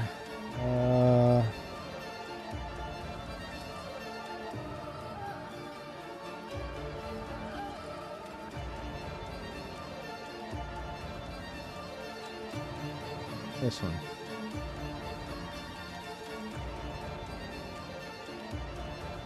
Yeah, Catherine Cordova.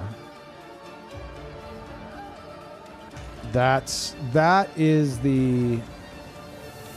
I'll put it in YouTube chat as well. That's the cover I'm learning, which isn't 1-to-1. If anything, I believe it's significantly more difficult. And in like 10 to 14 hours or so of practice, I've got like the first 20 seconds down. But I'm still struggling to like, I can play like everything on the left hand flawlessly. I can play everything on the right hand flawlessly. Combining the two to work together, that's kind of where my hang up is right now.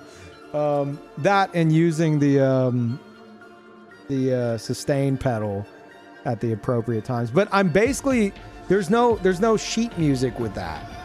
She never posted the sheet music, so I've just been kind of like playing by ear and using like her video to like double check where like her hands are landing.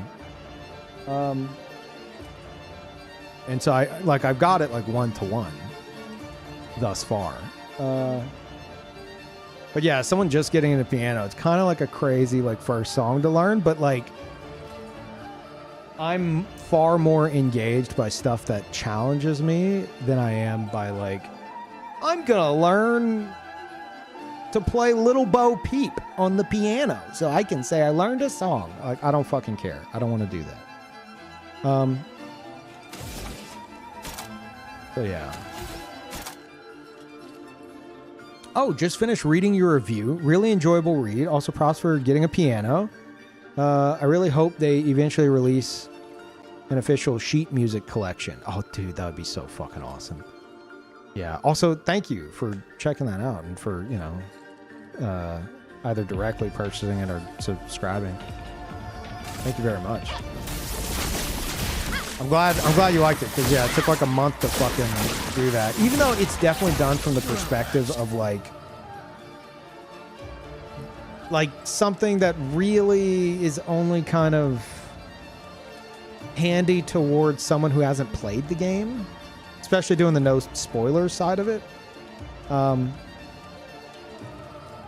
But I don't know why I wanted to do that. I wanted to just kind of like express my thoughts in a non-spoiler review style. I'm gonna have other posts on Patreon that it's gonna be like about my lore theories and all this other shit that's full-blown Omega spoilers, but I felt like that was the right way to go with it initially. So it's more for my own archiving of my thoughts on the game overall, where if you want to read it, if you've never played Expedition 33 or whatever the game is, the next one will be Absalom. I've already pretty much finished the Absalom review. You can read it, not get spoiled, and get an idea of stuff. While I'm personally doing it mostly for myself, you know, I'm doing it as a way to like just archive my thoughts about the games I play over the years. And if that's something that interests you, you can subscribe and check it out, or like directly purchase it, depending. Looking forward to reading them. Nice. Yeah, I'll probably release. I think tomorrow I'm gonna release the one that I've already written up on like Pebble's new products, because I also like gadgets and stuff, and I love what Pebble's been doing since they came back. And I was like, fuck it, I want to write about this. And this is shit like I'm not gonna do that on YouTube, you know. And I could do it on stream, but like it's gonna be like a X amount of time conversation. If you weren't in the stream, you're not going to hear it. So like it's nice to have it in like a written format. And I like writing. Something I don't really get to do too often. I'm hoping the book club kind of bumps up my vocabulary a bit. Because like I found with that review, I'm like, okay, I've described the game as incredible, amazing, enchanting. I'm running out of terms. It's like how many? I feel like I'm just using the same fucking 5 words over and over.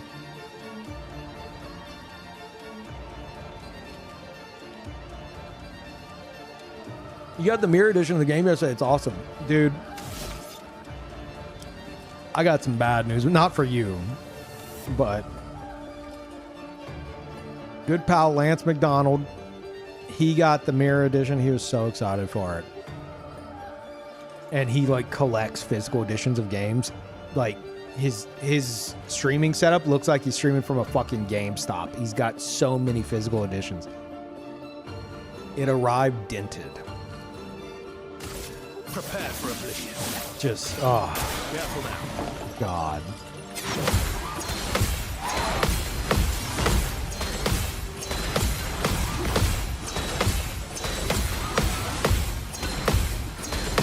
So he's got to try to refund it or get it replaced. I don't know if that's like a super limited thing, the mirror edition. Like, can you still get that? Or is it like, oh, no, it's sold out? I hope he can still get it, because otherwise that fucking sucks. And like, of all the people, you know, like this man is very, very intent on collecting physical copies of games. It's like very important to him. Ready to parry.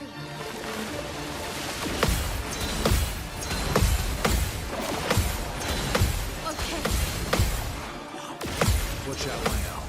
Watch out, my elf.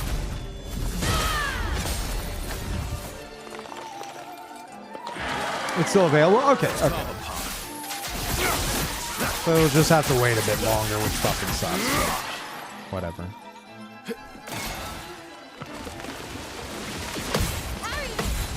Watch out, my elf. Watch out, my elf. Not impressed. Shoved. Okay. Time to end this.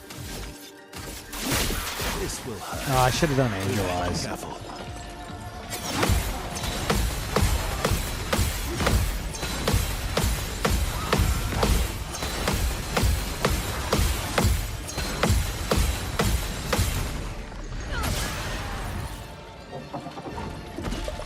Oh, no problem, Stereo. Thank you for checking out the Patreon stuff and for jumping in here after your first playthrough. And congrats again on that.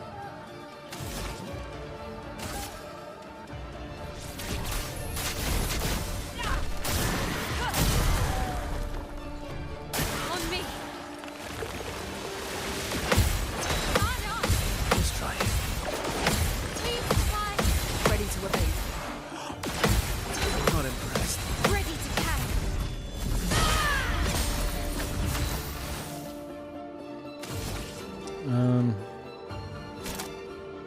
Yeah, I feel like a Gamage is wasted on this guy.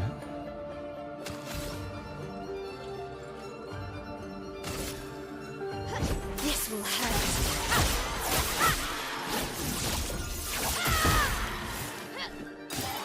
On me.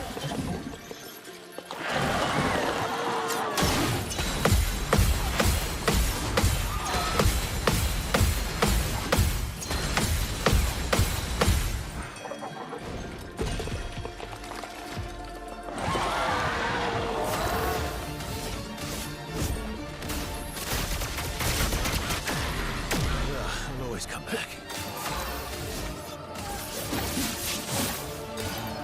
Let's dance. Incoming. Take cover. Motherfucker. Oh, Lord. Well. Let's try it. Just kill him. Fucking hell.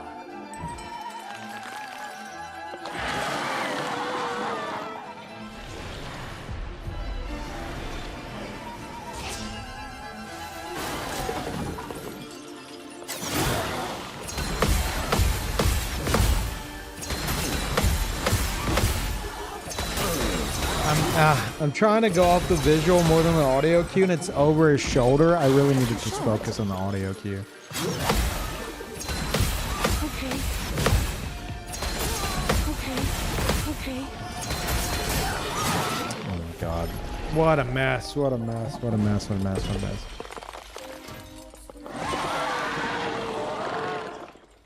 Yeah, I didn't get the mirror edition because like I fucking love this game, but I don't really collect physical copies of games these days. Like I've collected a lot of like physical cartridges for like the NES, the Sega, the Game Gear. Like I've enjoyed doing that in the past, but something about like collecting, like whenever it transitioned into like CDs, especially like whenever they did away with like the jewel case and it was just like the plastic fucking box, I wasn't very interested in physical copies anymore, excluding like, you know, the metal case is cool. Metal cases are fucking cool. I do love that, but I just don't collect games outside of that ever, so it's hard for me to be like, okay, well, I want to collect this metal case whenever I already own the game. I'm just I would prefer, the way I see it, instead of getting a like physical copy of a game I already own and have played, I'm like, all right, I'm gonna get some sick fucking merch whenever it pops up, you know. And I have, I did pre-order the SK8 plushie. Yeah.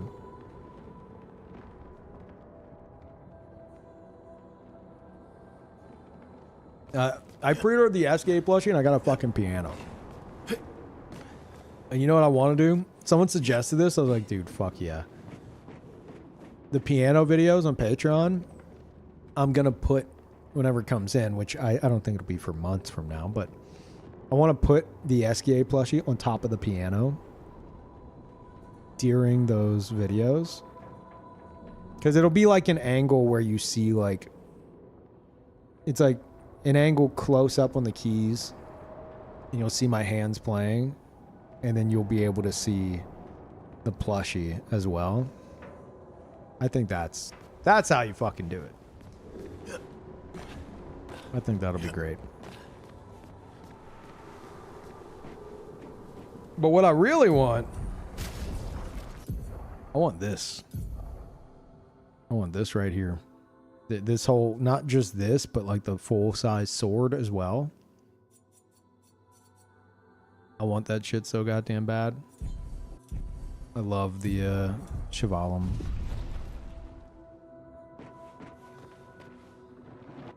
I want like a actual blacksmith replica of this sword.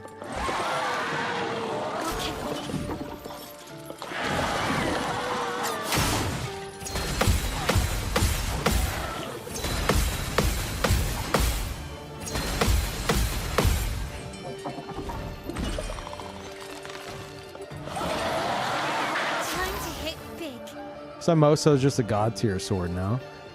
I mean, Simoso's really fucking cool. It's like, it's practically like the fucking ultima weapon of the game. It's really fucking cool. I'm not real big on it design-wise, though. You know? Like the look of it. Just as is, the look of it. I'd take a replica of it. I'm not saying I wouldn't. But like, in terms of like the look of a weapon, like, hold on, I'll show you in a moment. I did the wrong thing.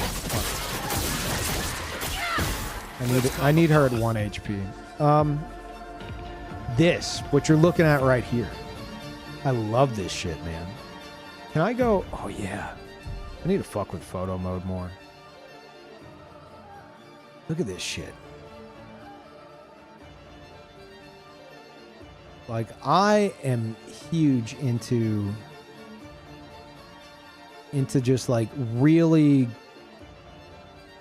like elegant, like a very long, slender, like elegant straight sword.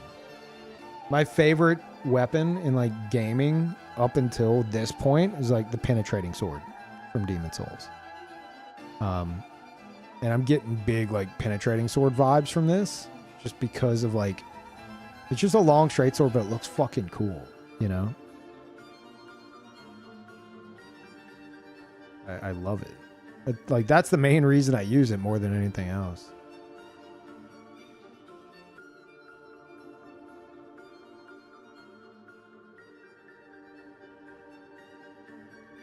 Also, I wonder what the fuck's going on with this. Anytime I see her do Last Chance, it just looks so weird.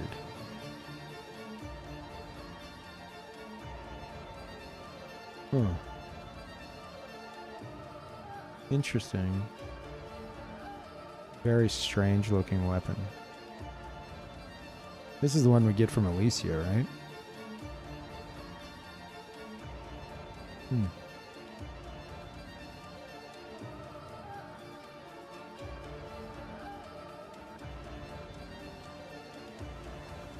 And there's this.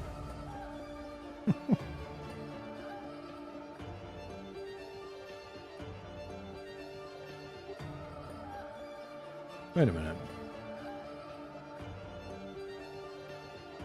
This is the back of it, right? Has to be.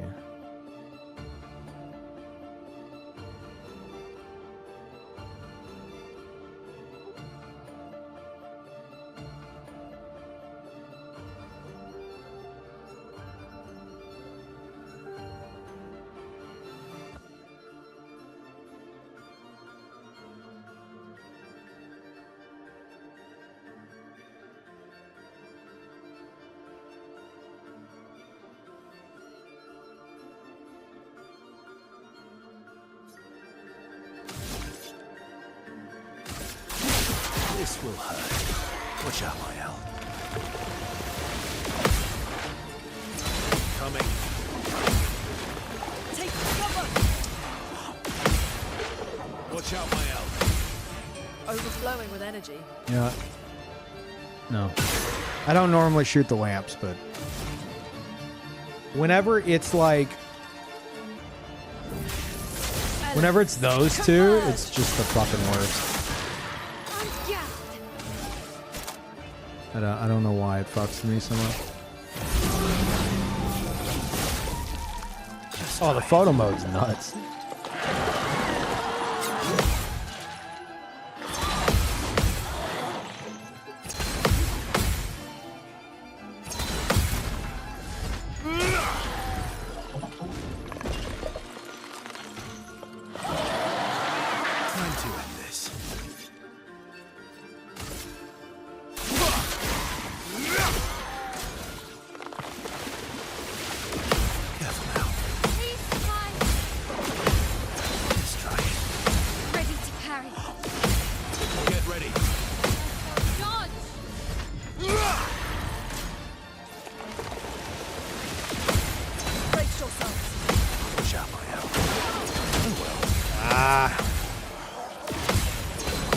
Oh, you know what I just thought of that'll be awesome? Whatever their next game is, Now's our chance. hopefully by the time their next game comes out, I'm fairly, like... What's the word I'm looking for? Fluent on the piano? That's not... I guess it works. I'm fluent in speaking piano. And then I can look forward to, like, their new soundtracks for their next game and learning those as well. Proficient. Thank you. That's the word I was looking for. That's why I need to read more books. Wow. Giving up. Kept the fucking mark for all that.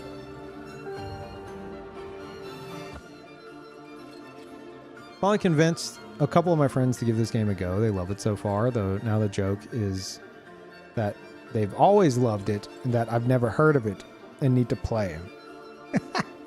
That's fucking annoying. Like, now they're talking it up and they're like, dude, when are you gonna play? It's like, dude, shut the fuck up. It's funny. I've been trying to get one of my friends to play it.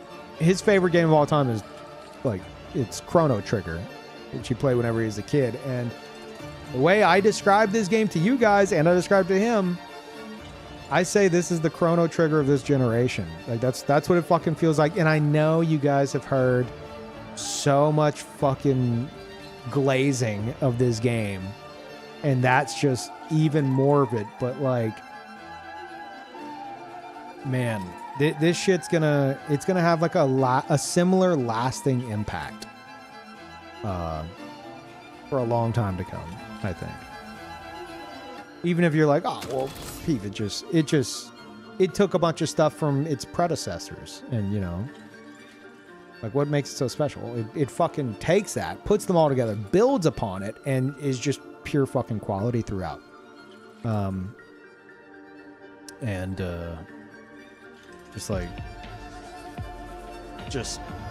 I think decades from now, people are going to still be talking about this game.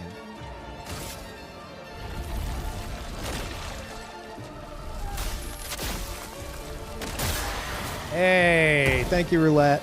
Everybody thank Roulette. I can do it. So yeah, I told my friend that, and he's like, fuck. He's like, are you serious? I'm like, yeah. I'm like, yeah, I think so. Now, I'm not saying, like, if you like Chrono Trigger, you'll like this. That's not what I'm saying. Just in terms of impact, you know? And I don't think he even got out of the tutorial. He's like, yeah, it seemed very, like, steampunky, which isn't my thing. No. I was like, did you even get out the tutorial? Like, the prologue? He's like, no. I'm like, so you got it, you turned it on, you saw, like, a prosthetic arm and you just quit out. Like, pretty much. I'm like, you're a fucking idiot. Try it again.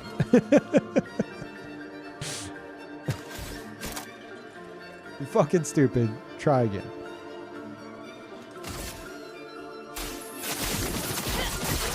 Well, Legend of Dragoon. I beat Legend of Dragoon whenever it first came out. I don't remember much. I would have to go back and re-fucking play it. Which I probably should. Dude. Maybe the next game club game, like the monthly game I try to get everybody to play, one of them should be Legend of Dragoon. That would be awesome. Yeah, no, it takes aspects from games, but I feel like this is what Valheim was. And I've never played Valheim, but my point is I didn't fucking understand it. I looked at Valheim a bunch of times, and I'm like, I don't get the hype of this. Why is everyone so fucking excited? And somebody described it to me. They're like, it's like everything that a survival game like tries to do, but like it fucking nails everything across the board. It's like the perfect package. I'm like, huh, okay. So to me, it doesn't look like it's doing anything necessarily like incredible, but it's just really fucking solid, apparently. Or at least it was. I don't know how it is now. This is like that, but also Your existence ends now. like the level of engagement from the combat for a turn-based game is fucking nuts.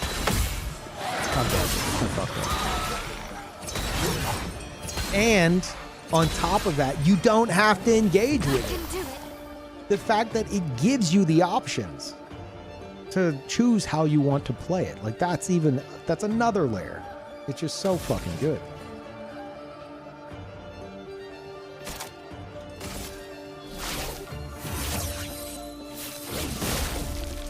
Oh well.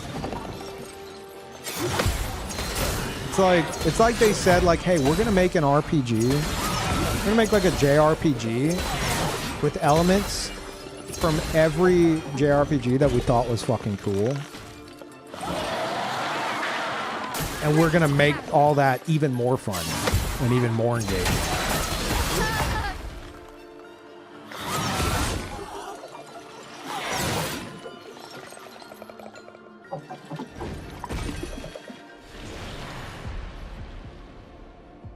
Did Chrono Trigger actually have an impact, though? Yes. A lot. Chrono Trigger inspired a fuck ton of shit. Can't point you to any direct examples, but most people and streamers I know never played it. There's no social media to blow it up. I mean, there wasn't any social media for Final Fantasy VII either. Would you say Final Fantasy VII didn't have an impact on RPGs at the time that spanned decades? The only reason I don't compare this directly to Final Fantasy VII is because Final Fantasy VII, if I remember correctly, their budget in like the 1990s was like $40 million. And this game in like, I guess, 2022 is when they started it, whatever, was like 10 million. So, it's kind of a tough comparison even decades later, because even then, the fucking budget for Final Fantasy VII is still like 4 times the budget for this game. So it's not... I feel like it's not exactly fair to compare it to Final Fantasy VII because of that. But something that I think had like a similar impact would be Chrono Trigger. And I say that because I say that not from somebody who played Chrono Trigger back then and is just looking at it through nostalgia glasses. But I did my first playthrough of Chrono Trigger on stream like 2 years ago. And I was fucking floored. I was like, I think I remember at some parts I was fucking screaming. I'm like, how the fuck is this game like almost 30 years old and is still like there's I can't recall. I think it was like the way they handle like the time travel stuff and how it's impacting the world and all this shit. Like, it's not only incredibly impressive from like looking back on when it released, you know, from like the lenses of like what it would have been to experience it in the moment and have it blow your mind. But even still today, there's just so much shit that I'm like, dude, this is impressive as fuck, even for like today's standards, like the shit they're pulling off in this game. And that's what I'm saying. This game can be like in like 30 years from now, you know. I think 30 years from now, someone will play this game and be like, what the fuck? Prepare for oblivion.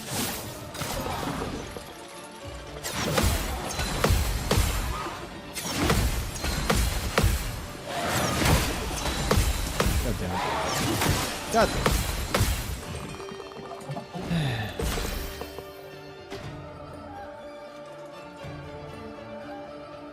I'm well aware of like how highly regarded Chrono Trigger is. In terms of like how it inspired a fuck ton of stuff to come after it, you know? Like, it's one of those games. Elements converge. Watch out, my ally. Like, it might not have been as big as Final Fantasy VII, but like the lasting inspiration is there.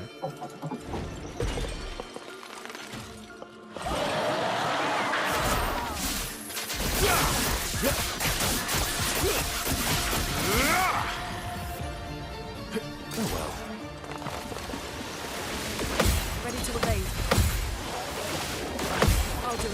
Brace yourself. Oh my god, dude. Just fucking die. Everybody just die.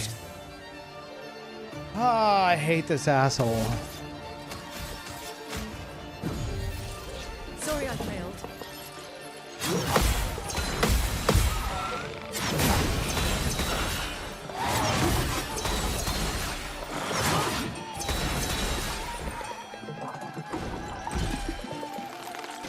He's got me questioning if it would just be easier to fucking... Like, I don't mind popping the... Or I don't mind pairing the lamps. Because I prefer to do that than constantly go into the darkness and then you gotta fucking... If you want to get out of it, you gotta play the lamp trial and shit. Like, that's gonna happen later on, but... I'm kind of avoiding it until it happens, just to save on AP and get bonus AP as a result, like as a reward almost. But man... got me questioning if it's just even worth that. Brilliant light. Maybe I should just fucking pop the goddamn lamps. Let's finish this.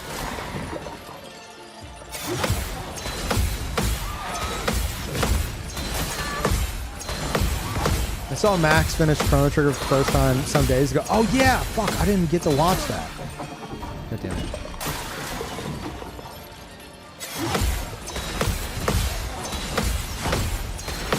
I'm curious what he had to say about it.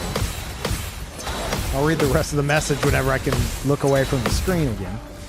I saw Maximilian dude finish Chrono Trigger for the first time some days ago. And he said it immediately became his second favorite JRPG after Final Fantasy VII, I think. That shit still hits today. Exactly. Exactly. I hadn't even considered that. Like, Max getting a similar experience to what I had like a couple years ago, where it's like there's so many games that you can play whenever you're growing up. Like if you grew up in like say like the 90s or 80s, 90s, whatever. Like there's so many games that like you played back then and you think back on and you remember them being amazing, right? And you're like, oh no, it's fucking peak. It's fucking peak. And there's so many times where if you go back and play it, maybe there's some fucking nostalgia, you know, at play, and it's not as great as you remember. But there's some games like Chrono Trigger that you can have somebody current day go and play it and just be fucking blown away. Just like, holy fuck, how does this game still hit so goddamn hard and do things that I haven't seen like anyone else do at this like scale and pull it off like in a successful manner within their game, like in decades. Like I haven't seen anyone replicate the shit that Chrono Trigger did 30 years ago. Like there's games that have tried, obviously, but like they pulled it off so fucking perfectly that decades later you can have somebody play it and be like, what the fuck, dude? This is so goddamn good. So yeah, it's nice that Max got to see it through that lens as well, you know? Because that's what I'm saying. I feel like I'm just kind of spoiling my fucking review, which, by the way, I mentioned this in my Expedition 33 review that's now on the Patreon. I think that 30 years from now, there will be somebody who plays this game for the first time and has a similar experience to what myself and Max had with Chrono Trigger. Like, but with this in 30 years from now.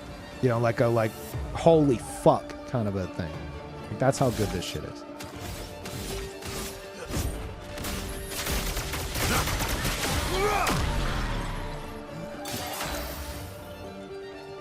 It was the second favorite game of the year after Expedition 33. Okay, so maybe...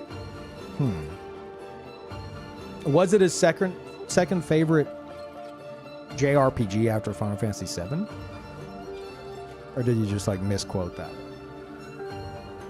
I'm still... I want to go back and hear all of his thoughts.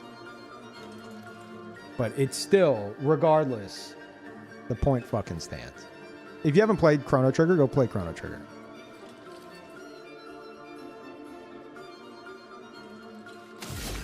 Just don't play it through Steam. I won't lose again.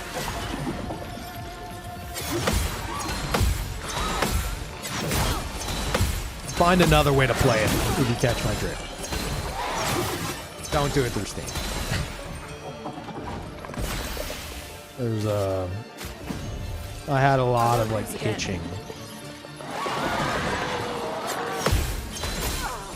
What is happening? We need to go. We're going to pay a visit to Simon. No, I need a palate cleanser known as Simon the Divergent Star.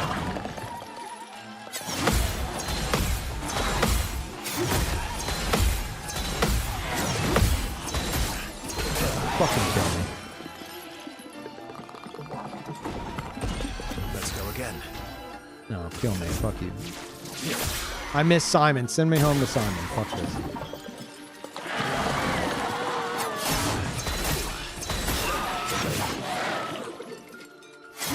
Remember seeing him finish Act 2 and flying with SKA and completely mind blown? He said his goatee. Yeah, no, I think I just watched Max's first playthrough of this, and yeah, he went from like, oh motherfucker. Okay, I'm gonna do something I said I'd never do.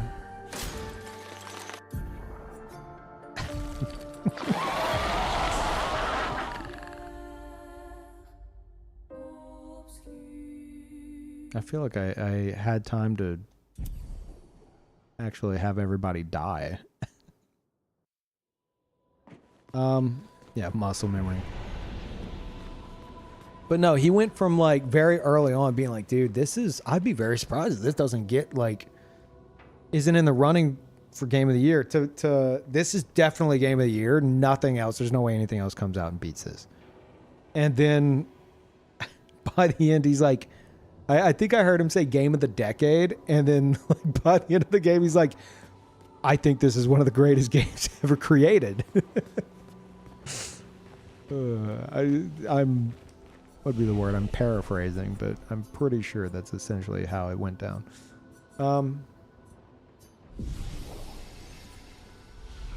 He said he put E33 before Chrono Trigger because he knew Chrono Trigger would be good, but that E33 came as a complete surprise and blew everyone away, or something like that. I see. He's giving it like some extra credit for that.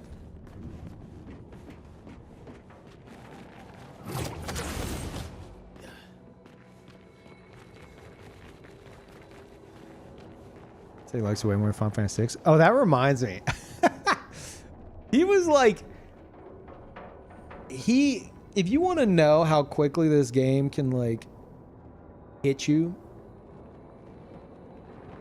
he was probably like maybe 3 hours into the game, if I recall. He didn't even hit Flying Waters yet, I don't think. Had he hit it yet? No.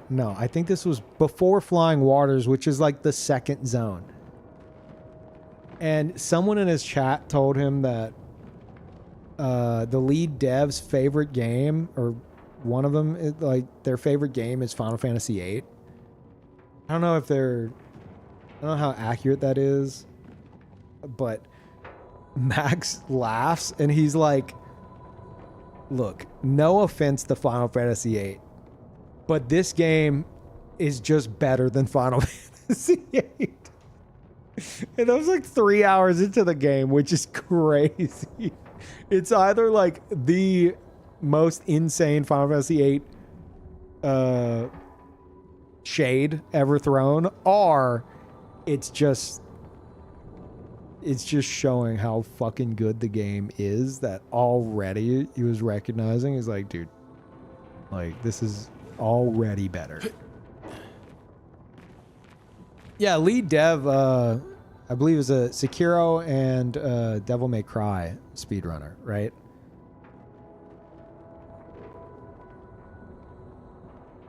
You can jump on Sandfall's website, see all the team's favorite games. Really?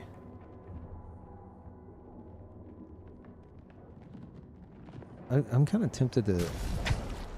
What is this endless tower? It's literally endless because I'm never going to fucking finish it.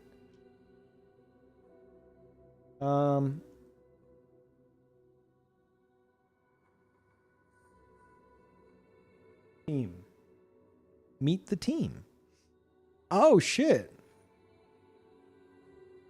Gil Yam. Yeah, that's the CEO and creative director. Persona 3, Devil May Cry, Demon Souls. This motherfucker. Oh, I didn't know. Oh, I was unaware. Oh my God. Amazing. A fucking knower. This dude knows. Journey in Final Fantasy VIII. Yeah, there it is. Mikkel, I believe. Dota 2, Elden Ring, Super Smash Brothers, Hades, Pokemon. As lead game designer. Thomas, game designer. Kingdom Hearts 2, Final Fantasy VIII, Metal Gear Solid 5. Thomas over here with some hot gaming takes.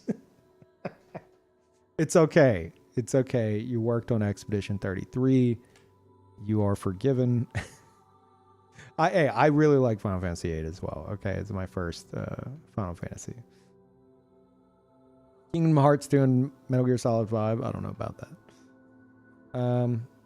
Tybalt, level designer. Elden Ring, Journey, Death Stranding, Resident Evil 2, Dishonored 2. Victor, junior level and quest designer.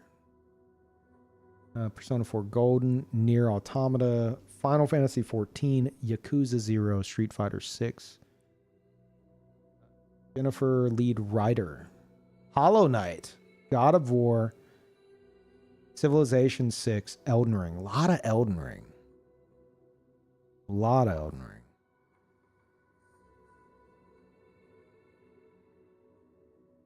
Oh, yeah. Both the bots timed you out for spamming question marks. Tom, CTO and lead programmer. World of Warcraft, Zelda Ocarina of Time, Vice City, The Witness, Golden Sun. Senior gameplay programmer, Florian.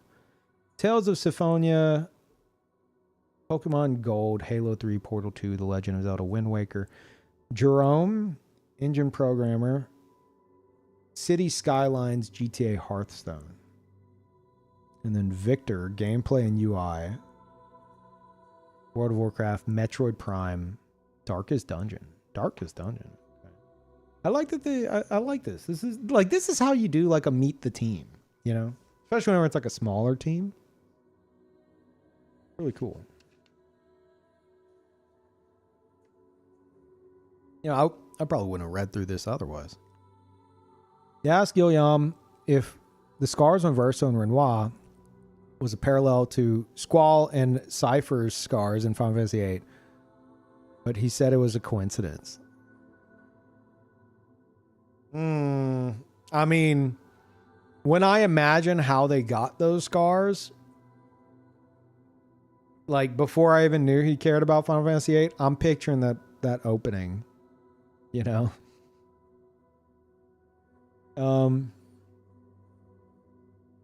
Nicholas, art director, Dishonored, League of Legends, The Order 1886, and BioShock. The Order 1886, was that like a... I remember it, but like... I remember not hearing much about it. That's... Okay, interesting. Carla, Tomb Raider, Assassin's Creed 2, and Fable. Ooh, Fable. Matthew, that was lead environment artist. Environment and props artist. Minecraft, Zelda Breath of the Wild. Nice. Control. Alexander, tech artist. Red Dead Redemption, Fortnite. Ultimate Chicken Horse.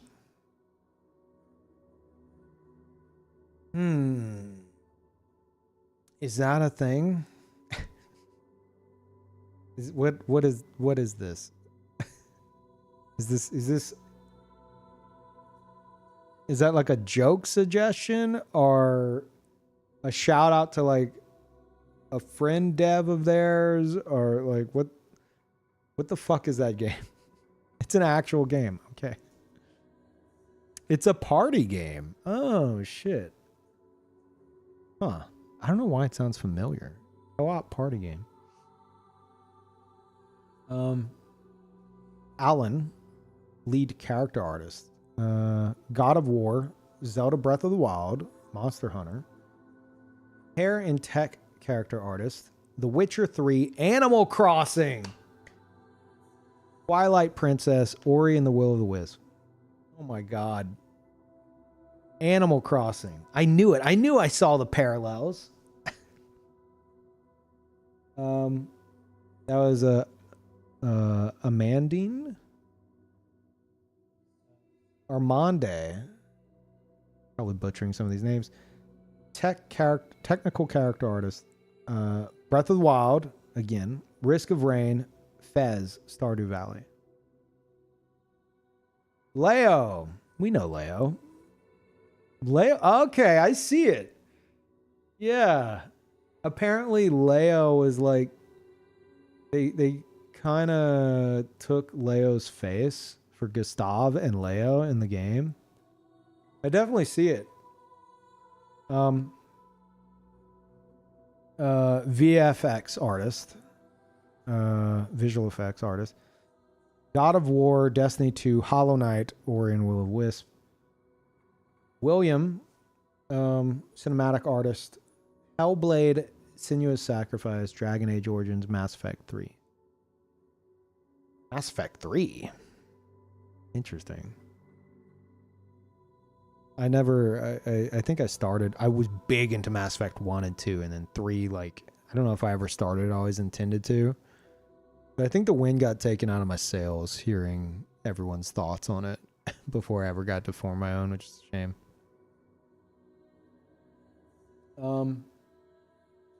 Tristan. Cinematic Animator. Halo Reach. Tekken 7. Warcraft 3. CSGO. Romaine. Character Artist. Intern. Final Fantasy 7. Nier Automata. Liza P. Really? Shit. A lot of Soulsborne and Souls-like enjoyers in this team.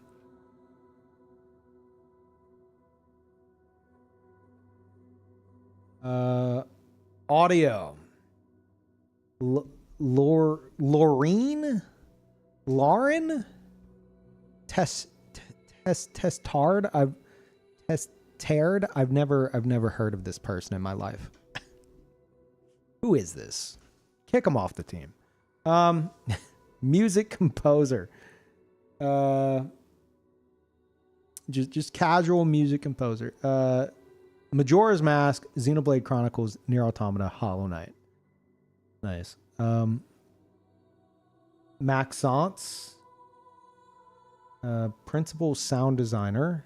Fallout, BioShock, Majora's Mask, Persona 5. Olivier. Tech sound designer. Dishonored, Cyberpunk 2077, Far Cry 3, League of Legends. Raphael. Music designer and audio supervisor. Deus Ex, Human Revolution.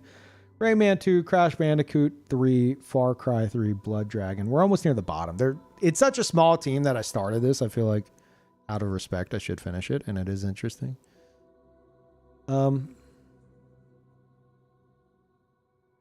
Lorian loves some apocalyptic games, it seems. Yeah. Wait, did I finish that? Crash Bandicoot 3, Far Cry 3, Blood Dragon. Yeah. And then Alice.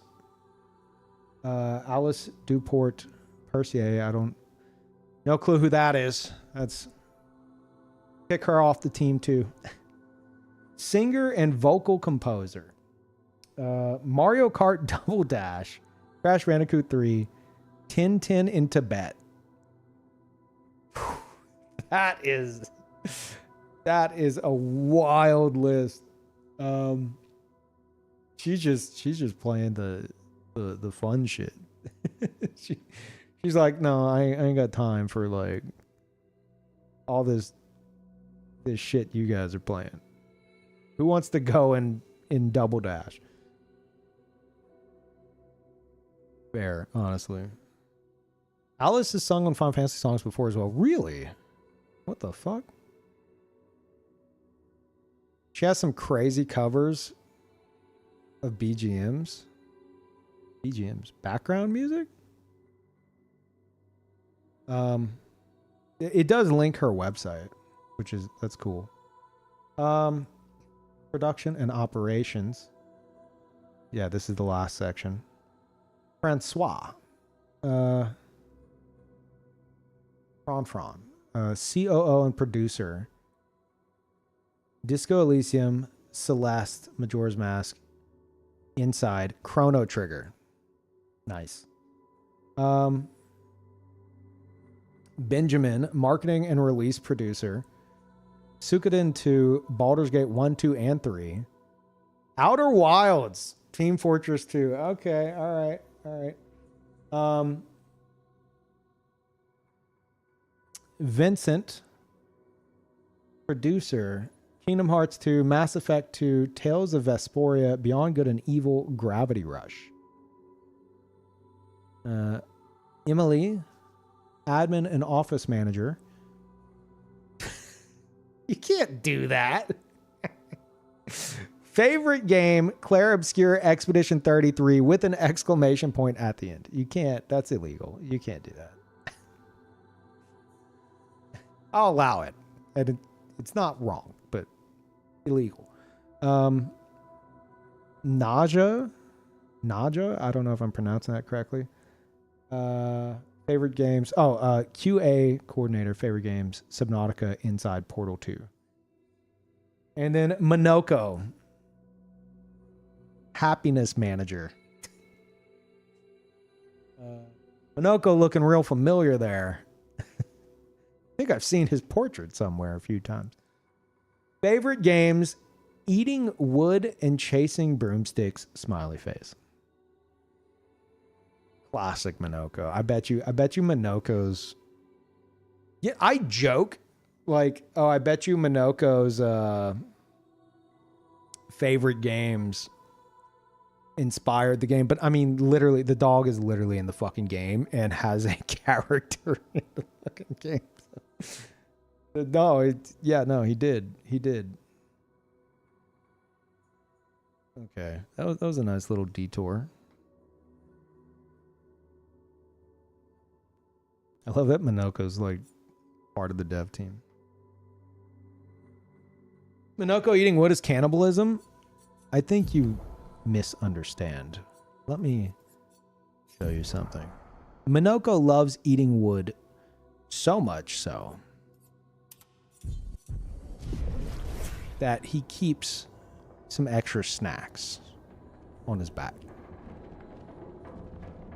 Now you might be like, well, Peeve, he's like a tracker, isn't he?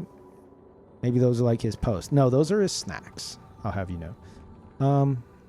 What is... You see?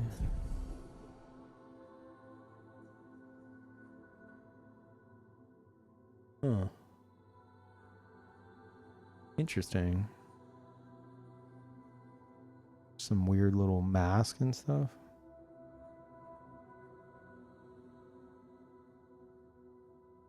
Oh, these are...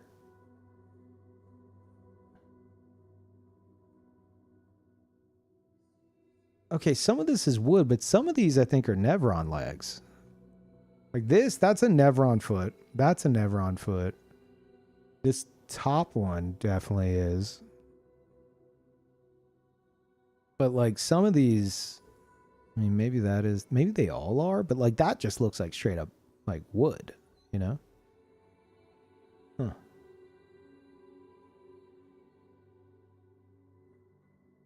Yeah. Maybe it's just all Nevron feet and they just look wooden.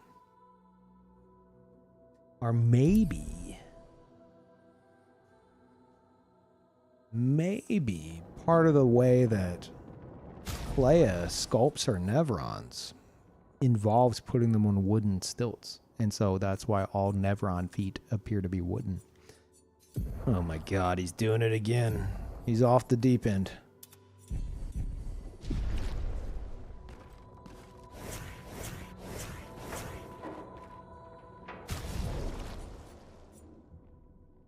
Okay, no, I can't. No. I was gonna do a Simon break, but I can't. I have to beat this fucking lamp asshole, and then we could just focus Clea and Simon.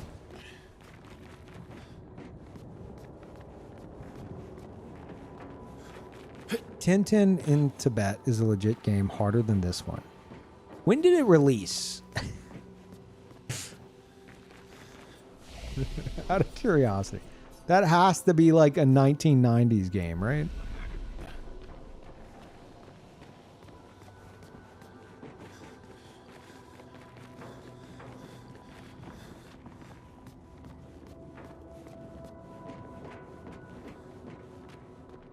Oh, sorry, Deathcat on YouTube. You gonna play Code Vein 2?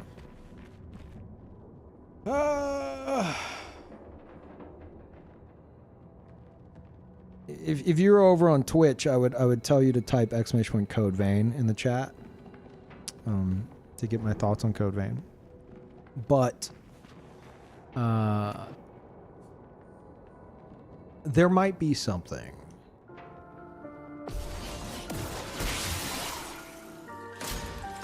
that I may be doing for Code Vein.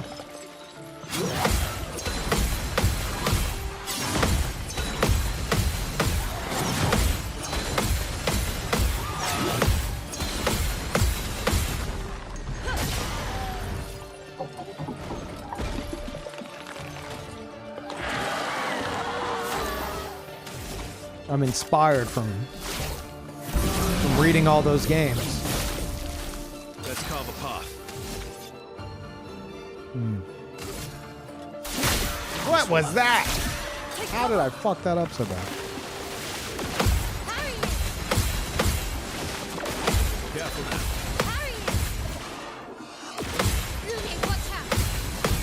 Double parry. Now is our chance. Feel the embrace of fire. The dance begins.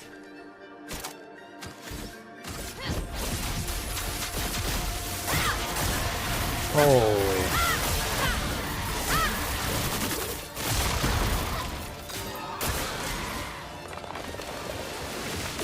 Get ready. Take cover. Luna, careful. Careful, my elf.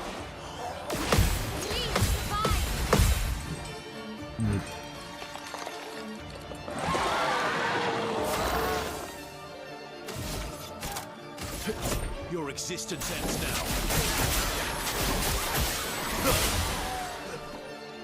Incoming. Incoming. Ready to carry. I'll do it.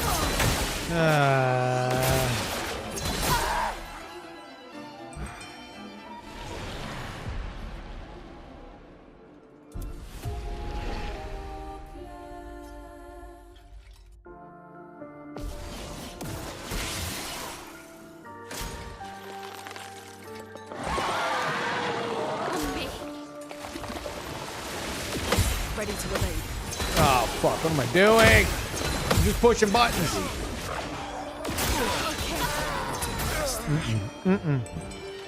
Do over. God damn it.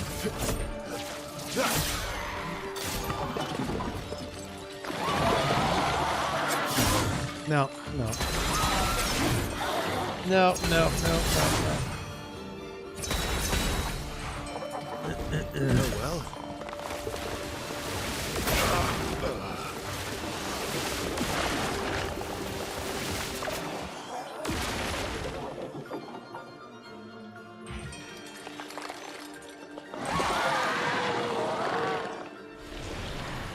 Oh, Tintin was released in '95? Yeah, it sounds about right.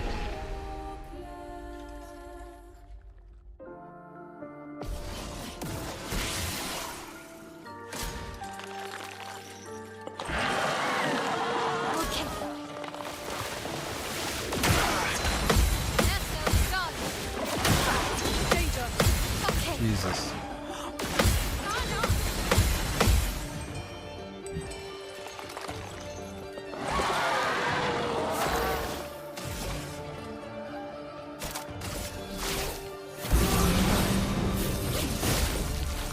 Let's carve a path.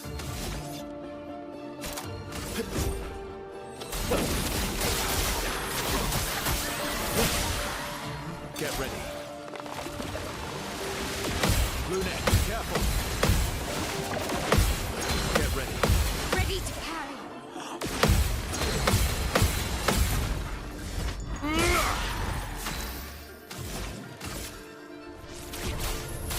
Feel the embrace of fire.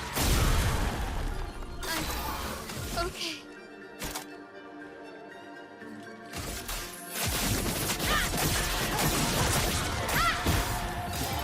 Incoming. Lune, watch out. Careful, my elf. Lune, watch out. Let's dance. Lune, watch out. She's fine. Stop it. Last ditch effort.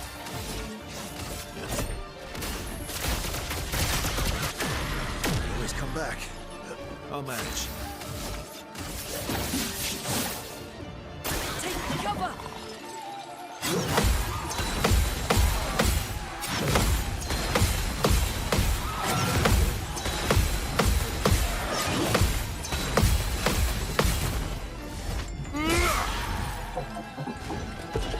Danger.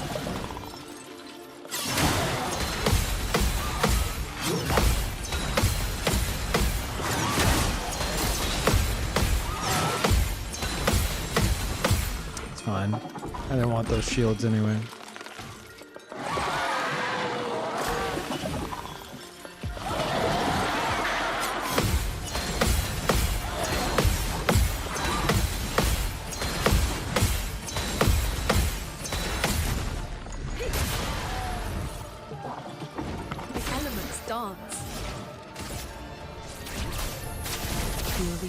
embrace of fire. Okay.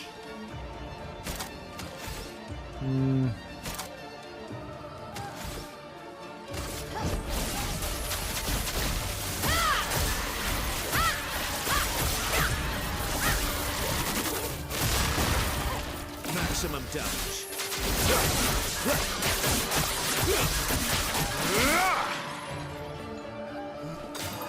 Brace yourselves.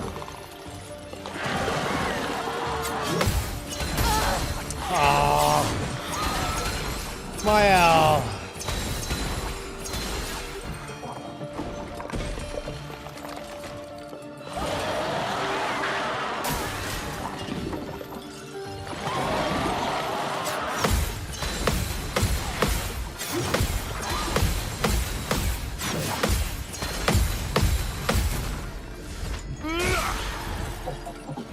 I'll manage. Hey, those of you guys who watch a lot of people play this on launch, how bad were the spoilers? Like, did they have people just like roaming chat to chat, just like dropping Act 1 spoilers? I feel like it was probably pretty bad. If I had to guess. Let's play instead of watching. I'm better. Fair.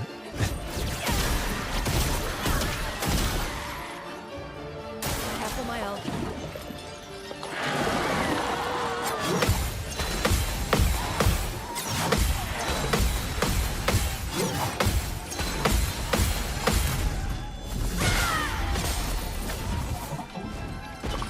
Emote modes all the way. Let's try it. Watch out, Mael. Just try it. Ah, what are we doing? Let's have some fun. Gustav spoilers early on because there's the lowest effort. Yeah.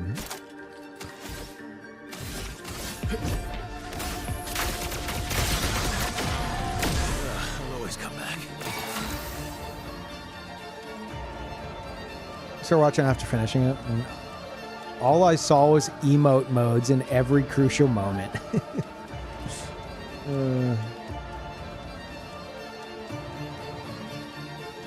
I remember a streamer being accidentally spoiled by the message, Charlie Cox recorded his lines in one day. Like, I'm not gonna lie. If I was told that, I probably wouldn't bat an eye. But you tell the right streamer that, and they're gonna be like, wait, that can't be, unless...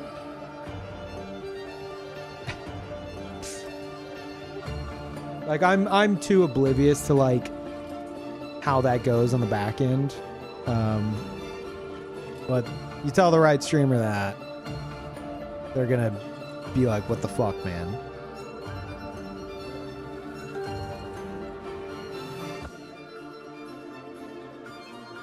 I don't understand how you'd be so oblivious to spoil something like that unintentionally. Dude, it's why we have Yet Protocol. Most spoilers are unintentional. They're just flat out unintentional. Like,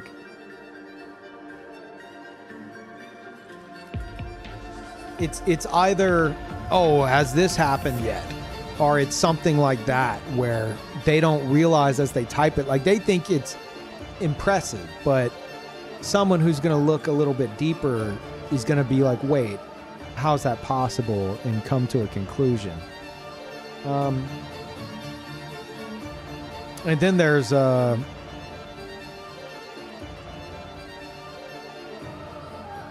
had another thought. I can't remember what it was. Oh well. Disaster expedition. Oh yeah, there's people who are like, hold on. God, I hate that. There's people who are like, whenever you get to Stonewave Cliffs,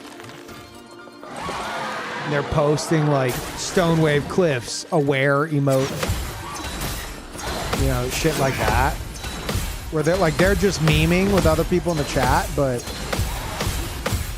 The streamer who's reading the chat is going to be like, okay, something really bad is about to happen. You know? Like I was watching Lobos' stream.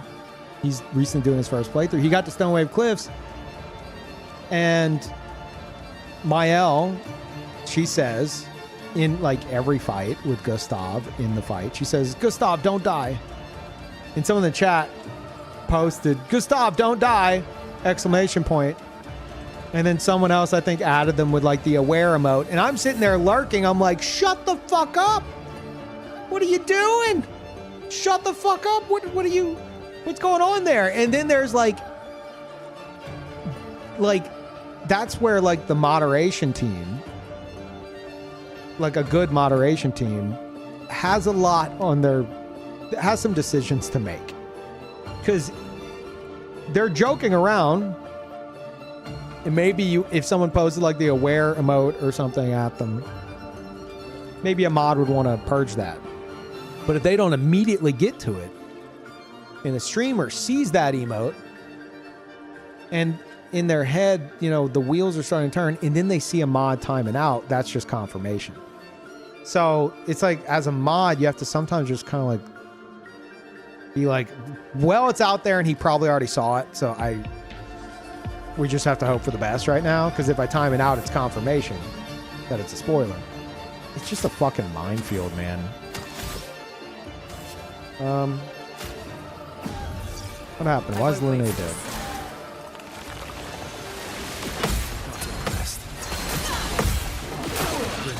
Oh my god. Oh, just kill me. Stay down, Verso. Don't bother. You could do better. Okay.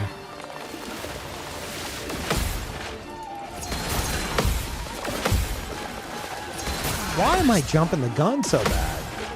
Oh well. Jesus. Maximum damage. I swear, when it's the third lamp, it really fucks with it. Let's go again.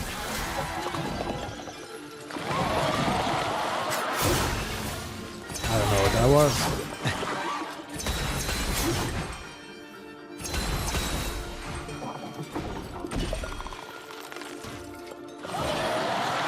So much potential.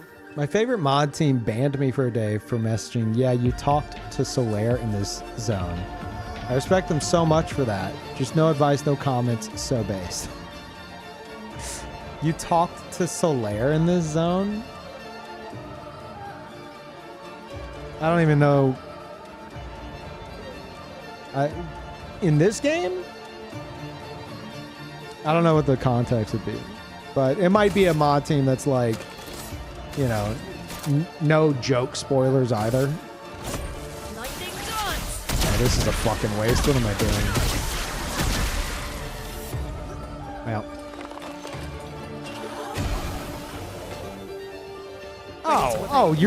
Isn't Dark Souls? Okay. Yeah, it was the first playthrough of Dark Souls. That's understandable.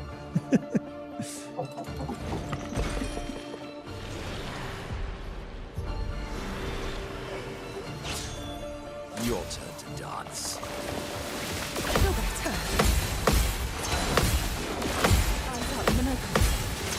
Waiting. Good. Take your shot.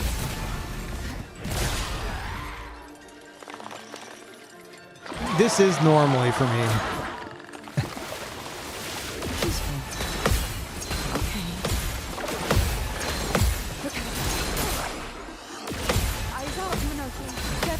Like this is, I've done this on like, dude, fuck off. Look out.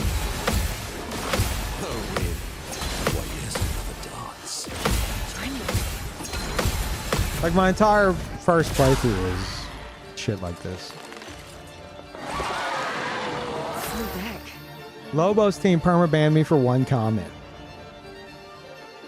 I'm tempted to know it depends. I don't want to.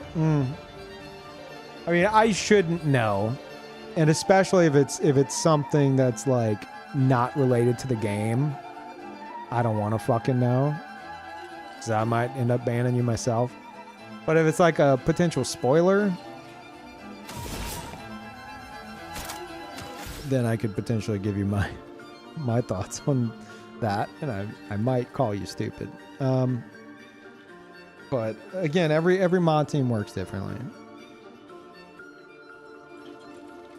But probably best not to mention whatever it was, because yeah. I just agreed with the streamer when she rhetorically asked, have I talked to Solaire here already? Oh. Huh. Yeah, it's a bit much, but it's 24 hours, whatever.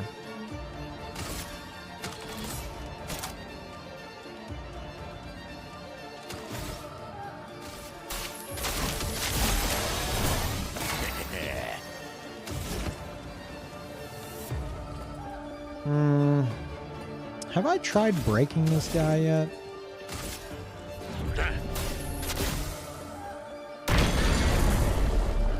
Does anything crazy happen like Simon? It doesn't look like it.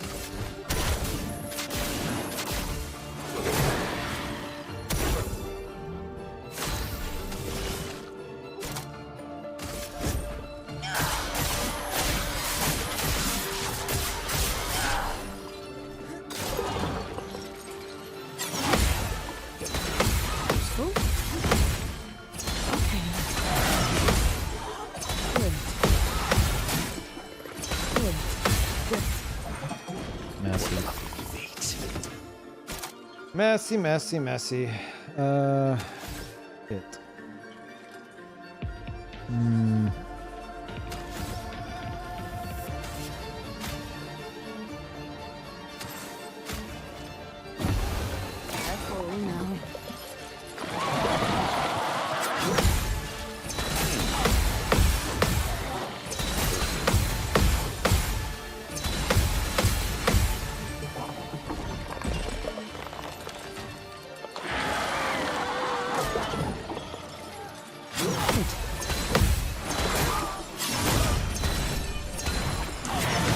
Claw, the tier 3. Thank you as always, Claw. Welcome back. Thank you so much. Lady Luck smiles today.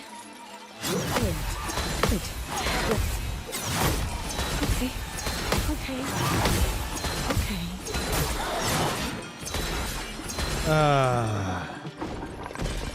We might need to go pay Simon a visit.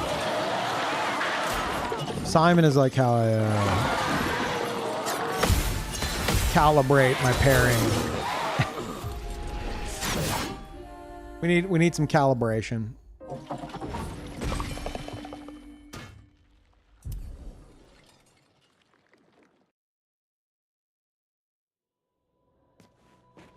Okay.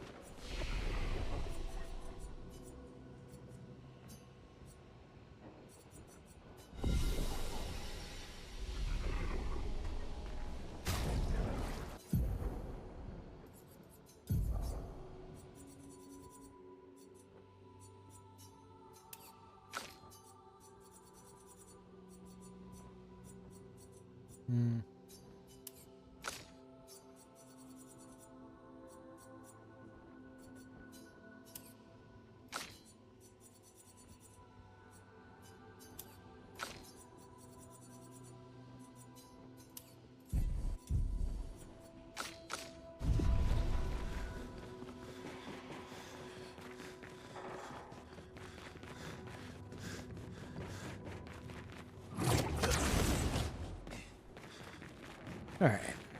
Time to have a nice, relaxing Simon session. Too much Lamp Master. I need something easier. Ready to parry.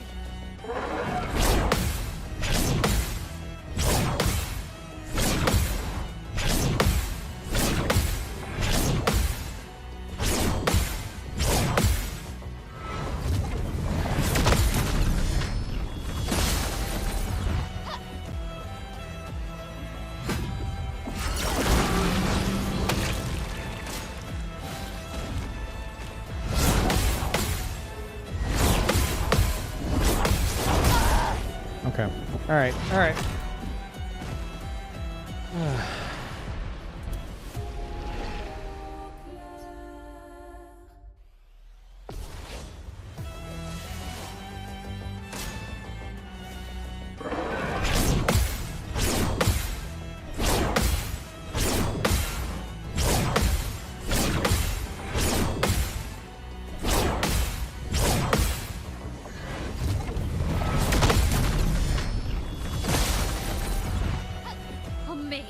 How the temps been? I'm mostly fighting the Lamp Master. I come to Simon for a relaxing time. I lose, like, Lamp Master kind of, I feel my attention slipping. We take Like my attention span.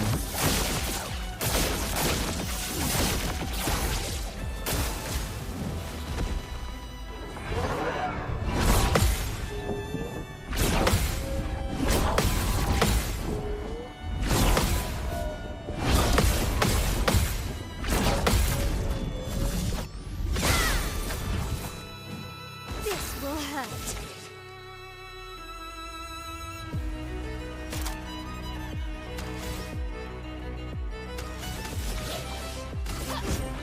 You can't escape.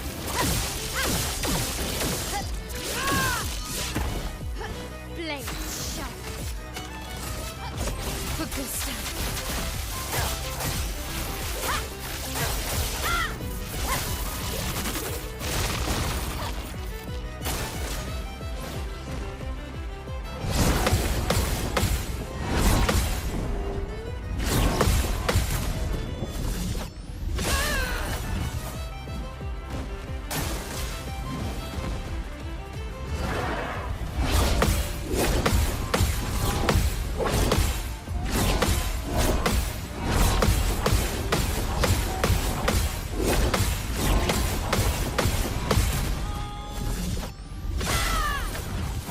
Lamp Master ain't gonna be having you do that.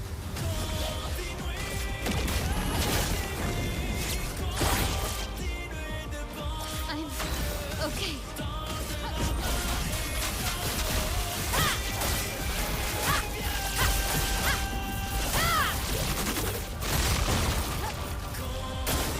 Okay.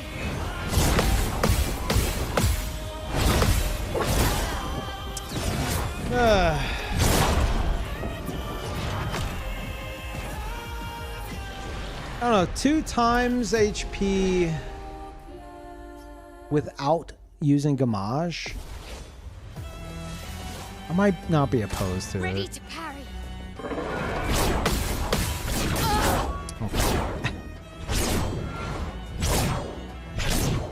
The feet crowd got too much encouragement from this game. Rude.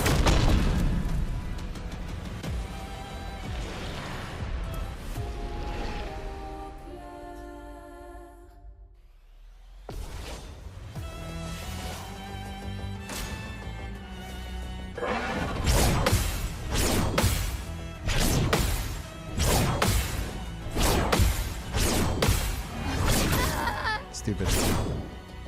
Stupid, stupid, stupid, stupid, stupid.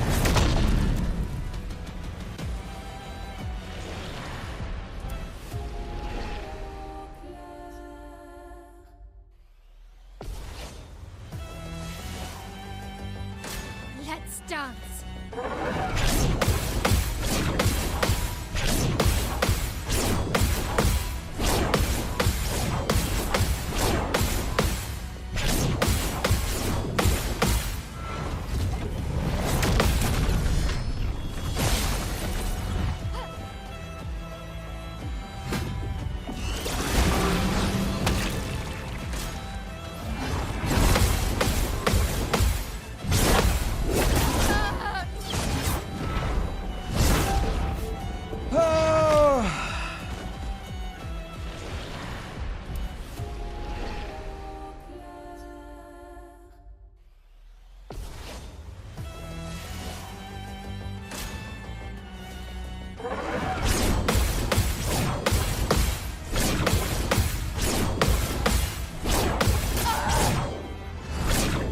want to check something.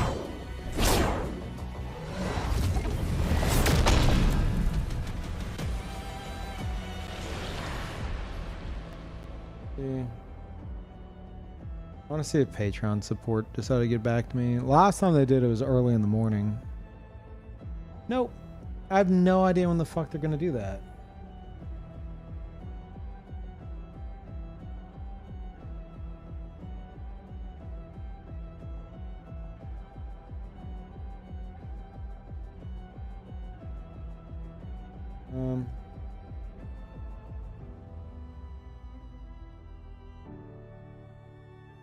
Okay. Yeah. I'm just fucking ignoring it. If they're insisting I do it, then fuck it. I'm gonna actually push it, and if you know, and if it just causes more shit for them to have to adjust on the back end, so be it. As long as it doesn't affect you guys, I don't care.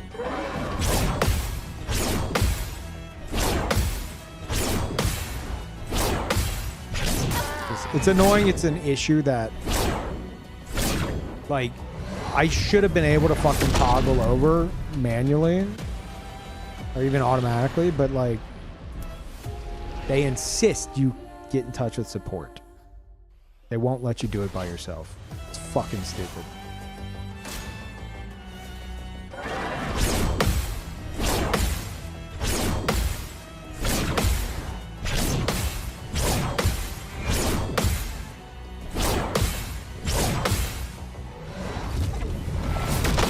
Like 2 times HP on Simon? Yeah, I'm feeling it out. Ready to parry. Like, the main reason I was doing 5 times was because of Gamage. But if I don't use Gamage...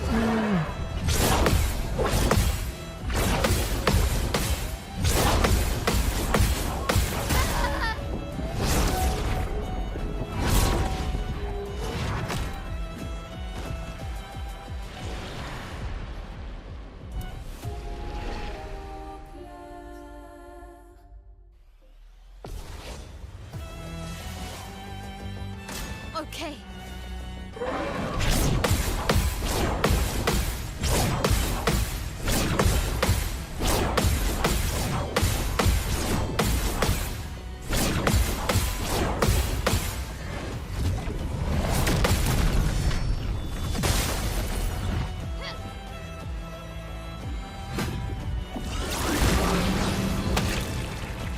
Let's dance.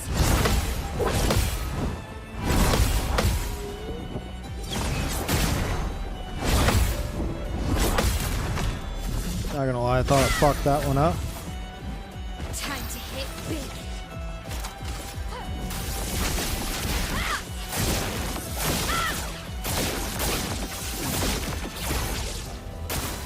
Ready to parry.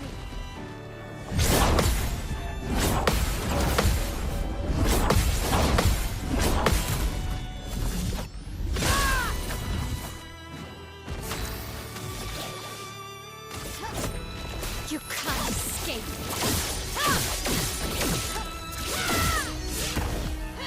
This will hurt.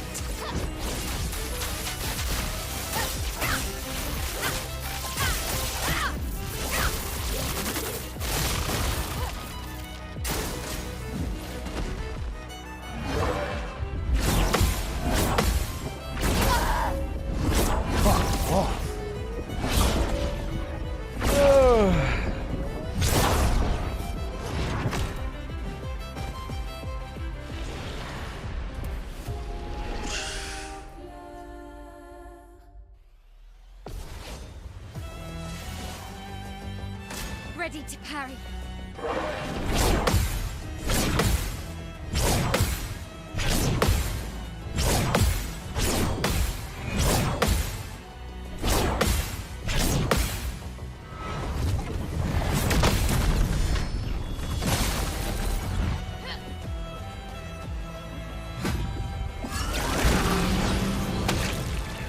Okay.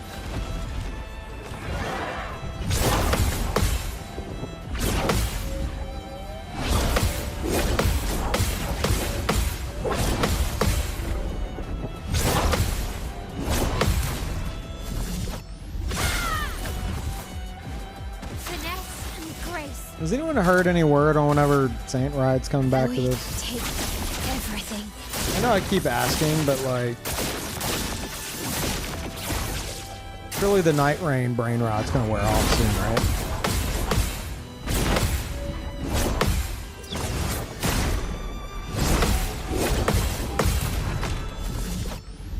I need to see him continue fighting Simon and then get to this Simon and then cry.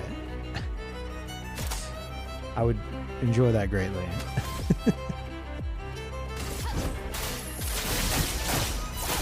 This will hurt. Let's dance.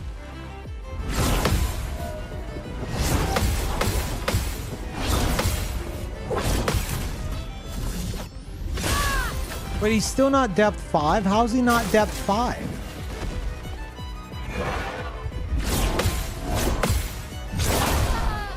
What do you mean he's not depth 5?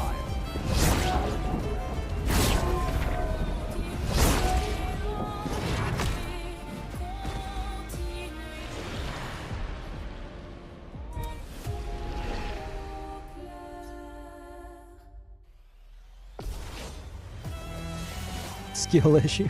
On me.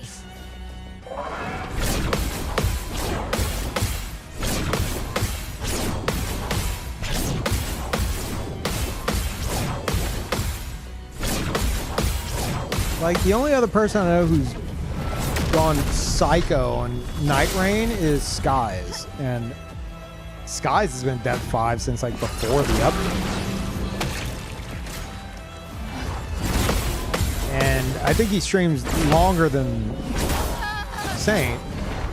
But they both, like, fucking main Night Rain now. So I'm just... I don't know. Is it just genuinely that fucking difficult? Let's dance.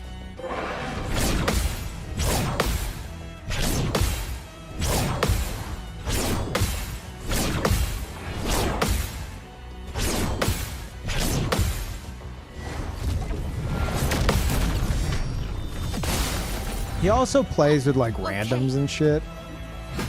So maybe not being super organized makes it harder. On me.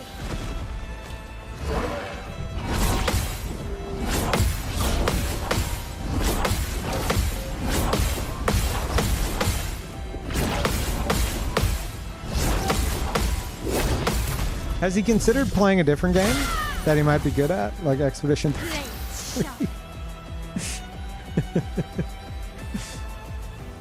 Saint wants to play sword and board, so that has its own implications. True, Saint does weird shit with his build.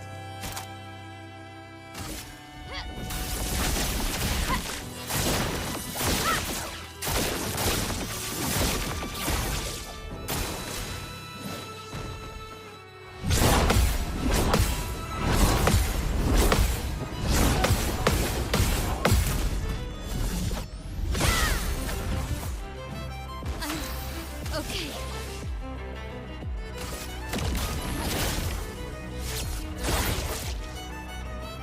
I'm okay.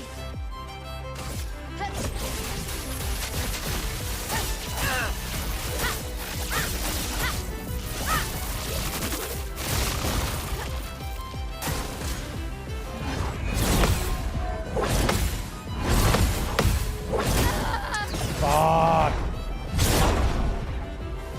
Oh boy, oh boy, oh boy, oh boy, oh boy. Almost got to the music. Or the lyrics. Speaking facts though, I just don't, like, I don't fucking get it. I know I've been saying that for a long time. I feel like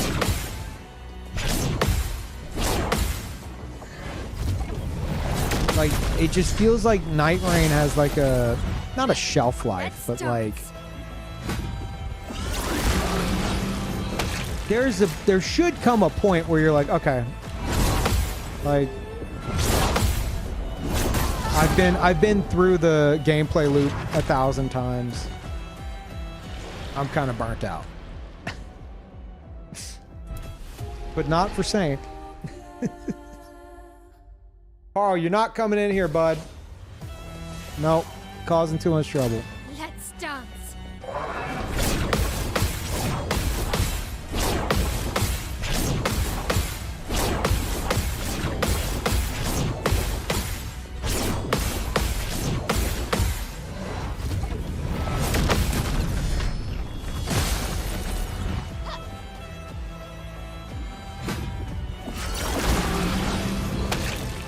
People are weird. Plays PoE for 7,000 hours. I mean, Path of Exile has way more fucking depth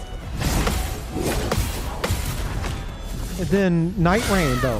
That's what I'm saying. I feel like Night Rain just doesn't have the depth for that, you know? There's like a limited amount of bosses. There's like 2 maps. It just, I don't know.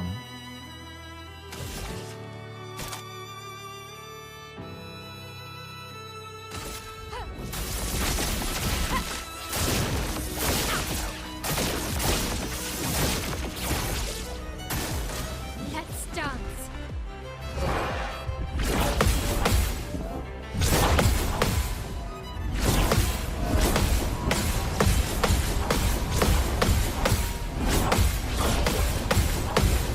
But then again, you're also talking to someone who just isn't big on like Not giving up.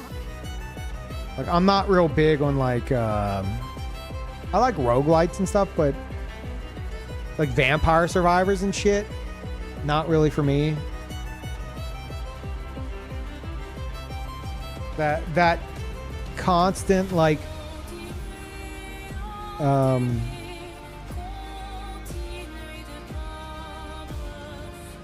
that constant like gameplay repetition, and I know that's ironic considering what you're fucking watching. But that constant gameplay repetition indefinitely, just, it's hard for that to appeal to me. This has an end goal, right? You play something like Night Rain or like Vampire Survivors. I hate to even fucking compare the two, but hopefully you understand what I'm getting at. And it's like, the end goal isn't to beat it. Like, it's to never stop playing ever.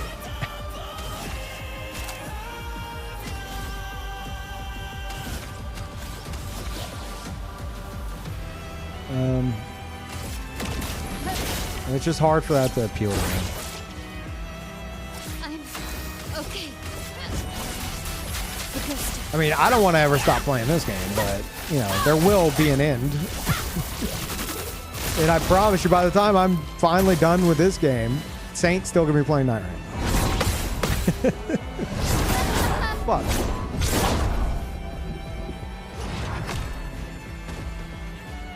Saint's going to watch this playthrough at some point in the future and be like, what the fuck, bro? He's talking shit his entire fucking play. It's because he talked me into it. He's one of the ones who got me playing this game, and then I found out that he hasn't beat Simon. He left it on one hell of a cliffhanger. He reached phase 2 base game Simon. He's like, I'll come back to this later, and then he just hasn't been back. I'm very upset. And what I just did right there, that's exactly what he did. He finally gets to phase 2 Simon. He's talking about his like team that he set up, and he's like really building up, and then he muscle memory hits don't send in backup. And he's like, oops, oh well, we'll see it next time. And he just hasn't been back.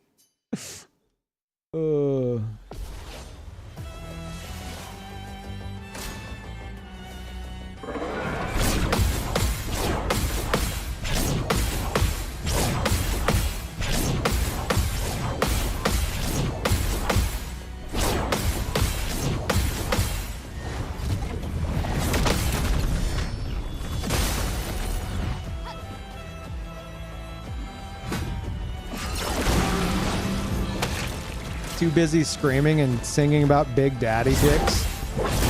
You know, Without knowing Saint, I would question your comment. But knowing Saint, I'm not batting an eye.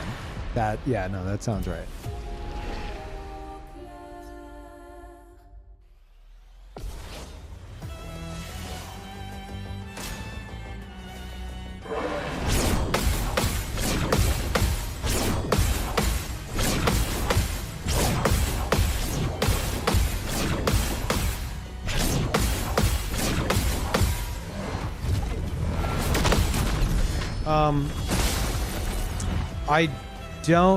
I didn't read your entire comment, Lemoyne. I saw you mention Sword of Lumiere. I have seen Sword of Lumiere from this version of Simon once, and it didn't go well. It was just Sword of Lumiere with a single green shadow. I don't know if more can happen from it. I don't want to know. Like, I consider anything past that spoilers. So, hopefully that answers your question. I've literally had it thrown at me one time. And I think that's the point where I bumped up the enemy HP against Simon. So I just haven't been back as a result.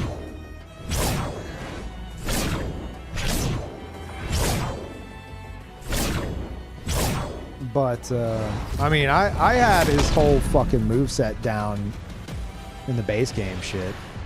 I had to, you know?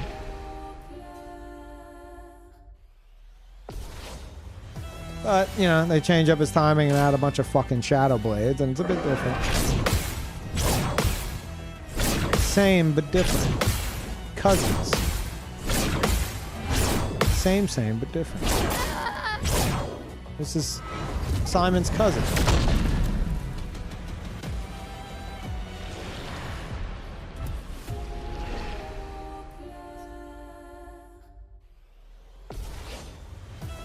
You have to be duelist to gain access to Clea? No. You just have to... If you don't have Clea or Simon's painting in your game, I would recommend you go explore the base game more. Okay. Like, you have to find them and encounter them and probably beat them in the base game for them to appear here.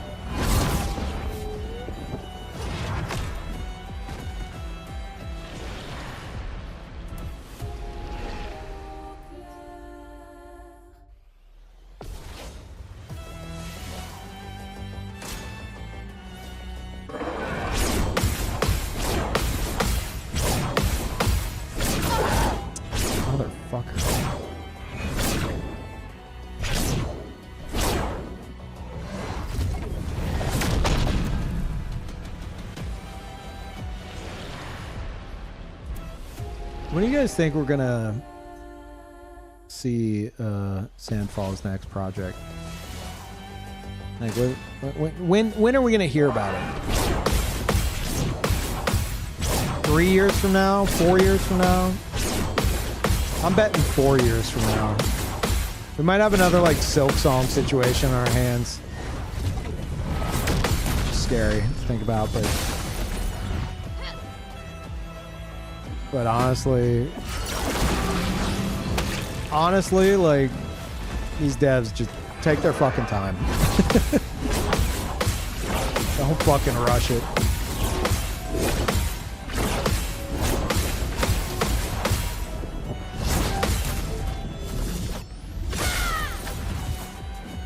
I can do it. Oh, your new game plus, you haven't beat base Clay again. Ah, that explains it. I was like, did you see me fight Clay at one point? How do you even know about that? Yeah, you would. I mean, I haven't done New Game Plus, but it seems obvious you would have to. You gotta go fight her again. Same with Simon.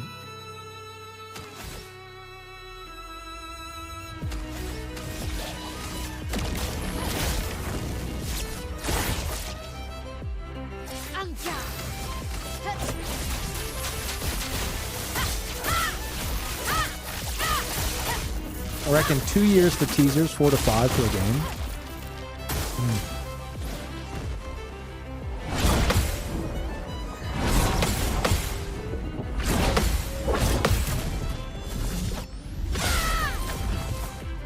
Yeah, that's YouTube chat. Sorry.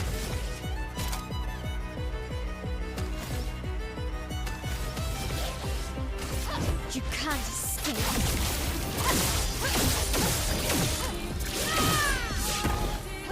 I can do it. For good stuff. I just read stanceless at the bottom right when it popped up as sauceless. That was funny to me.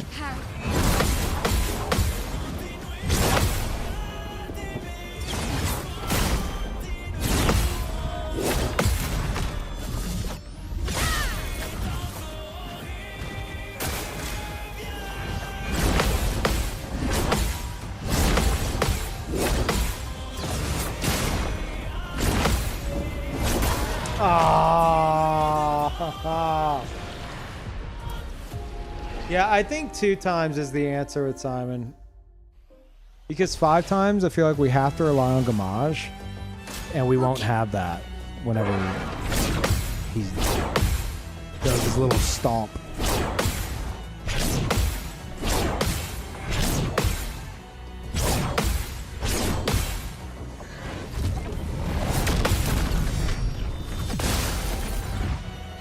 Okay.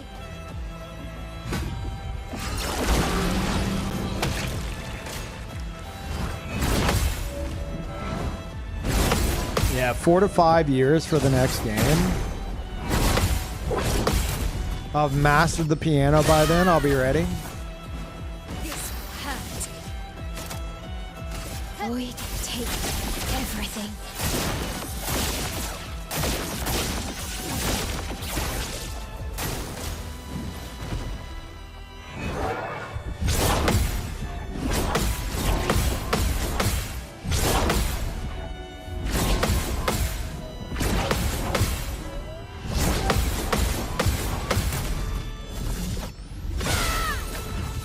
Are you back down for 5 times? Shut up.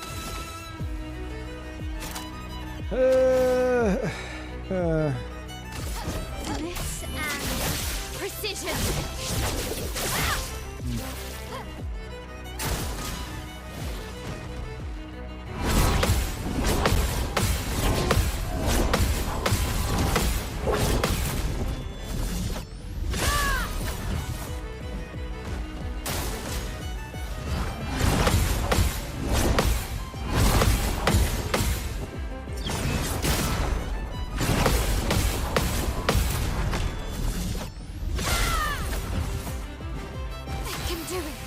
People make a song on the next soundtrack. True. Lorian better look out.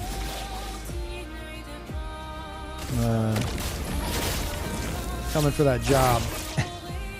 I can do it. With the stuff.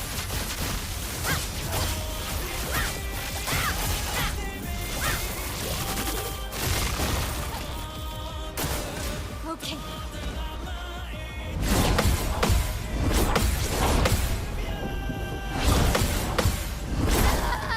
Fuck.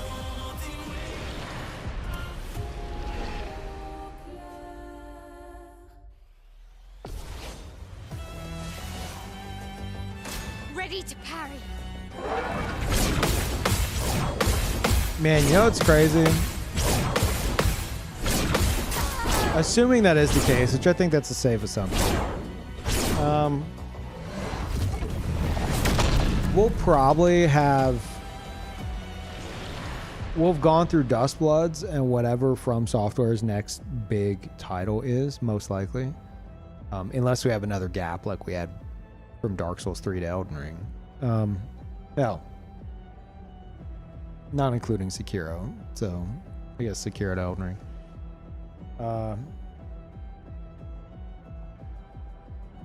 That's a long time.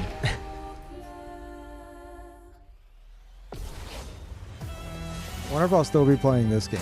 Ready to parry.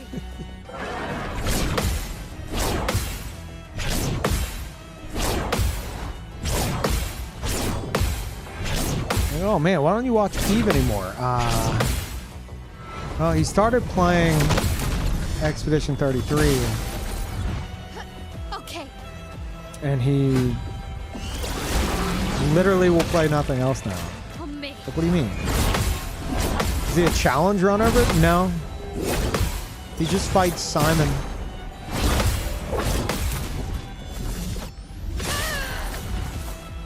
Yeah, he just fights 100 times HP Simon.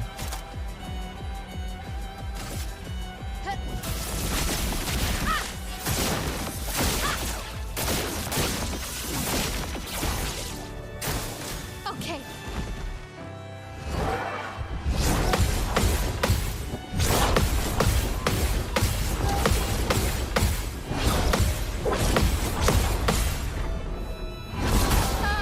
Of course.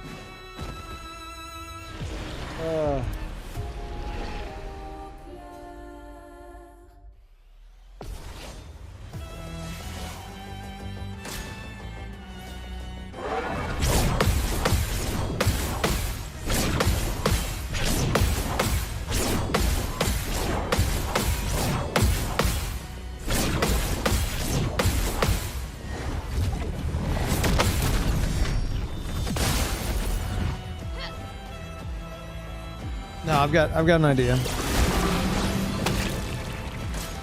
Hold on.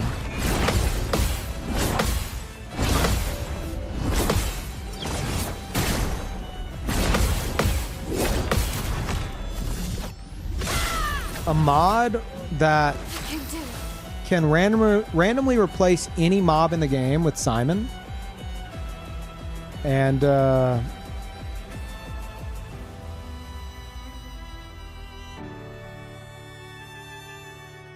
replace any mob in the game with Simon, and if you die to him, if he like stomps you out, like deletes you from the canvas, and you don't have like backup, it deletes your save. So Simon shows up, he's here to delete your save. Don't fucking lose to him. And you better have already been prepared or you're just dead.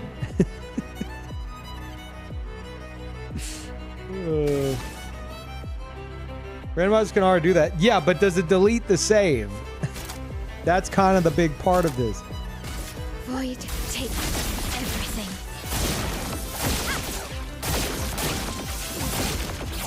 You like fun games, Peeverson. Okay. That sounds fun to me. That's just permadeath. You know? Like, that's permadeath with like extra seasoning. You can just do it yourself? No, you're missing. You guys aren't seeing the vision. The canvas turns red. Maybe make it to where it can be parried or something. I don't know. Because like if you were to get caught with like no backup team, then you're just fucked. But like randomly encounter Simon and you have to like parry his fucking stomp or some shit. You'd have to mod that in. And if you don't, then immediately, as soon as the stomp hits you, your game just closes. Either the game closes or it kicks you back to the title screen, your save's gone. Like either the game just Alt F4s itself and your save's gone, or if it could be done to where it immediately just kicks you back to the title screen and your save's gone, that's great. But I feel like it would probably require, say, a game reset. But like, imagine that. You know it's coming, right? It's a like very tight timing. And then he just fucking deletes you. Oh my God, that'd be peak. Maybe have it to where he can either, with that stomp, it can either be a parry, a jump, or a gradient. And you don't know until like the last moment. Just to mix it up.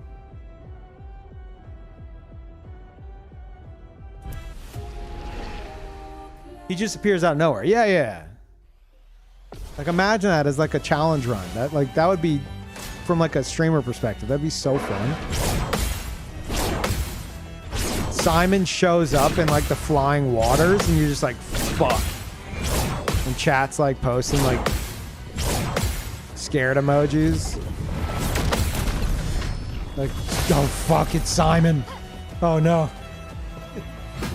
Or you get like really far. Oh my god, you know what would be amazing? Hold on. Hold up. I think I've cooked with this, but I don't know how to mod, so. Imagine you get to the scene. Stonewave Cliffs, Gustav, the fucking moment with Renoir, and then the pedals appear and it goes into the fight with Renoir, except it's Simon. But it's Simon, and he can delete your save. Like that's... Dude, oh my god, that's peak. Void, take everything. That's the entire mod. That's the entire mod. You just have to... Like, Simon can show up to fight you, full strength, at any moment.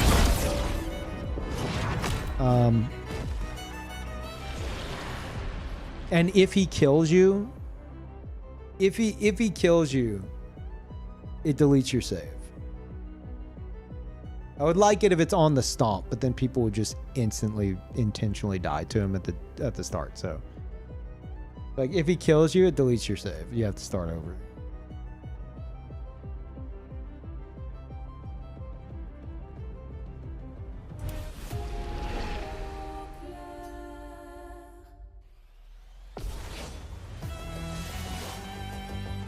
On me. Simon should be the end game goal, not Mr. X.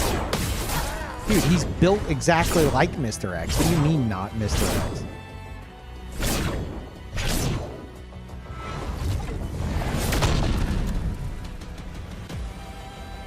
Oh, man.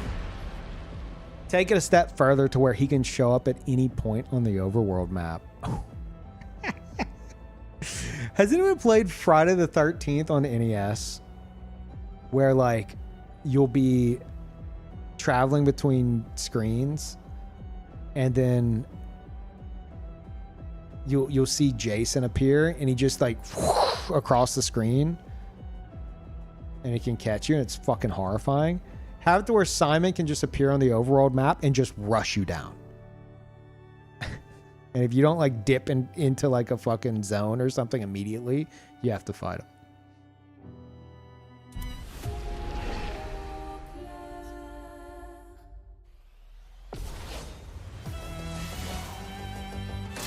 Let's dance.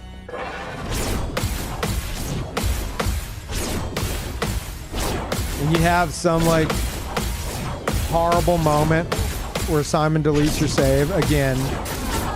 And then you start the game over, you start a new run. You decide you want the baguette outfit, you go and you fight the mime in Lumiere, and it's Simon. It's like, fuck.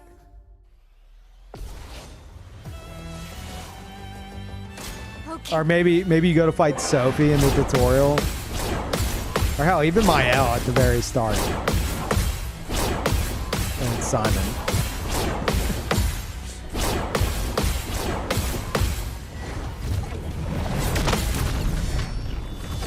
Yeah, I keep meaning to ask, but I keep forgetting. Why the fuck are there Ramp flyers in Lumiere? Okay.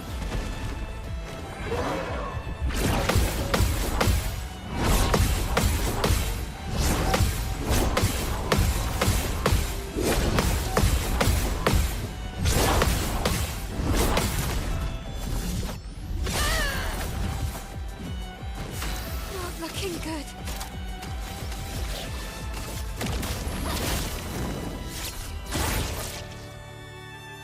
Not giving up. For Gustav.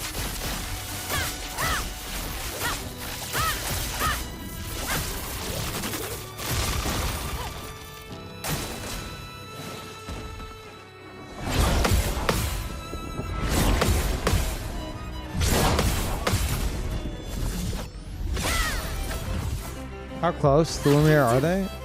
What, the flyers? They're like... What do you mean how close? They're the very start of the game. Like, where Mael is like You grab the rose, and Mael's like, let's hurry, and she sprints at like 100 miles per hour for no fucking reason. That wall right there has a bunch of flyers on it, and there's fucking promotions for Siren like on tour or some shit. And it's literally the fucking Axon. It might even show some of the dancers.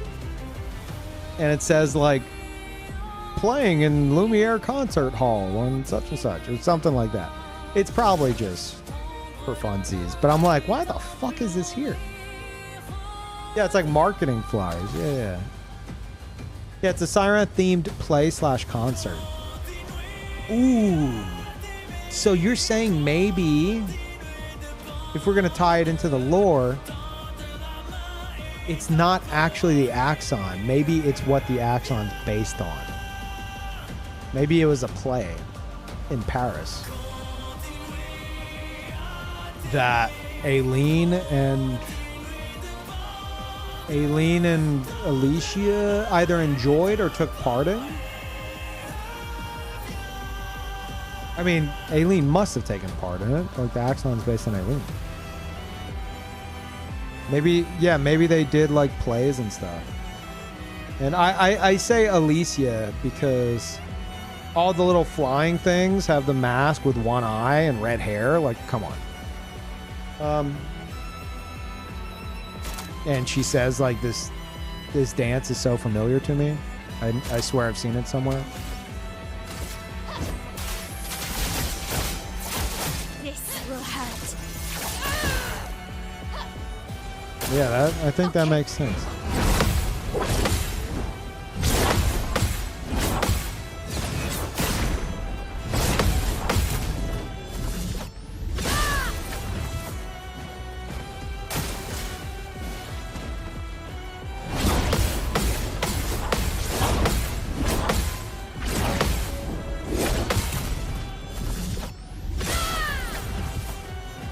This will hurt.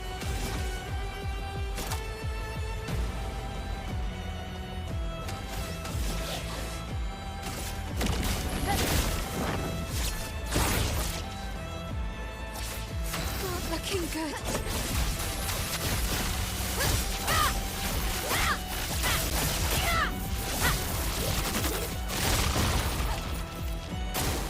Ready to pound.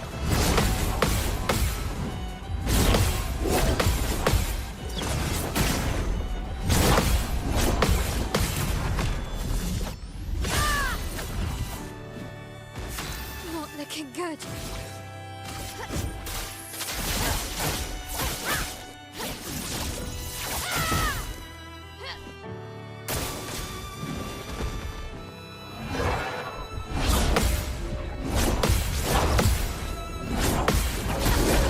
The fucking worst combo. Oh.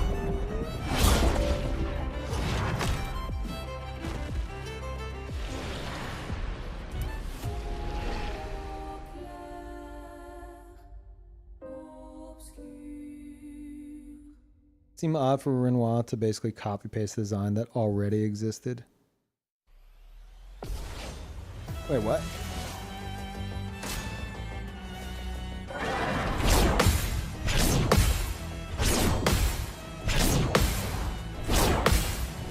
I mean, maybe the flyers then are like...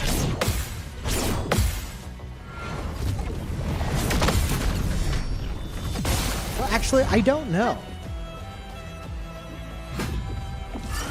Because...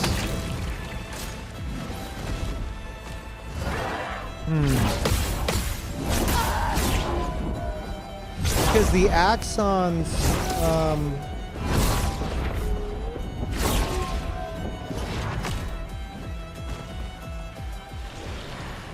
The Axons didn't exist whenever Aileen painted Lumiere. I mean, maybe they did as paintings in Renoir's atelier in the real world. But the reason why I say they didn't exist is because, like, I have a feeling the Hauler didn't show up in old Lumiere before the fracture. You know? Like, I doubt there was just this giant fucking creature in the middle of the city. The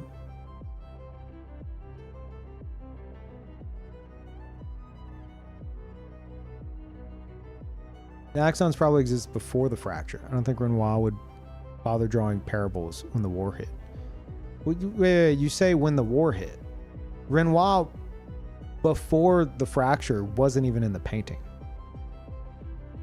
Like, they have to be after the fracture, unless you're suggesting painted Renoir did it, or Aileen. You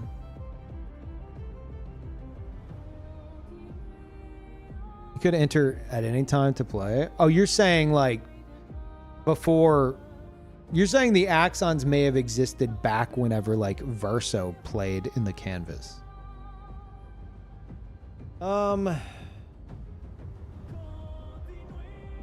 mean, we do see them like building a tree house and stuff in Verso's drafts, so it's not out of the realm of possibility.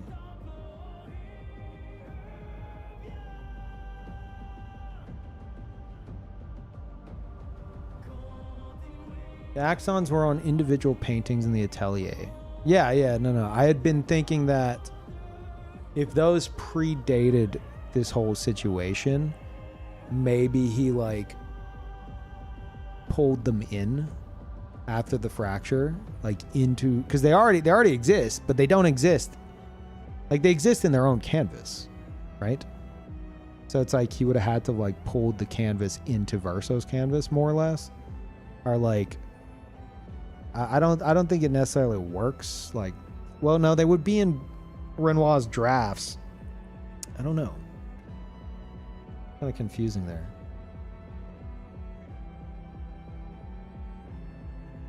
Peeve isn't discussing the actual axon designs, but the Lumieran's knowledge of them in the canvas. Yeah, a bit of both. I mean, it was that, and it's kind of transitioning into like their origins, but. Yeah, my original hang-up was like, why the fuck is, like, how do the Lumierans know about Siren? And, like, why is she on tour here?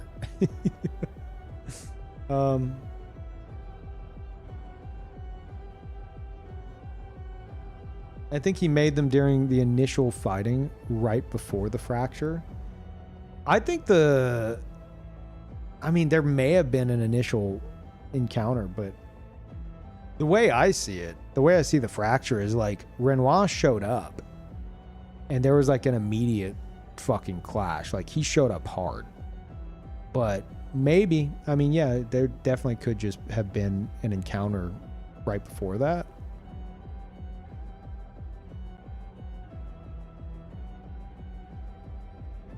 Aileen's knowledge leaking to her creations. Oh,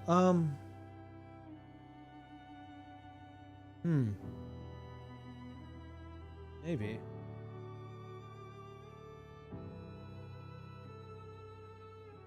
Or like the gestural mask, a legendary thing most people don't believe. I mean, there's flyers though. Like that's the weird part. If they existed back when Verso played there, perhaps Siren could be like an old fable passed down. Yeah, maybe. Like Siren's one of the legends.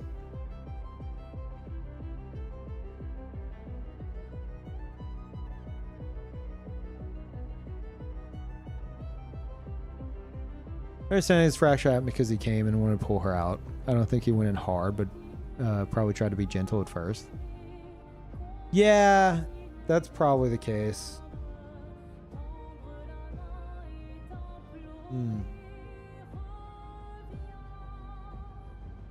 Maybe he like tried to gamage her and then she like resisted it and that impact caused the fracture somehow.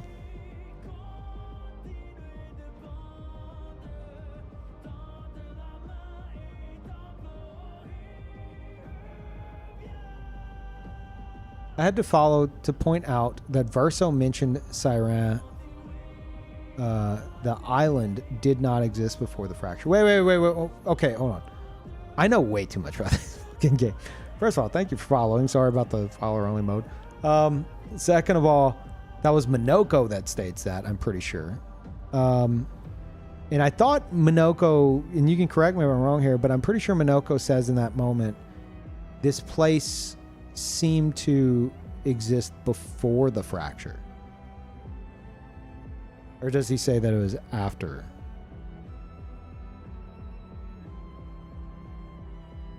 Because now I'm confused. It could be...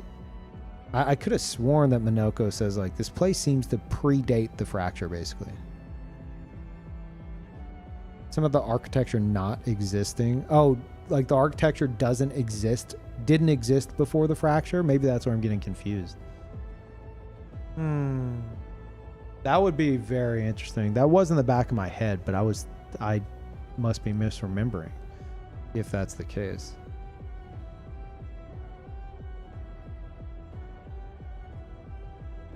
My paraphrasing was that this kind of place didn't exist before the fracture. He does mention the architecture, but yeah, same shit.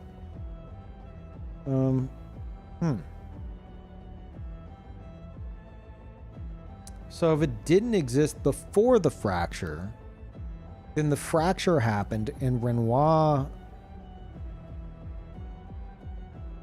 I want to say there was some tiny piece of dialogue or something that led me to believe that Renoir at the very least brought the Axons into the painting, like because he missed his family while he was trapped below the monolith.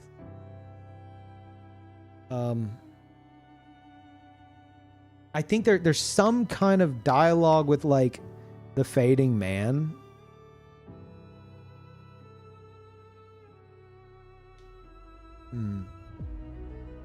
Yeah, he got trapped, but these, like... Okay, you know what? Hold on. I think I'm going to cook here. They're hanging up in his atelier, right? Except for the Reacher, which is hidden in that fucking side room, which is still weird to me. Maybe Alicia's afraid of heights, so the painting freaked her out. I don't know. But them existing before all this happened, and then him somehow through Renoir's drafts, like causing them to appear around the monolith. I don't know exactly how that fucking works. I did theorize a few streams back that maybe the painting in the Manor's atelier that we see the curator in, maybe that painting is like a portal to his real world atelier. Like a back door through because the painting itself, if you look at the swirling, it's Mael facing down Alicia. And that painting is clearly on display leaning against his desk in the real world atelier. Which also confuses the fuck out of me because why the fuck is Mael, clearly Mael, already painted before she enters the painting? That has been tripping me up, and that's something that trips me up so bad that I just have to say, okay, I think all this stuff a lot of this stuff in this room is just the devs filling space with cool concept art. Because that makes no fucking sense. But maybe that, if it does make some kind of sense in a weird way, maybe the painting in the atelier, in the Manor in the painting, that's active, that canvas, is like a back door to his atelier and he could pull stuff in. Or maybe he could just pull him in from his mind and he doesn't have to do all that shit. Regardless, the point I was getting at, I think he brought them in either because he missed his family, or maybe as like a lesson to Aileen and the others, like trying to like speak to them, like through them. But I think that would be the case because it explains why we see like the fading man, right? Yeah, because the fading man's at all the axons, and it appears to be a younger form of Renoir. Maybe from whenever he first painted the axons, and a piece of his own soul went into those paintings, which we're seeing reflected there. We're seeing them reflected within Verso's painting. So it's not that, like, the fading man being there, the fading man being there isn't necessarily like meaning that like a piece of his soul is in this canvas. It's like those are all essentially, they're like each area, Visage Island and Siren, all that, the Reacher, like each of those sections is effectively its own canvas within the canvas. And so as a result, we're able to connect with the sliver of his own soul that he left in those real canvases. Like it's being projected through, which also might be why it's not all cracked and shit like the fading boy we know, because it's not actually like his actual sliver of soul isn't here. We're just seeing it projected. I think that kind of makes sense. Plus he talks about like them drifting apart and stuff, which I question is after the fire or before, because he looks younger, but it's only been, by my math, like about like a month and a half since the fire. So maybe stuff was on the rocks even prior to that.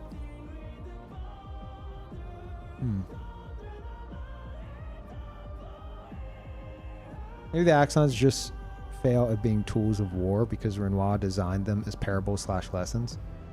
Whereas Clea had to do a lot more iteration. I don't think he would have brought them in as tools of war. I think he would have brought them in to like send a message, you know?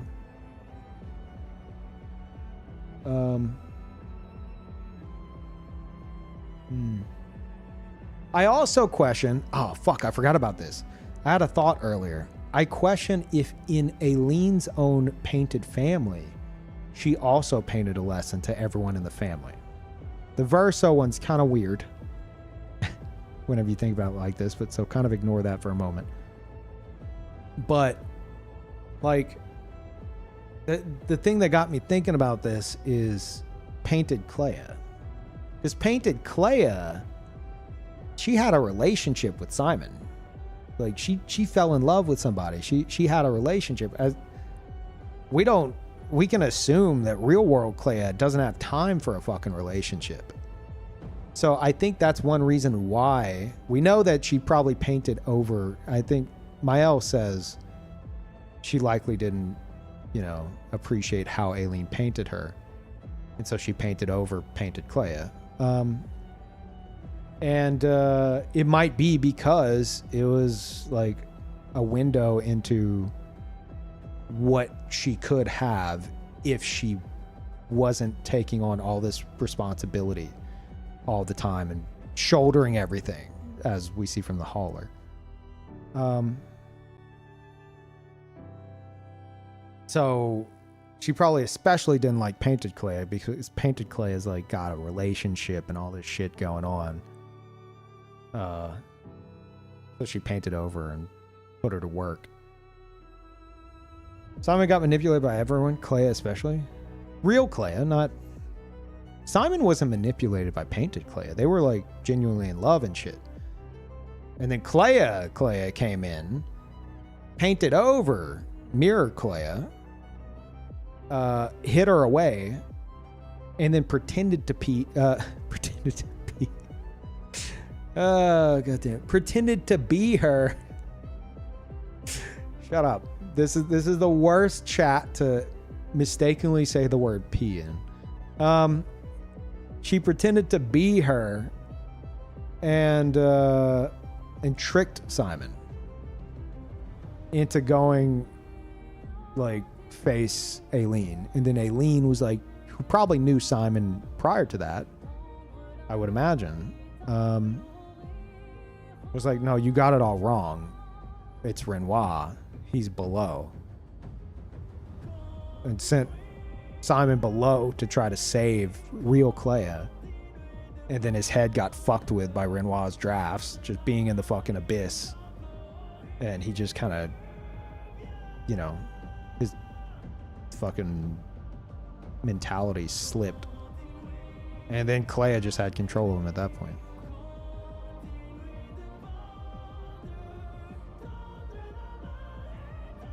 But I think maybe Clea hated Mirror Clea because Mirror Clea had everything she couldn't have, because she takes on too many responsibilities and never has time for herself. Which, my point is, I question if Aileen put a little bit of something like that in all of the painted stuff, and it wasn't just pure grief, but there was also lessons to learn within them.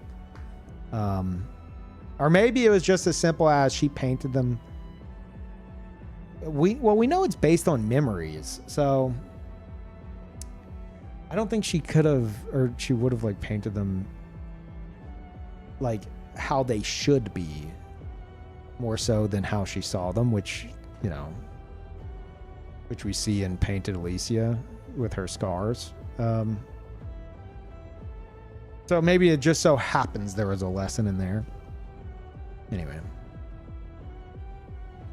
Expedition 60 versus Simon is the real question.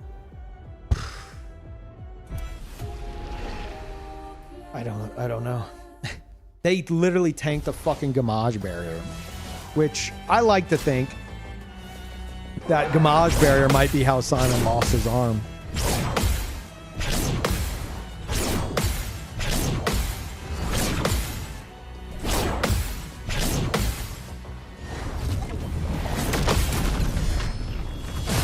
So if that's the case, and Simon lost his arm to the Gamage barrier that they fucking walked through, yeah, I don't know. What am I doing?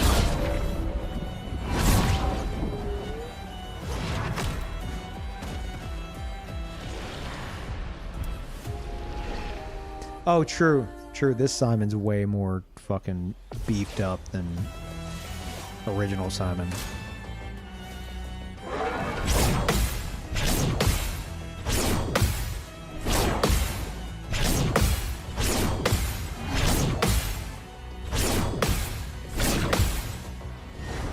And maybe one of Expedition 60, I had a little theory that, I mean, there's not much to it. It's more of just like a question.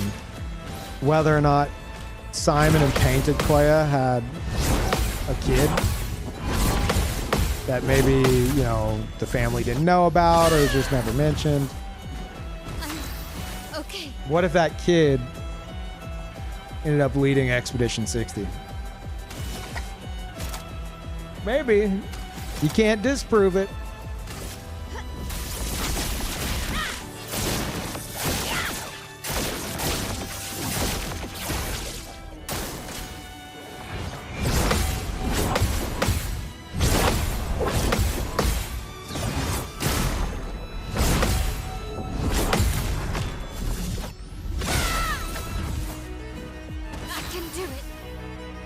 Real world chroma?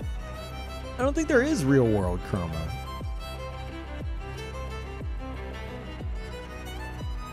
Unless you're talking about real world chroma, if anything, would be like the literal paint that they paint with, right? That's what you mean?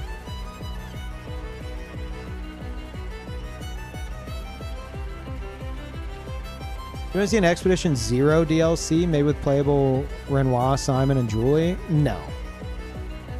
And I don't think they would do a DLC that has like a completely separate group. I think that's fine being open to interpretation because like I feel like I've pieced together most of that myself. I feel like all these discussions I like having wouldn't exist if the game just told you everything. And I think that's something that the only thing that I think I would like more info on is the situation with the riders. And I've said it before, I think the best way they could do that, genuinely the best way they could do that, if they're doing Claire Obscure something else in the future, go the Final Fantasy route, have it completely detached from this game, a completely different story and setting and everything, and then give us more info on the riders in the form of an actual book that's either written by Alicia or one of the riders who was close to the situation or whatever, that gives us a bit more insight into the fire and who the riders are. I think that would be fucking amazing. A literal book just for that extra layer of immersion as like a side project, and then their next game is just something else entirely fucking different.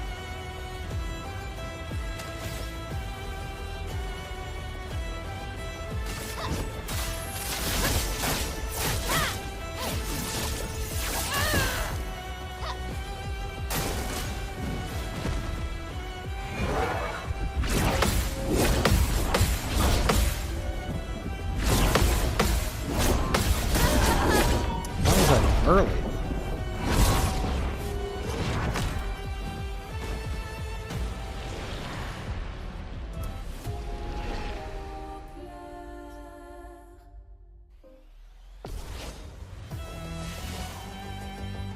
On me. Wait. Yo, Peeve, I killed Doolies. It took me an hour and 900 parries. Jesus. Holy Giga Chad. Yeah, mine was like 31 minutes and 600 something parries. God damn. Kind of inspired me to do, dude, that's awesome. I'm sorry for your I'm sorry that my parry brain rot seems to spread to you and infected you as well. But let's be honest, you probably already had it. But no, that's fucking cool. On me.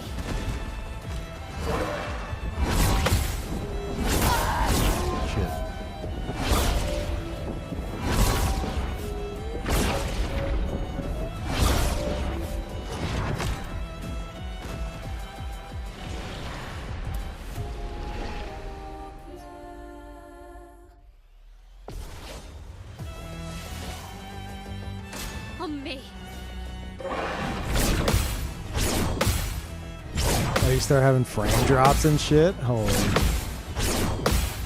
Made it more intense.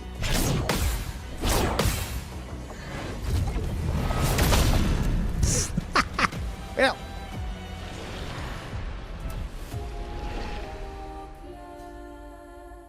Worst feeling in the game, dying to the first hit of a long combo and then watching all the other hits. Yeah. Or that. Just eating shit on the one move you parry every time that has no mix-up.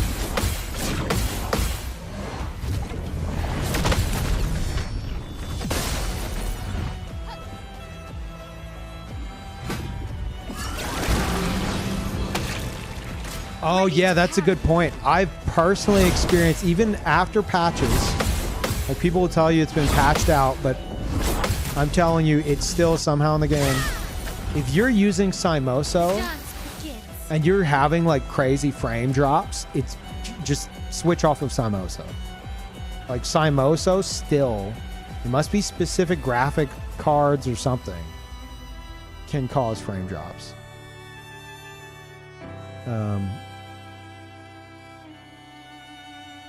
So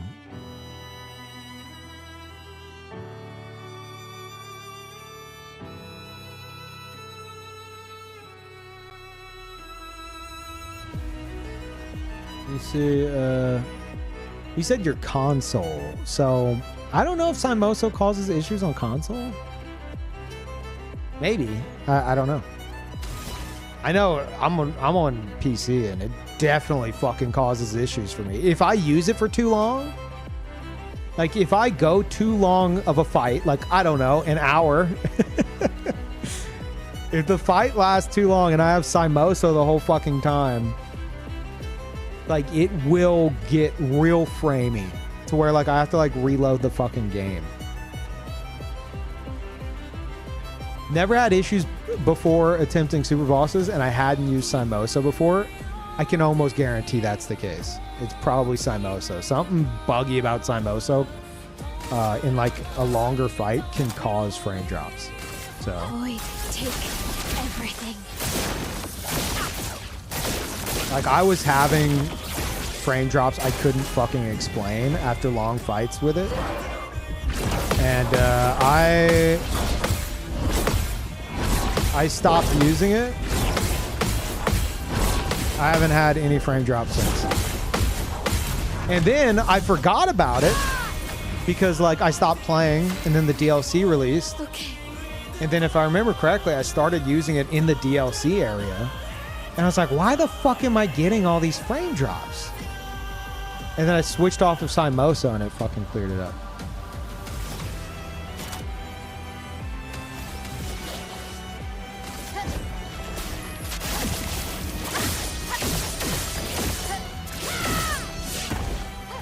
I can do it.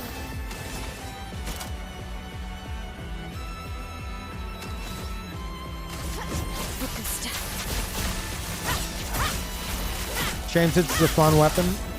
Like, I think it's fine, but if you have a fight where it's out and on display for too long, that's whenever you'll probably encounter some issues.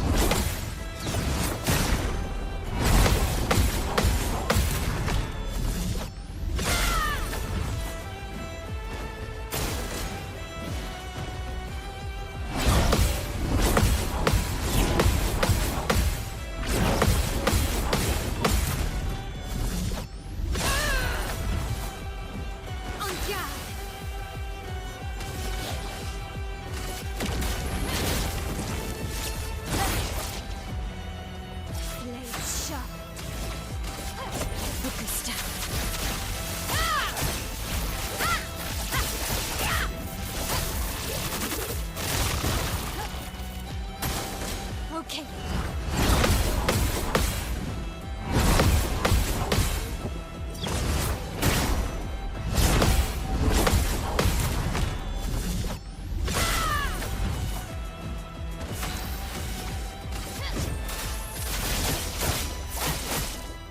This will hurt. Could have been better.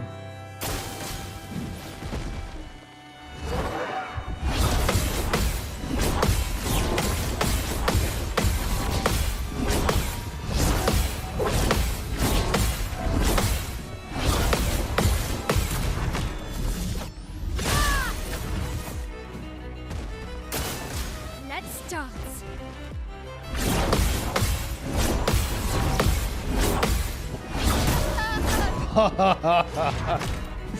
That's all it takes. All it takes. The double hits on Steel Strike? Yeah, that's why I was using it too. On me.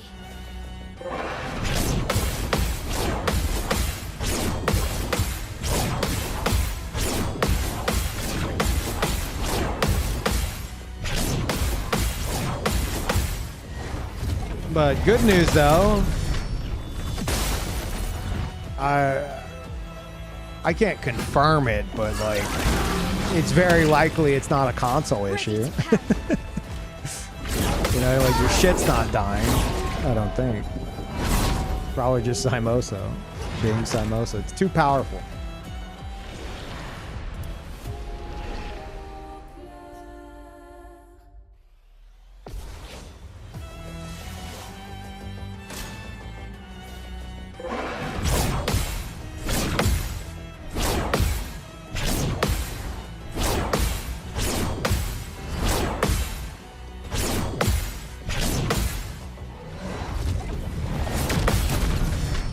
Chat, how long have I been live? Like, what's? I can't see the timer. Let's dance.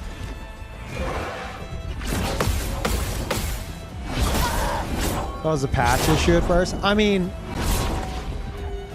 just play for a while without it and see if you encounter the issue again. That's what I'd say. But I can almost fucking guarantee it's Simoso causing the problem. Nearly 9 hours? Okay.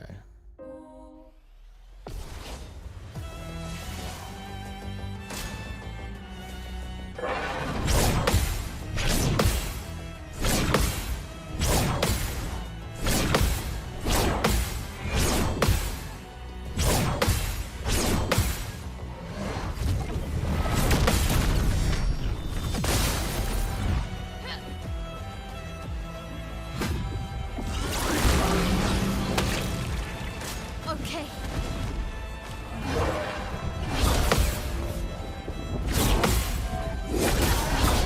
The worst.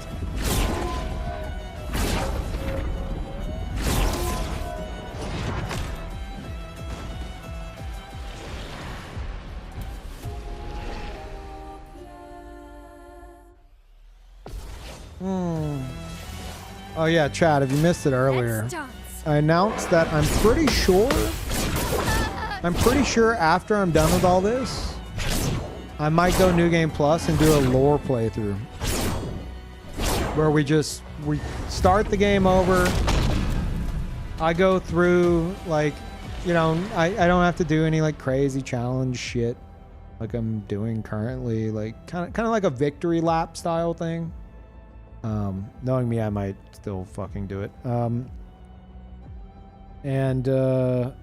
Just, you know, dissect the dialogue and lore and shit. Because I find myself doing that anyway whenever I watch somebody play. That's why I have so many fucking notes on lore theories. Because of that, I'm just like, dude, a single sentence can just change everything for me. Like a theory I have or something. Like, I feel like I need to just go through it again.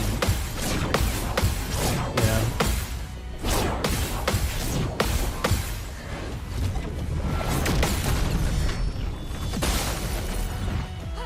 On me. Who's Lar? A new character? Shut the fuck up.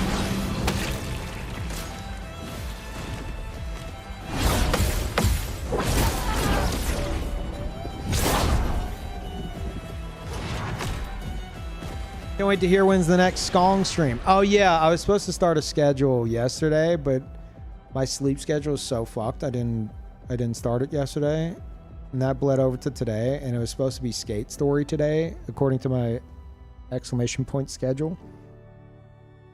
And I was like, well, I was gonna play Expedition 33 yesterday, and I didn't get to, so I'm gonna play it today.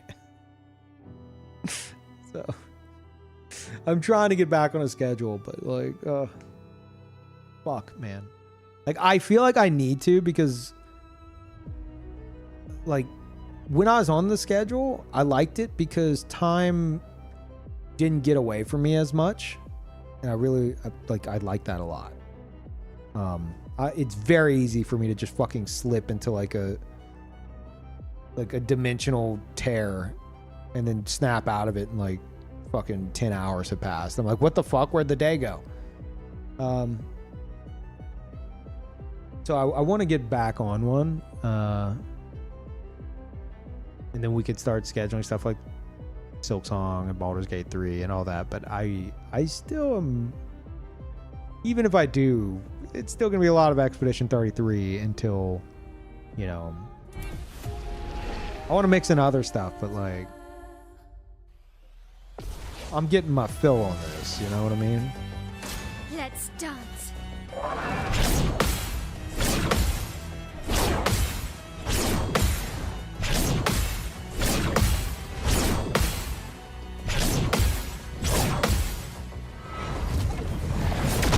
I think a lore playthrough is like, I think that's a fun way to do it. If I saw someone on my following list, like lore playthrough, I'd be like, oh fuck yeah.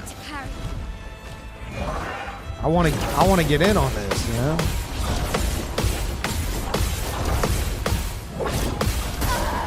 am I always early on that?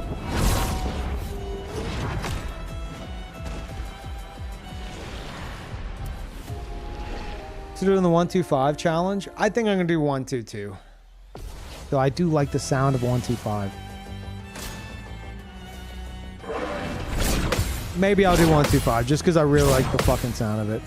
It also doesn't help that you just wrote out 1-2-5 challenge, and I was like, that sounds pretty cool when you put it like that.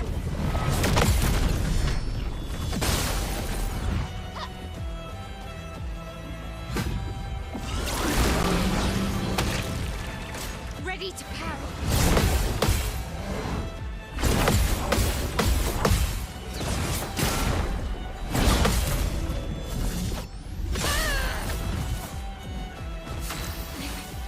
Okay.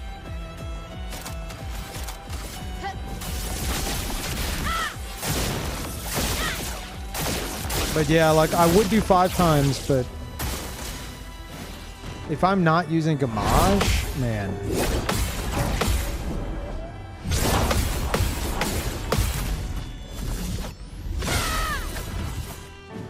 Blades sharp. I don't know, I might still do it. I might still do 5 times.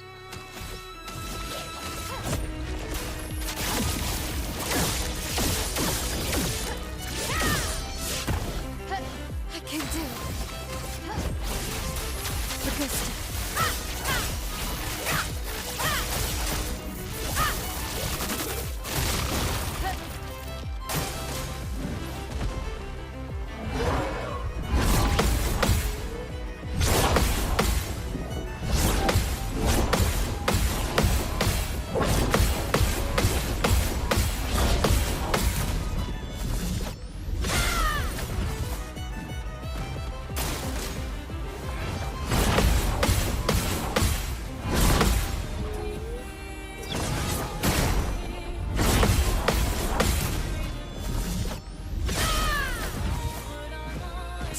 we might do 5 times.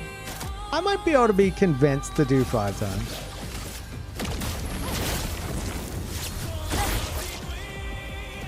I'm okay.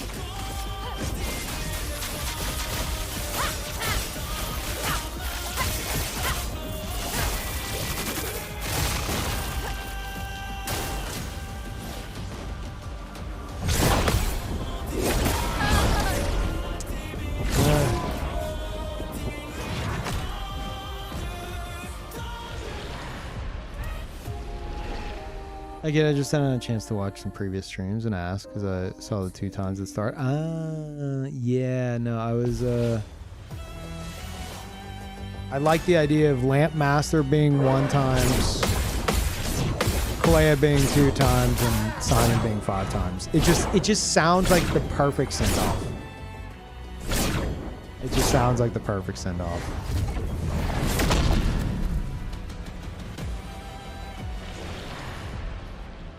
The convincing in question. Peeve, you can fight Simon for longer. Yeah, I know.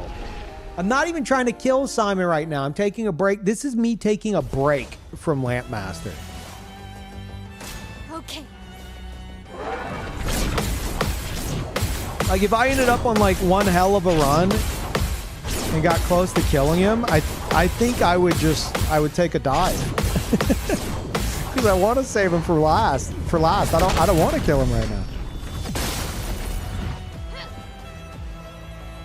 Moon did Simon 5 times, so that's right. I saw Moon, like, I saw the shit he was doing, and like I said before,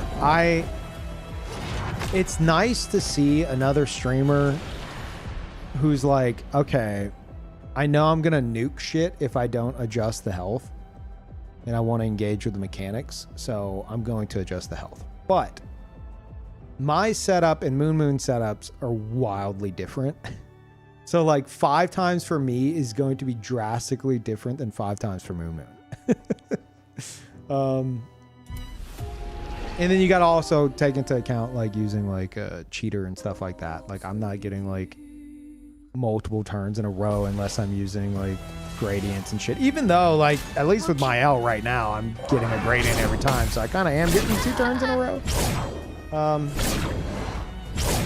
it's like very limited in what I can do.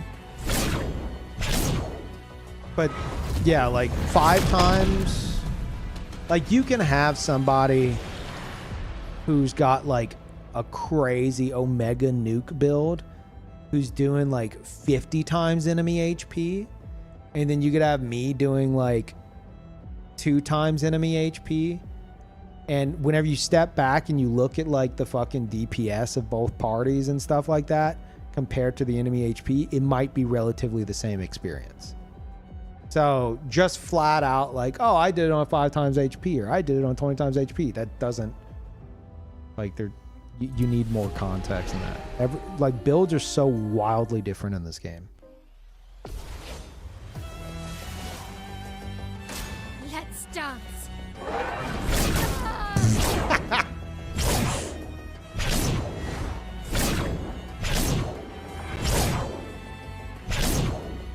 You relied on roulette gamage as well. I also partake in roulette Mael gamage. That's one of the reasons I've allowed myself to use gamage. Is 1, it looks cool, and 2, roulette usually balances it out. Because oftentimes you go to do a fucking gamage and it does like 2 damage. Whenever like a regular hit would have fucking done double. And you just wasted your entire gradient bar. But when it hits fucking hard.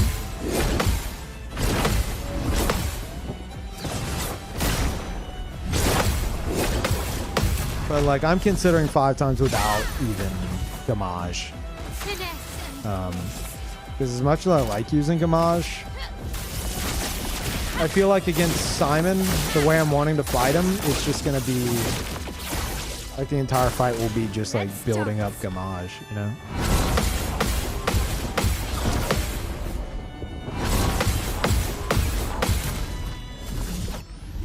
I attempted Clea. I've had a peek at Clea. I've made virtually no progress on her. I don't know anything about her. I don't want to know. Like, you know, this version of her. But, I've had a peek. You can't escape. I'm scared of what she's capable of. I can do it. Look and step.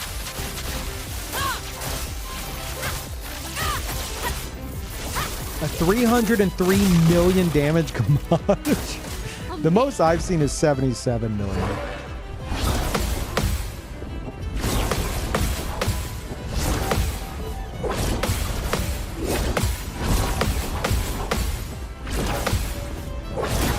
Of course.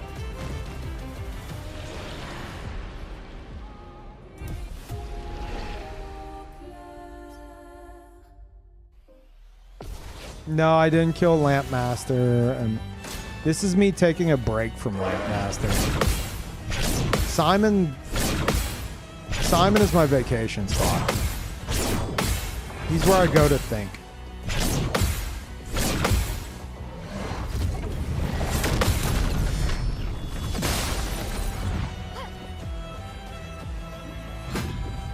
Hold up, I have to stop this cat. Give me a second.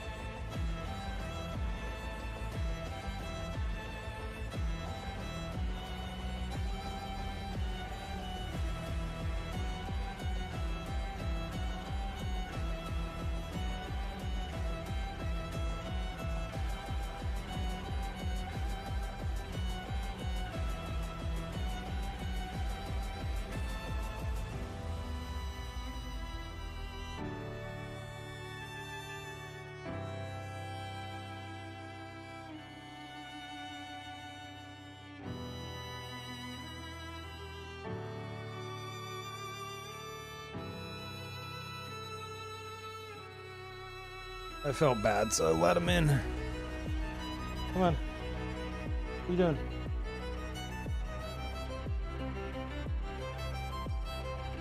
Oh. He's jumping in the lap. Come on. Come. There he is.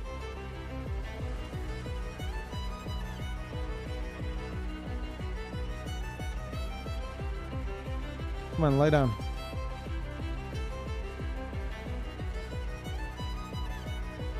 It's cool to see Souls fans play this game. Yeah. Whenever I watched Maximilian Dude's playthrough, he kept saying that he sees like Souls-like elements in the combat, and I'm like, I don't know about that. Like, I feel like that's a bit of a stretch. But then I looked at the fucking team, and it feels like almost half of them are like Demon Souls, Elden Ring, favorite game of all time, Demon Souls, favorite game of all time, Elden Ring, Elden Ring, Elden Ring. So, you know, maybe there's an element of that to it. Just like the pairing in general, I guess. I don't know. Carl, lay down. I mean, I say that while I'm fighting Simon, who is essentially, you know, Artorias slash... the design is essentially Artorias slash Guts character, so...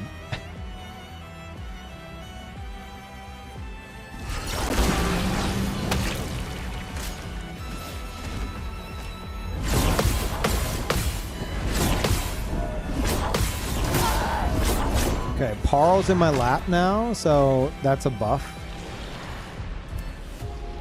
I should probably go bump up the HP because, like, I'm gonna just win now. On me.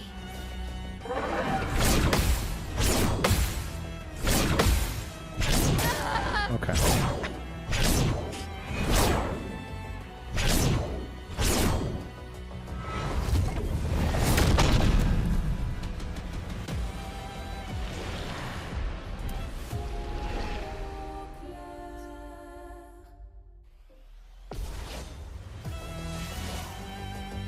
Simon backstory DLC? I don't feel like it's necessary. Like, they could, but I feel like something about that might come off as like, I don't know. What could I compare it to? Like a DLC for a specific character in a game like this is gonna feel very like. They could do it, but it's gonna feel very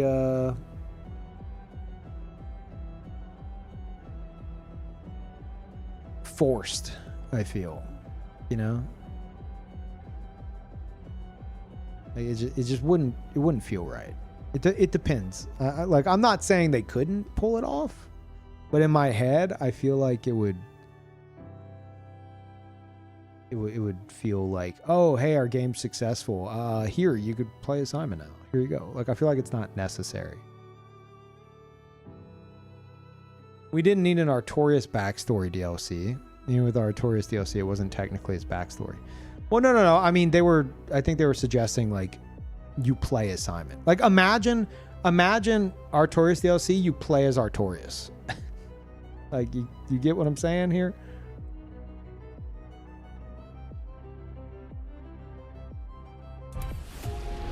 Yeah, it's like it takes away, it could take away like the mystery.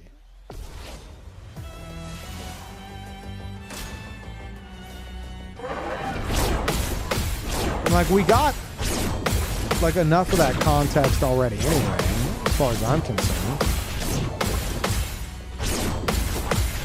Like, I can give you the rundown of Simon's story.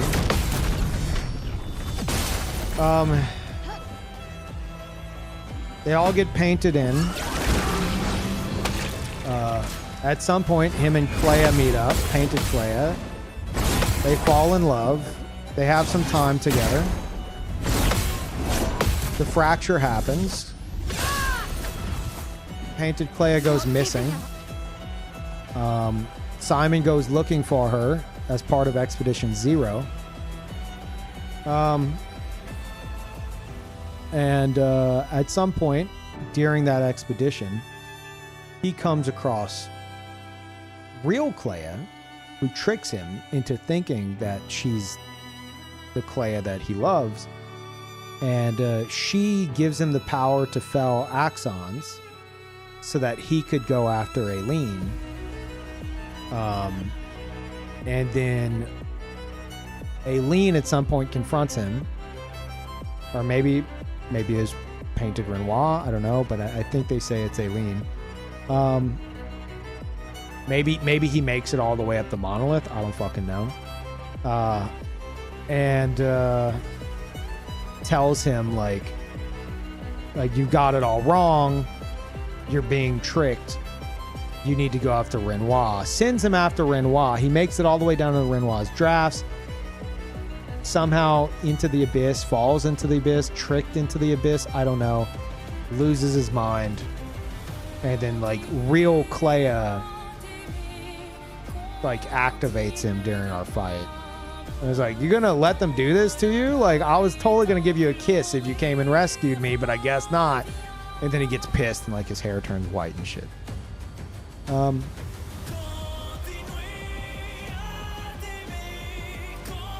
But yeah. And I feel like more detail than that is just kind of, it just doesn't feel necessary, you know? It just feels like extra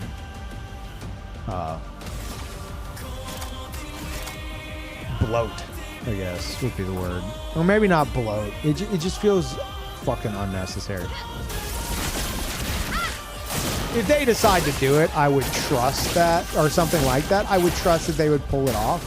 Let's dance. And I'd be excited for it, but how I have it in my head, I feel like it's just not necessary. Yeah, it would kind of have like it would feel like there's a bit of like milking to it. But I mean, if they fucking did it in a really cool way, then who the fuck cares, you know? But it would just depend. But I don't think they have any desire to do that. By the way it sounded, like they're continuing Claire Obscure as like a full-blown franchise. But what that means, they don't know. They said they just want to do cool shit, as opposed to the kind of stuff that players might expect of them. So something like that probably would fall into the like, ooh, I want more of this, more of this, more of this. You know, give me more context to the writers, give me more context to Simon, more context to Clea.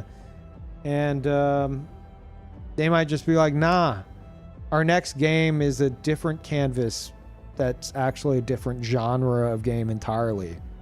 It's a puzzle game. You're in like a new form of Myst from the 90s. Like, we don't know what the fuck they're gonna do, but it doesn't sound like they're gonna do that.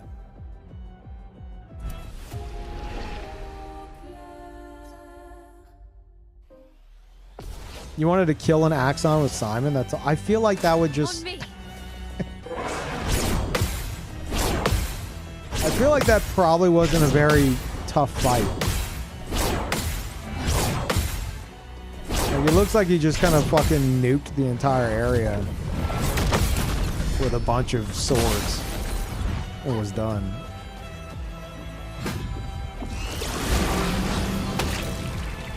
Ready to parry. Oh god, that... I mean, don't tell me one way or another, but I'm kind of... I'm kind of thinking about what if he does something like that in this fight that I haven't seen yet. Obviously, I don't want to know, and I doubt it. But that would be kind of cool.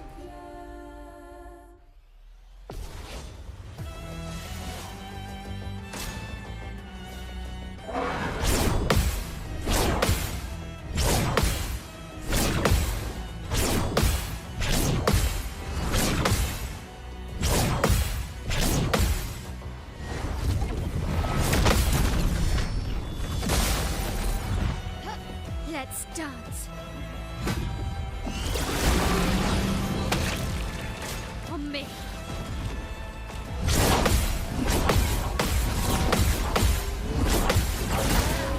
But yeah, Simon's story is just fucked. Like, everybody fucks with him. He's just fucking passed around is just fucked up. Let's dance.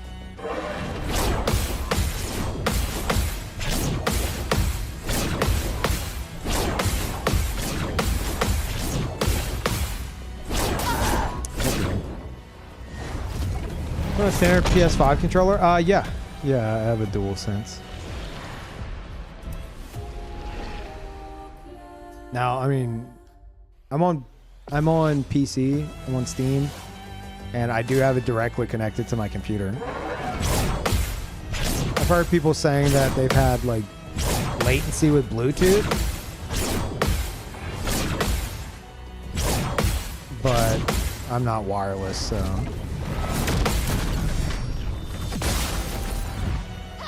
Okay.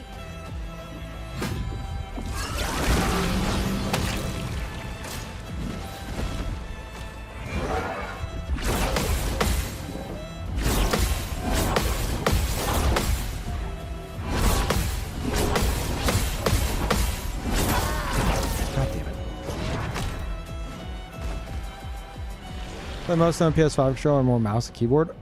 Oh, you mean just in general? I'm more of a controller guy. If you mean for this game, I have not touched mouse and keyboard on this game. Ready to parry.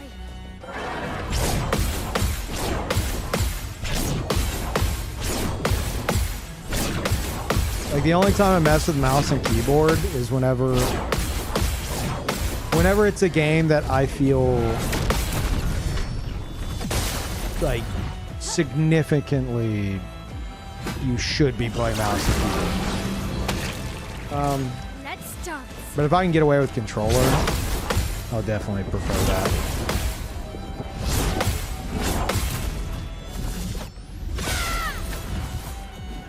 The dance begins. Affiliated with a particular controller brand? No. Void, take everything.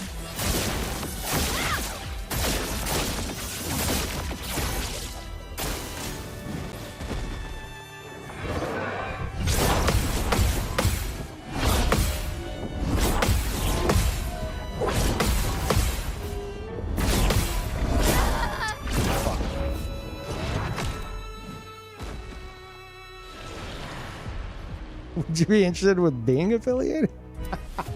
That's probably the best way you could have asked that. You could reach out to like if you really wanted to, you could reach out to my agency about it and go through that because everything goes through them. Like if you just go to my Twitter, which is linked below, my email with GG Talent Agency is like in the header.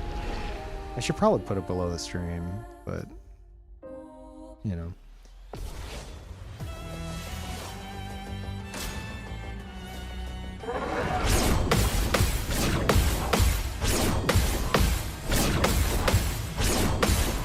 But I'll just say in advance, like I've never done like any kind of I've never done like any sponsorship or like anything product related. Like I do sponsorships all the time, but it's like, you know, playing a game or something. I haven't done anything with like a product in particular. So like I don't know. It just depends. You could reach out to them and I'll tell them to keep an eye out for it. It sounds interesting. As opposed to looking at it. Yeah, I'm in the US. Based in Switzerland and want to expand to the US through streamers and content creators. Oh, that's cool.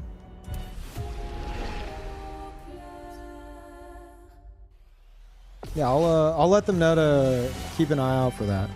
Ready to parry. But regardless of the situation, I appreciate the consideration.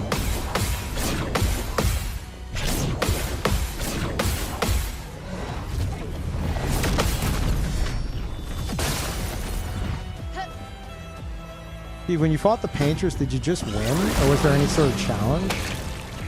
Ready to parry. Oh, you mean like... Was I doing anything extra? I had cheater at that point, and I didn't use it. I think I was, because I had done a bunch of like late game stuff, like I say late game, like I did Frozen Heart, the area before the Paintress. I beat Sprong and I got cheater. Like I did all these areas you're not supposed to be doing when I did them. And so I was a bit over leveled. So if I remember correctly, I was limiting my amount of levels.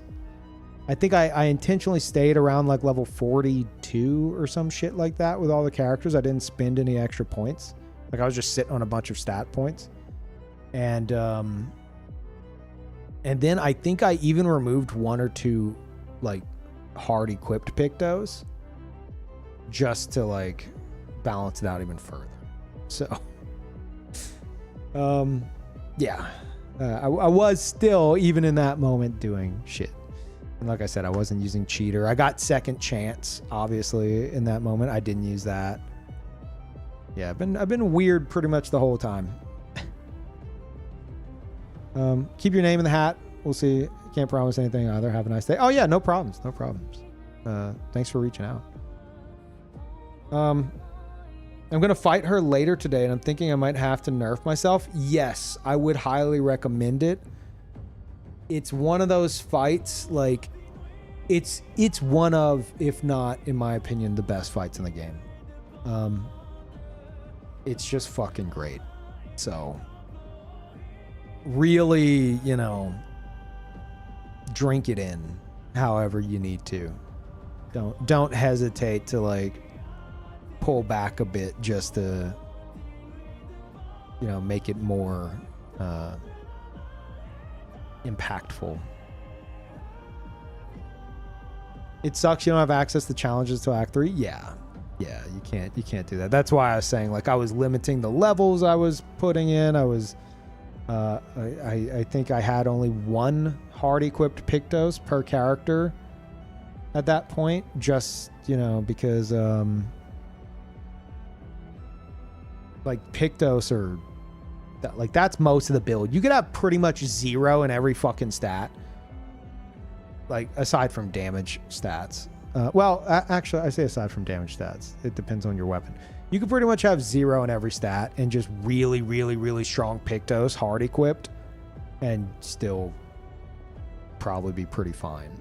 That's why I started limiting my Pictos I was equipping as well. And then I hit Act 3 and I was like, oh, thank God, I can just give enemies more HP. Hey, what are you doing? Lay down. I can't do anything you did because of the way I'm playing, but I'm still hitting 9999, so I think I will nerf everyone to enjoy the fight. I've been struggling to enjoy any story fight. Oh yeah, it's fucking great.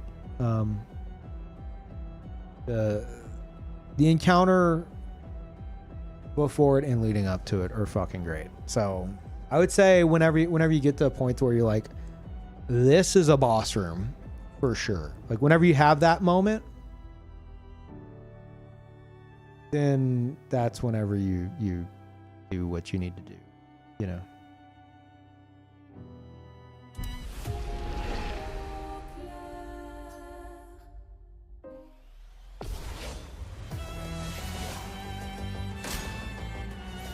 A lot of people hate Act 3. Most of your friends quit around Act 3. What do you mean hate Act 3? How do you quit at Act 3? Like, if you're hating it, just go fucking beat the game. Let me guess, was it like completionist or something? Where they're like, oh, I feel like I have to go... I must get everything. I can't allow myself to... But I'm like not enjoying that process. so I refuse to go beat the game. I will simply stop playing.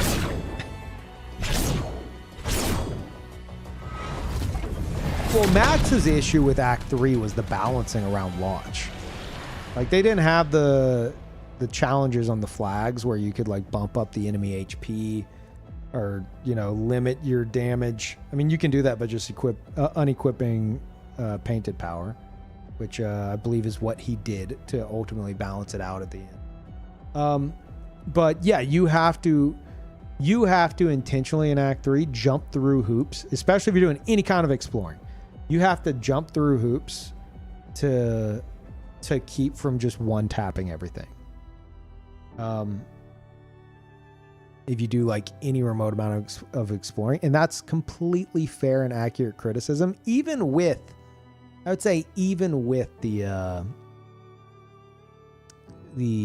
additions for like the enemy HP buffs and stuff like that. Like that's great because it's just extra tools for you.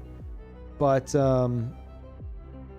without them, like if you explore at all, you're gonna just fucking breathe on a boss and it will die. It's so easy to become overpowered, especially in Act 3. So yeah, that's a fair criticism, but like I don't think like Max didn't hate Act 3 from what I could gather. It's not that he hated Act 3. He was just saying that the balancing was rough, and that was before they addressed it in their own way. But like my point is, if you have like friends that quitting around Act 3, I don't understand. Because at any point in Act 3, you could just go beat the game. So if you're at the point where you're like, I'm just gonna fucking quit playing, just go beat the game and then quit playing. Like, that's what I'm saying. It doesn't make sense. Just go beat the game and then quit playing. Like, it's literally right there, especially if you're just fucking one-tapping everything and you don't care. Like, you'll fucking fly through that shit in like less than an hour and be done.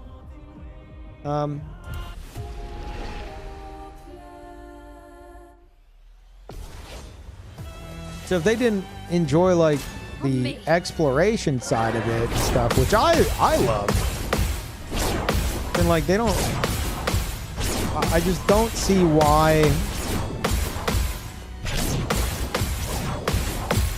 you would prefer to flat out quit and not finish it than just finish it. Now, if they have the intent of coming back and they just don't, that's a bit of a different story. Because I know that all too well.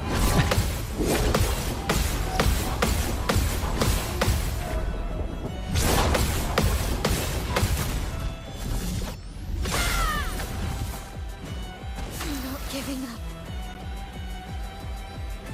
You know, Act 3 felt a bit underwhelming. I one-shot the last boss with Stendhal instantly. But quitting right before that makes no sense. That's what I'm saying. And you're not alone, especially on launch. A fuck ton of people did exactly that, whether intentional or otherwise.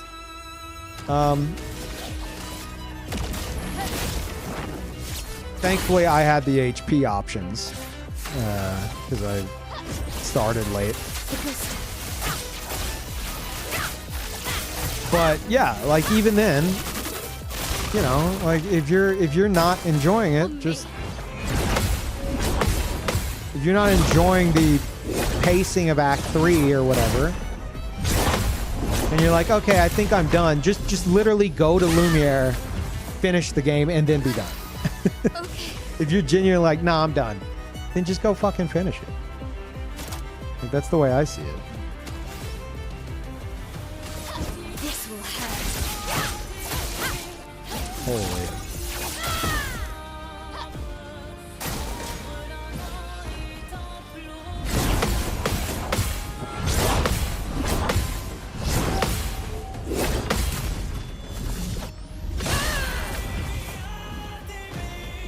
You know, the balance is a bit off. It's worth it for the story. That's what I'm saying, man.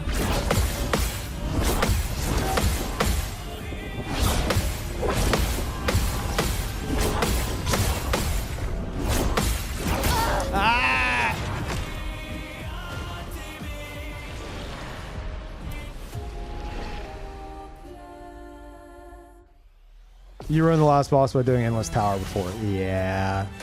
I almost did, but I got spoiled by Giga Chad Scott Jund, who DM'd me. He's like, I know you hate spoilers, but I'm spoiling you on this. He's like, don't do the Endless Tower. Don't finish it. I was like on the last like section. And I was like, okay, guys, I think we'll come back to this next stream. And he DM'd me. He's like, don't do it. He's like, just wait till after you beat the game. You're going to spoil... You will spoil the final boss if you beat the Endless Tower. I was like, wait, what? It's like, are you fucking serious? He's like, yes. Like, okay. Yeah, Ebby, warning to you. Yeah, Endless Tower, just fucking save it until like after you officially like beat the game. Because it does spoil shit.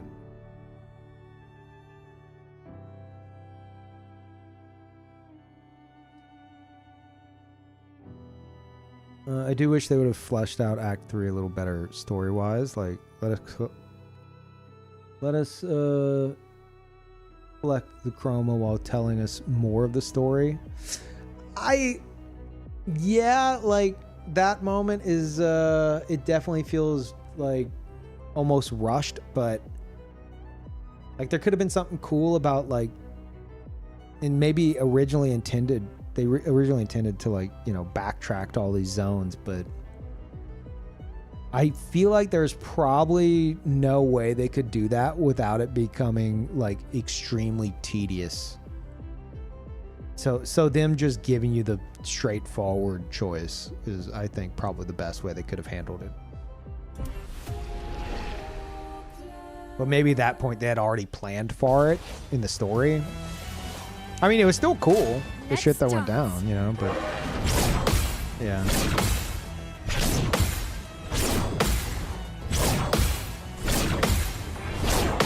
Like, I feel like they had ideas for stuff, and then whenever they, like, had everything in place, they're like, okay, what's gonna not be fun, and how do we trim it? So they probably, and this is a big assumption on my part, but they probably had that planned. Oh, dude, you're going to backtrack and you collect chroma from all the areas you've already been and stuff like that. And then, like, I see, and I mentioned this in my review I did, I totally see there have been, like, there could have been just, it was such a fucking shoe-in for, like, another bit of extra padding to the hours. To have it where there was like a segment on the ship whenever you first start the game. It's like, okay, everyone's sailing away. Good luck, Expedition 33, title card. Okay, off the boat. Like, I was like, whenever I saw that happen, I'm like, okay, great. I'm gonna have to fucking talk to more characters on this fucking ship. You know, and then, like, I don't know how long that's gonna take. Nope. It just immediately... Okay, you're on the boat, you're moving, and you're off the boat. And I was like, that surprised me. I was like, what the fuck? I feel like so many games would have taken that as just an opportunity for, you know, just extra, like, padding. It's like, oh, let's make the player, like, talk to, like, all the expeditioners. Especially since they were about to all get fucking wiped out. You know, like, oh, we really want to... have them build these relationships a bit more before this moment. Even though they do that prior, just the ship sailing and then landing back to back, it just feels like there might have been something intended for in between. I could be wrong. But maybe they just planned out for all this shit and they're like, okay, what are we trimming? And that got trimmed and the ending bit got trimmed with the collecting chroma. And honestly, like, complete assumption on my part. Probably not the fucking case on either side. But if something like that were the case, it's the right call. You know? Like, one of the things I love about this game is there's very minimal bloat, I feel. The only part that feels like fucking bloat to me is the gestural village. Too many fucking NPCs to like, interact with, surrounded by a bunch of NPCs that either you can't interact with or just like you know, it's like too much extra dialogue going on that is appreciated, but maybe I was just too tired during that moment. I don't know. You got lost in the Gestural Village? I did too, which I understand leading up to it. It's supposed to be confusing, but within the village, it was just a lot of turns everywhere, a lot of NPCs to fucking talk to. I'm trying to make sure I've talked to everyone and stuff. I was tired. It didn't work out. You love the village? I mean, that's good. The village is the one part where I feel like the one part of the game where I really felt like okay, like when are we moving on? Every other part where I kind of started to feel like that, it just happened immediately after, you know? Like that's the part that for me overstayed its welcome, and that's because I was trying to talk to everybody. And there was just so many to fucking talk to. They're all saying the dumbest shit, which is appreciated, but you know.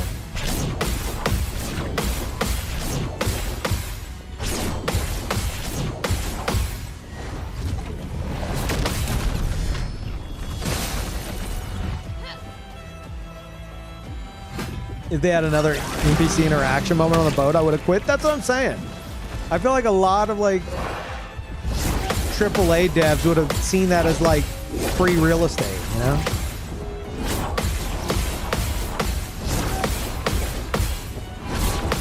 Like, it's like, wait, we're gonna have them get on a boat and then get off the boat? Like, no, they have to, there has to be a moment where they're talking on the boat.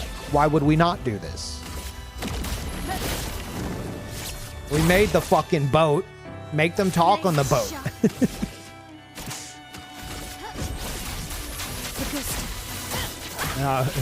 And I'm just glad they didn't. It was a welcome surprise. I was like, here we go. We're going to have a whole fucking scene here too. Nope.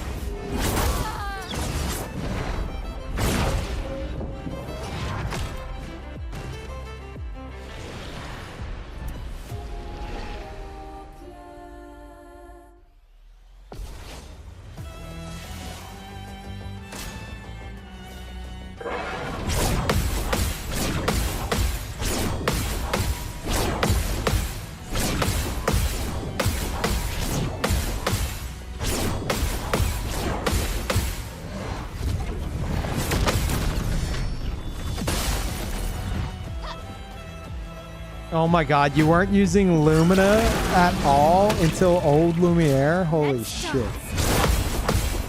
That's crazy.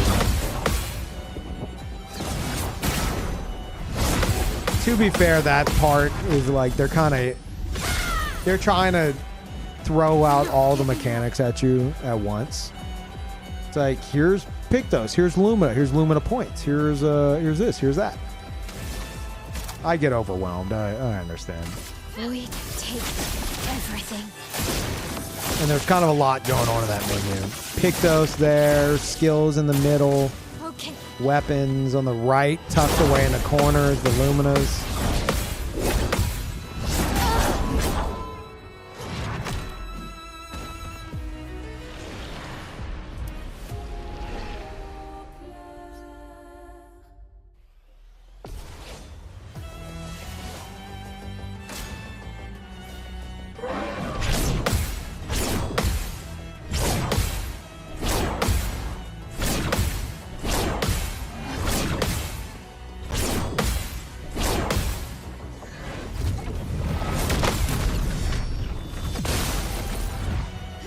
Ready to parry. And you know what I just realized? Do you think that giving Simon the power to fellow Axons, I've been thinking of it as like an actual power. But I wonder if it's the sword itself. Like, do you think Clea made this sword? I mean, I don't know. Is like he looks painted over here, but I'm thinking of him in the base game. I don't know if he's actually painted over. He just looks very crusty. And in phase 2, he looks almost inverted, but I don't know why he would be. Inversion doesn't necessarily give you a damage buff unless you have that particular Pictos. He also makes hundreds of swords in Old Lumiere and in the Abyss. Yeah, but I mean, I saw it as like he shoots him out of this weapon. You know.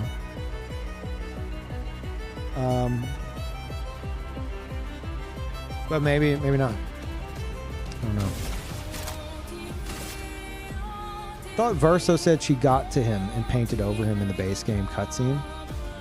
He said he does look at him and say, looks like he met Clea. So something about his appearance, you know, looking like a big fucking zombie to Verso is like Clea's interfered here, but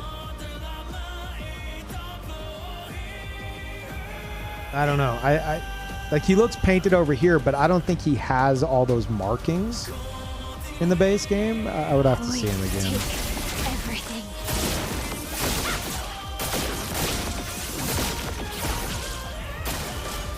Like Clea fucked with him in some manner. Maybe the power to fell the Axons is literally painted over him. But then he like defies her. Maybe he's just that Giga Chad. He's like the Majin Vegeta. He's essentially Majin Vegeta. Clea's like, I'm gonna paint over you. He's like, go ahead, do it. And he gets her power. He kind of leans into it for a bit. And then Aileen's like, no, you got it wrong. You can save the real Clea. You just have to go face Renoir. And he's like, all right, sweet. I was merely pretending the whole time. I have control of myself. Then he gets into the Abyss, and then it kind of sinks in. On me. But I'm wondering about the sword itself. Like, is this a sword he had prior to this? It's like, this, we're seeing like the phase 2 version. In the, also, I feel like that attack alone shows us that the sword can spawn more swords. Not to mention all the fucking, you know, phantom swords. But, it's not this big in like phase 1. It's just a huge great sword. And then like phase 2, it gets real fucking big.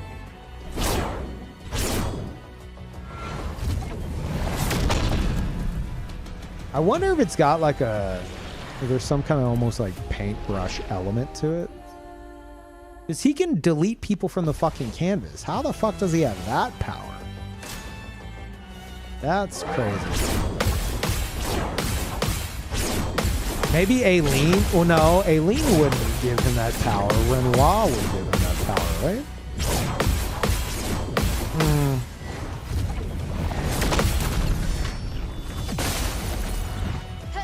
Ready to parry.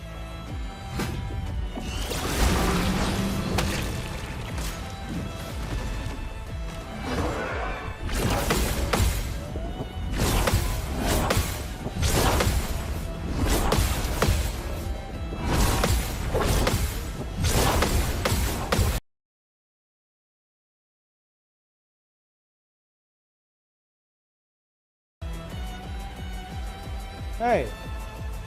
You alright? Carl has nightmares. Can you guys hear me? Does my mic sound weird?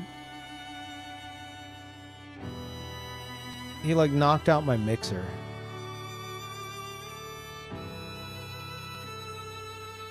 It cut out for a second. Okay, does it sound normal now? He's sleeping in his box and he has nightmares. And whenever he has one, he springs awake in a panic. And he just did that and like there's like some kind of short somewhere in one of my mixer wires. And he fucking kicked it or something. Who's that? My cat. Talking about my cat.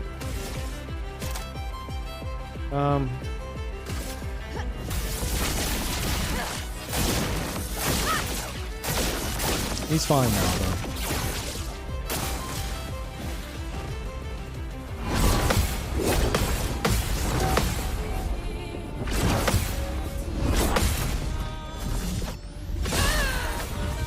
Hope your fellow's alright? Yeah. He's already laying back down to go to sleep.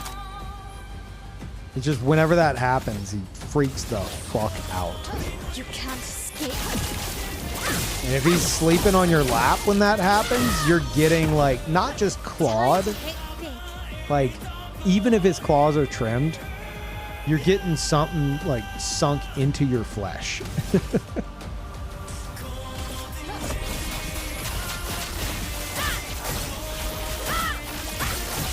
I'm not talking a scratch. I'm talking like your flesh is getting pierced.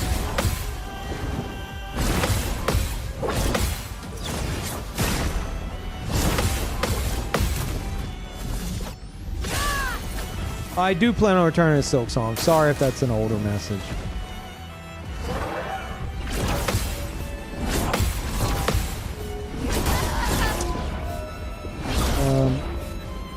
I think you should just wait for the DLC. Is there a date on the DLC? I don't know anything about the DLC. I saw it announced. I don't know anything about it. But you could tell me a date.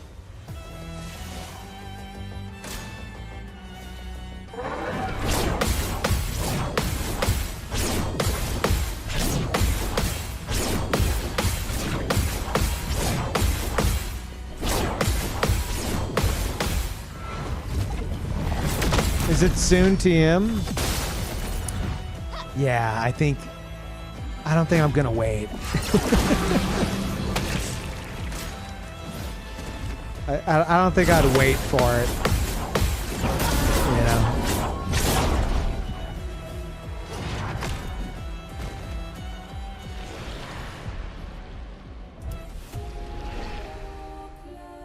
What about 9 Souls? I know many people didn't really enjoy it due to the mechanics. What, 9 Souls? Okay. I don't see myself returning 9 Souls. It's a cool game, but it just didn't fully grab me. You know?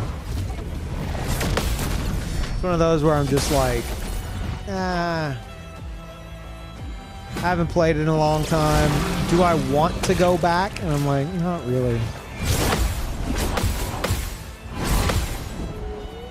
Maybe if I get through a bunch of the games that are in my current backlog, I'd reconsider.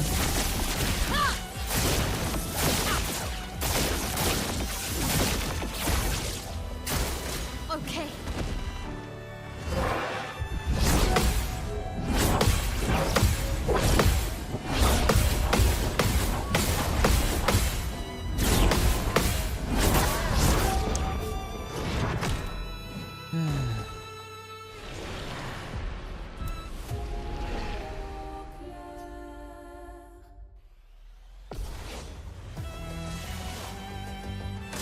Let's dance. Oh, I wasn't paying attention.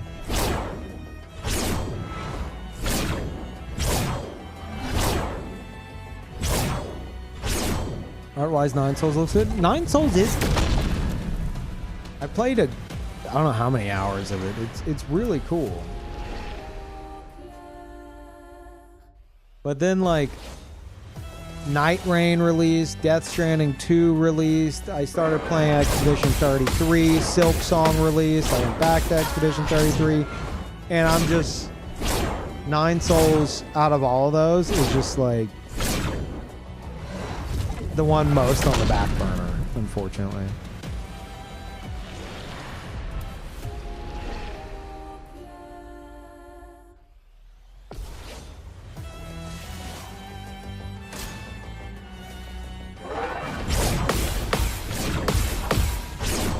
Yeah, I'm not expecting another Expedition 33 DLC.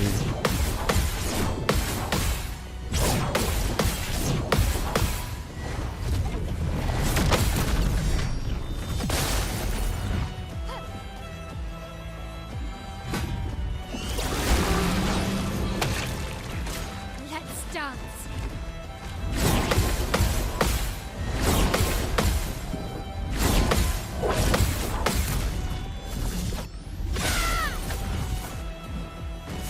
Not looking good.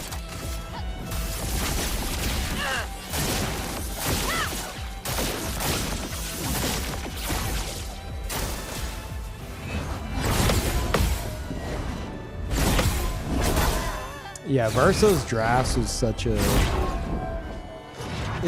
goofy little area. I think it's really well done.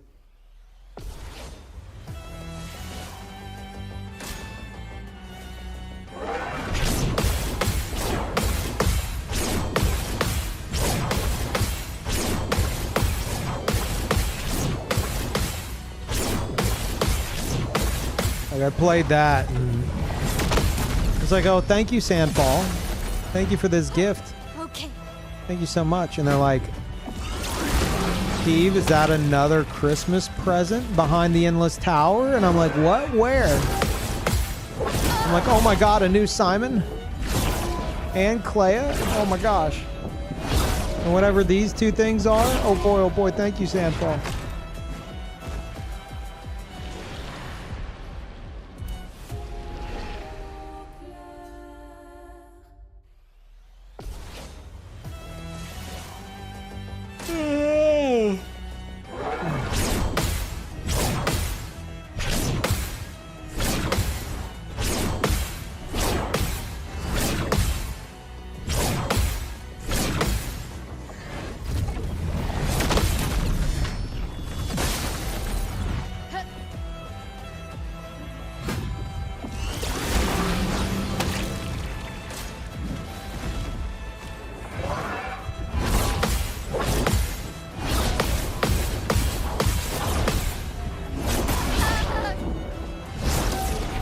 Or Sandfall team is going to aim to improve their in-house animation talent for future games, or just permanently work with the Korean animators. Oh, was it animated like outside of their team?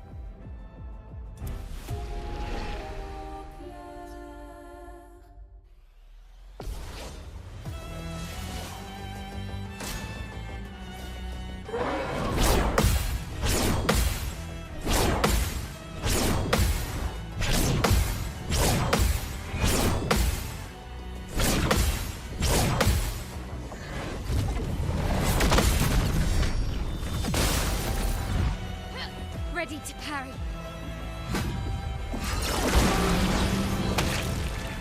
Ready to parry.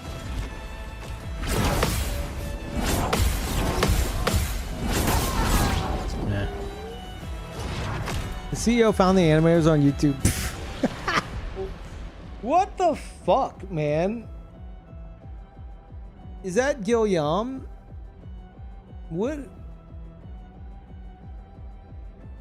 This dude, oh man, I feel like this dude did like the most unhinged fucking like recruitment process. Like, all right, okay. I need to form a team. What are we gonna do? Have we checked SoundCloud? Yeah, there was this one guy. Maybe we found him on a dev forum in a single post. We don't remember. Or I don't personally know. Okay, we need animators. Okay, we saw some cool looking YouTube videos. Yeah. Maybe reach out to those YouTubers. What the fuck? And the crazy thing is it worked in like the best way possible. Like fully fucking unhinged. A very smart way to find a team. Plenty of skilled people out there going unnoticed. Yeah. It was like, hey, I want to form a team to make this game. How about we just find people who are passionate? Like that seemed to be like the fucking requirement. Oh, here's proof of your work. looks fucking great. You do this like for yourself? Okay, you're on the fucking team. Like, that just crazy. He posts on a Reddit, and 1 hour after, the composer joins that specific subreddit to promote his SoundCloud stuff.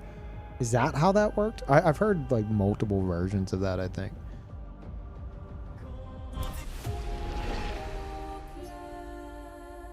He has an eye for talent. Yeah, fucking apparently. Let's dance.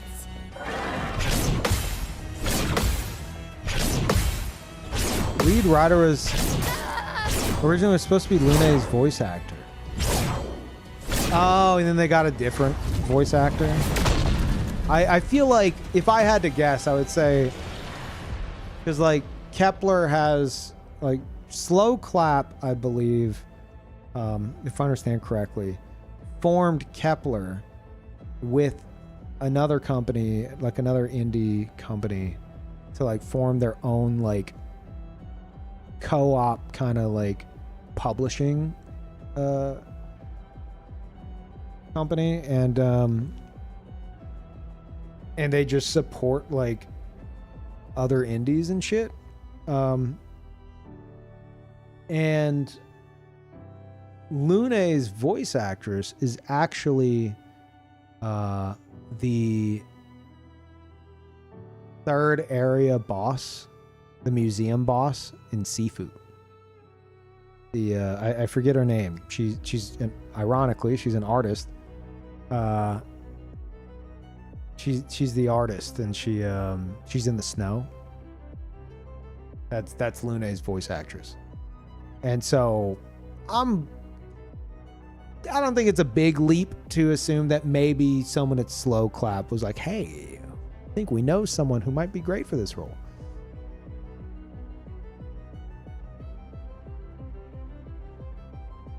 Yeah, and I love, you guys know I fucking love Sifu, and she has some of my favorite lines. It's just such a cool scene. So like seeing her like get like a full fucking character in an RPG is pretty crazy. And she fucking killed it too.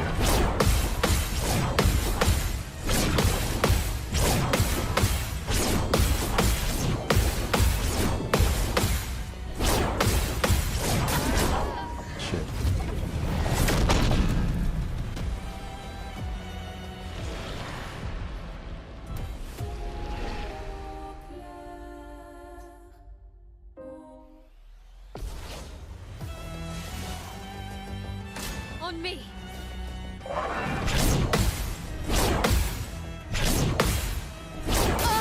I'm reading chat. Eye for talent. Let's talk about the Lumina menu. Has to be an intern or something. What? I don't think the Lumina menu is a bit much, but I think that's less to do with the fucking menu and more, like even before the Lumina sets. I think that's less to do with the menu and more to do with just that they have 5 million fucking Pictos. Like what? There's a Pictos that's like get a damage buff anytime you breathe. And then they're like, okay, all right, here, all right. We have the damage buff on breath, right? So we now need breath buff on damage. It's like, okay, yeah. And then breath buff at the start of fight, yes. Breath buff at the start of turn, yes. Damage buff at the start of breath, yep, that's another one. Like every possible fucking combination of events is a Pictos in the game. There's a fuck ton of Pictos. What are you supposed to do with that menu in the first place? It's an impossible task. I think all things considered, it's not that bad, but it can be overwhelming. But I think that's less of the fucking menu's fault and more of the Pictos' fault. So yeah, I would say, give them a bit of slack. That's a crazy fucking thing to have to, make digestible in menu form.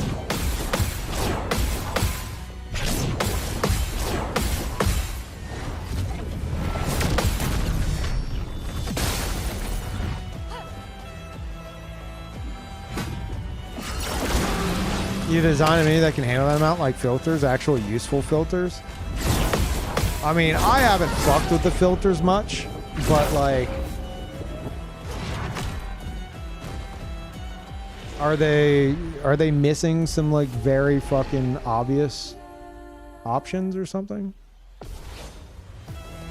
Better filters and naming them a bit better would help. I will admit that, yeah, the naming conventions for the Pictos don't always match. You know? So, like, alphabetical doesn't always help.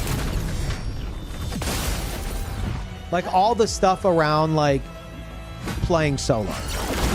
They have, like, empowering last stand and then, like, I think last stand critical or something. And it's like, why are they not... What are we doing here?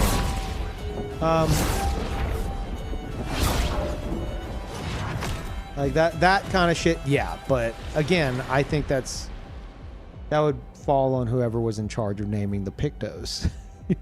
Unless the person who's organizing the menu could be like, hey guys, little like shy fingers poking together expression. Like, could we maybe, you know, stick with the proper naming convention for these Pictos? Please. Maybe they could have done that.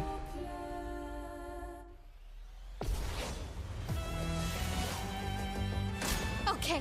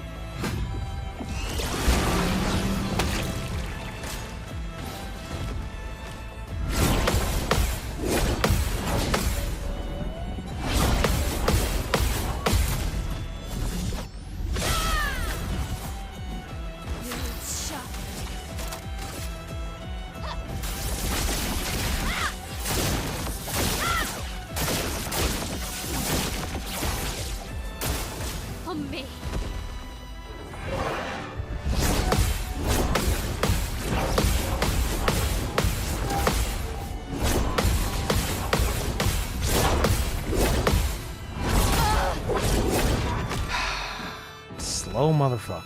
Yeah.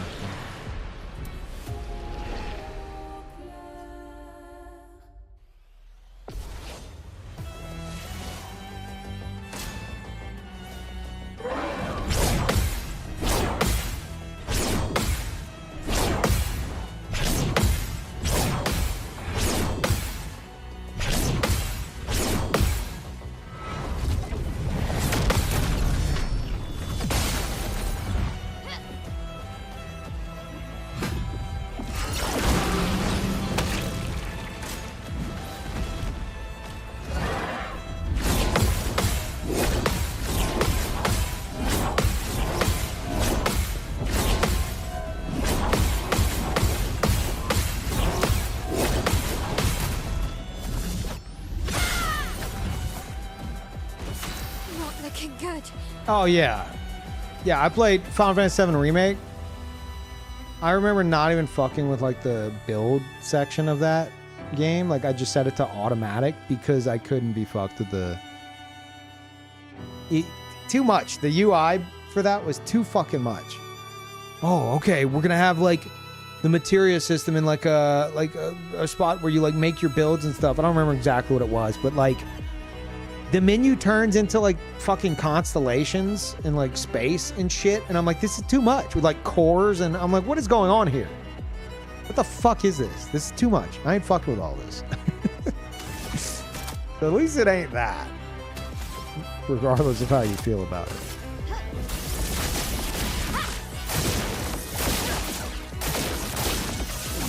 Part of the lore? Fuck that.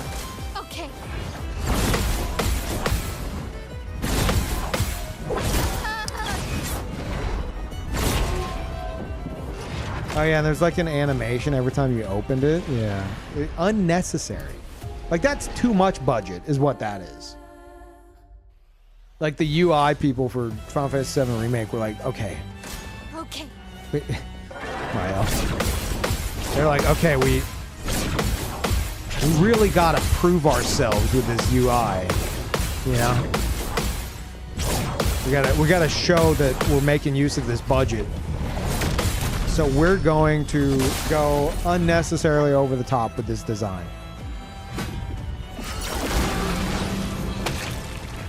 Ready to power.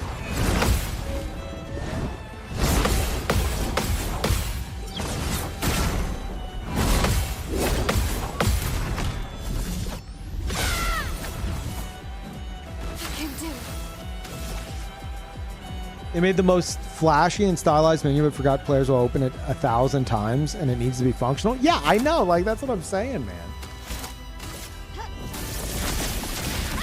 Like, I normally love doing build shit. I didn't fuck with it. Hell, this game, before Lumina sets, I didn't fuck with it either. But that was more so the lack of Lumina sets, you know?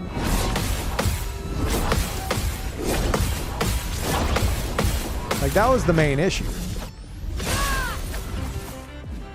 I can do it.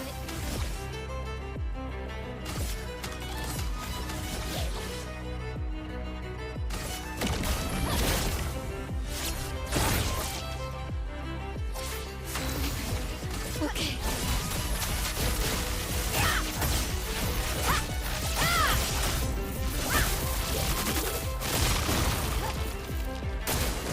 Let's dance.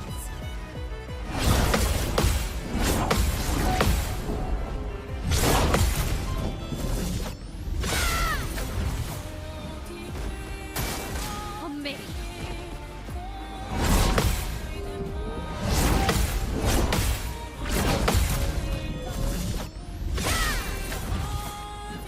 I can do it. You can't escape.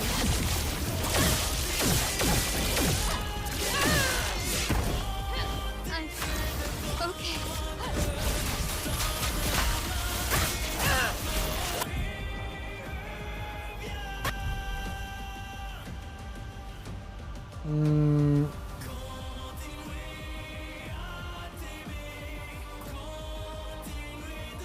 I think I missed the moment I wanted.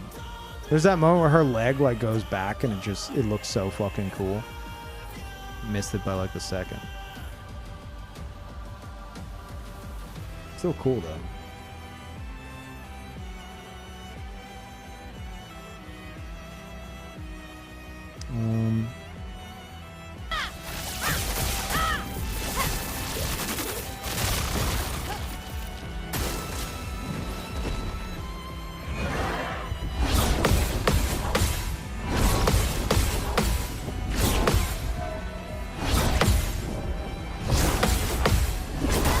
Fuck. Oh.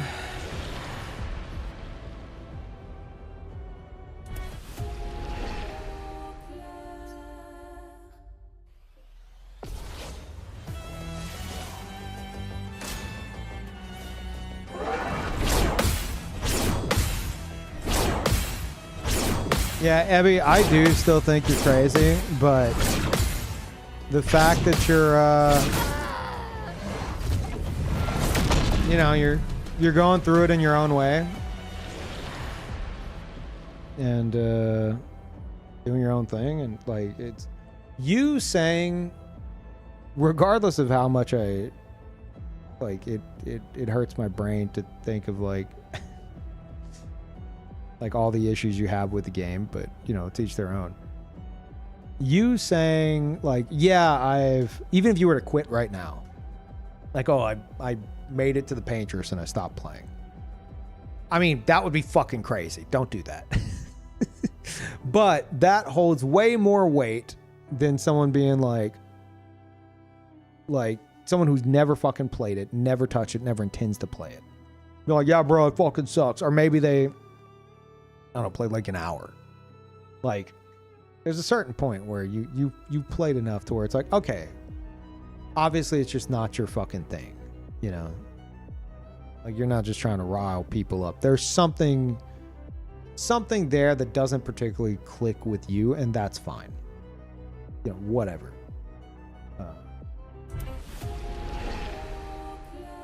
I do think you're crazy.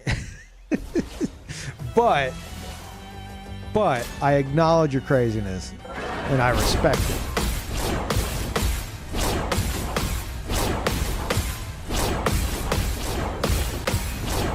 Now watch me push the same button 5,000 times in a row.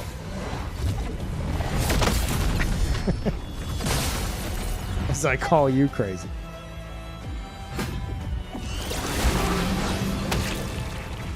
Ready to parry.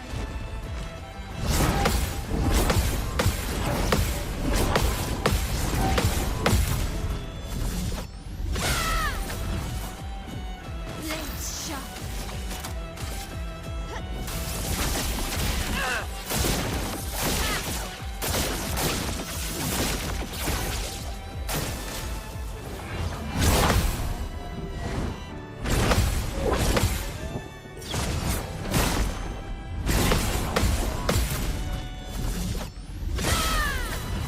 You know what I want to see from Sandfall at this point? If they're going to add anything else to this game, You can't escape. add a master mode. Even smaller parry windows. Smaller parry windows, no cheater. Maybe some other limitations. Void, take everything.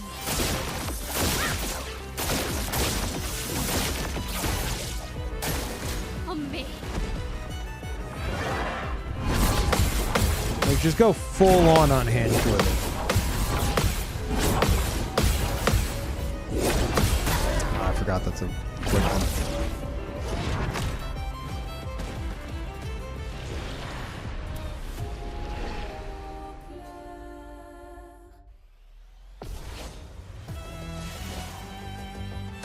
Like, most criticism I see of the game are from people who've never even fucking played it.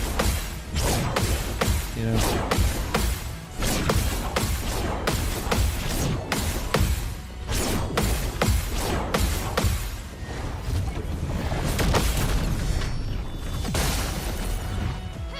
On me. And I'm not including people who are like, I don't get it. It can't be that good. That's not criticism. That's, you know, curiosity or lack thereof.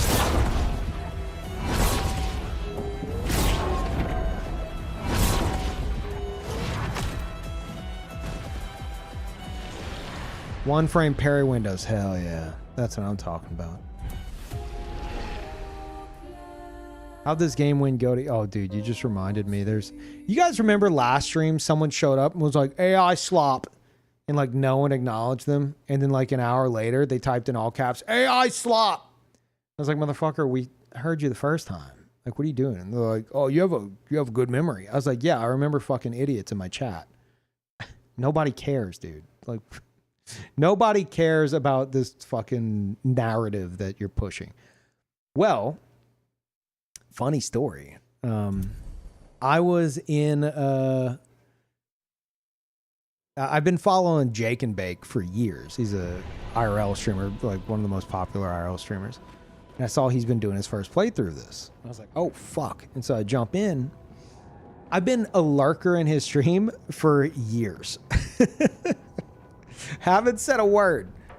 And I see someone jump in his stream and is like their first message in the chat is, how'd this game get GOTY? It's just AI slop. And I was like,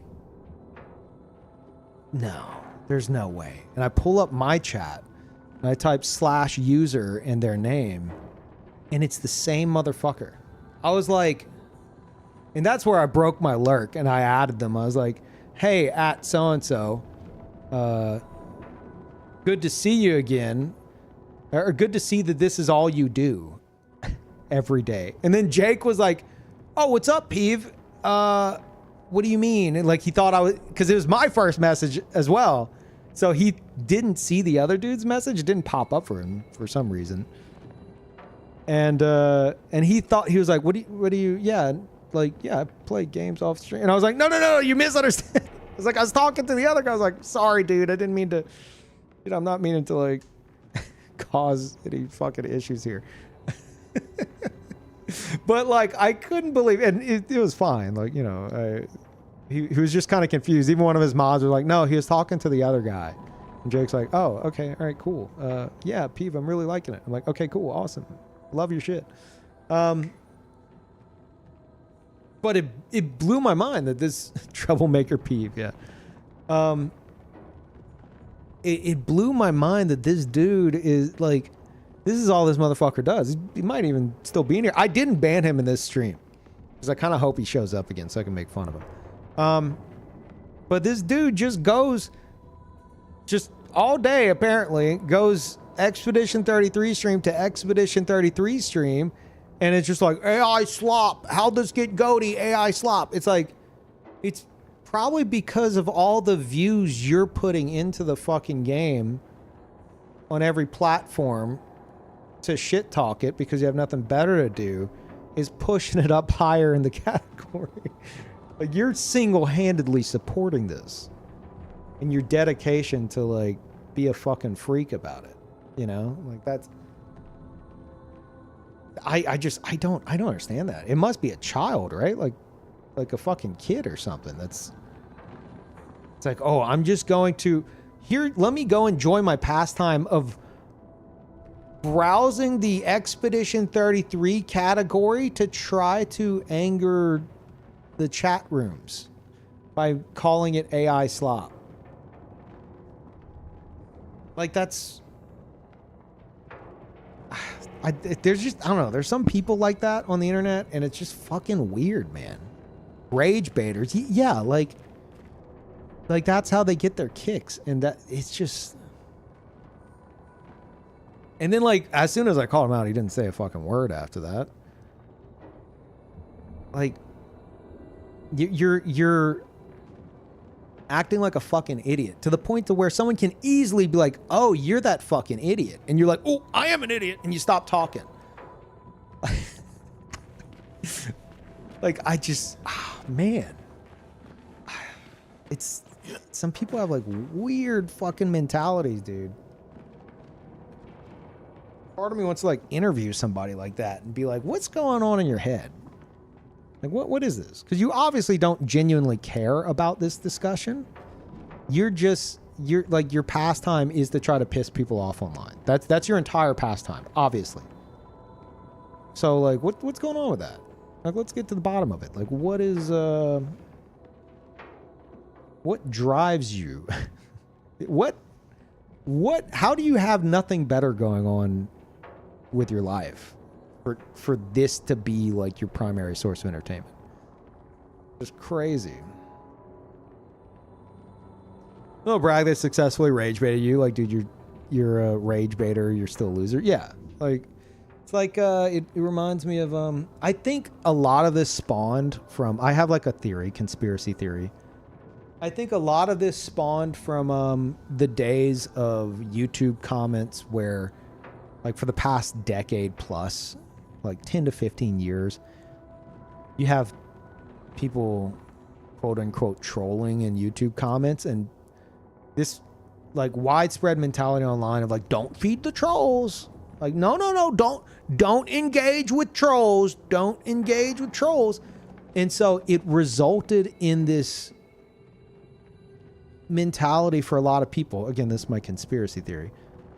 Like, this broke something in their brains. Not the people saying that, but like the people doing the trolling, where they're like, oh, I can say whatever the fuck I want. It could be the most unhinged shit, and no one's gonna call me out on it and make me feel stupid.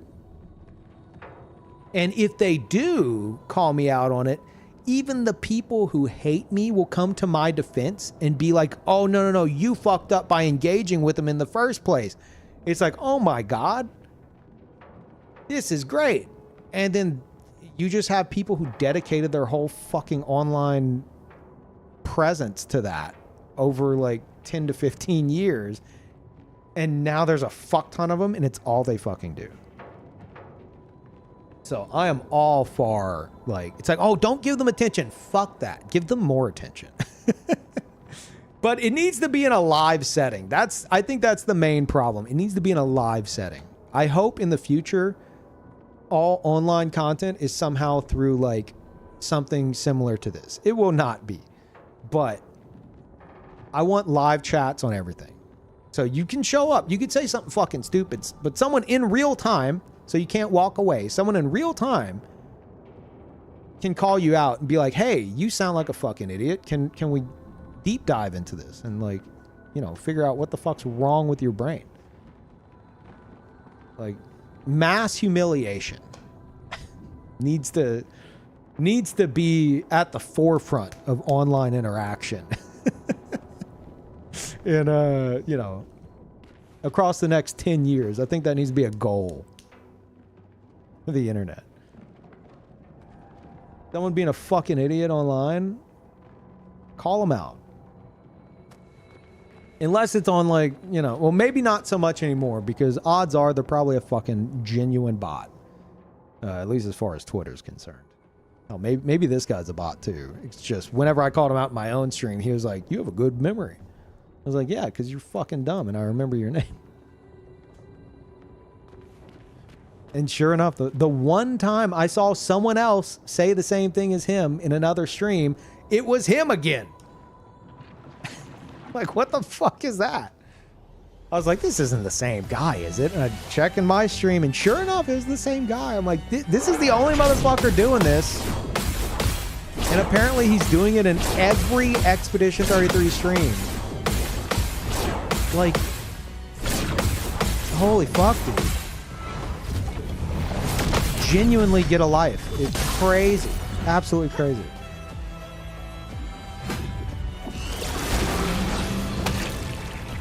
Okay.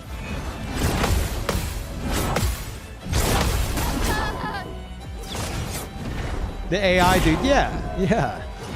He apparently just goes through every stream on the category and says the same shit to try to rage bait chatters. Just wild. But I think one of the most annoying parts is like people like that.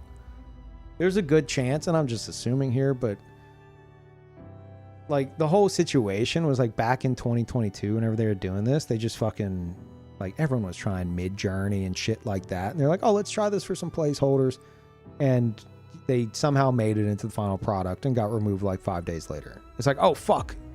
You know, that thing we're fucking around with and we're like, this isn't for us. Like, we forgot to remove from the game. Now there's this forever fucking attached to it.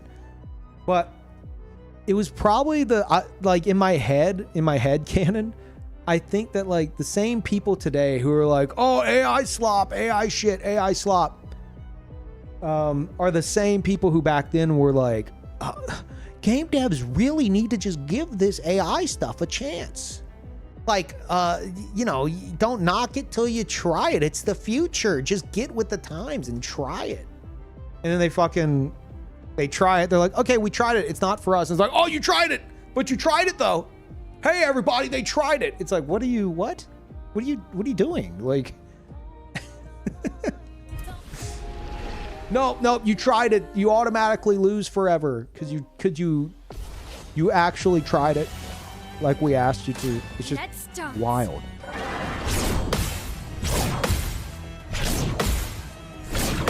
Now, granted, I practically made up a person right there, but like, did I really?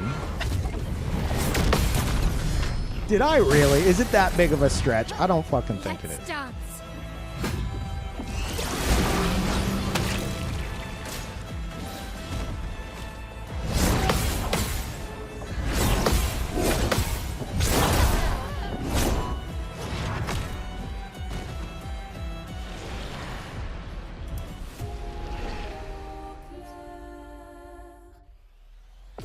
One picture, one flaw in an otherwise perfect game. Yep.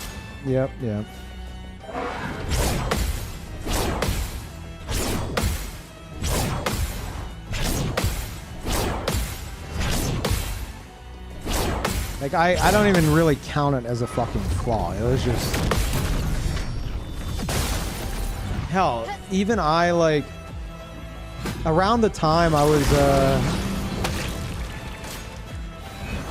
This was in 2021 that I was playing Bashi, right? And so was Ella. He was also doing his first Bashi playthrough. And I remember it was his birthday, and I was like, let me try that AI generated thing. And I typed in, like, those of y'all who know Ella, he likes banana pizza. Like banana curry pizza or some shit. And so, like, I typed in, like, Cheetah Man, because Cheetah Man's a boss in Bashi. I typed in, like, Cheetah Man eating banana pizza or something. And, like, obviously the most cursed fucking images got spit out. Which I, like, sent to him. He's like, Peeve, what the fuck is this? But, like, my point is, everyone, 2021, 2022, everybody was like, what's going on with this AI shit? Let's fucking, I'll dabble in it, sure. So I could see how it could fucking make it into this, you know? Like, oh yeah, let's try it with these placeholders. Nah. And, you know, move on to the next thing and forget about it.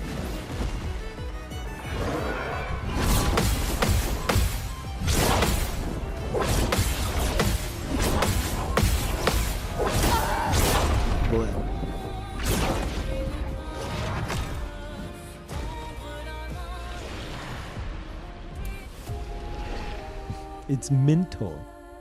That is mental. Okay.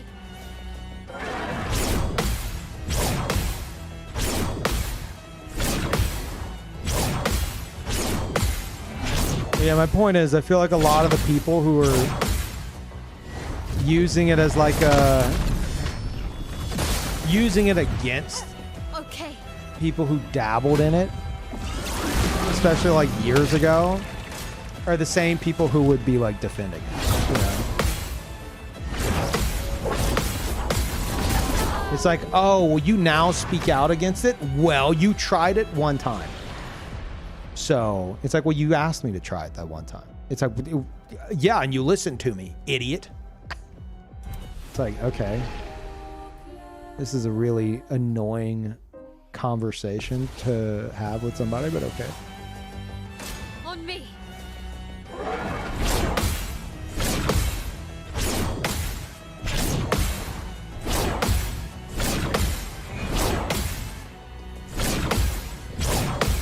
Be like somebody being like, hey, dude, try this flavor of pizza. And I take a bite, and I'm like, no. And then years later, they're like, oh my God, he loves this pizza. And it's like, what? Why do you keep saying that? No, I don't. You tried it that one time. It's like I took literally a bite and I didn't like it. Well, Dance begins. I asked you to try it and you tried it, so you fucking love it. It's like, I don't. We take everything.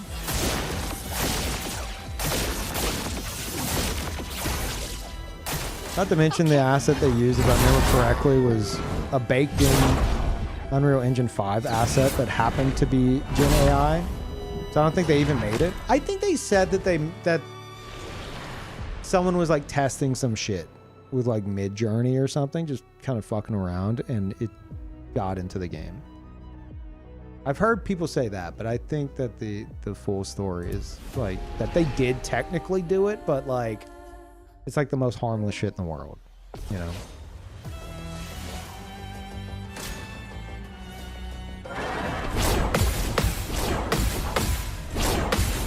Let's be honest, we're gonna fucking remember these conversations in like 5 years. And be like, remember whenever that was a point of contention? And now every fucking dev is like partaking, and all games are fucking more shit for it. Yeah, I remember that. I miss those times.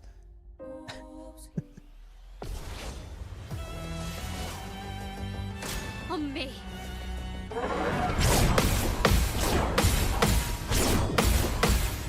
You have two shits, to be honest? I mean, it depends on how it's fucking... Like, what? Like, it's not just... Like, generative AI fucking sucks. just because of how that shit's trained in the first place. But in terms of like the design process of the game,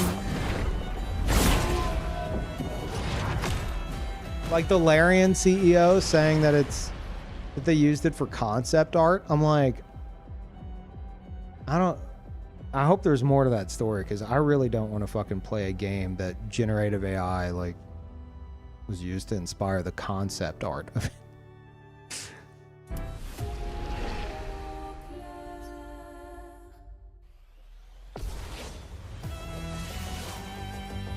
Seen the new Razer AI assistant thing? I don't keep track of that. No.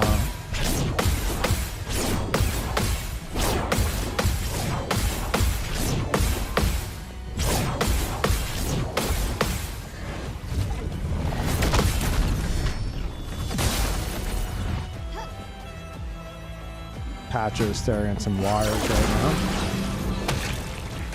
Let's dance.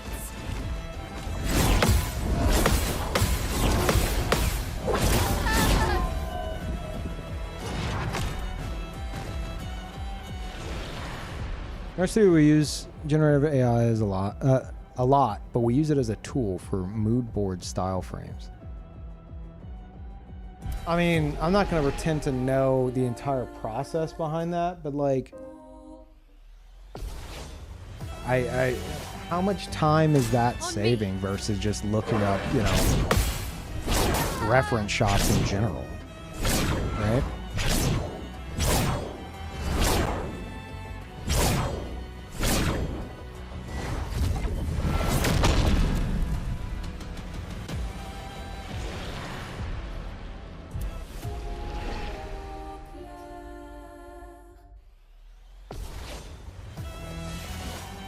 People can just Google images for inspiration for concept art and get ideas as well. Yeah, but if you tell generative AI to be like, hey, obviously you would need a better prompt than this, but like, hey, give me a unique idea for a wizard. I feel like you would probably be hard pressed to find an interesting wizard design to inspire you from generative AI than finding one on fucking Google Images or some shit. You know, where somebody whose brain isn't just an amalgamation of like other people's shit that's trying to please you with keywords. Like someone who actually thought of something creative and put it on fucking paper. That would be much more interesting inspiration than the fucking robot just trying to spit out something to please your keywords. I don't know. Yeah, I'm in the boat that I feel like it inherently cannot be unique. Let's dance. Like there will always be a layer of like just generic shit within it. Just like hard baked in. Now, you might be like, well, Peeve, it's just for inspiration's sake. It's like, yeah, okay. But I feel like you could probably find some way cooler shit to be inspired by from actual artists.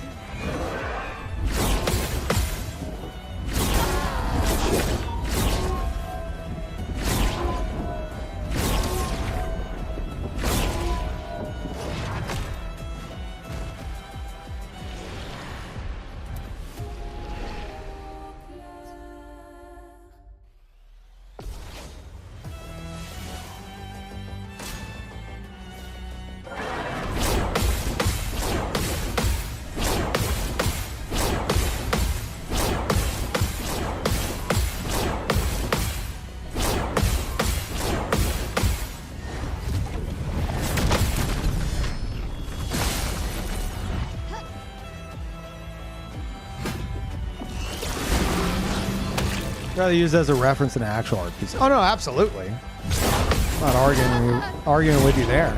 100%.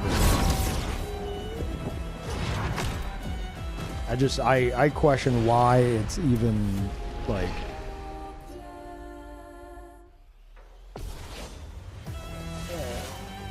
Like, how much time is and money is it actually fucking saving at that phase, you know?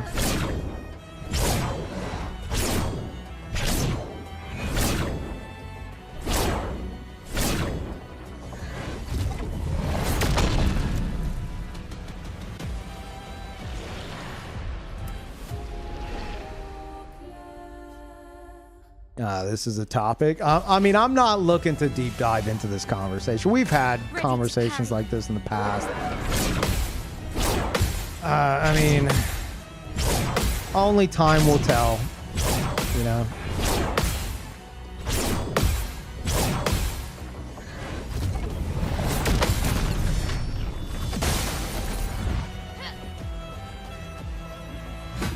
But it is annoying whenever,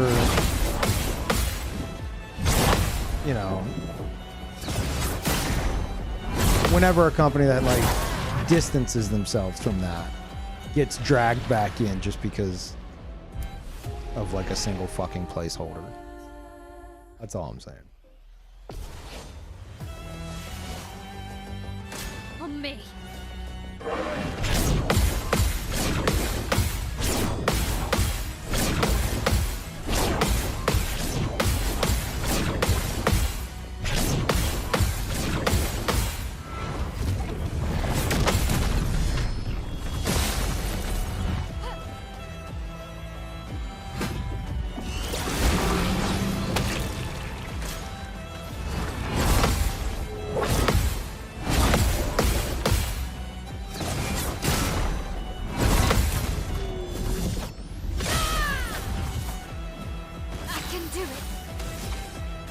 I mean, yeah, I don't doubt that axiom, but like,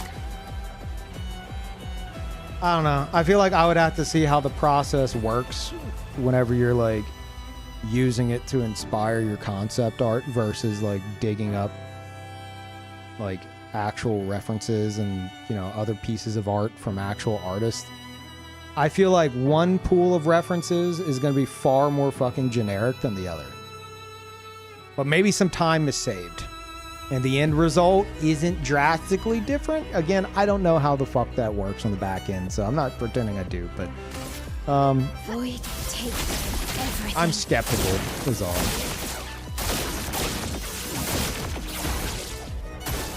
Ready to parry.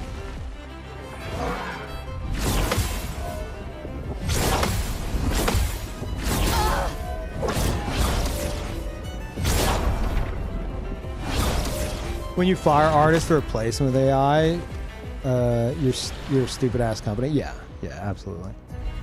Oh fuck, I didn't mean to do this. And of course, Minoko's here. Because why not?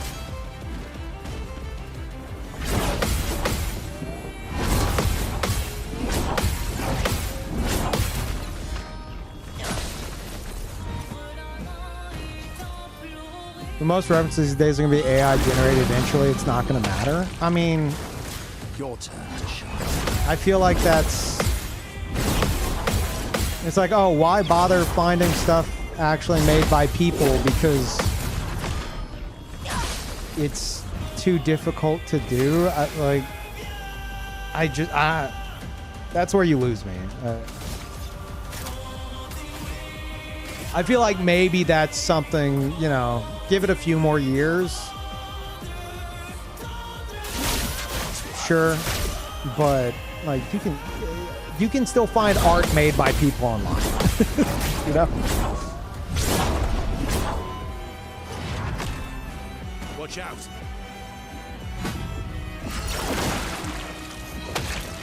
Minoko, get ready. That's more like it.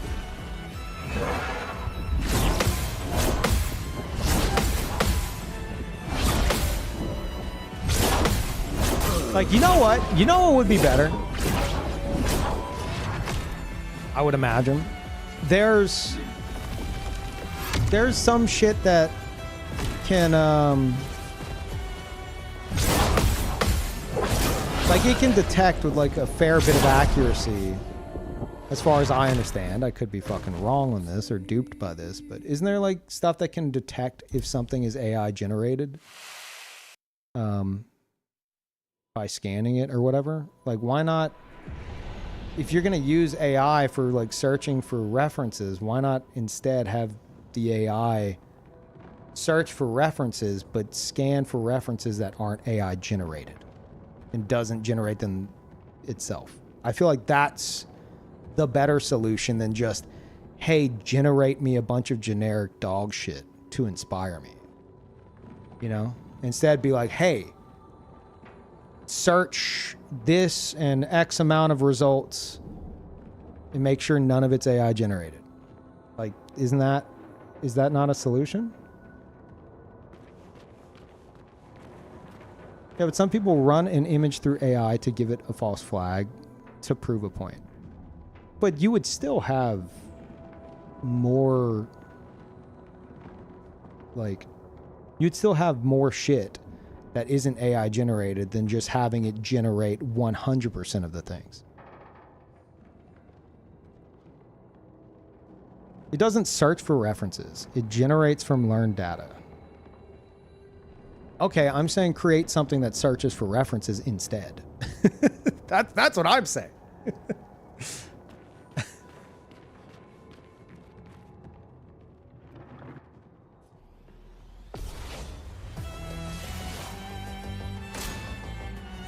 You're gonna have to find a big search engine, not invest in AI.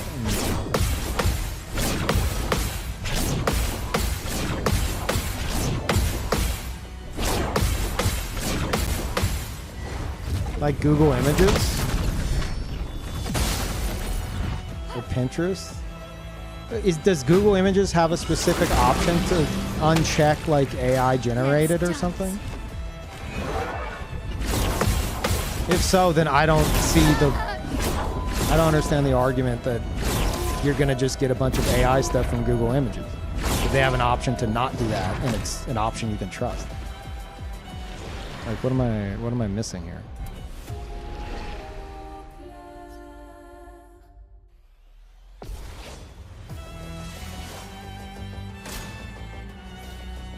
Yeah, I'm only speaking from like generated AI thing, not just AI in general.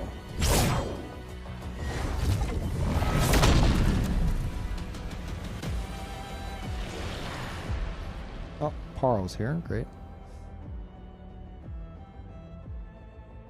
It happened recently with people trying to quote-unquote prove that other games use AI for their drip marketing by just resizing it or something through an AI tool, which made the AI detector flag it.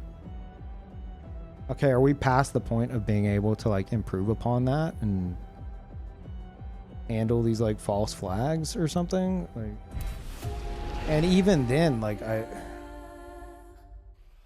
one option, everything is 100% definitely AI generated. The other option, there might just be, you know, X amount of false flags that sneak their way in.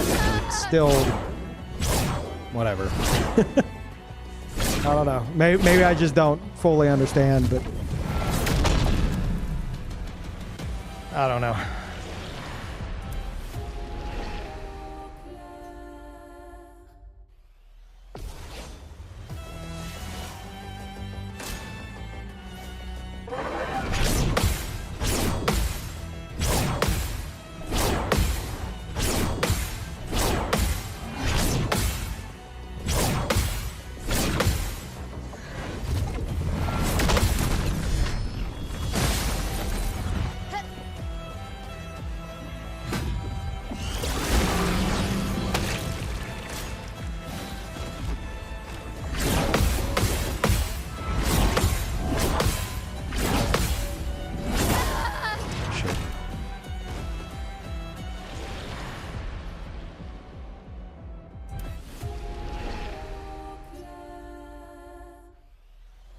Muddies the water, makes things hard to tell what isn't quote-unquote definitively Gen AI unless disclosed by the quote-unquote creator. I mean, I'm just saying, you know, I like to think that that technology can be improved upon, you know, to make that more reliable of a process, but Maybe not. I don't know. Maybe it's too far gone.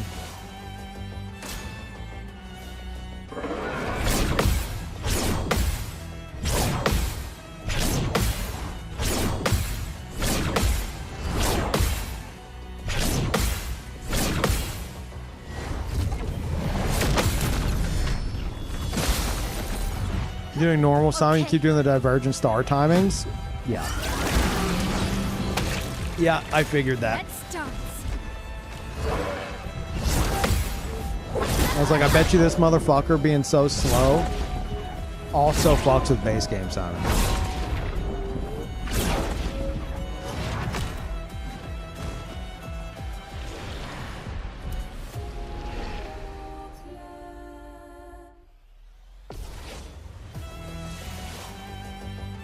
Ready to parry.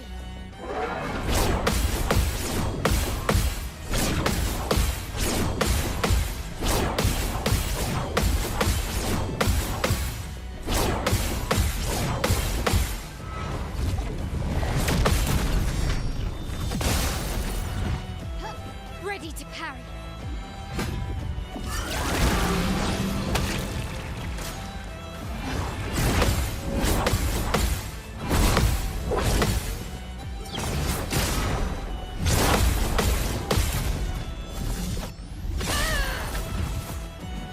Time to hit big.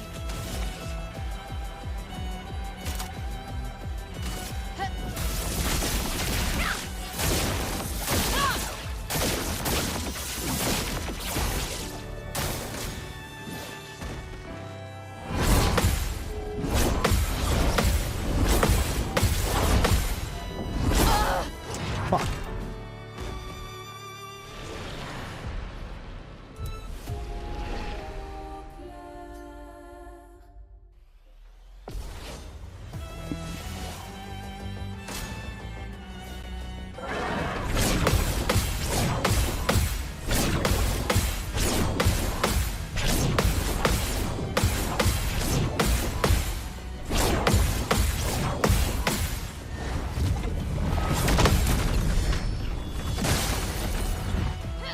Okay.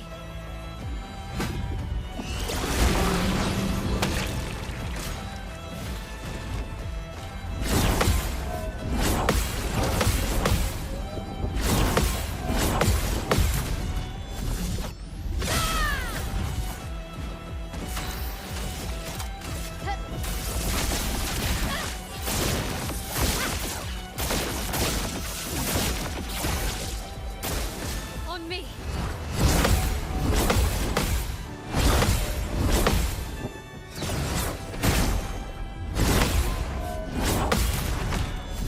Almost fucking missed that. I can do it.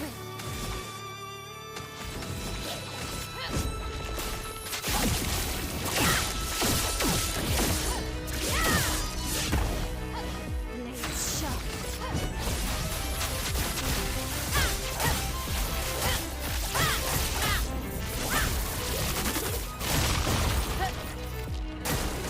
Let's dance.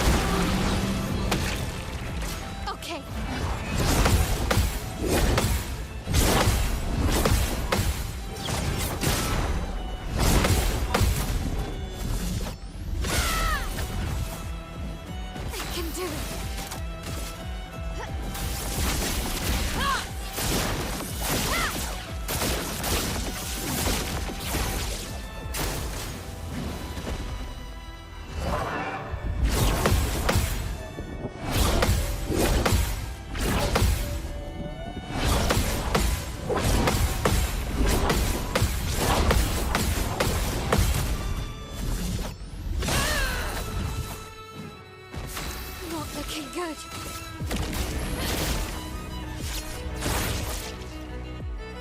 Blade sharpened.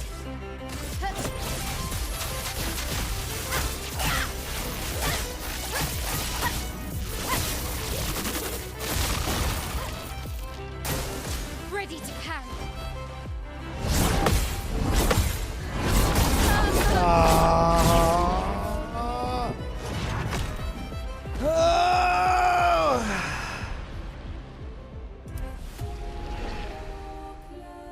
Oh my god. Why am I even fighting him, man? I keep doing this.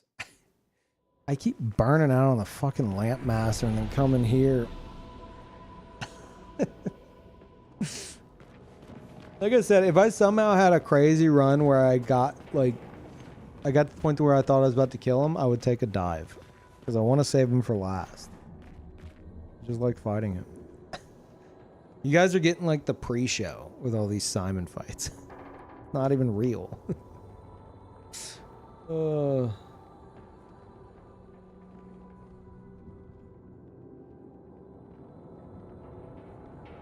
Man, have I beaten any of the tower bosses? I beat Duel East. It was like a 31-minute long fight. 670 something parries, I think.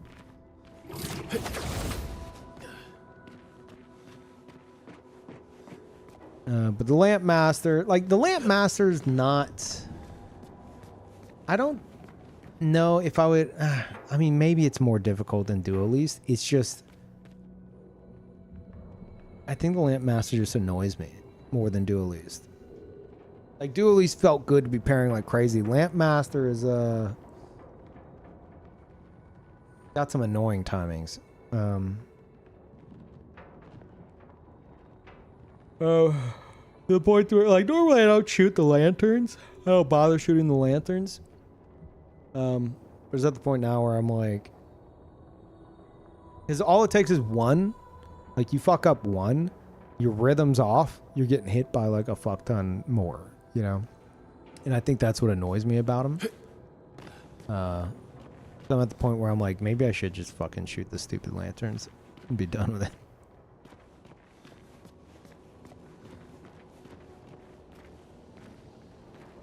The delayed swings and projectiles. Oh, what for the Lamp Master? It's like I don't think it's that bad because like you can use the shots from the lamp or from the lamps to help you time the upcoming like main attacks. So I would prefer like versus like no lamp attacks versus lamp attacks. Like if you're like, okay, Lamp Master's going to attack you. Do you want it to have 0 lamps or all 4 lamps? Absolutely all 4 lamps. Because then like, I feel like as soon as I land that first audio cue for the first lamp, I have like a full charted out like rhythm. Like a charted out like rhythm game to play. Well, if it's just the attacks, it's like, I find it harder to time. It's easier for me to time based off the, like alongside the lamps than without them. So I prefer to leave the lamps on. But there's some that are fucking annoying. Like the one over his shoulder that's kind of obscured from view. Even though you can just go off the audio cue, I also visually keep an eye out for it. And if like his shoulder's in the way, and I don't see it, that's fucking annoying, and fucks with me. And then if it's like the last 2 lamps, the wait for them to start fucks with me, and I like jump the gun. I'd say those are the most annoying things thus far with it. Well, like Duel East was a lot, but it was like much more straightforward, you know.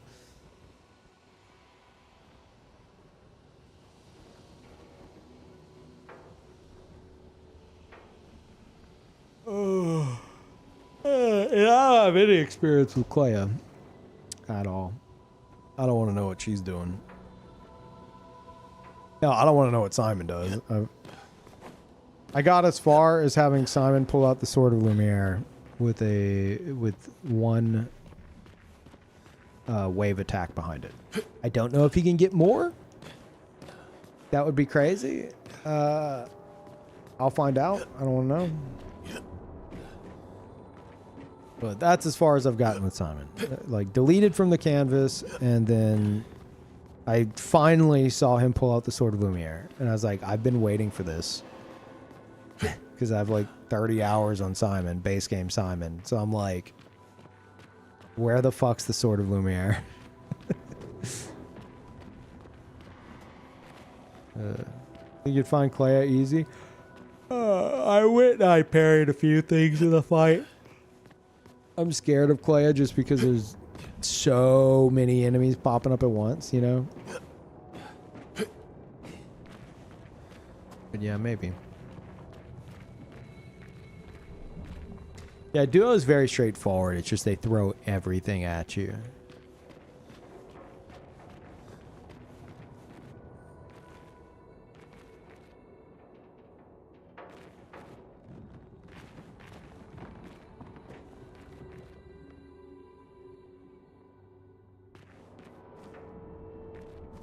Oh my god, it's gone. Where'd it go?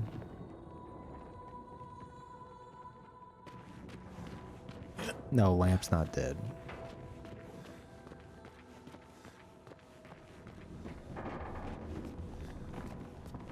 This might end up being another zero progress stream. The only progress is the lore theories, I feel. The only progress we're making lately. Okay, guys, we're gonna fight Lamp Master for an hour, Simon for 3 hours, and then discuss my lore theories I came up with for 6 hours.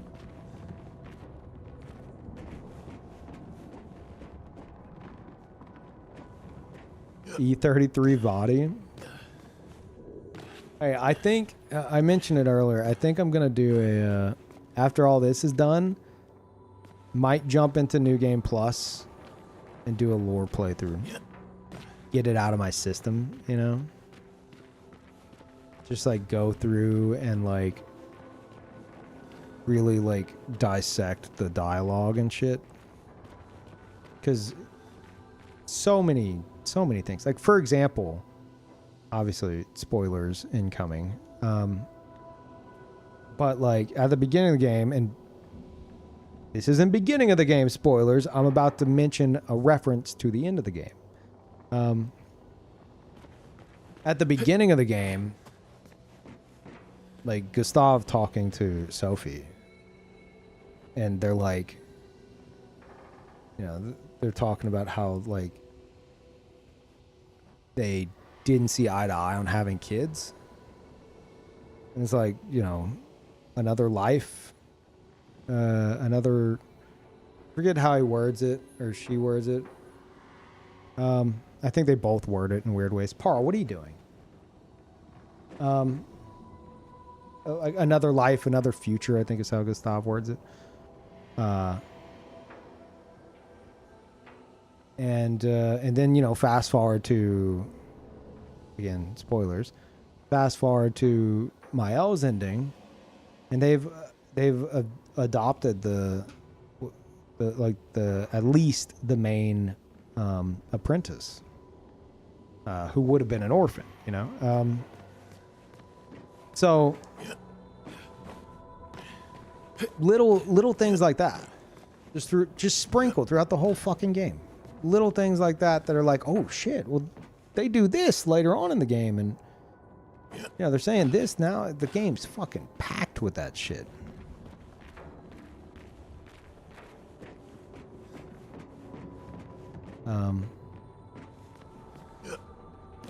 So yeah, I don't know. It'd be cool to go through it all, but Saint really pegged you with this game. Yep. If you go check out my Expedition 33 review that I made, which is now up on Patreon, it is in part of the paid tiers. I'm wanting to do like reviews as like part of like Patreon tiers. if you go and check that out, like even just the free preview of it, you could see that the first thing you'll see is the quote from Saint. Like I included it in there. Says, what is it? Peeve. This game was crafted by French scientists in a lab specifically for you. I put like Saint Riot 2025. Yeah, Saint really fucking pinned me with that one for sure. Yeah, French scientist. Yeah, that's there if you want to see it. First official piano video coming in probably tomorrow. And if you don't want to pay for anything, you can get involved in the book club. I'm going to do a book club post tomorrow, and then I'm not necessarily doing a weekly thing for the game club post. We're playing Parasite Eve. That's the idea. That's all part of the free tier.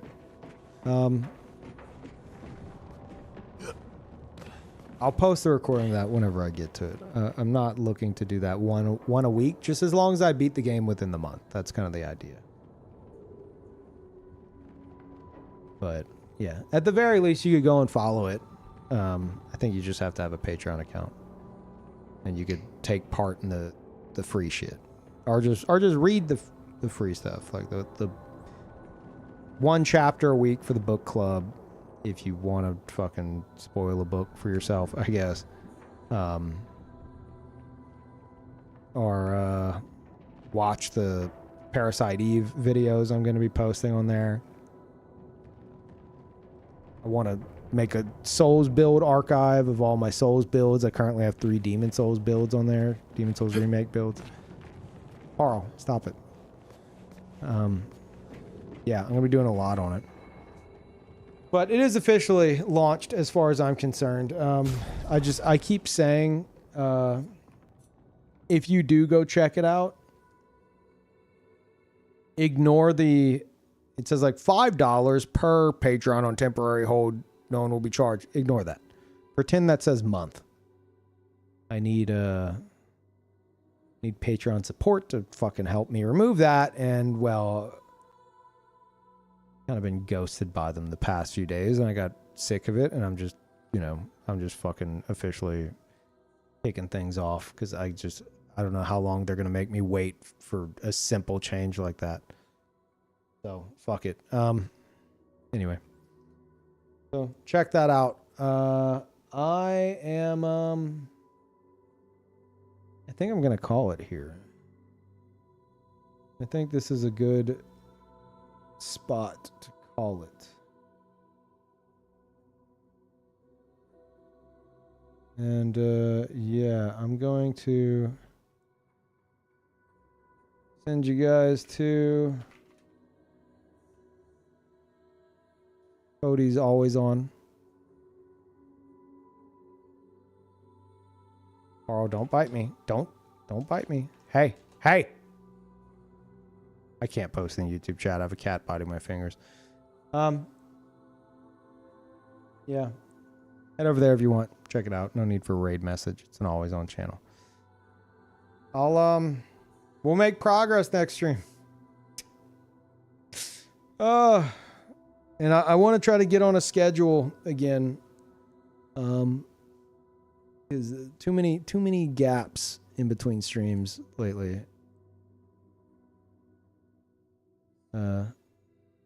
Gustav the goat painted Renoir killed me. Holy shit. You're a bit late to giving me that information. You're probably about 180 hours behind on that, if not longer. Let's be honest, more like 220 hours behind. But welcome. Anyway, raid's about to happen. I'll see you guys next time. Bye, everybody.